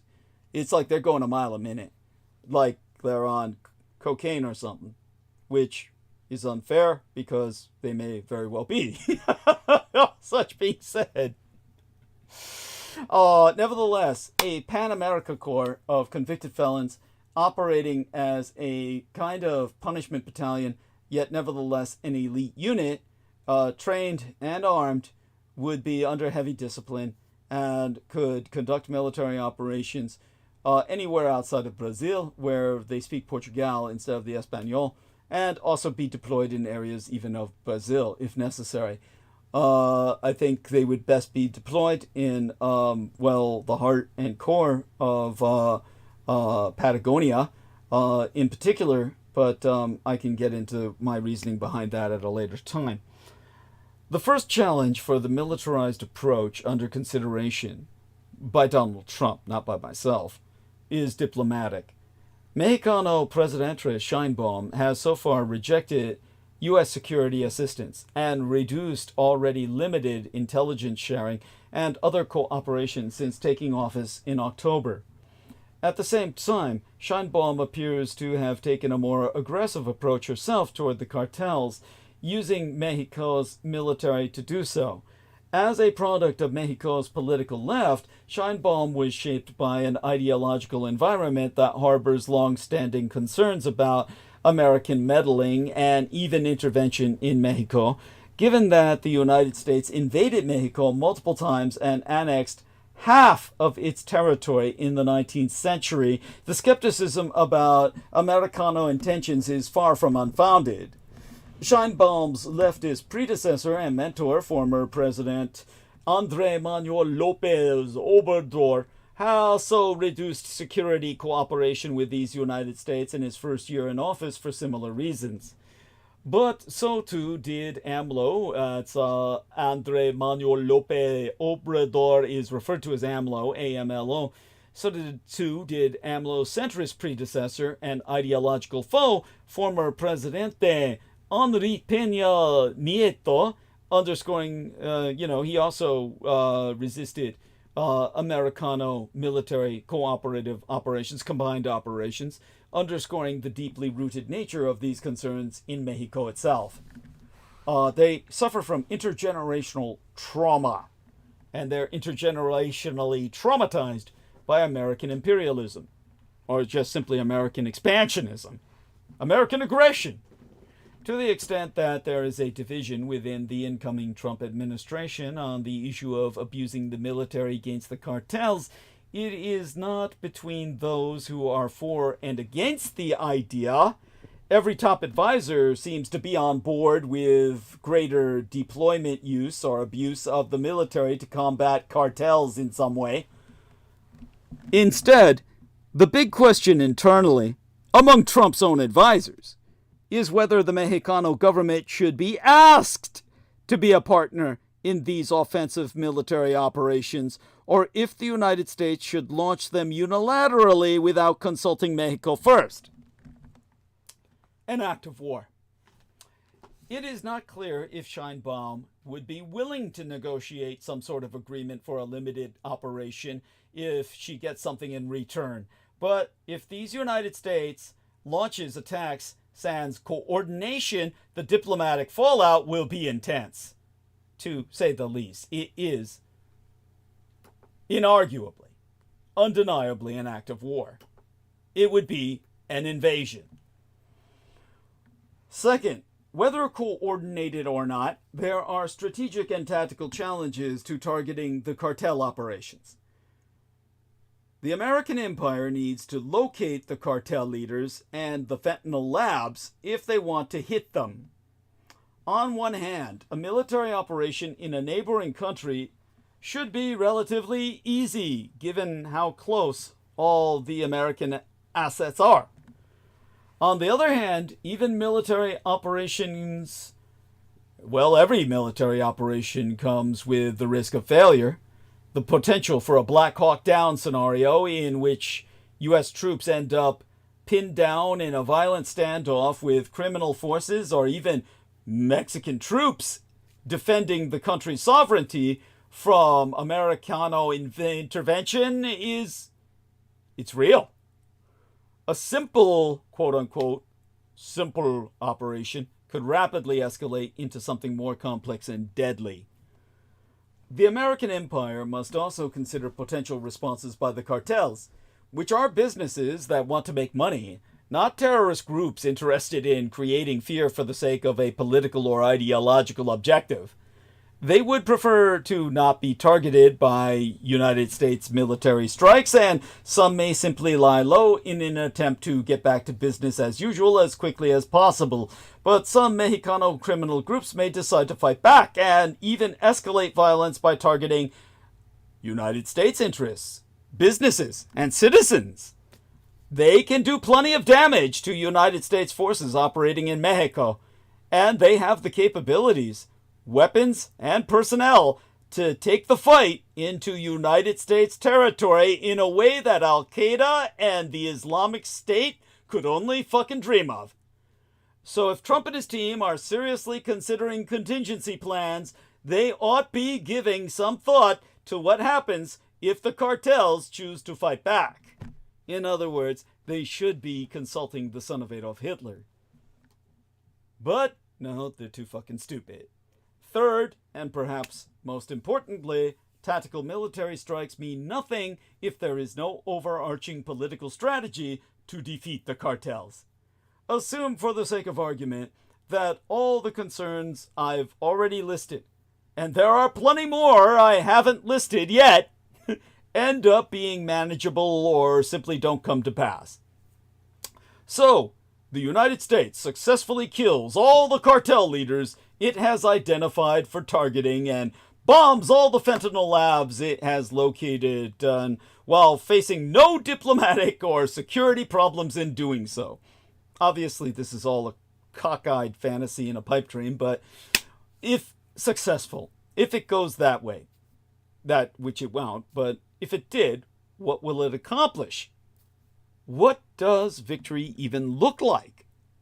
In fact, the drugs will continue to be produced by new or reconstituted cartels that will traffic them into these United States using new routes, because the market forces driving the drug cartels are too profitable to defeat with military might. It's like they thought they defeated the Nazis, but they can't bomb a vertical trust in Switzerland, where the Nazis kept all their money to refinance their operations in, guess where? Latin America. That's why I said an American Africa Corps. That would be if you were crazy enough to take on the Nazis. At any rate, when I say, it takes more than the military to defeat Mexicano militias, we know this because Mexico has already tried itself. When Peña Nieto entered office in 2012, Mexicano security forces had a list of 122 top cartel leaders they wanted to target. They managed to capture or kill over 100 people on that list, with agents that were provided a literal license to kill. A white license, it's called. The result was more homicides and more violence, as the bigger cartels split apart into smaller and more violent organizations. More recently, the arrests by United States law enforcement agencies of key Sinaloa cartel leaders, one of whom alleges he was abducted and forcibly brought to these United States by the other as part of a deal with those U.S. agencies, has led to a surge of violence in Sinaloa, where various factions now fighting over secession and revenge. Finally, even if these United States successfully dismantles one or two top criminal groups and slows the flow of drugs and migrants, which the cartels also traffic, what will that victory cost? The answer is a politically divided North America, where the United States-Mexico border is closed, U.S. supply chains have broken down, and the United States must manage renewed tensions with a neighboring country with which it should instead be forming an alliance to counter the communist Chinese. Nevertheless, the Trump administration appears on course to launch a military operation into Mexico next year. Diplomatic, tactical, and strategic concerns do not appear likely to dissuade it. Businesses and analysts wondering how United States-Mexico relations will fare under the second Trump administration are currently focused on tariff and trade issues. They need to start factoring these military scenarios into their equations. As I said, as always, I have the solution. But they're suppressing the son of Adolf Hitler, not consulting me. It's up to you, my listeners. Again, I am your employee. I'm going to have to be paid in order to continue doing what I'm doing.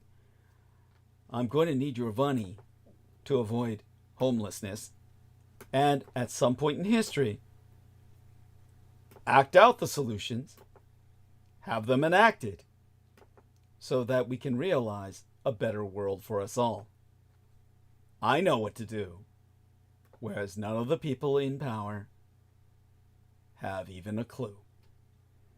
Now, of course, when it comes to the trade wars, this brings us back to the Communist Chinese Empire as the crux, the people we should be aligning in Mexico with a Pan-America Corps that's trained to do combat with the Communist Chinese insurgency in Latin America. Now, Red China itself claims, quite rightly, no one wins trade wars. While the Empire of Japan has discovered a massive treasure trove worth over $26 billion, enough to support the Japanese economy for years, an American policy of regime change in Red China will only backfire.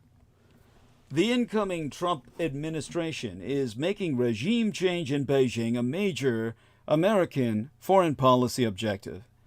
It's a lose-lose formula, making political transformation and regime change in Beijing a major U.S. foreign policy goal is likely to undermine Washington's long-term desire to see Red China move toward democracy.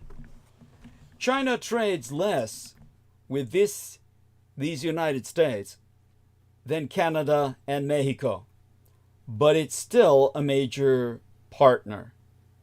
In 2023, these United States exported $147 billion worth of goods, exported $147 billion worth of goods, and imported $426 billion worth of goods from Canada.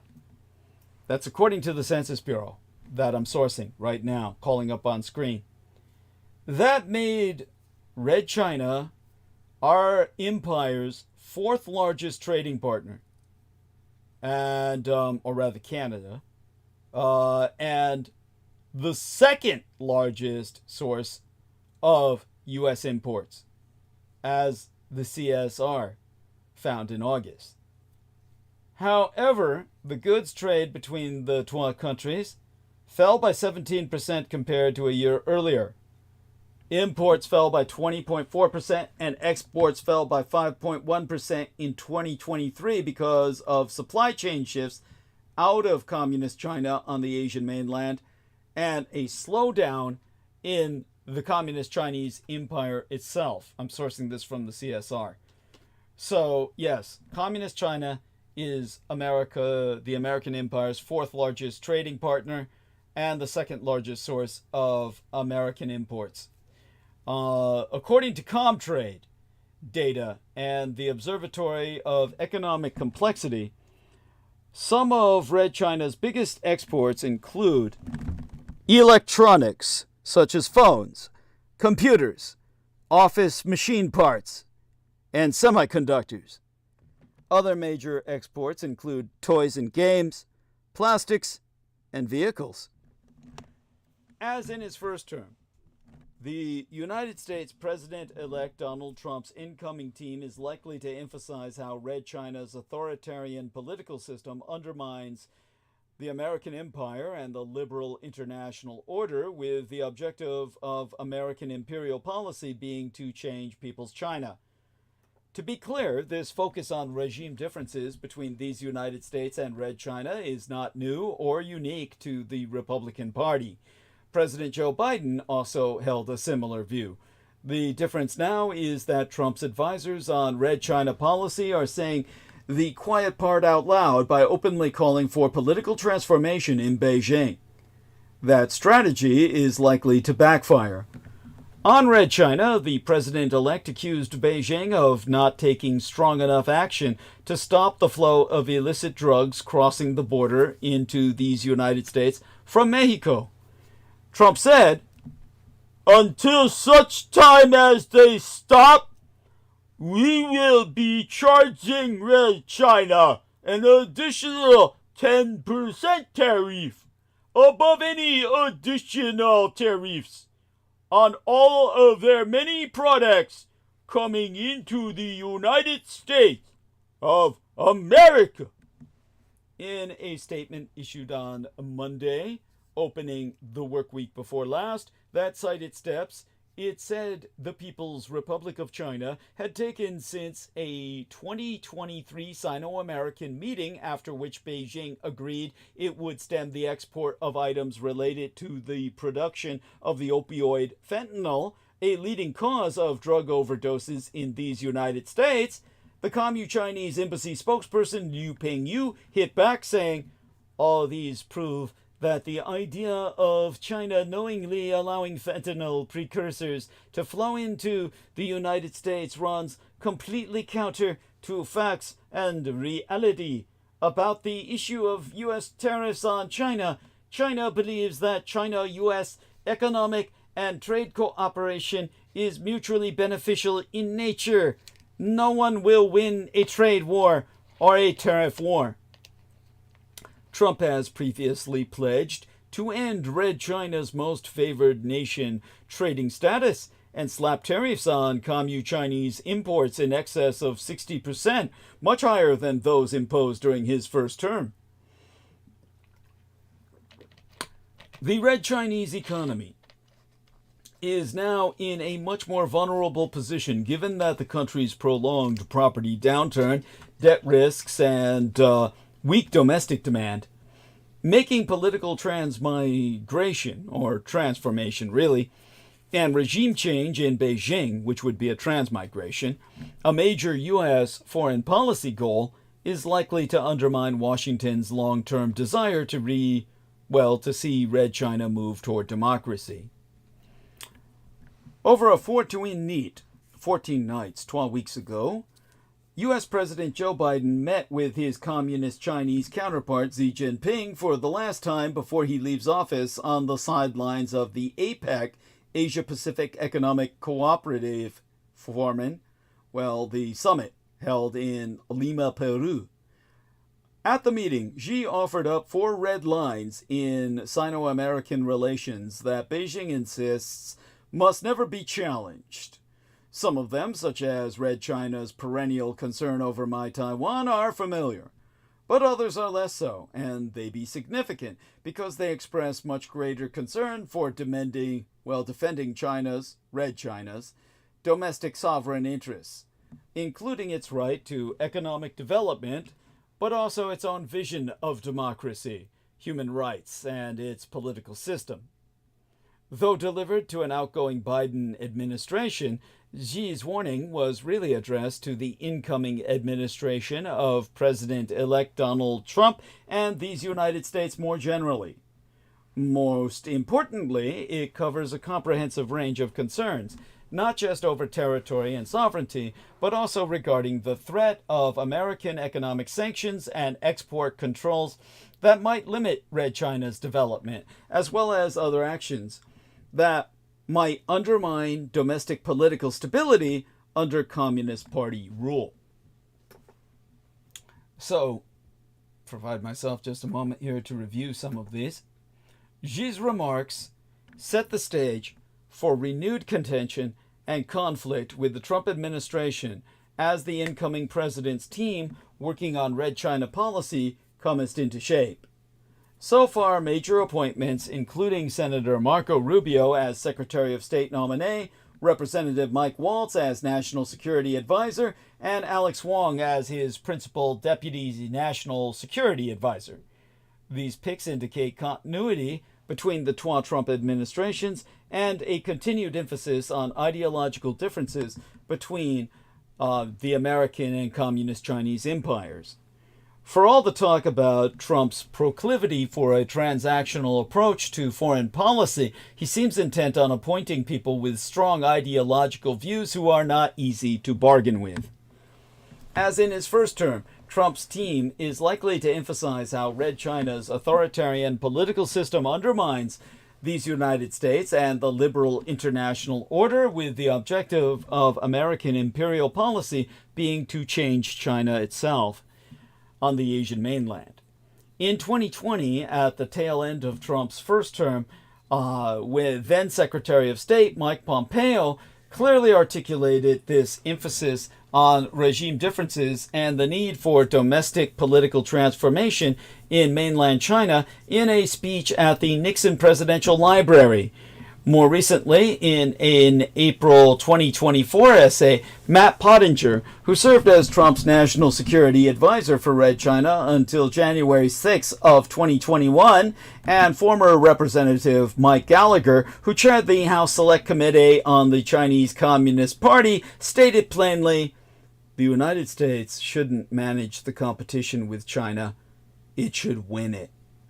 The Twa defined winning as a change in Red China's leaders, resulting in more social and political openness.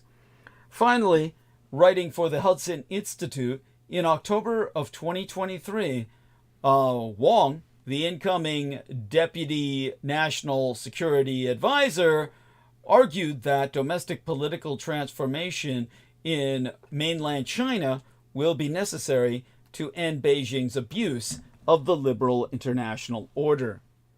As he noted, this goal goes much further than the Cold War era containment policy adopted by these United States towards the greater Soviet Union, and as such will be far more difficult to realize. To be clear, this focus on regime differences between these United States and Red China is not only a Republican Party talking point. Biden also made what he called the global battle between democracy and autocracy a central narrative of his early presidency, pointing to the threats emanating from Red China's authoritarianism as a reason to shore up democracy worldwide. However, the Biden administration did not openly call for the transformation of mainland China's political system and instead adopted a strategy of managed competition. Wong rejects this approach, arguing that in defending its own interests and those of the liberal international order, the American empire will inevitably threaten the Chinese Communist Party's domestic legitimacy. It is perfectly valid for Wong and other policymakers to express Washington's long-term desire to see Red China move toward democracy and freedom of speech and religion. However, making political transformation and regime change in Beijing a major United States foreign policy objective is likely to backfire and undermine those goals. There are two main reasons to not say the quiet part out loud. First, it needlessly antagonizes a regime that is already insecure. Second, U.S. support for domestic political and social change in Red China taints the actors pushing for those very changes within China itself, opening them up to accusations of being insufficiently patriotic at best and pawns of foreign hostile forces at worst. In short, this approach increases the regime's paranoia around domestic political reform while undermining the legitimacy of those who advocate for domestic political reform in mainland China itself. It's a lose-lose formula for Red China hawks in Washington and the liberals in mainland China.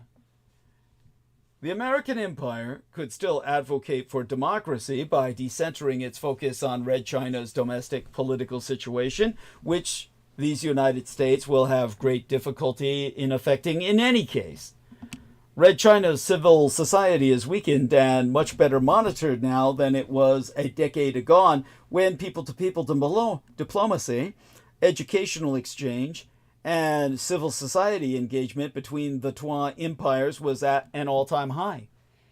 Instead of trying to change Red China from the outside, the American empire and other Western democracies should focus collectively on the negative effects of Commu-Chinese mercantilism and overcapacity on their own internal politics. The first China shock, referring to the rise in import competition after Red China's accession to the World Trade Organization in 2001, is associated with rising political polarization in regions negatively affected by the resulting shifts in trade flows. In the European Union, rising import competition with Red China in key sectors such as automotives is now also leading to widespread popular dissatisfaction with mainstream political parties. And the political beneficiaries of the emerging Second China shock from Beijing's dominance in cutting-edge green technologies have so far been the far left and the far right. In the end, the policies needed to make democracies more resilient are the same ones put in place by Donald Trump during his first term and bolstered by Biden over the past 4 years. These use high tariffs on key sectors to protect Western workers from further dislocation and disenchantment, whilst pressuring Red China not to export its domestic economic malaise through excessive production and dumping. In the face of these policies, Xi may be forced to do more to stimulate domestic demand and improve the social welfare and security of Red China's aging population. A more secure and prosperous Chinese middle class may indeed demand greater rights and participation, but it would not do so because the United States government demanded it, but of its own impetus and needs.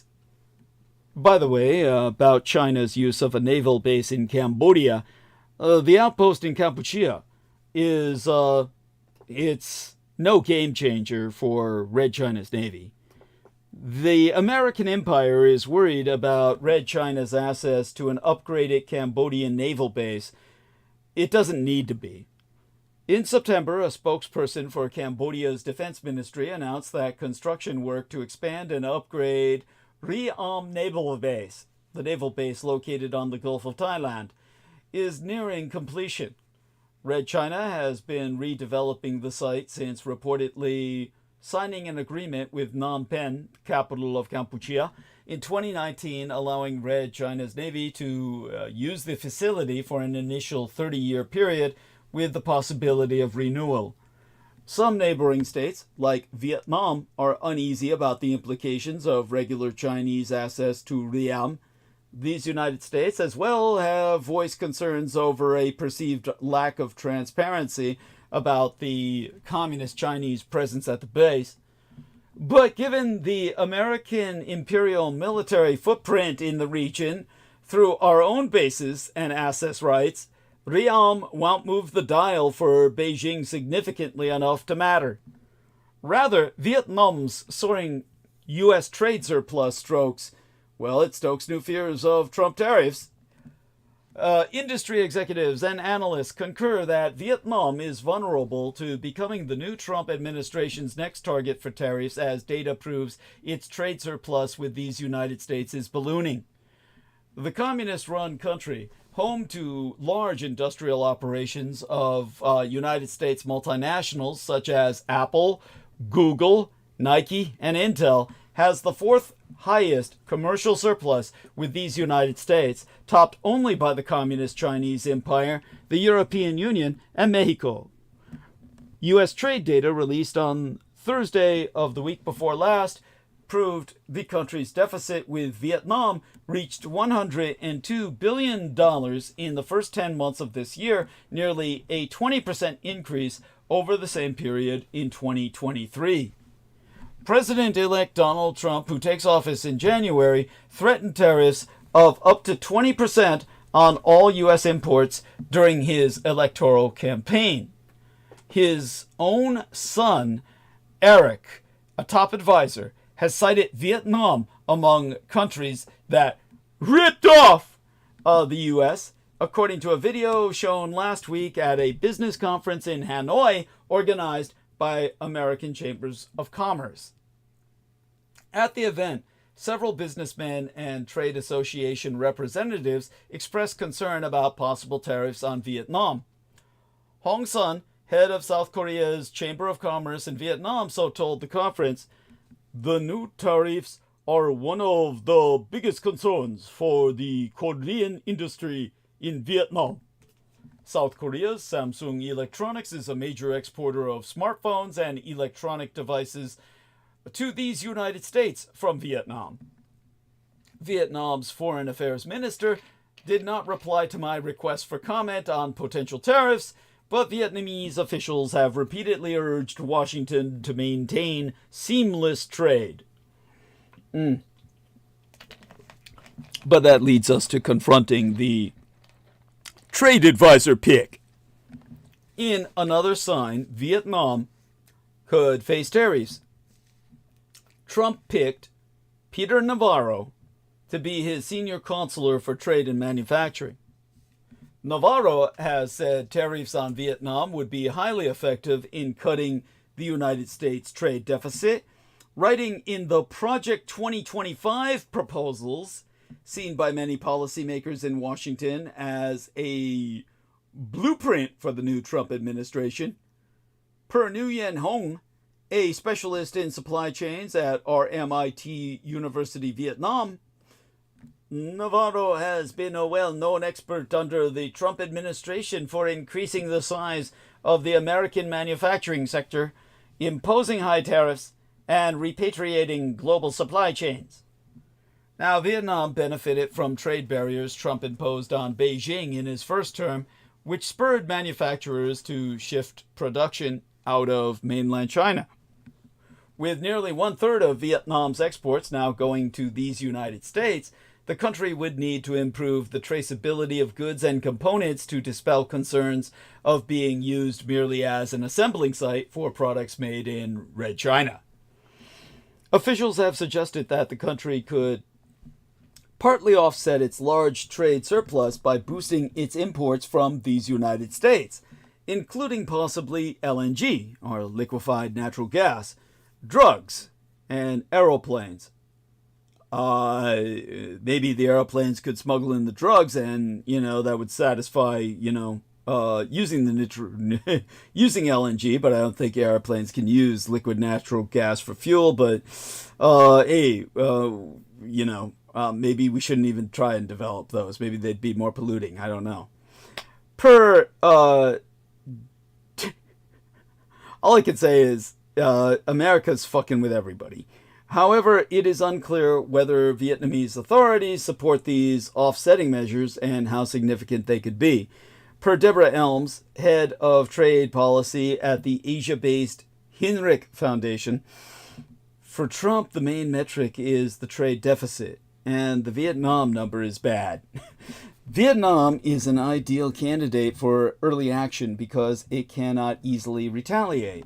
I don't think Vietnam is in a position to buy quickly and enough.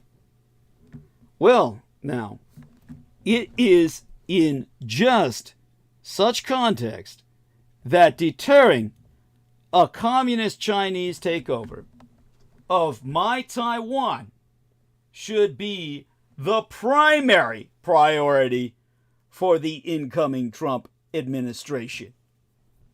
Communist China on the Asian mainland has long claimed my Taiwan as its own and insisted that unification is a historical inevitability.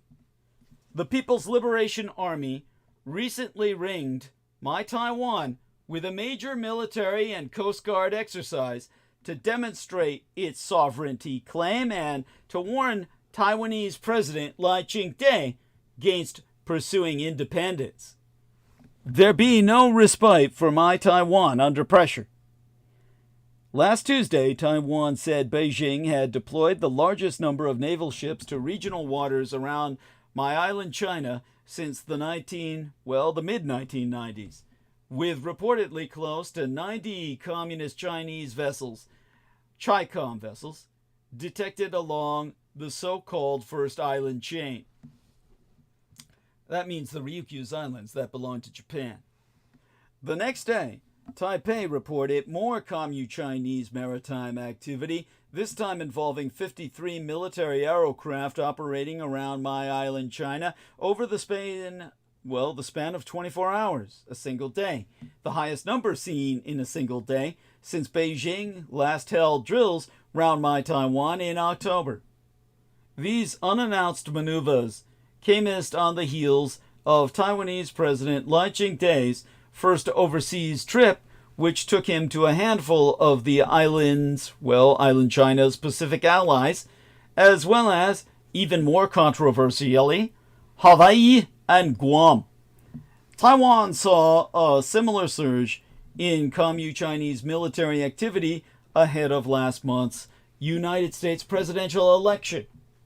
A week earlier, Kyodo reported that Tokyo and Washington aim to compile a joint military plan for a possible Taiwan emergency that includes deploying missiles to the Japanese home islands, Super Archipelago, and the Philippines. Moscow responded by saying that if the United States stationed missiles on the Japanese home islands, this would prompt Russia to retaliate.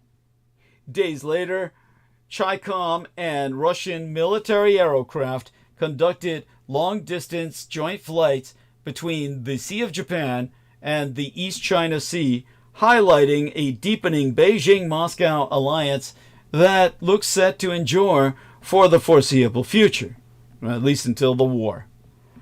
Now, such military operations are designed to intimidate the people of my Taiwan.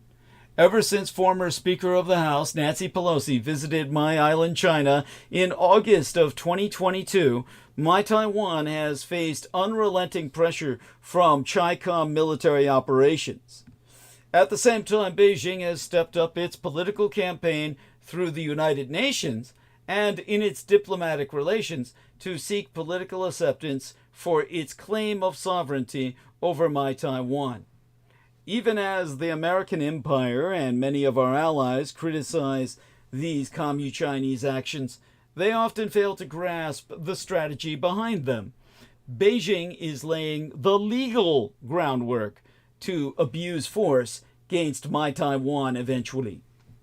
During Red China's display of military power in Taiwan's Black Ditch, the strait between island and mainland China, last month, the Red Chinese Ministry of National Defense announced that for the first time, the Red Chinese Coast Guard, an element of its armed forces, as our Coast Guard is, conducted law enforcement patrols in the waters surrounding Taiwan.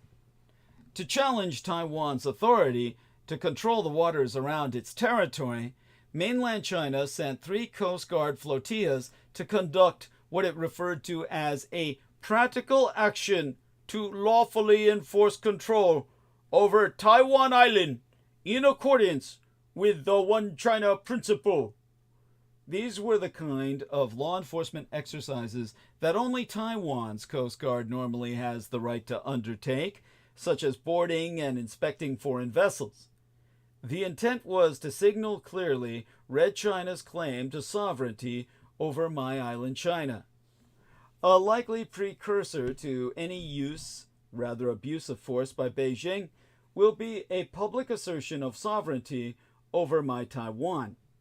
By encircling my island, China, with its law enforcement patrols and publicizing those patrols from the Ministry of National Defense, mainland China essentially announced to the world that its campaign to control my island, China of Taiwan, has moved to a new and more dangerous phase. Beijing has long claimed that there is but one China, and that my Taiwan is part of mainland China, and the Chinese Communist Party is the only legitimate government of all of China. This is Beijing's so-called One China principle, which these United States have consistently refused to endorse. American policy since 1950 has been that the sovereign status of my Taiwan is undetermined, though it has shrouded the policy in ambiguous diplomatic language meant to smooth over differences and allow the Twa empires to develop stable relations. Further, American imperial policy insists that the eventual resolution of sovereignty should be left to the people on both sides of the Black Ditch of the Taiwan Strait to peacefully decide sans coercion or the threat of force. Congress has also played a role in developing America's Taiwan policy.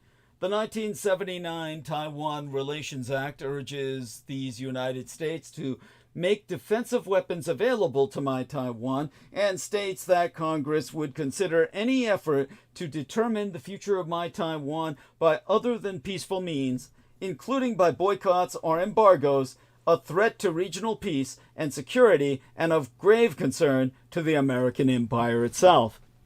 Collectively, these views are known, somewhat confusingly, as Taiwan's, well, rather America's, One China policy. And although these United States are the most vocal nation in distinguishing its policy from Beijing's One China principle, other countries quietly hold similar views. Recent Red Chinese Coast Guard operations challenging my Taiwan's right to control the waters around our territory pose a direct challenge to American imperial policy and create a dilemma for all nations that desire to see my Taiwan status be resolved peacefully and sans coercion. Accepting the actions of Red China's Coast Guard as lawful is to accept Beijing's One China principle and to acquiesce in Red China's claim that my Taiwan falls under its sovereignty. Furthermore, to accept that my Taiwan is under mainland Chinese sovereignty is to accept Beijing's assertion that any future use of rather abuse of force would be a purely domestic matter. To allow the Red Coast Guard patrols to go unchallenged seals my Taiwan's fate, but to oppose the Red Chinese Coast Guard's actions poses an open challenge to Red China itself and risks destabilizing blowback. American imperial policy must focus on reducing the risk of further escalation, even at the cost of potential instability in the Sino-American relationship. Accordingly, these United States must publicly condemn Beijing's recent actions as destabilizing to regional peace and stability, call upon like-minded states to make similar statements, and reinforce the American imperial commitment to a peaceful resolution by advancing my Taiwan's capacity to defend ourselves and our own capacity to support our defense, if necessary. By that I mean America's. Because an attack on Taiwan is an attack on the United States, as the United States claims Taiwan to be a renegade territory. A territory like Puerto Rico, except one that is not legally recognized as such by the rest of the world, but is secretly claimed as such by the United States. Similarly, it is time for these United States to actively and publicly counter Beijing's political campaign in the United Nations and elsewhere, through which it distorts the meaning of United Nations General Assembly Resolution 2758. The official record shows that in passing the resolution in 1971, countries intended only to transfer the China seat in the General Assembly and the Security Council from the Republic of China, my Taiwan's formal name, to the People's Republic of China on the Asian mainland. There is no evidence for Red China's claim that the resolution establishes, as a matter of international law, Beijing's One China principle. In fact, in 1971, then Chinese Prime Minister Zhou Enlai noted that given the text of the resolution, the status of Taiwan is not yet decided. The Chinese Communist government has likewise abused Resolution 2758 and bilateral normalization agreements with other member states to falsely claim that its One China principle is any settled fact. Like the military exercises, Beijing's persistent efforts to embed its beliefs in United Nations statements are aimed at winning acceptance of its proposition that my Taiwan is part of the Communist Chinese Empire and a settled issue in international law. This is far from the truth, but convincing other nations to go along may allow Beijing to claim that its abuse of force to achieve unification should be considered lawful. The Trump misadministration must play a proactive role in refuting these mischaracterizations and the flawed claims of Chi-Com diplomats. The failure to firmly counter Commu-Chinese military and diplomatic actions risks signaling that these United States will tolerate a future in which the people of my Taiwan are forced to accept Beijing's rule. Hong Kong's experience stands as stark example of the dangers of this path. Accepting that my Taiwan is already sovereign Commu-Chinese territory would only cause the collateral consequence of undermining deterrence and provoking a supermassive conflict. This brings us, finally, out of trade and tariffs into the sixth angle of Trump policy. Well, fifth angle. 5. Climate, environment, and deregulations. Rolling back environmental regulations will have long-term health and economic impacts, particularly in communities affected by pollution or climate-related disasters. Rolling back environmental protections will benefit industries like oil and gas in the short term, but will harm public health in communities dealing with pollution or climate-related disasters, which often include rural communities, rural, poor, and working class areas.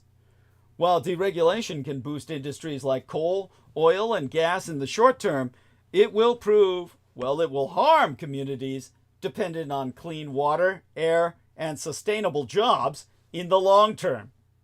Trump's refusal to take climate change seriously will also exacerbate the frequency and severity of natural disasters, disproportionately affecting rural and lower income areas. You see, Trump's energy dominance agenda is just a petrostate plan, with climate action advocates worrying about the fossil fuel industry's influence over Trump himself. The United States, you see, is the world's largest oil producer. So why do we still need to import crude and ask countries like Saudi Arabia for help? Oil prices are high, energy worries are roiling the global economy, and the cost of filling up the gas tank has been fueling one of the biggest economic shocks in American history. Unfortunately for American drivers, it's familiar territory in a country that simultaneously leads the world in oil production, but is among the planet's biggest oil importers. Gas prices have finally started to retreat, bringing some relief, but those prices still hover above $3.50 per gallon nationally. It can be frustrating to watch as domestic oil leaves U.S. ports faster than foreign oil comes in. But it's a decades-old challenge, and only the nature of the crises has changed. This is all about leading from behind, so that even while you're being pitchforked ahead, they're fucking you up the ass. The United States is the world's top producer of oil, including crude, other petroleum liquids, and biofuels. It has been such since 2018. According to the United States Energy Information Agency, it's not even close. The EIA, Energy Information Agency, reports that as of 2022, these United States have produced about 20.30 million barrels of crude oil per day. Almost 10 million more than number 2 Saudi Arabia at 12.44 million and number 3 Russia at 10.13 million. The EIA also notes that these United States is the largest oil consumer, using 20.01 million barrels a day, or 20% of the global stock, and well ahead of number 2 China with 15.7%. So, if America is producing roughly the same amount of oil as it imports, and interest in renewables is rising, shouldn't it be true that these United States would not be so reliant on foreign oil and that energy price anxieties should subside because American stocks would be more than adequate? Not by a long shot. This brings us to oil price and politics. The reasons for the import/export discrepancy are actually fairly straightforward. Chief among them, foreign oil is cheaper. The cost of extraction is usually lower in other countries. Rystad Energy, a private energy research firm, found in a 2020 analysis that Middle Eastern oil fields have the world's lowest production cost at $31 a barrel. The United States produced oil from deepwater wells was at $43 a barrel, with fracking produced oil costing $44 a barrel. This brings us to energy as a weapon. Prices are frequently connected to how nations regard the environmental, economic, and geopolitical impacts of their oil.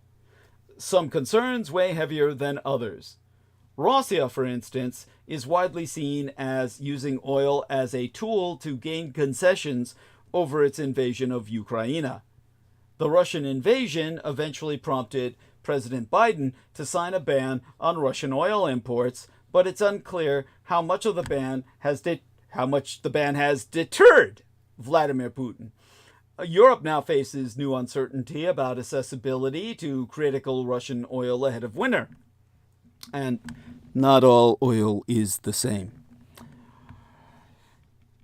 This is a fundamental challenge for these United States, where much of our empire's refining capacity is built to handle the heavy, harder to refine crude imported from the Middle East and elsewhere.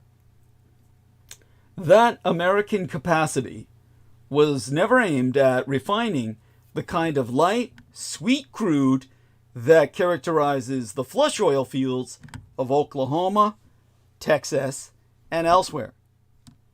Shifting American refining capacity to light crude would create incredible upheaval in the market and jeopardize enormous existing investments, as I found by consulting the American Petroleum Institute.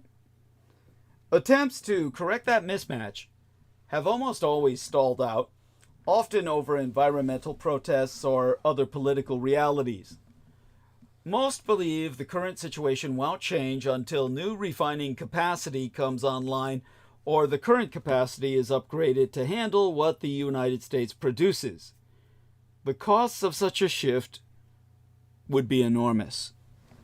As President-elect Donald Trump puts together a team that will ramp up fossil fuel production in an empire that is already pumping out more crude oil than any nation in history, critics are beginning to use a term once reserved for reviled foes.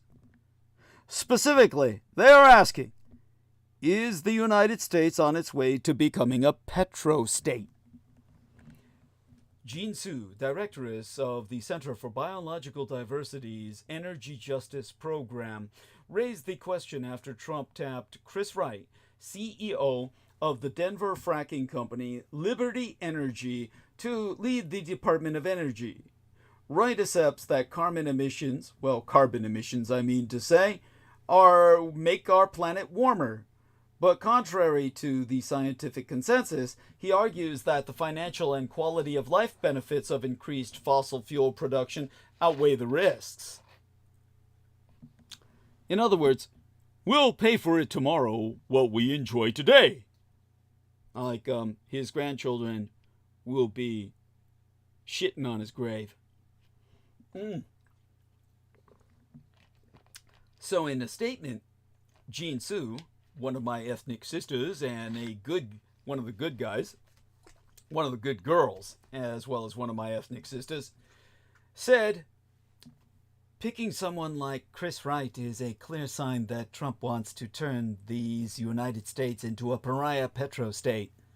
he's damning frontline communities and our entire planet to climate hell just to pad the already bloated pockets of fossil fuel tycoons. Climate scientist Michael Mann offered the same view in an essay soon after the election. The United States is now poised to become an authoritarian state ruled by plutocrats and fossil fuel interests. That's what he wrote in the Bureau of, the Bulletin of Atomic Scientists. He concluded by writing, "It is now, in short, a petrostate." Economists and political scientists point out that these United States do not fit the classical definition of a petrostate. Our economy is far more diverse than those of nations that are hamstrung by dependence on oil and natural gas. Moreover, the vast majority of the wealth generated by fossil fuel production here goes to private parties, not into government coffers. That's not necessarily a good thing, mindest ye. And yet, experts concede that these United States behaves like a petrostate at times. Exempli gratiae, in its long-time inaction on climate change, and more recently, in the way we conduct foreign policy as the world's leading oil and gas exporter. The fossil fuel industry's influence is bound to be amplified under Trump, who does not view climate change as a serious problem and who describes energy dominance as a policy imperative. The oil and gas industry, even by its own reckoning, currently accounts for just 8% of the American economy. Trump's presidency will test whether competing interests, including businesses, states, and citizens that favor a clean energy transition, can exert enough influence to prevent these United States from going down the path that has hobbled the governance and economies of nations that are reliant on a single commodity. But you see, with the second term cometh greater risk. Trump was not successful in permanently quashing the drive for clean energy in his first term. President Joe Biden was able to restore the American empire's place in the Paris Agreement negotiations, reverse most of Trump's deregulatory decisions, and pass our nation's first comprehensive climate legislation. But Mann, the director of Pennsylvania's Center for Science, Sustainability, and the Media, argued that the risks are greater in Trump's second term, that wealthy fossil fuel interests will gain a durable advantage in the U.S. political system. Pointing to the ultra-reactionary policy roadmap, Project 2025, written by former Trump administration officials and supporters to guide his agenda, Mr. Mann wrote, "The time polluters," or he said this time polluters, "and plutocrats, polluters and plutocrats, government by monies. This time polluters and plutocrats have made sure they're ready to hit the ground running. They won't waste any time at all eliminating the obstacles to a fossil fuel industry-driven agenda." Now, true petrostates typically have state-owned oil companies and seek to maximize revenue as a matter of policy. In Azerbaijan, for example, the genocidal expansionist state that destroyed half my son's nation of Armenia, where this year's international climate talks took place as a kind of trollery of the human race, oil and gas output accounts for more than 90% of export revenue and over half of its national budget.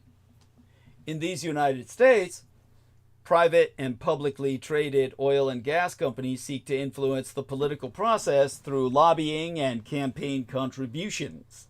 In 2024, oil and gas industry giving reached a record of $219 million US, overwhelmingly favoring Republicans and ultra-reactionary groups, according to the watchdog group Open Secrets. But the fossil fuel industry is also woven into the American political fabric in ways that resemble the structure of petrostates.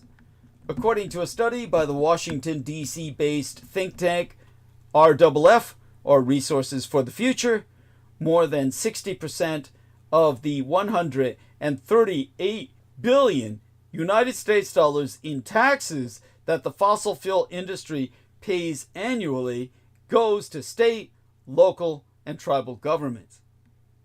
Now, Wyoming gets 59% of its state budget from fossil fuel revenue, North Dakota 29%, and Alaska 21%. Other states, though less reliant, take in staggering sums, led by Texas at 14.6 billion US dollars annually. My own golden state of California at 7 billion US dollars annually, and Pennsylvania at 4.4 billion dollars annually. And the money going into state coffers reflects the far larger impact the industry is having on state economies and jobs.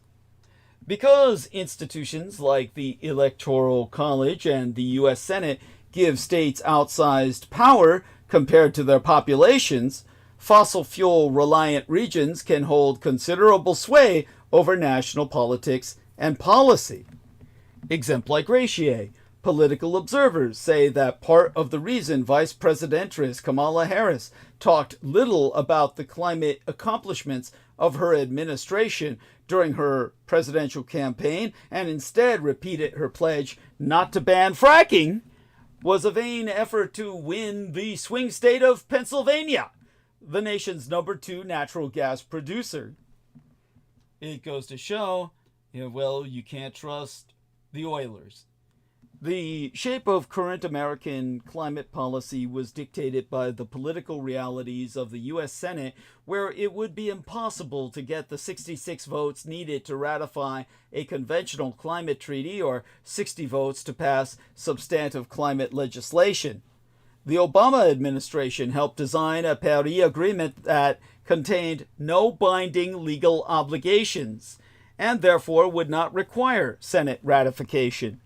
And the Biden administration's climate legislation was an incentives package wrapped in a spending bill, the Inflation Reduction Act, which required only a bare majority for passage and got one only with Kamala Harris's own personal private tie-breaking vote. To quoteist Danielle Raimi, a fellow at RFF, the Resources for the Future, who led its fossil fuel revenue study, the United States has always had a hard time enacting climate policy. The Inflation Reduction Act was the exception rather than the rule, and it's also a very unusual kind of climate policy. Most of the rest of the world use carbon pricing or regulatory tools, to read from what she says. We couldn't do any of that because of the political dynamics. So we went for the subsidy-based approach. But now, the Trump administration is intent on unraveling all those policies.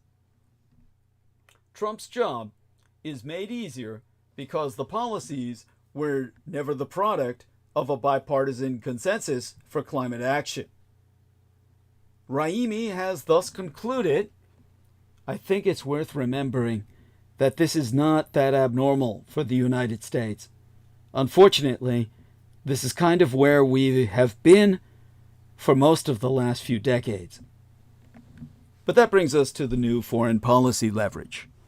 Fracking, which unleashed a flood of oil and gas on the American market beginning in 2010, laid the groundwork for Trump's energy dominance agenda. Trump liked to say that the United States became energy independent on his watch, surpassing Russia and Saudi Arabia in oil production in 2018 and the following year, becoming a net exporter of energy for the first time in more than 60 years. But those trends began under Barack Obama and have accelerated under Joe Biden, with the United States producing 12.9 million barrels per day of crude oil in 2023, more than any other nation in recorded human history. Mammoth facilities have been built in recent years to export LNG, or liquefied natural gas. And in 2015, Congress lifted a 4-decade-old ban on American exports of crude oil, responding to the oil industry's plea that it needed to be able to compete with petrostates for the American empire's own welfare. At the time, American Petroleum Institute CEO Jack Gerard said that American producers would be able to compete on a level playing field with countries like Iran and Russia, providing security to our allies. Today's vote starts us down the path to a new era of energy security. Biden put that concept into action after Russia's 2022 invasion of Ukraine, increasing LNG shipments to the European Union to undercut the Russian Empire's role as a crucial energy supplier to the continent. For the past 3 years, the United States has provided half of the European Union's LNG supplies, a cushion that has helped allies cope with a precipitous fall in the energy supply from motherless Russia on the Eurasian mainland.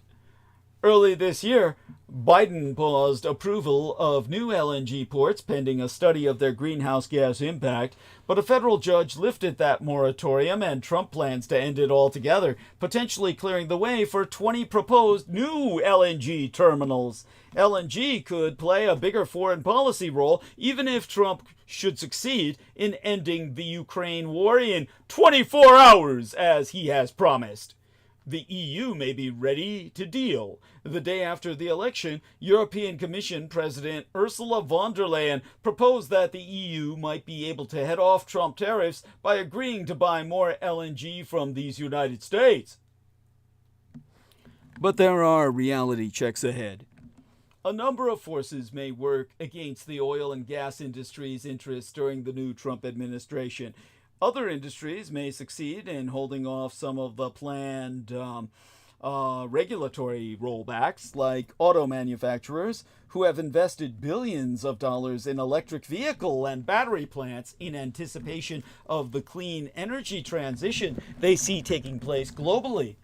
The states that have new clean energy products or a long-term commitment to fighting climate change will make their voices heard.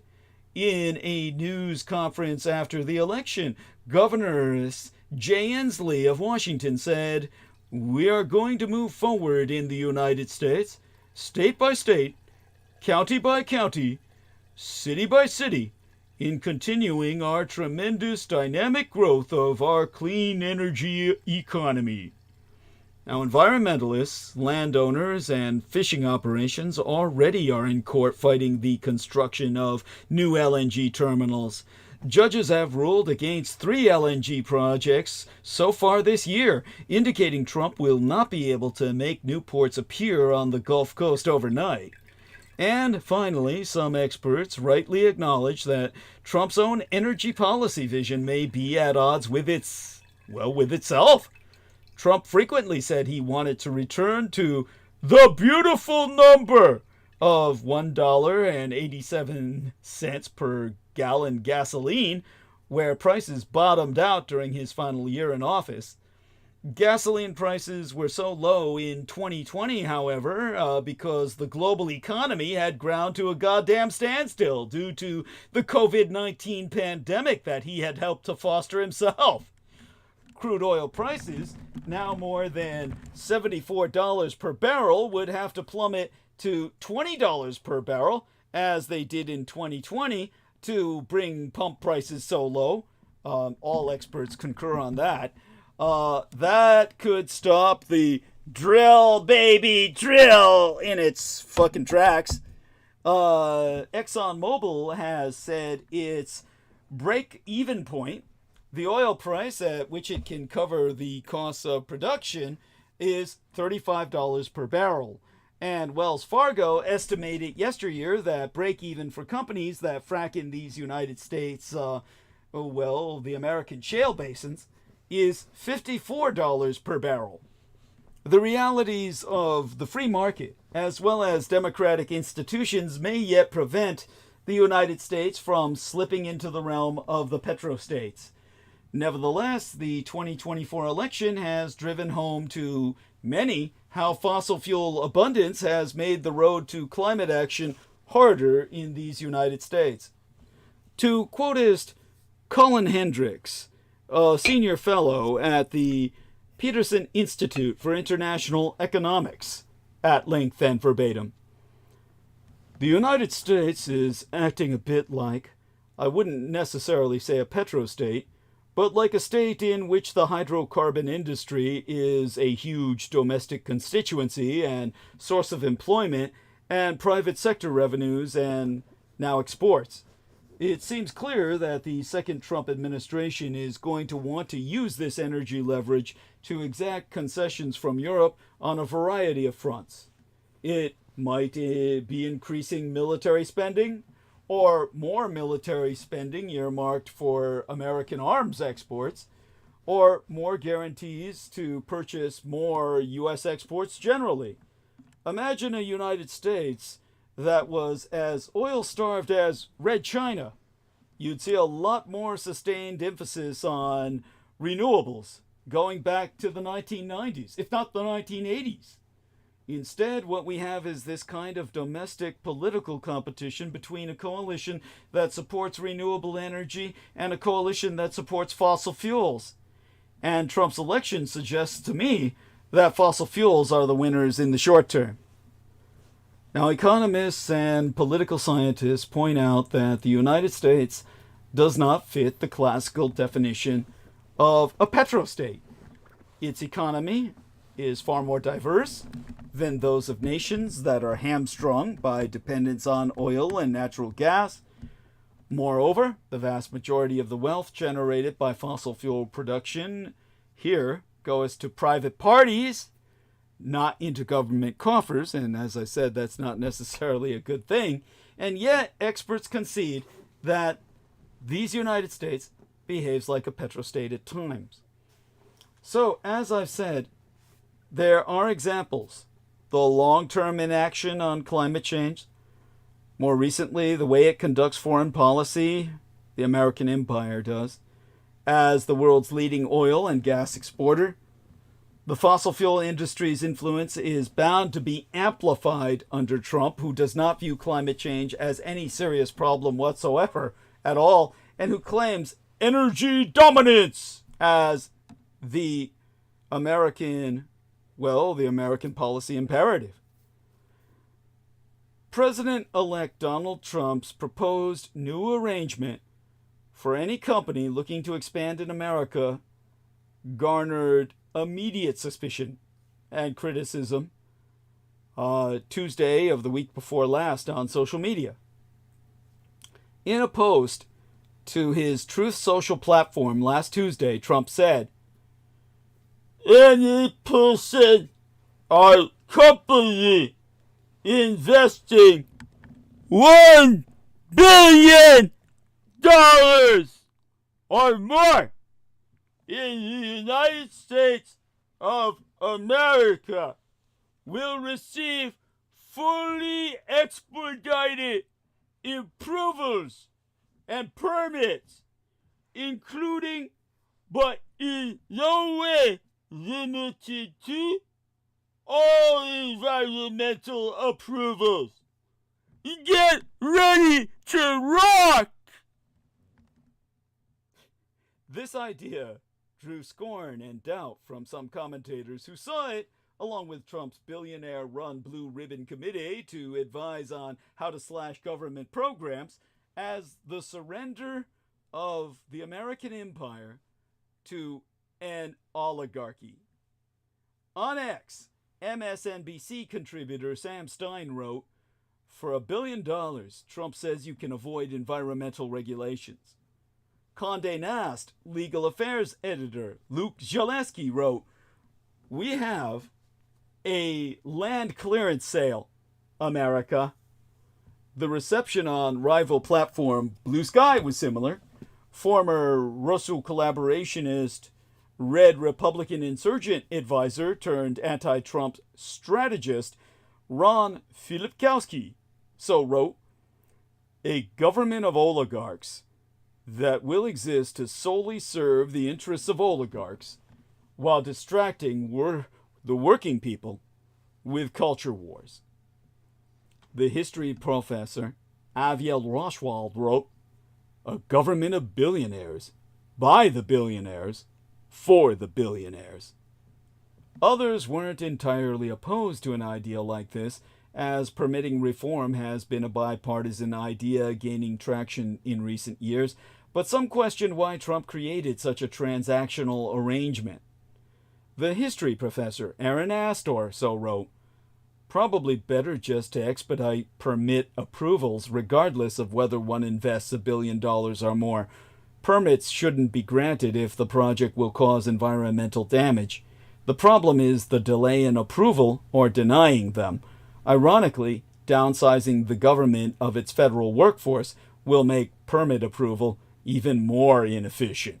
Well, there you go. He won't have the government with which to permit. He won't have the government force or staff with which to regulate his permissions, his permissiveness.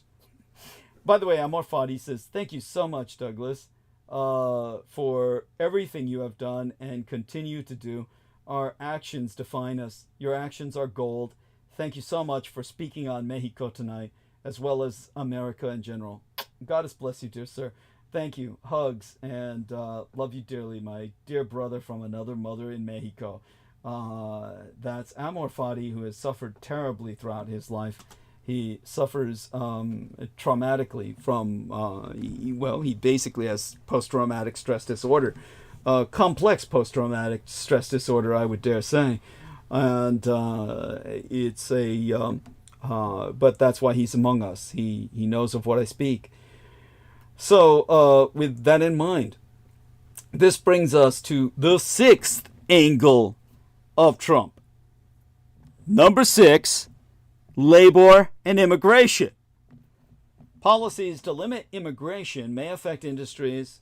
Well, they goddamn will affect industries like agriculture, construction, and hospitality that rely on immigrant labor, potentially, well, most certainly driving up costs for businesses and consumers and leading to labor shortages. While many of Trump's cultists favor stricter immigration policies, industries like agriculture, construction, and hospitality, where many of his Hispanic voters work, rely on immigrant labor. Crackdowns will, either intentionally or more likely in their idiotic ignorance, or rather their ignorant idiocy, unintentionally harm these sectors. Trump's mass deportation plan will hurt the country more than the Great Recession. President-elect Donald Trump's campaign promise of sweeping deportations will result in severe economic fallout, devastating the economy even more than the Great Recession, according to a report that I'm sourcing by Democrats in the Congressional Joint Economic Committee. Although Trump's messaging about improving the economy for Americans during his second term appeared to strike a chord with voters, another one of his campaign fixtures, mass deportations, will have harmful economic consequences. This report was compiled and released. It has published on December 11th. We'll call it the December 11th report. The 78-year-old Republican, the Great Orange Pumpkin, Donald Trump himself, has suggested that he will abuse the military to assist in mass deportations.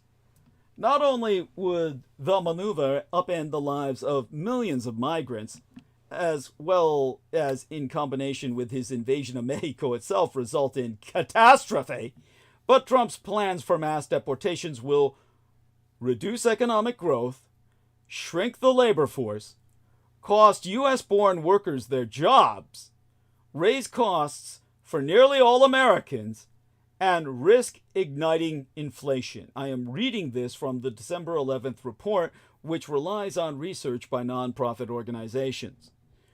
The American Immigration Council, the AIC, estimated that if the U.S. deported 1 million people each year until the country no longer had an undocumented population at all, it would lead to a 4.2% to 6.8% loss in gross domestic product.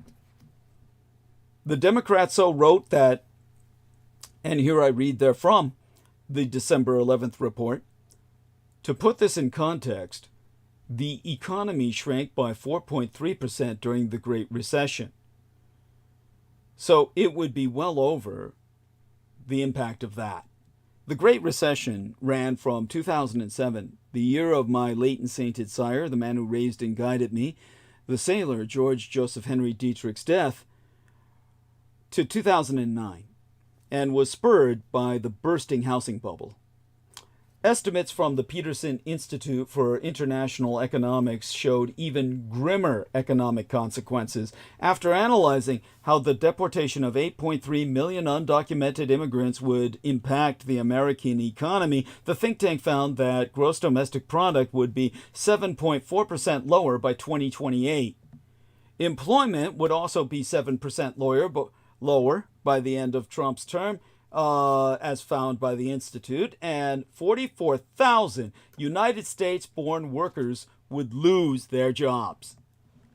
The report says, and here I read therefrom, this 7.4% reduction in GDP, gross domestic product, over 4 years will likely mean that the U.S. economy will not grow at all during President Trump's second term. Employers will not simply hire U.S.-born workers to fill the vacancies created by undocumented workers who are deported, as there would be too many vacancies. U.S.-born workers would be unlikely to move into these industries anyway, and employer hiring behavior can be variable. Although undocumented immigrants only make up about 4.4% and 5.4% of the overall labor force, they have enormous roles in certain industries: construction, agriculture, healthcare, and hospitality. The AIC, the American Immigration Council, has estimated that Trump's proposed mass deportations will remove up to 1.5 million workers from the construction industry, 225,000 from agriculture, 1 million from hospitality, 870,000 from manufacturing, and 461,000 from transportation and warehousing. The Institute predicts that these labor shortages will also lead to increased costs across the board. Deporting 1.3 million immigrants will raise prices by 1.5% by 2028, while deporting 8.3 million immigrants will raise prices by 9.1%. The report concludes that by taking undocumented immigrants out of the equation, the United States is also losing a group of consumers, leading to reduced spending. Given the estimated economic ramifications, Congressional Joint Economic Committee Chair Martin Heinrich, Democrat from New Mexico, called Trump's plan for mass deportations reckless. The New Mexico Democrat said, Trump's plan to deport millions of immigrants does absolutely nothing to address the core problems driving our broken immigration system. Instead, all it will do is raise grocery prices, destroy jobs, and shrink the economy. His immigration policy is reckless and will cause irreparable harm to our economy. And that, of course, brings us to number 7, economic issues. Trump plans to go after unions, and he appears to be resistant to raising the minimum wage. Policies that reduce union protections could harm workers in manufacturing and other industries that rely on collective bargaining, particularly in Rust Belt states that are Trump's base. Trump's unclear position on raising the federal minimum wage will continue to impact his low-income cultists, his supporters. This is why the 2020s feel so much like the 1980s. This is the second Gilded Age. Let's rewind to let's go back 100 years more. Let's rewind to 1876. On Valentine's Day of that year, a quirky inventor in Boston submitted a patent for what would become the telephone. He wasn't the only one. Elisha Gray submitted a similar patent the same day and contested Alexander Graham Bell's. Patents in the late 1800s grew nearly 400%, and so did patent litigation. That was the beginning of the Gilded Age, roughly 1870 to 1900 in these United States. A period of explosive economic, cultural, and technological change in nearly every dimension of human life. New tools changed how we connect, communicate, and make art. The telephone, phonograph, trains, cars, the Kodak camera. Big deal to my late and sainted sire, who was born and raised in Rochester, New York, city of Eastman Kodak, George Eastman's Kodak Company. The creators of these tools, or those who built infrastructure to help them scale, lived in Gothic villas with armies of staff that insulated them from the world. The top 4,000 families in these United States were as rich as everyone else combined. Today, instead of the telephone and phonograph, we have lightning-fast, user-generated video and AI-enhanced art that you couldn't possibly dignify with the title of art. Instead of the breakers, industry titans live in hyper-minimalist glass and concrete mansions in Northern California. Global income inequality is even more pronounced than it was 150 years ago. In these United States, income inequality is higher than in any of the G7 nations. The divide between the less than or greater than 1%, well, less than 1%, and everyone else is getting wider. Mark Twain, who coined the term Gilded Age in an 1870s satirical novel, chose the word gilded instead of gold to signify that the sheen was only skin deep, like body paint instead of lasting wealth. Underneath the surface of progress and glamour, a lot of people were unhappy and angry. Anarchists expressed their rage by throwing bombs and assassinating industrialists. Railroad workers went on strike, and so did farmers. The parallels between then and now, once ye be aware of them, are hard to ever unsee. Once you've seen them, you can never unsee them. Look-alike contests, a form of cheap entertainment that imitates or idolizes people in power, in place of small-town vaudeville impersonators. The assassination of United Health CEO Brian Thompson and its revolution-tinged fallout. An echo of the attempted assassination of anti-union steel magnate Harry Clay Frick by a labor activist. The rise of labor unions, with some credit as helping to, well, some people credit as helping to end the first Gilded Age. And that's not necessarily a good thing, because they were also the rise of communism in these United States. Now, I've got to confess, I'm a historian, yes, but I'm borrowing some of this argument from the sociologist Zeynep Tufekci. Tufekci, I mean to say. Tufekci. Zeynep Tufekci. But I've been thinking about it a lot lately. Is this what it feels like to live through the second Gilded Age? Trump's deportation plan will cost 8 times the price of housing all of America's homeless. President Joe Biden is facing mounting pressure from Democratic lawmakers and allies to extend protections to immigrants in these United States amid party fears over Donald Trump's promise of mass deportations. Lawmaker requests include extending a form of humanitarian relief known as temporary protected status and making more immigrants eligible therefore, expediting DACA, D-A-C-A, the Deferred Action for Childhood Arrivals, the Dreamers renewals, and getting a resolution for individuals with pending asylum cases. A Democratic Senate aide described the White House as receptive in private calls with senators.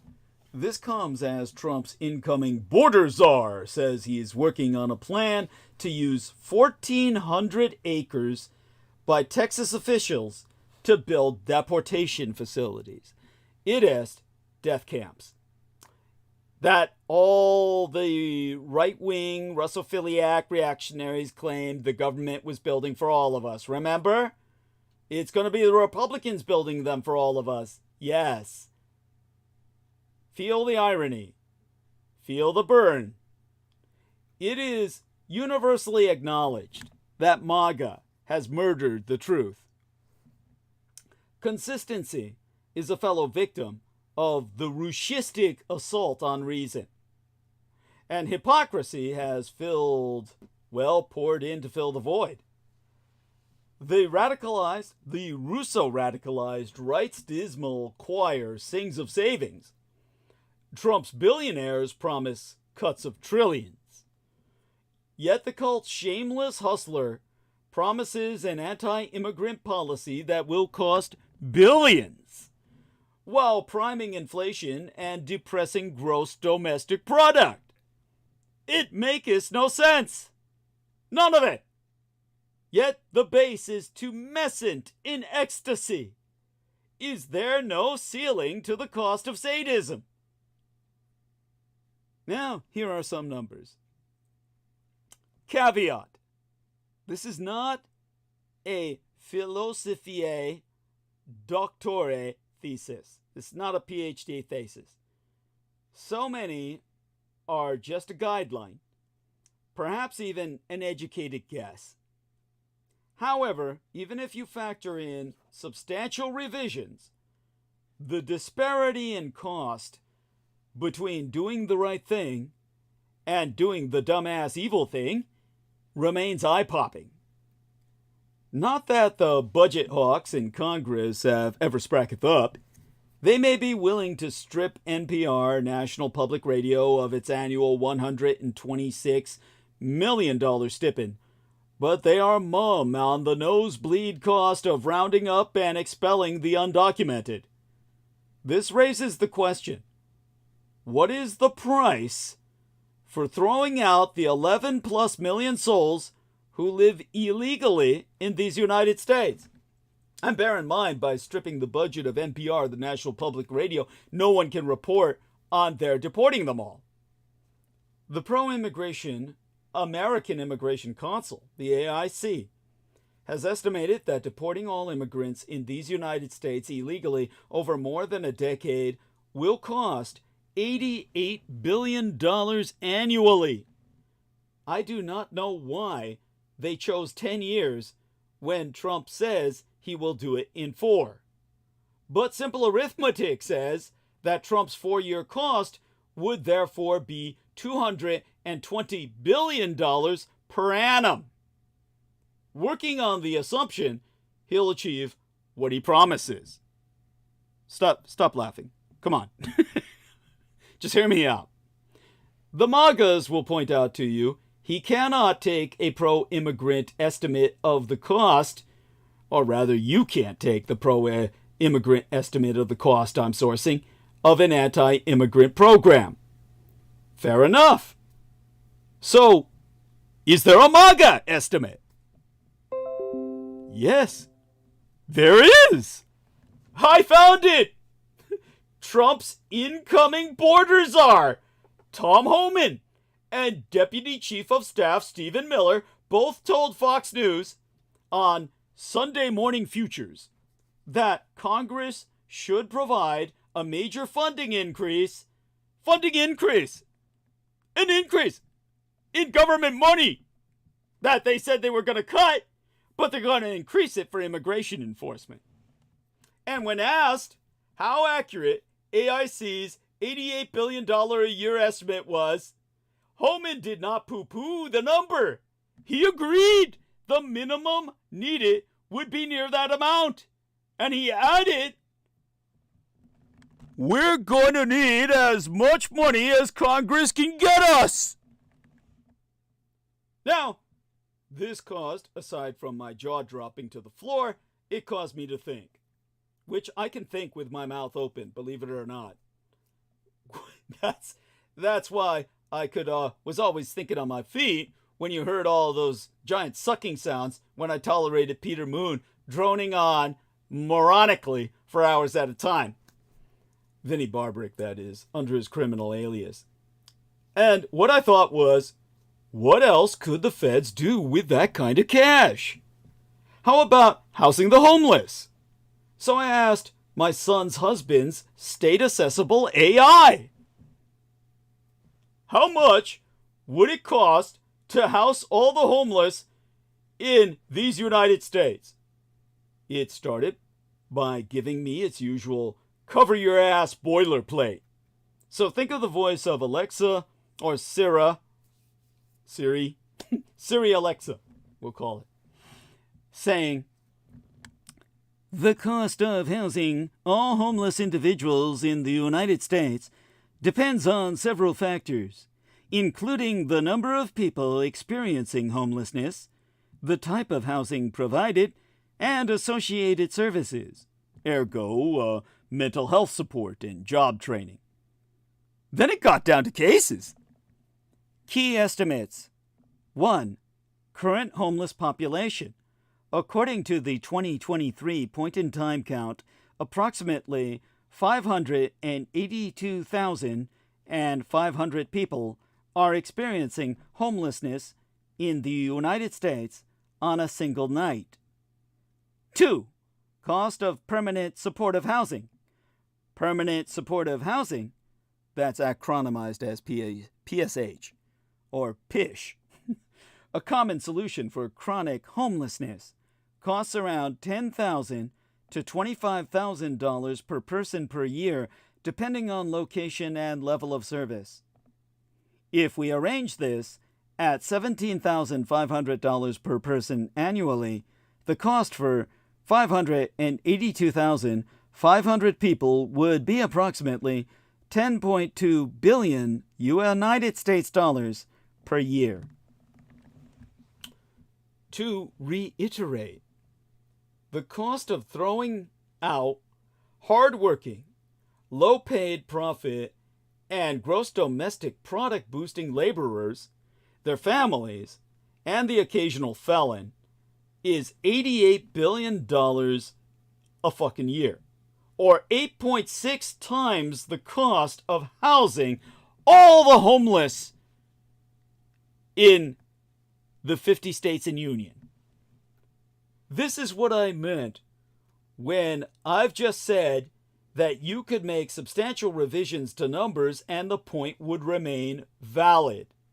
If you double the cost of housing the homeless and halve the cost of throwing out the undocumented, the mass expulsion would still be twice the cost of taking care of all of America's unhoused families. In fact, all its unhoused citizens, including the assholes. What about permanent housing? Here's what Sugar Daddy's state-accessible AI had to say. Again, I'll do my best to do a kind of Siri Lexa voice. That's point 3, really.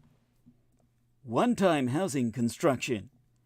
Building affordable housing units costs around $200,000 to $300,000 per unit, depending on the region. Providing a unit for every homeless person at $250,000 per unit would cost $145 billion.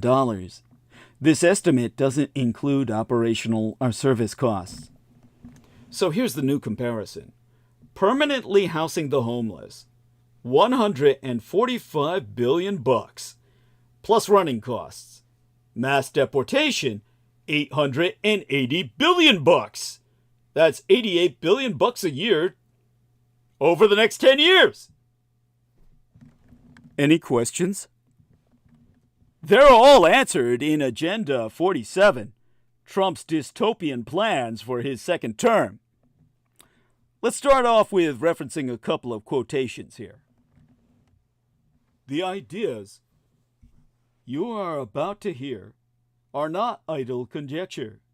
I have built upon a foundation of indisputable first causes, so that the unifying force which controls the cosmos is revealed in full clarity. That's Jack Vance. Actually, let's stop with that quote. That's a lot to handle. Trump named the plans for his second term Agenda 47, although for reasons known only to them, America's mainstream media persists in completely ignoring it. They shouldn't. At best, it's a dystopian nightmare. At worst, it means ending our current system of American government, aligning the United States with the Russian Empire and other autocratic nations, and the USA leading the charge against democracy and in favor of authoritarian, strongman forms of government across the world. Over at his website, Trump lays out the details of his governing agenda, complete with short videos promoting each of the steps he plans to take. They, and his many statements about future plans, which we'll probably see implemented during his first 100 days, include, well, back in the 1970s, Richard Nixon said he was going to use impoundment to strip funding from agencies his donors didn't like, claiming that even though Congress had appropriated budgets for them, he could, as head of the executive branch, simply impound the money and refuse to spend it. His plan to remake the federal government was interrupted by Watergate. In 1974, Democrats in Congress got together and passed legislation outlawing this, and Jerry Ford signed it into law. But Trump's attorneys apparently think they can get it overturned through their appointees on the courts, or even, as they will now have both branches of Congress, through new legislation. As Trump says on his own website, I will use the president's long-recognized impoundment power. Yeah, and then you see him drag his knuckles across the floor and start pounding them. Impoundment power to squeeze the bloated federal bureaucracy for massive savings. He's really just wringing out your body, and all that blood coming out, he thinks it's tomato juice. Trump appointed Musk and his nigger Ramaswamy to identify fraud and waste in federal agencies, a mantra abused since the Reagan presidency, abused to strip agencies his donors and their corporations resent. Every Republican president has abused this phrase in some way, in this way. But Trump promises to turn Reagan's and Bush's scalpel into a meat axe. And you're under the cleaver. Since the fossil fuel companies, banks, refineries, anti-union big employers, and their billionaires who fund the Russo collaborationist Red Republican insurgency hate all of these agencies, it'll be a bonanza for them. Not so much for working people, retirees, and those of us concerned about a livable future environment for our kids and grandkids, however. First, Trump wants to make it illegal for the federal government's security services to notify social media platforms about Russian disinformation, disinformation, and other foreign efforts to swing elections, since nearly 100% of these efforts are coming from authoritarian countries in support of Trump and against democracy. On his Agenda 47 website, Trump proclaims, "I will ban federal money from being used to label domestic speech as mis or disinformation." He also wants to force social media to carry his puppet master Putin's trolls' lies and attempts to pit Americans against each other, and limit the company's ability to label or block lies and propaganda. As Trump himself so puts it, "I will ask Congress to send a bill to my desk revising Section 230 to get big online platforms out of the censorship business."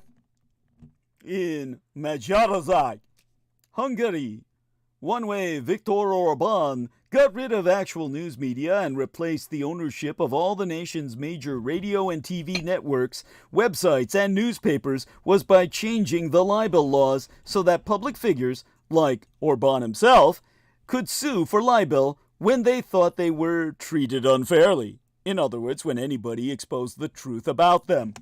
Like Trump just did with Stephenopoulos. They then sued company after company, commentator after commentator, reporter after reporter, into bankruptcy.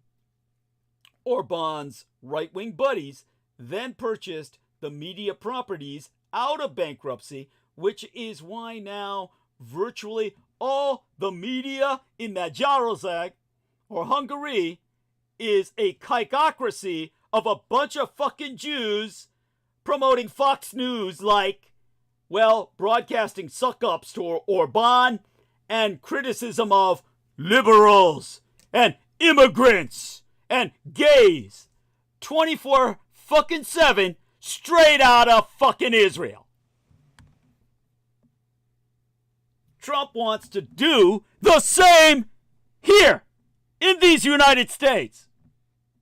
Well, he's too late for that. We already got a psychopathy straight out of Israel that pumps a bunch of Jew news 24/7, but is the announced divestment of MSNBC by Comcast an early indicator that corporate media sees this coming?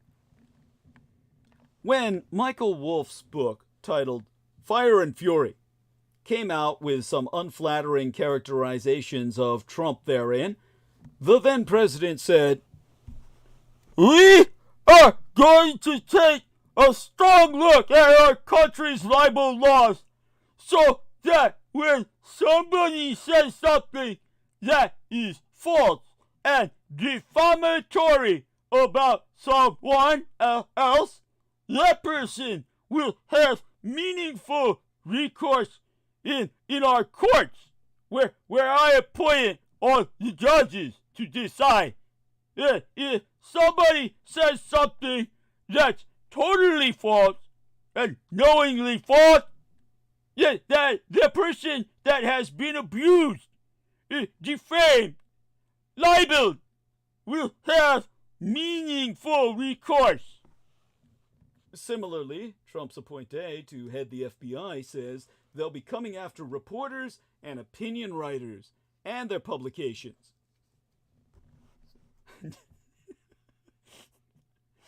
I'm quoting the appointee to head the FBI. That's the cash nigger, Kash Patel. "Yes, we are going to come after all the people in the media who lie about American citizens, who helped Joe Biden rig presidential elections." Yeah, that's what Kash Patel said. "We're going to come after you, whether it's criminally or civilly.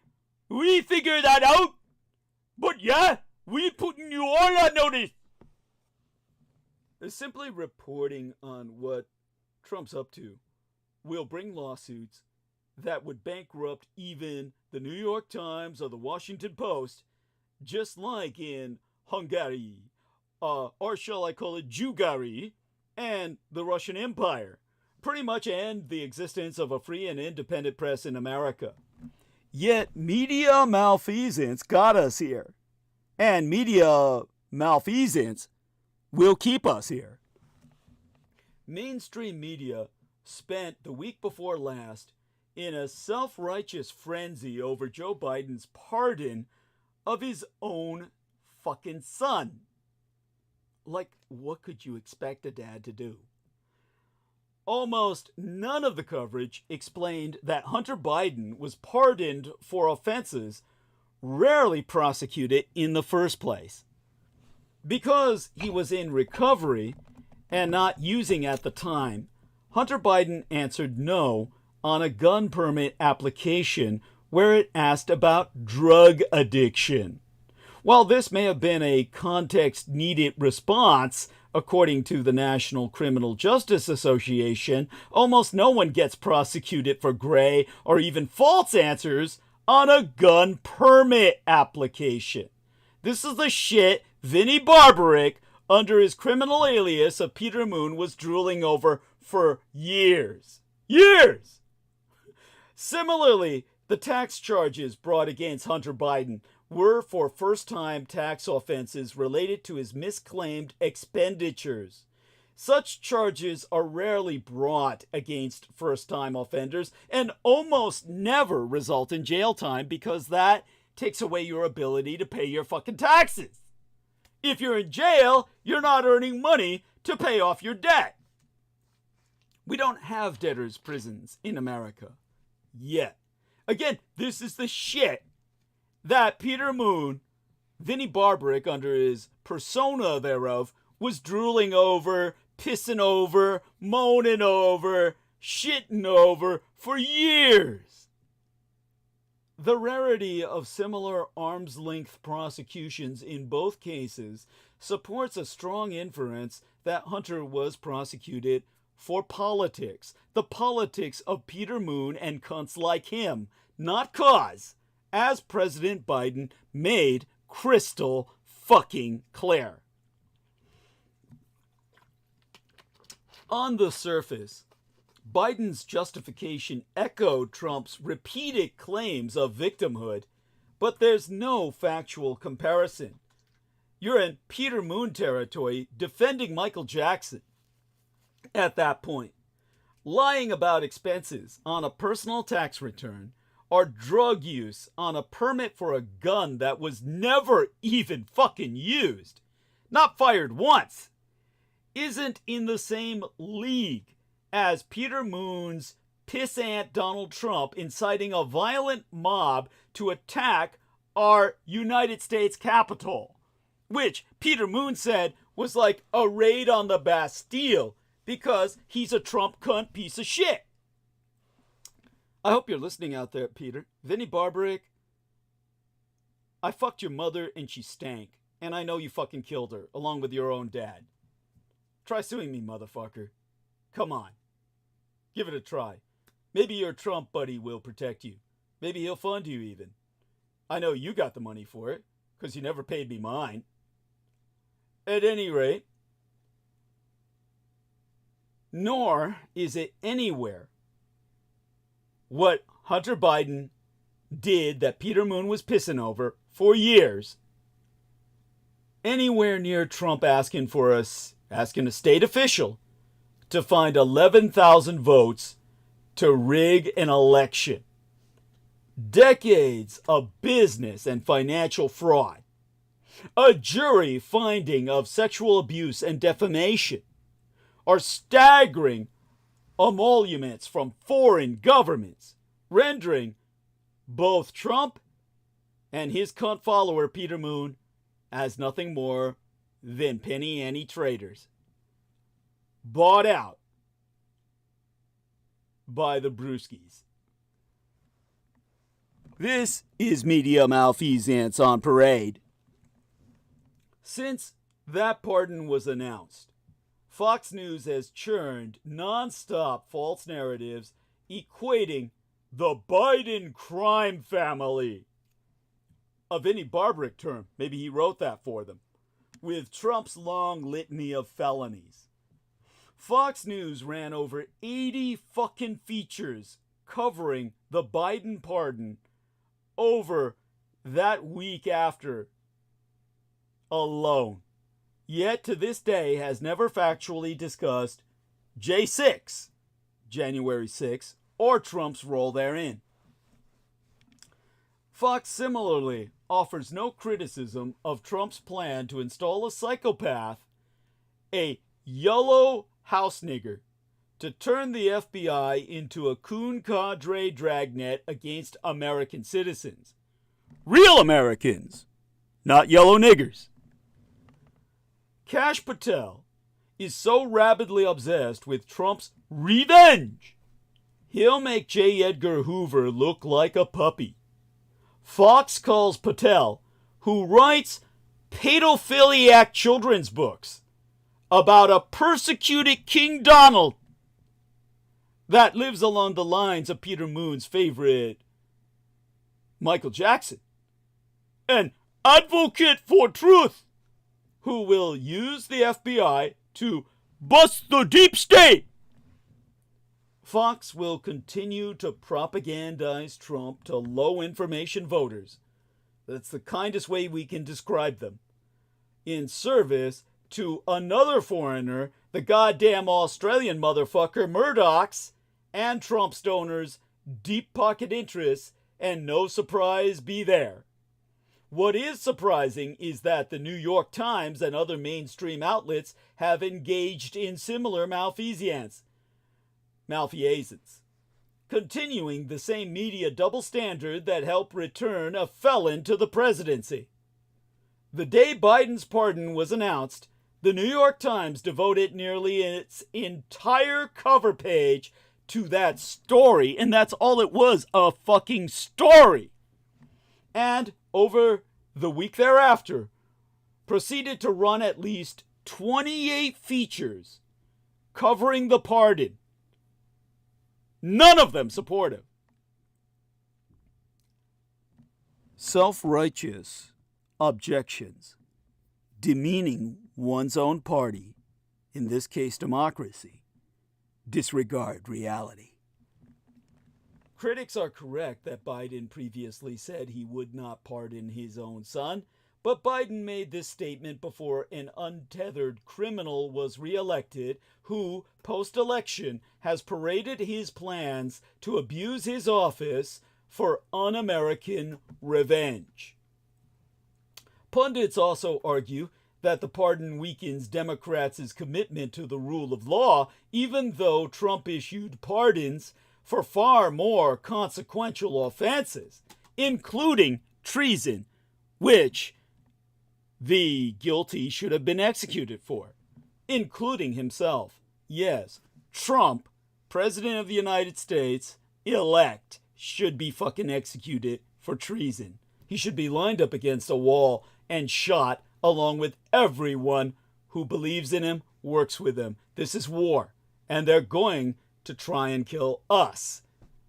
So when they fail, remember, we've got to kill them because they're not going to allow themselves out of office. That's the situation that we're in. We're left no room for compromise. So, get this shit. Trump pardoned his in-law, Charles Kushner, and has now offered him an ambassadorship after Kushner pleaded guilty to 18 federal charges, including witness tampering, which is a form of terrorism, paying a prostitute to have sex with his brother-in-law, who he then filmed and turned the film over to his wife, violating election laws, and tax evasion, actual Al Capone style. After Kushner found out members of his family were cooperating with the authorities, that's when he hired this prostitute to seduce his brother-in-law and sent a videotape of the affair to his own sister. Chris Christie, then U.S. Attorney, called it one of the most loathsome, disgusting crimes he had ever prosecuted. Trump also pardoned the Traitor General, Michael Flynn, a mercenary for Russia, after he admitted he lied to the FBI to protect Trump in the Russia investigation. Along with Roger Stone, Paul Manafort, drug dealers, and over 175 other defendants, the crimes, actual crimes, Trump pardoned are venomous snake bites compared to Hunter Biden's mosquito bite. And yet, all you ever heard Vinnie Barbaric piss and whine and moan about was Hunter Biden. Understand that Michael Flynn is a general who swore to defend this country against enemies, foreign and domestic. By his own oath, he should shoot himself. He should have shot himself. But he's too chicken shit for that. Instead, he's protected by the man who's now your president. And when Trump gets around to pardoning the J6 rioters who assaulted federal police and wanted to hang his own vice president, Mike Pence, the upset over Hunter's pardon for lying on a form will look ridiculous. These are the people Vinnie Barbaric kept promoting. They're one of the reasons why he declared myself an enemy. My enemies are your enemies. Remember that. So, Amor Fati says, us Mexicanos do suffer intergenerational trauma, and it is related to American imperialism and aggression, and how that also causes so much internal Mexican conflict. There is so much internal conflict. Very true. I'm still listening, about an hour behind. Thank you, Douglas. Thank you to our dear friend out there, Mr. Amor Fati. And again, an acknowledgement to him and a return to my train of thought, so long as I have voice. Let's check the amount of time remaining. And we've got about an hour and a half. If my voice lasts. And this brings us to one of Dietrich's laws of political physics. Norm follows function. One pundit after another has argued that Biden should have honored norms, stood on ceremony, and threw his son to Trump's lawless and vindictive FBI run by a coon cadre FBI run by a yellow house nigger just to prove a point. If upholding norms resulted in anything like reciprocity, it asked if it would lead Republicans to follow suit. Standing on principle might have merit, but there being no evidence whatsoever that Trump's enablers care about norms at all. If anything, owning the libs and other juvenile ethos from the Russo-radicalized right require rejecting them. Endorsing Biden's pardon isn't just a matter of disregarding norms already discarded by the enemy because they are a Russian fifth column on American soil. They are invaders on our soil. They are the foreigners. They are the outsiders. They're the ones that need to be deported en masse to Greater Manchuria to act as a buffer state with the Russia they so love and communist China. Again, my endorsing Biden's pardon isn't just a matter of disregarding norms already discarded by our enemy. And my enemy is your enemy. It's a reality-based refusal to stand on a burning platform while the other side holds the torch. Any recollection of Trump's first term, coupled with the pre-planned miscarriage of justice for his second, makes objecting to Biden's pardon look naive to the point of virtue signaling or mass suicide.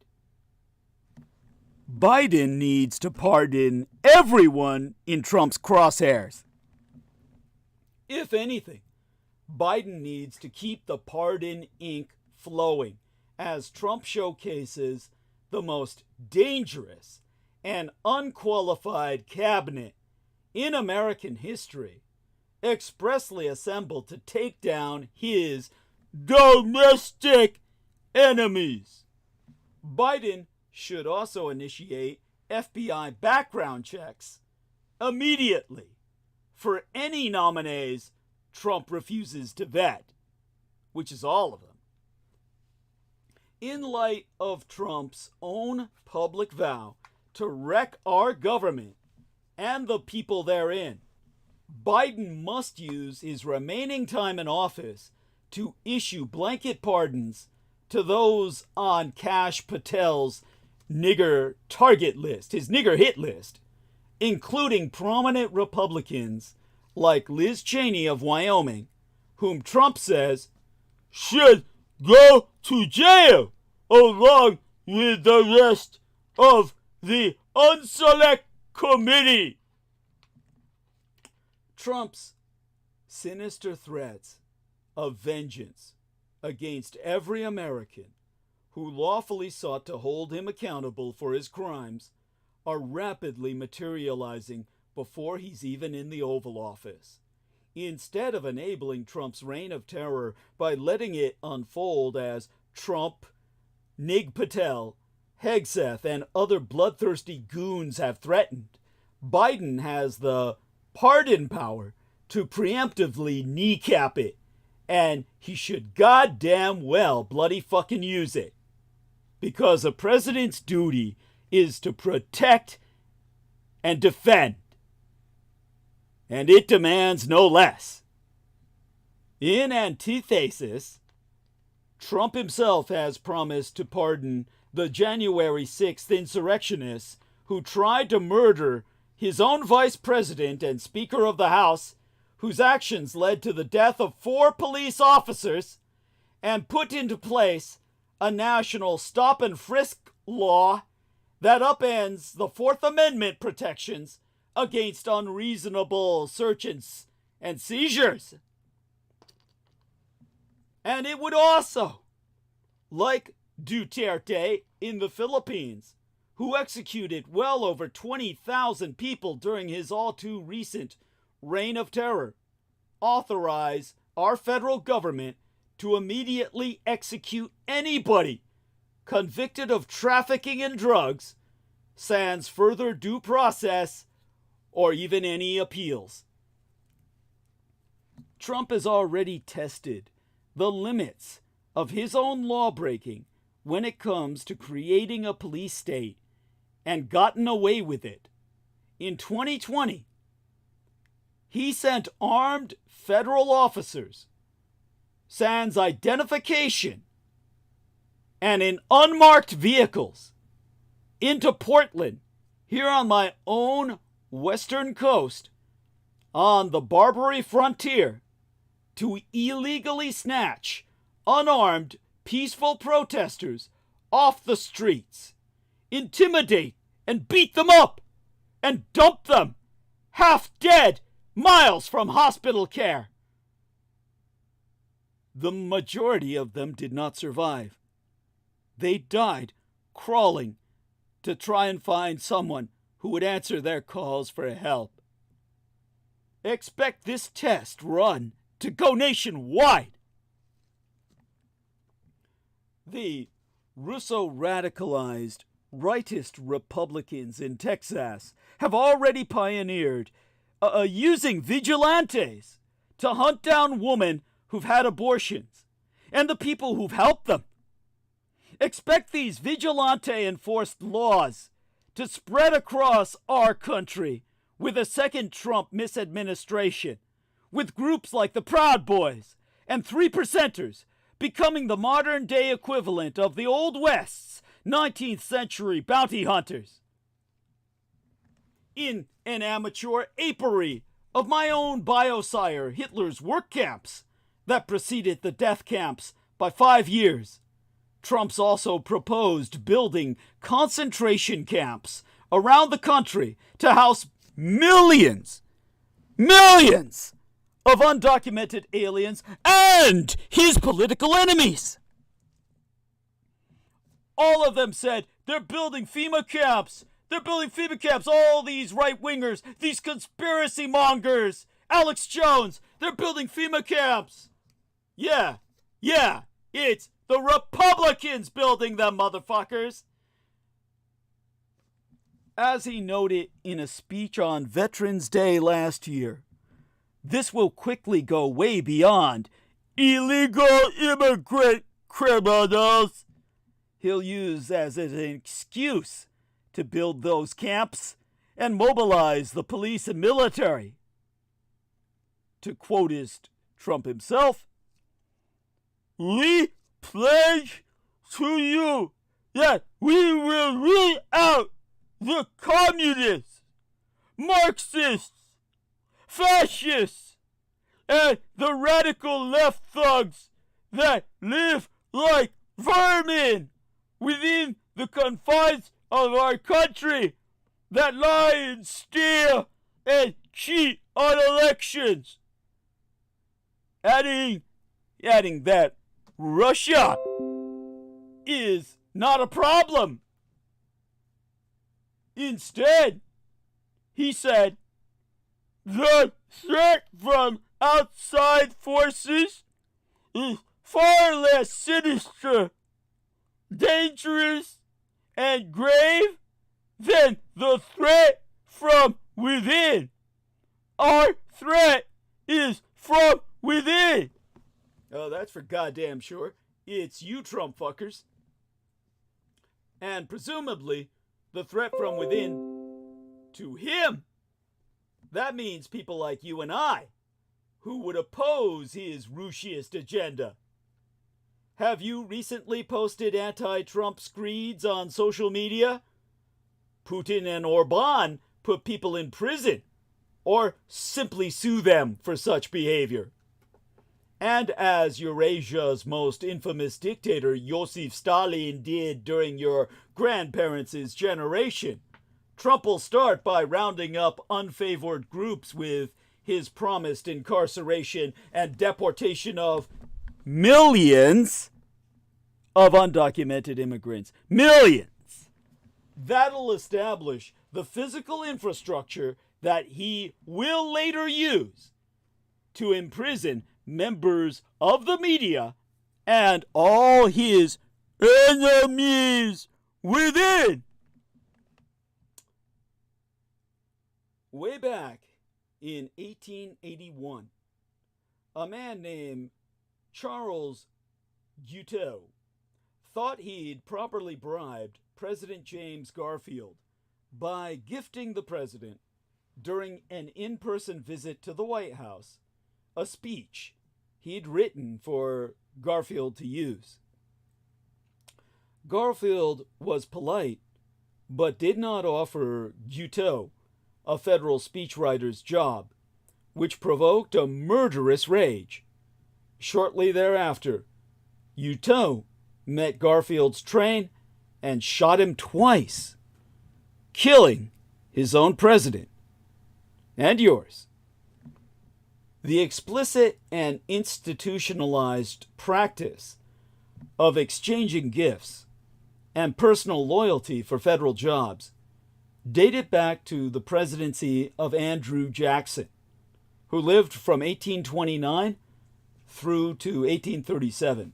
Or actually, that was his reign as the president, 1829 through 1837.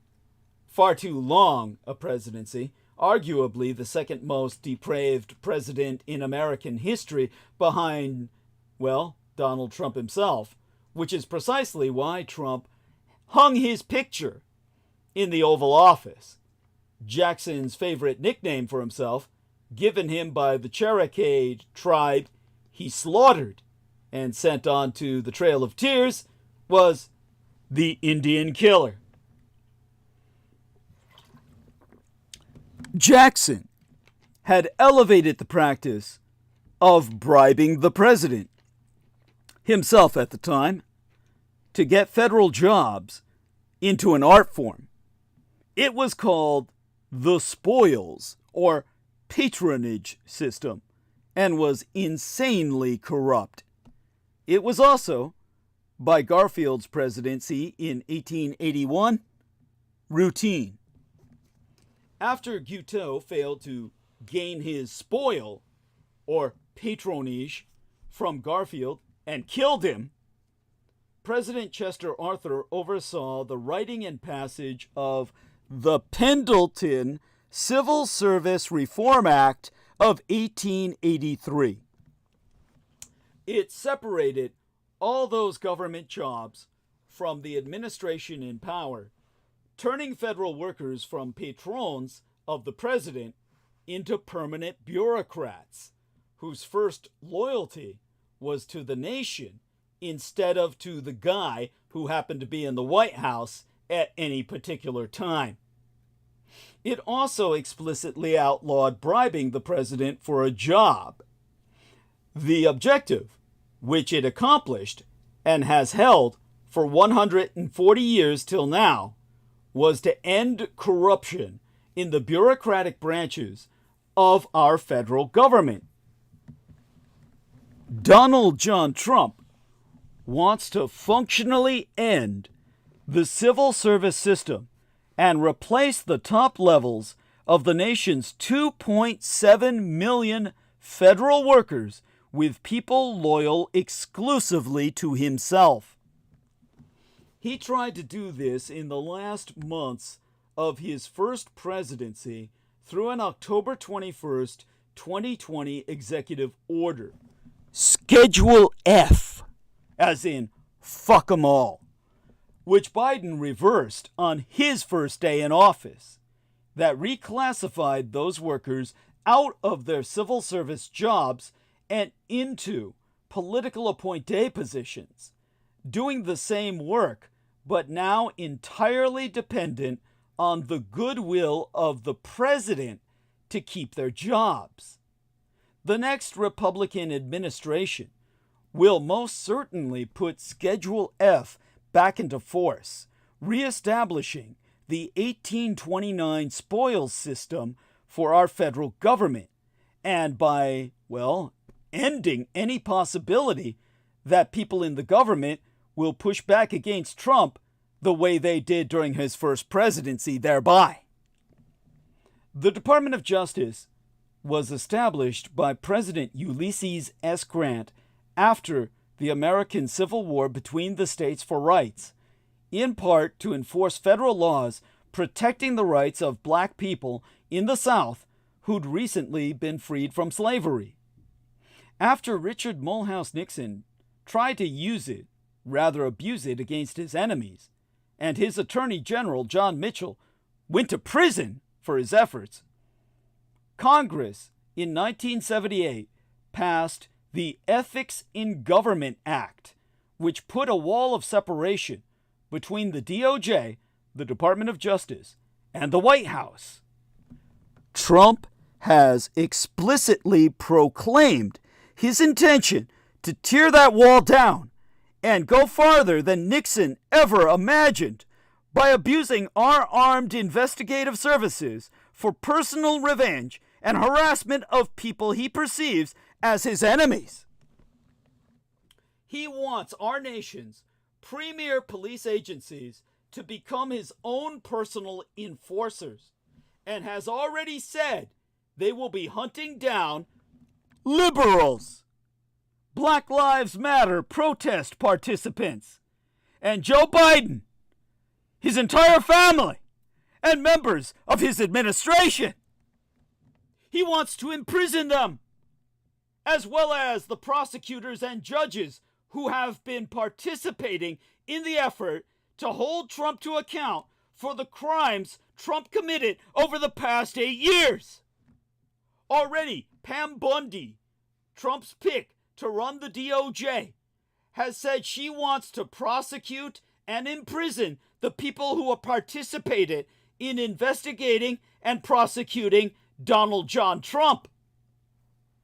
This politicization of law enforcement has been a first order and primary feature of every authoritarian or totalitarian regime that's risen to power over the past few hundred years worldwide. It's always one of the first things totalitarian leaders do when they seize power.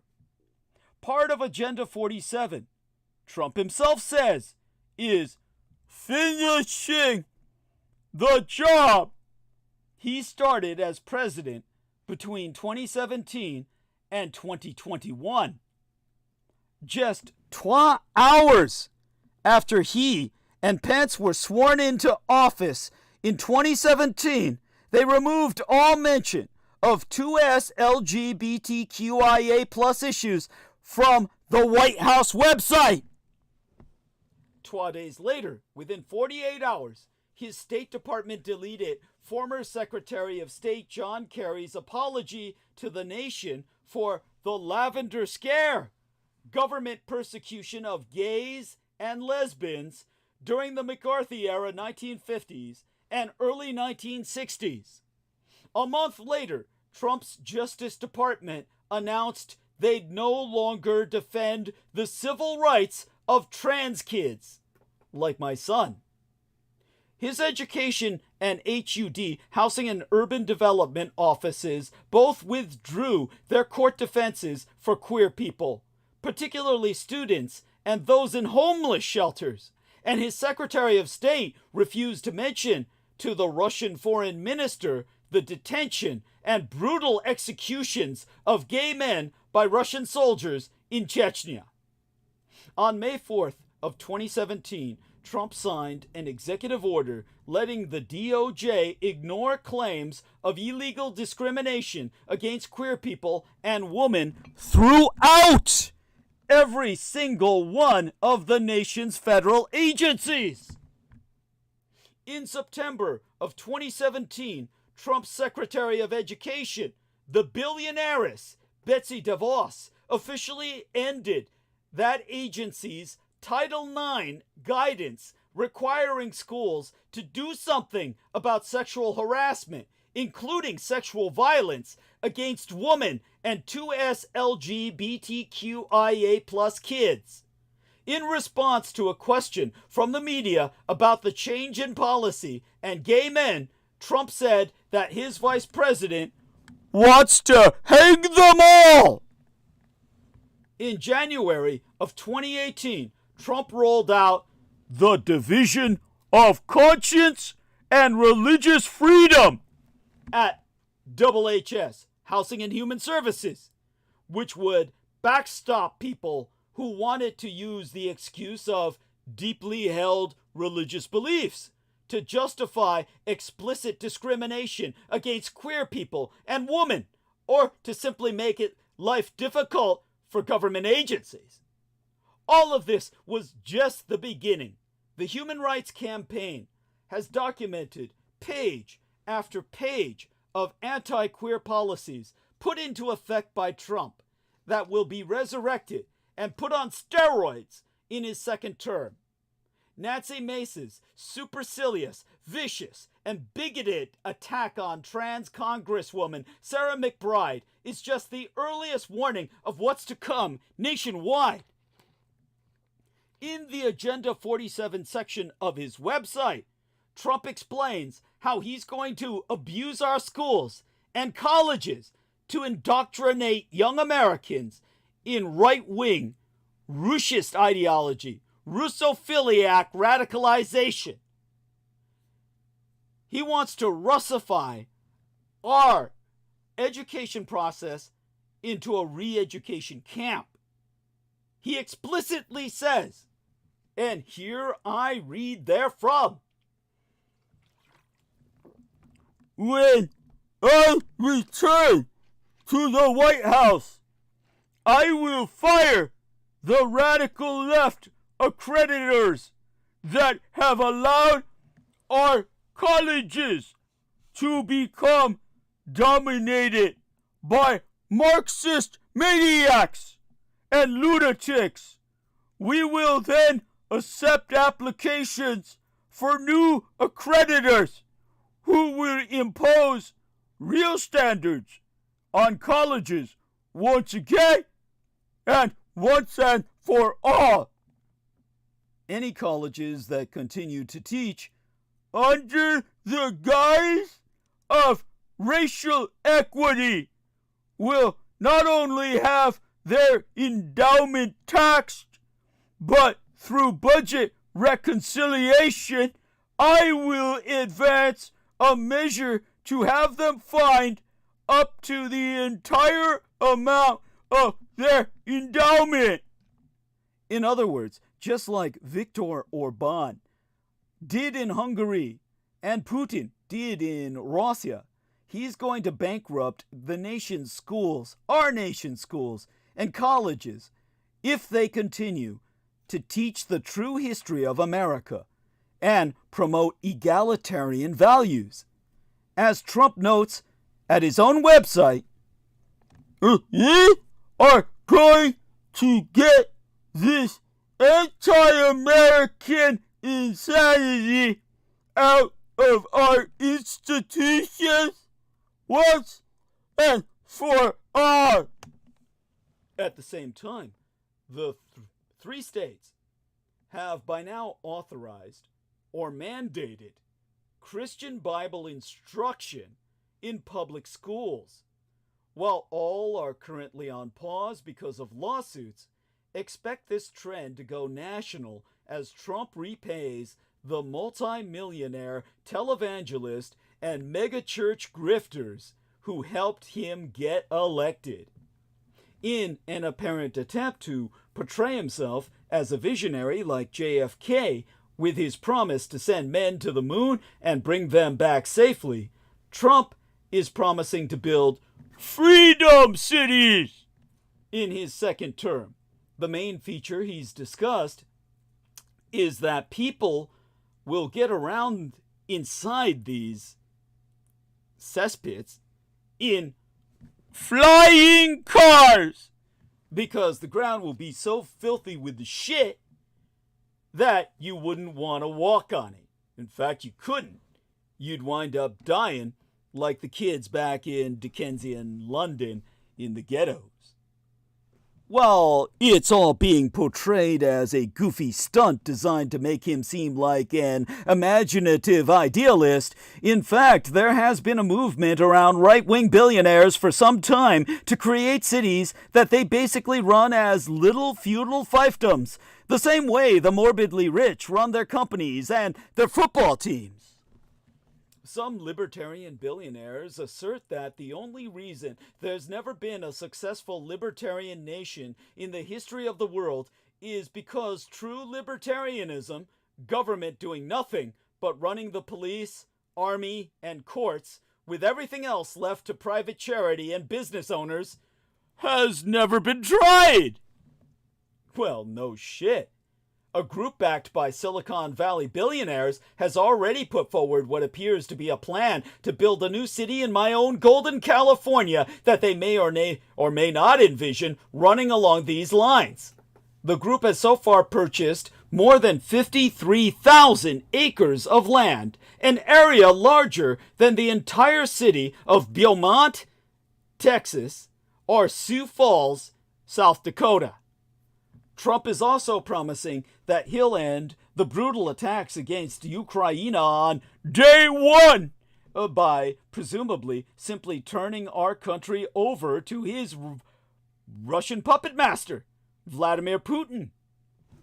For the first time since the establishment of the Zionist white settler regime's apartheid state over Palestine, this would legitimize a nation criminally attacking another nation to seize their land, resources, and their very people. It would greenlight Red China to do the same with my Taiwan and encourage every other tin pot dictator in the world to grab any nearby territory that he wants. It would encourage war and will very conclusively lead to a world war. Abandoning Ukraine like this, along with Trump's oft-stated preference to leave, indeed to end NATO, and stop support for the United Nations, will lead the autocracies of the world, particularly the Russian and communist Chinese empires of the Sino-Slavic Synaxis, along Saudi Arabia, Iran, and North Korea, and Zionist Eretz Israel, Greater Israel, to destroy the democracies in their spheres of influence, replacing those democracies with strongman autocracies, like those led by Benjamin Netanyahu, the genocidal. The democratic experiment on this planet is only 250 years old, more or less.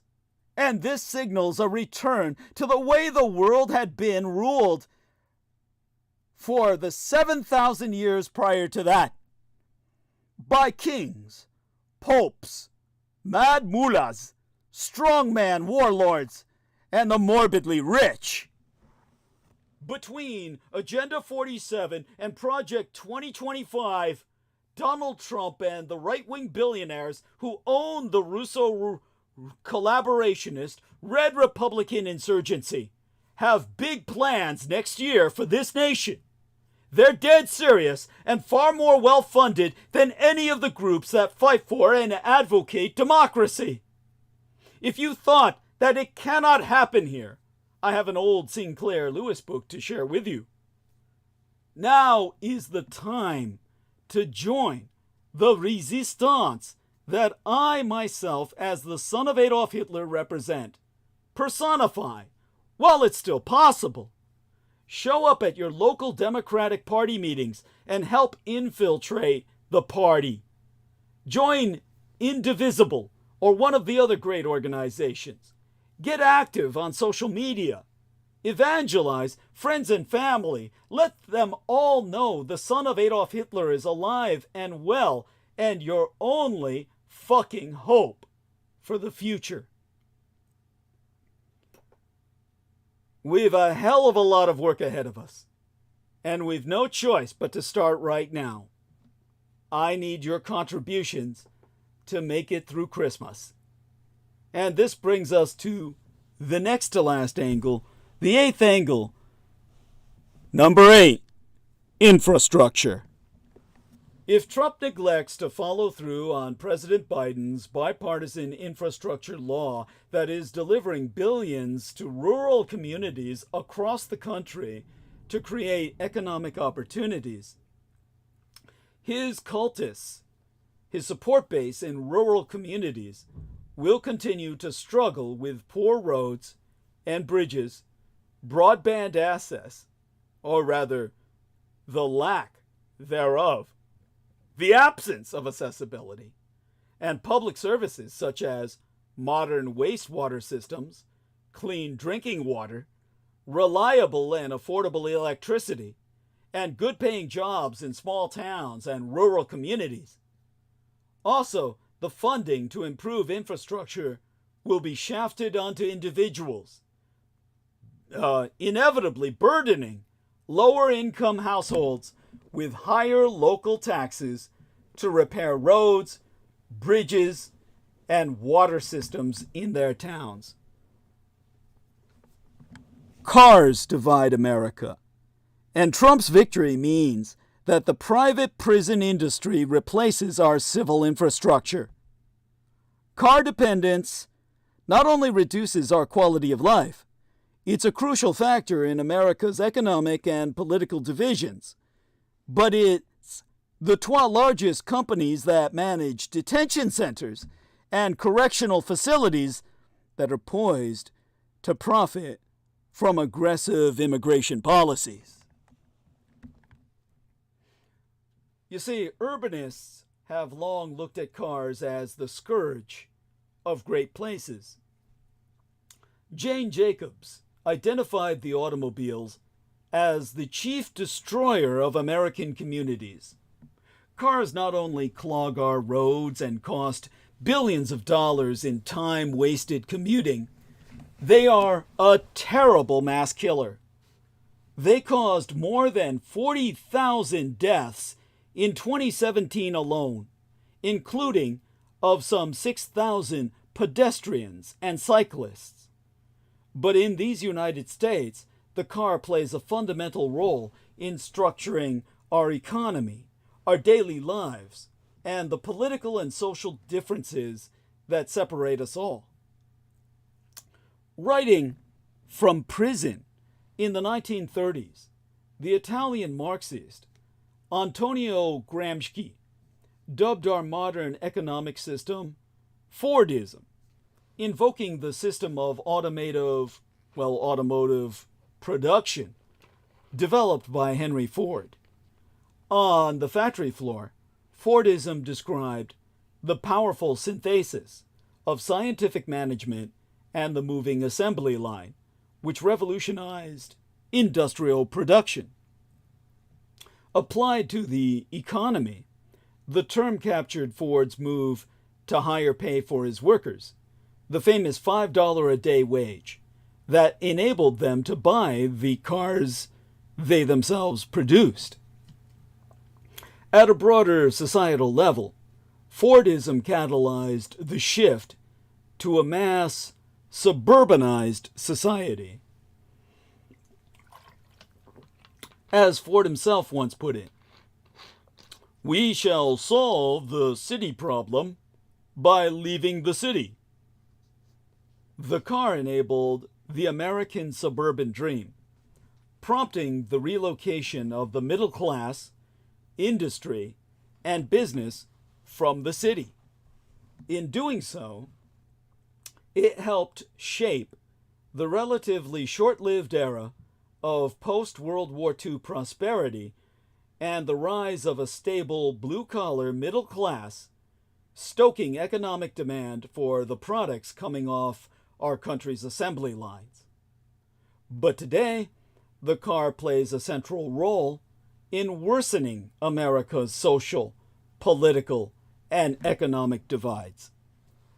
This can be seen in simple statistical correlation analysis by Charlotte Melander.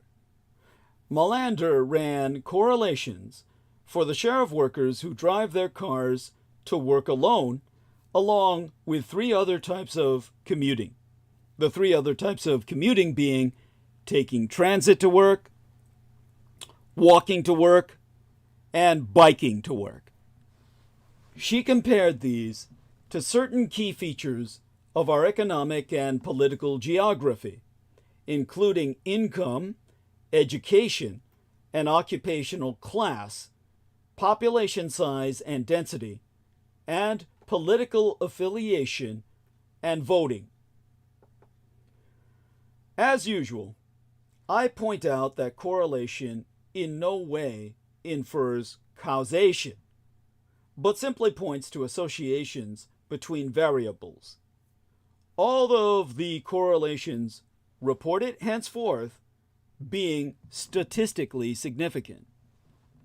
She found sharp differences between metropolitan areas where a high share of people drive their cars alone to work and those where greater shares of people take transit, walk, or bike there. These are especially striking in light of the fact that an overwhelming share of Americans, 85% of us, drive alone to our jobs, Also, car dependence encompasses both liberals and conservatives. 73% of independents, 86% of Republicans, and more than 3/4 of Democrats say that they depend upon their cars just to get to work. The key is not individuals' car use, but the way we sort into communities based on our reliance on cars. For one, the geography of car use tracks with income and wealth. Car-dependent places are considerably less affluent. Metros in which a higher share of people depend upon their cars to get to work are poorer, and those where more people use transit or bike or walk to work are considerably more affluent. Because, it's fucking safe for them to do that without being armored in a vehicle. They're not attacked or raped along the way. The share of commuters who drive to work alone is negatively correlated with both wages and income. Conversely, in more affluent metros, a higher proportion of commuters use transit, walk, or bike.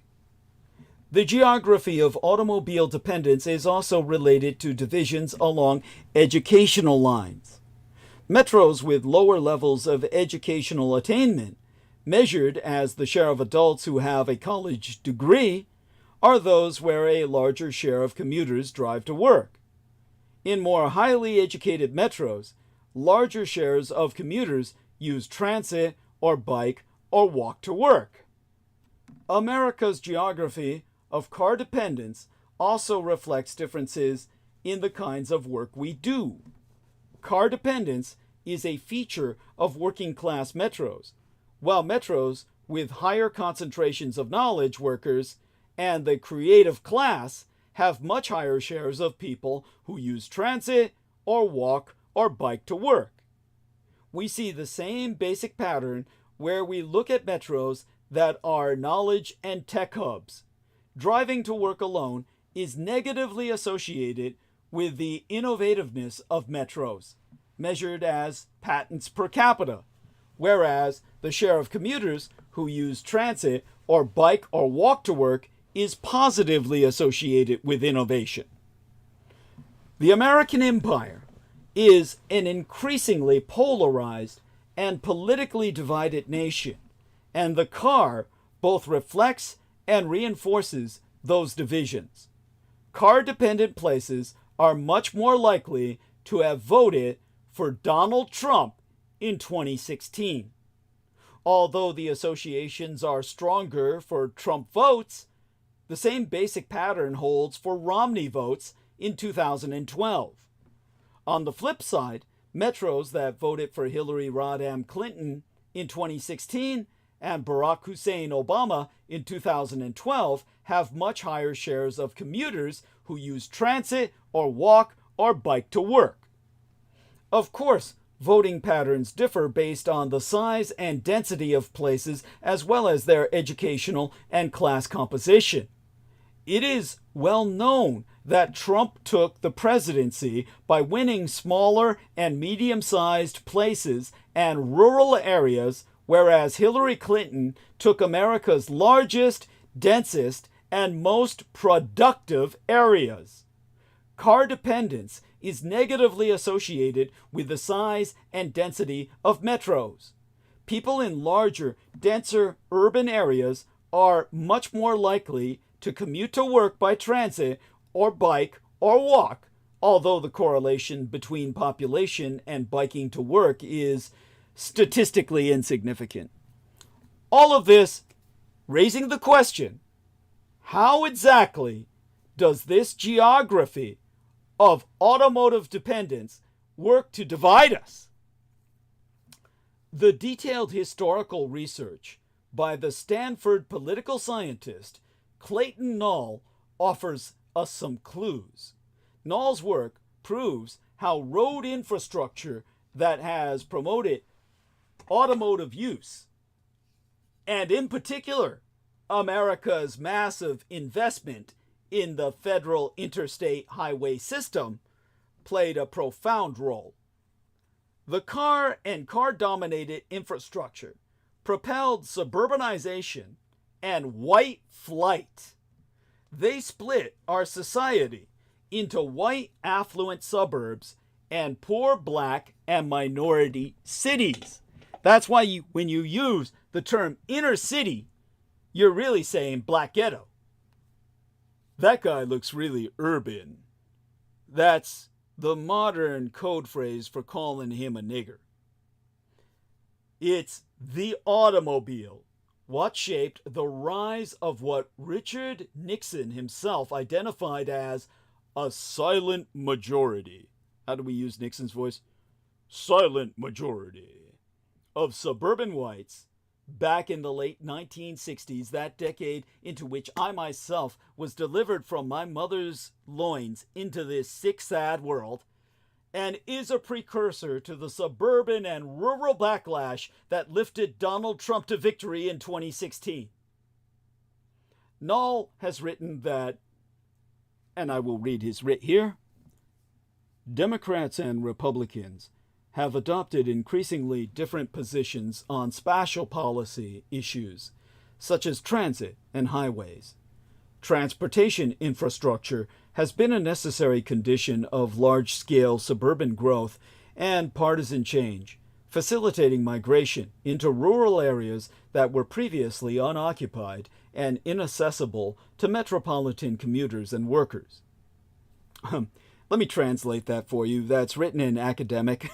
In other words, the car and the infrastructure that enables it had an enormous influence on the disparities that vex us all today. The car's politically divisive role extends beyond America. It has helped shape the politics of, shall we say, our dear Canadian lady, Brooke Hagberg's home nation of Canada. Think about, exemplar gratiae, Toronto. Instead, or rather indeed, I mean to say, dependence on the car was a key factor in whether or not someone voted for Toronto's late dysfunctional mayor, Rob Ford. Ford singled out so-called urban elites for waging a war on the car and promised supporters he would remove bike lanes to give more room on roads to drivers. According to detailed research by the political scientist Zach Taylor, commuting to work by car and living in the suburbs, inside city limits, were among the strongest factors in electoral support for Rob Ford. Maybe they mistook him for, Henry Ford, the inventor of the automobile. Look, I'm not trying to blame the car for everything that's wrong in America. I'm a fan of Henry Ford's. But it is increasingly clear that in addition to wasted time and productivity, reduced quality of life, and even fatalities, mass fatalities at that, the automobile taketh another toll. It may be that cars are not only the chief destroyer of our communities, but are tearing at our nation's political and social fabric.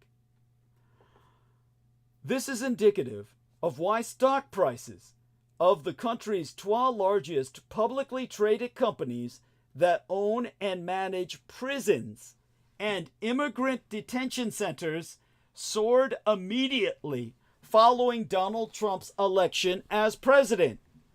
Shares in GEO Group and Core Civic rose again the day after the president-elect announced Tom Homan, who managed immigration enforcement during Trump's first administration, as his border czar. Speaking at the Republican National Convention this summer, Homan said, "I got a message to the millions of illegal aliens that Joe Biden's released in our country. You better start packing now." This is not the first time prison company stocks skyrocketed at the news that Trump would take the Oval Office. When he was elected in 2016, the private prison industry, which analysts had referred to as beleaguered immediately rebounded. 12 weeks later, CNBC reported that an analyst had written in a research note, the Trump victory was a game changer for these stocks. That this is a repeat phenomenon should come as no surprise. Echoing the rhetoric from his first campaign, Trump spent much of his time on the campaign trail over the past few years, promising to undertake the largest mass deportation operation in the history of our country.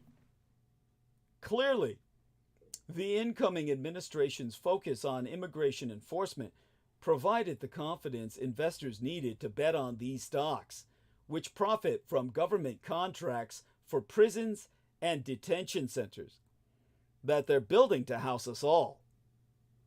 Trois key players in the industry are especially well positioned to thrive under a second Trump term.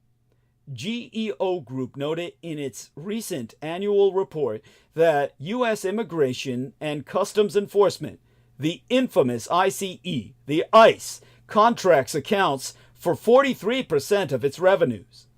CoreCivic reports that 30% of its revenue came from ICE contracts in its most recent annual report.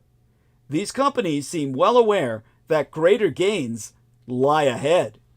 As GEO Group Executive Chairman George Zoley said on November 7th over an earnings call, the GEO Group was built for this unique moment in our country's history and the opportunities that it will bring.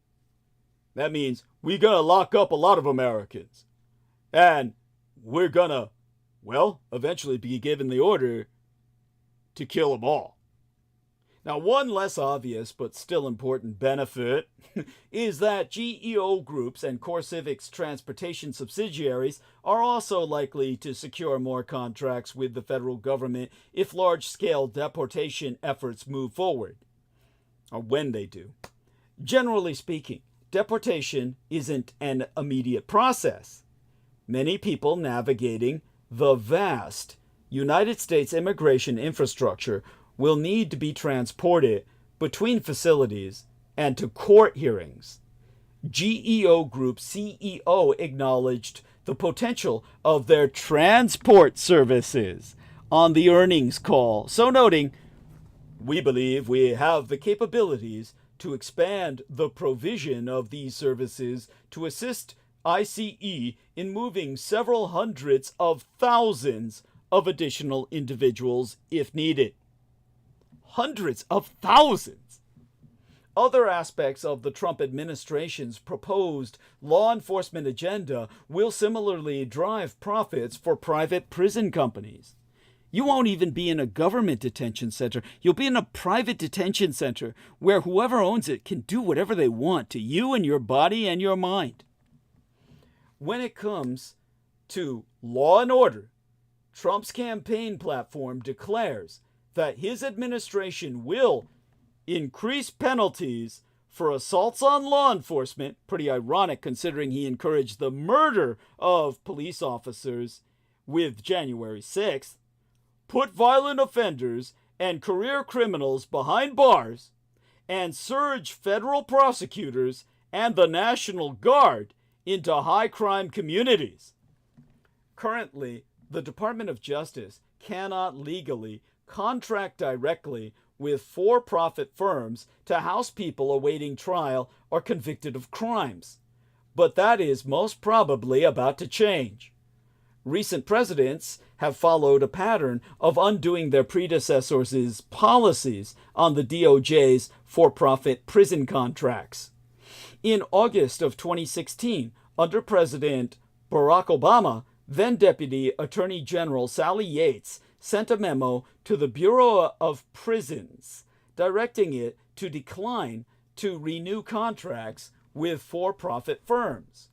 6 months later, then President Trump's Attorney General rescinded the Obama administration's memo and instructed the Bureau of Prisons to resume contracting with for-profit firms, because you've not got no better control over individuals and entire masses of people than in private prisons, where there's no oversight. They're fucking private. Then, in January of 2021, within President Biden's first days in the White House, he issued an executive order directing the Attorney General not to renew DOJ contracts with privately operated criminal detention facilities because they are criminal in and of themselves. Because it's abduction. You have a private citizen who's only allowed to make a citizen's arrest, but they are not allowed to detain you. That is the power of police. These private prisons are detaining you. You're detained by another private citizen, which is, by definition, abduction. Now, Biden's order took the Obama-era policy a step further by applying it to contracts with not just the Bureau of Prisons, but also the U.S. Marshals Service, both of which are within the Justice Department. But we should expect whiplash again, as it is almost certain that President-elect Trump will tear up the existing executive order that resulted in the successful termination of all for-profit contracts at the Bureau of Prisons and many at the Marshals Service. Beyond merely mass abduction and kidnapping, meaning housing and transporting people who are undocumented, private prison corporations are also poised to profit from supervising undocumented people living in the community. Exemplify, GEO Group's subsidiary, BI Incorporated, currently has a contract with ICE for the case management and supervision services that are part of the federal government's Intensive Supervision and Appearance Program, ISAP. This often involves phone reporting, GPS monitoring, ankle bracelets for everybody, and surveillance through SmartLink, which uses facial recognition and other technologies.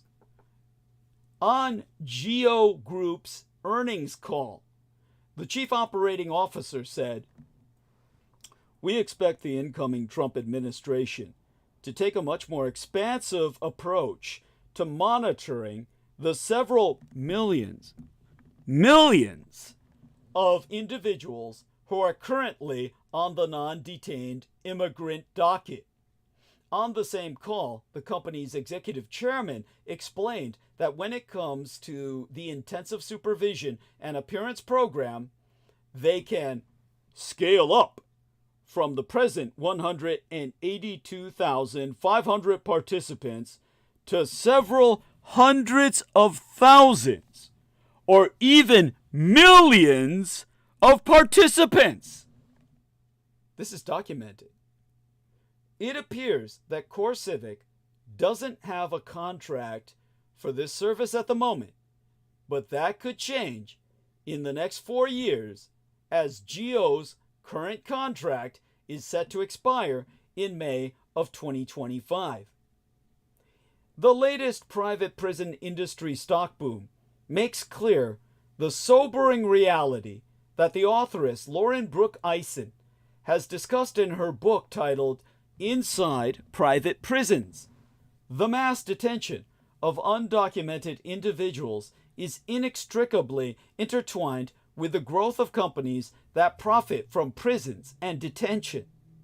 To be clear, these corporations are not directly responsible for our country's immigration policies. From a business perspective, the private prison industry's services meet a desperate governmental need to find bed space for the increasing number of people our government seeks to detain, which is just growing exponentially every day. The federal government has increasingly outsourced this function to corporations, with more than 90% of individuals in immigrant detention housed in facilities owned or managed by for-profit entities as of 2023. But as many advocates and policymakers have noted over the past few decades, the business model for these for-profit prison firms allows for wild upswings in detention by offering the government vast capacity for internment. These are ever-expanding concentration camps. So as we stand on the precipice of an explosion of mass detention, it is critical to acknowledge that if these corporations did not exist, it would be difficult for the federal government to execute its plans. This is why we need to kill CEOs.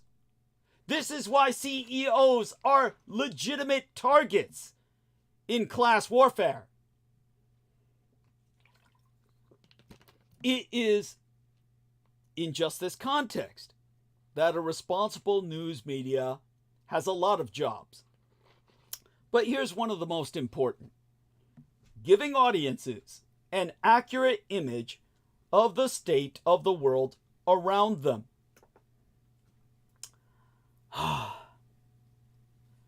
How's the country doing overall? Is the economy booming or busting? Is crime climbing or dropping?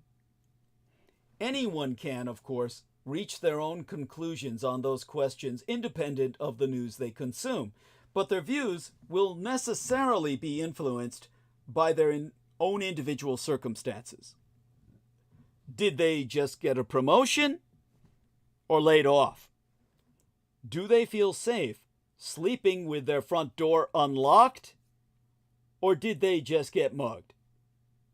Their own personal data points might align with a larger trend, or they might not align with a larger trend. And news stories have traditionally been a big part of how people figured out which was which. But we've just concluded an electoral cycle that suggests something important has broken in that feedback loop. How people perceive the economy and crime are major factors in whether they reward or punish incumbents with their vote. And decades-old patterns in that process seem to have gone a little haywire. Take the economy. This spring, everyone was talking about the vibe session. Americans believed the economy was in the tank, despite loads of evidence proving just the opposite. Just before Election Day, 54% of Americans surveyed said the U.S. was currently in a recession, versus only 30% who said it was not. It was not, and is not, yet, until Trump takes office, and then you'll know what a recession you'll know what a fucking depression feels like, motherfuckers. Americans feel quite good about their own financial situation for now, but they're convinced the American economy writ large is in dire straits. A huge part of that is partisanship. Between 1999 and 2020, the gap between Republicans' and Democrats' views of the economy roughly doubled. One researcher wrote, "The size of the partisan divide in expectations has completely dominated rational assessments of ongoing economic trends. This situation is likely to encourage poor decisions by consumers and policymakers alike." Well, it sure fucking did with voters. Republicans' views have been especially responsive to political events. When pollsters ask people whether their own financial situation is better or worse than it was a year ago, Republicans are much more likely to change their view when control of the White House changes. But there also seems to be something more fundamental happening. Before the COVID pandemic, consumer sentiment was relatively predictable based on economic fundamentals. The hard data and the survey responses tended to move up and down in something like unison, I mean to say. But since 2020, they've become disconnected, with a wide and pessimistic gap opening up between them. It's hard to look at that phenomenon and see the impact of a changed media environment. This is why reporting matters. Jeff Bezos praises Trump and Musk, but shades his own WAPO, or Washington Post staff. We've got the founder of one of the world's most powerful and famously relentless companies, named Jeff Bezos, launched a volley of praise for Donald Trump midweek on Wednesday, after courting controversy ahead of the 2024 election by preventing the paper he owns, the Washington Post, from endorsing Kamala Harris. While in conversation with Andrew Ross Sorkin at the New York Times' Deal Book Conference in New York, that man said, "I'm proud of the decision we made, and it was far from cowardly, because we knew there would be blowback, and we did the right thing anyway." That's a Bezos bozo moment, people. About Trump's mooted plan to cut regulation across the American economy, Bezos declared himself very optimistic this time around, and credited Trump with having grown since 2016. To quote his T, "I am very optimistic that President Trump is serious about this regulatory agenda, and I think he has a good chance of succeeding. If I can help him do that, I'm going to help him, because we do have too much regulation in this country. This country is so set up to grow." When Sorkin mentioned that Trump appears to hate the press, not least the paper he himself, the Bezos bozo, owns, Bezos said to Sorkin, "I'm going to try to talk him out of that idea. I don't think the press is the enemy. You know, you've probably grown in the last 8 years. He has too." Yeah, around his gut. His belt size has increased in the number of holes it takes before he buckles it, I mean to say. Improbably, Bezos sounded a similarly positive stance towards Elon Musk, his longtime rival in the billionaire space race, saying, "I take at face value what has been said by the Musk man, that he is not going to use his political power to advantage his own companies or to disadvantage his competitors. I could be wrong about that, but I think it could be true. I've had a lot of success in life not being cynical, and I've very rarely been taken advantage of as a result." Now, Sam Altman of OpenAI expressed a similar hope about Musk earlier in the day at DealBook, the preeminent public gathering of America's power elite, which featured Ken Griffin, Bill Clinton, Jay Powell, Alex Cooper, Sundar Pichai, and others before Bezos' closing session. Much of the blowback to Bezos' decision not to endorse presidential candidates anymore came from the paper's journalists, as well as former editor Marty Barone, with whom Jeff Bezos worked closely for almost a decade after buying the paper in 2013.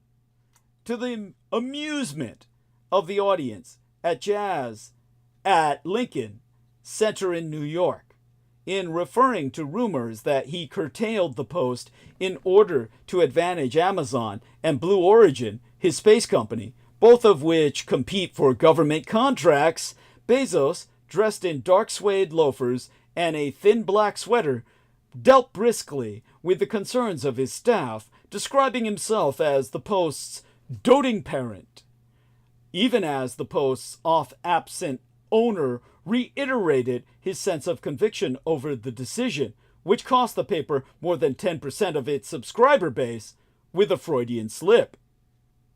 "You can't do the wrong thing because you're worried about bad PR. This was the right decision. I'm a terrible owner of the Post from the point of view of appearance of conflict. The advantage I bring to the Post is that when they need financial resources, I'm available. I'm the doting parent." He promised to save the Post a second time, revealing that the paper made money for 6 or 7 years throughout the late 2010s until the Trump bump from his initial election unwound. Well, the Trump bump from his initial election unwound, and losses mounted. And Bezos the Bozo, pointed to collapsing trust in the media across surveys in defense of his decision. To quote Bezos, "The media has been going down in those surveys for decades. The small positive is that they were always above Congress. This year they lost even that, falling below Congress, which is not easy to achieve. Congress was thrilled, by the way. Ha ha ha ha! I can't do the Squidward laugh. If Brendan Zoe gets here, do the Squidward laugh. That's it. Just think of Brandon Young, what Brandon Young did. So there you go. Again, to reiterate, Bezos the Bozo promised to save the Post for a second time, revealing that the paper made money for 6 or 7 years throughout the late 2010s till the Trump bump from his initial election unwound and all the losses mounted. So Bezos, in embarrassment, soon moved on to other subjects. Space, AI, the rhythms of his working day, the mismatch between his current interests and the traditional concerns of the Post only becoming more apparent as he did so. He spoke of the inevitability of being misunderstood as a public figure and cast his time as the world's richest man, as he once was, as more of an albatross than any achievement. Bezos said that there were 12 lists on which he would actually like to rank highly, the world's best inventors, and a ranking of those who have created the most value over time for other people. He has made around $200 billion from Amazon, which means he has made $2.1 trillion for others, because Amazon is valued at 2.3 trillion United States dollars. So telling an amazed Sorkin that he thought the company, which has been outclassed by Musk's SpaceX for 2 decades, would one day be bigger than Amazon, Bezos said of Blue Origin that he sees more value ahead. I think it's going to be the best business I've ever been involved in. Trust in journalism fell far and fast. Elon Musk and millions more argue it is and should be buried forever. They say anyone with unrestrained speech, anyone on X, can easily replace a discredited media. Musk repeatedly tells his 206 million followers, "You are the media now!" As to why it even matters, my response is bullshit. An America without clinical, fair, deep, and fearless reporting, such as only the son of Adolf Hitler is given you now, will perish. Point. Absent reporting, which I define as the pursuit of fact-based truth without fear or favoritism, you'd have more opioid deaths, more kids sexually abused in churches, more welfare fraud in Mississippi, more lawlessness in rural Alaska, more Harvey Weinsteins preying on young women, more corruption, more misinformation. So, as a reality check here, you're right to dunk on biased, sloppy, lazy coverage. I hate it too. It undercuts the hard work of every on-the-level reporter working their beats, whether at the White House or Oshkosh, Wisconsin, or my own Golden Gated San Francisco. But we need to distinguish between the media and honest reporting. I try to avoid moldy junk food. Not all food. Even as a vampire, I would starve. Well, I'm not truly a vampire. I'm a dampfire. The backstory would be that angry emails I received at Revolution Radio exposed how many lump all parts of the media together, sweeping in anyone who's paid to talk or type or report. I read every one, To say a lot of people on X hate the media is a gross understatement. My studio inbox confirmed this emphatically. Critical omissions is very much not the legacy media, which has done plenty to undermine its own credibility. Journalists too often write for each other or awards committees. They're too slow to own up to mistakes, too quick to pop off on social media in ways that betray bias or righteousness.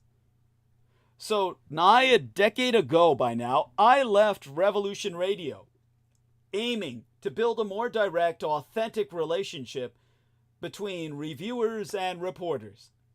Some 8 years ago, I left, well, oh God, that guy named Danny Romero with his American Freedom Radio to help start Critical Omissions, grounded in an audience first mentality.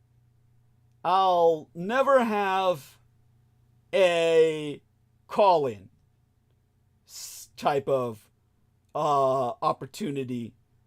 I won't take calls. And my audience Bill of Rights promises we will go that extra mile to earn your trust. All employees are asked to refrain from taking/advocating for public positions on political topics. Now, of course, that is something that is your bailiwick, not mine. I'm here to give you that stance. And that's where you're my employee and in my service. You're not here to take a public stance. I do that for you. That's why you're paying me. In this sense, I'm your employee. That's where we become a cooperative. Maybe it's all masochistic, but I want to take you inside a world with no trust in the sort of journalism that adheres to rigorous standards. I also want to remind fellow journalists of the very legitimate concerns of our critics. Make us no mistake, this is a war to restore faith in our work, and we're losing decisively. So between the lines, the American miracle rests on untamed democracy, the animal spirits of capitalism, the magic of unrestrained innovation, and the soft power of a vigilant and vibrant free press. I'm a believer in and beneficiary of all four, to a degree. Also, on balance, not a fan of our increasingly scattered information ecosystem. I believe strongly and immovably that reporting and journalistic standards are vital for the American system and the emerging information ecosystem to prosper. Too many seem ready to dismiss anything produced by what they call legacy media. We're playing with fire here. Torch all networks, all newspapers, all news sites with trained reporters, and you're left with little to police government, the powerful, the corrupt, or foreign wars. Random tweeters are not fucking equipped to invest the time, money, or meticulous care to reveal point what the Boston Globe did with a monumental investigation of sexual abuse by priests in the Roman Catholic Church abuse scandal, courageous reporting that led other denominations to root out molestation of kids.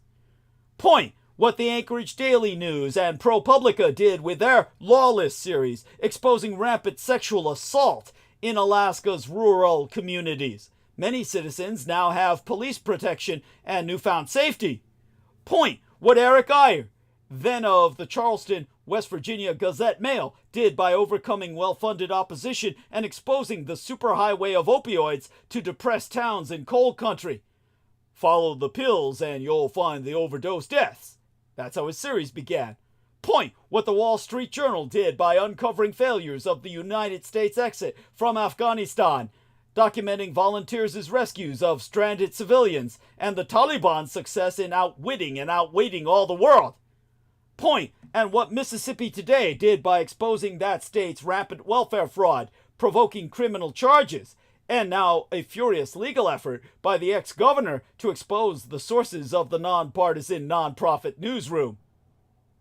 In terms of a state of play, Musk argues on X that legacy media forgot that honesty really is the best policy and has become a click-maximizing machine, not a truth-maximizing machine.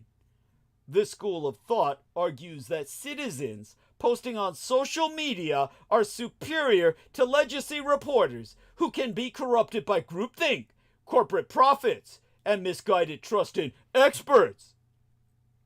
But X is a massive part of the media. It's easily the most powerful platform for Trump's MAGA movement, which just swept full control of Washington.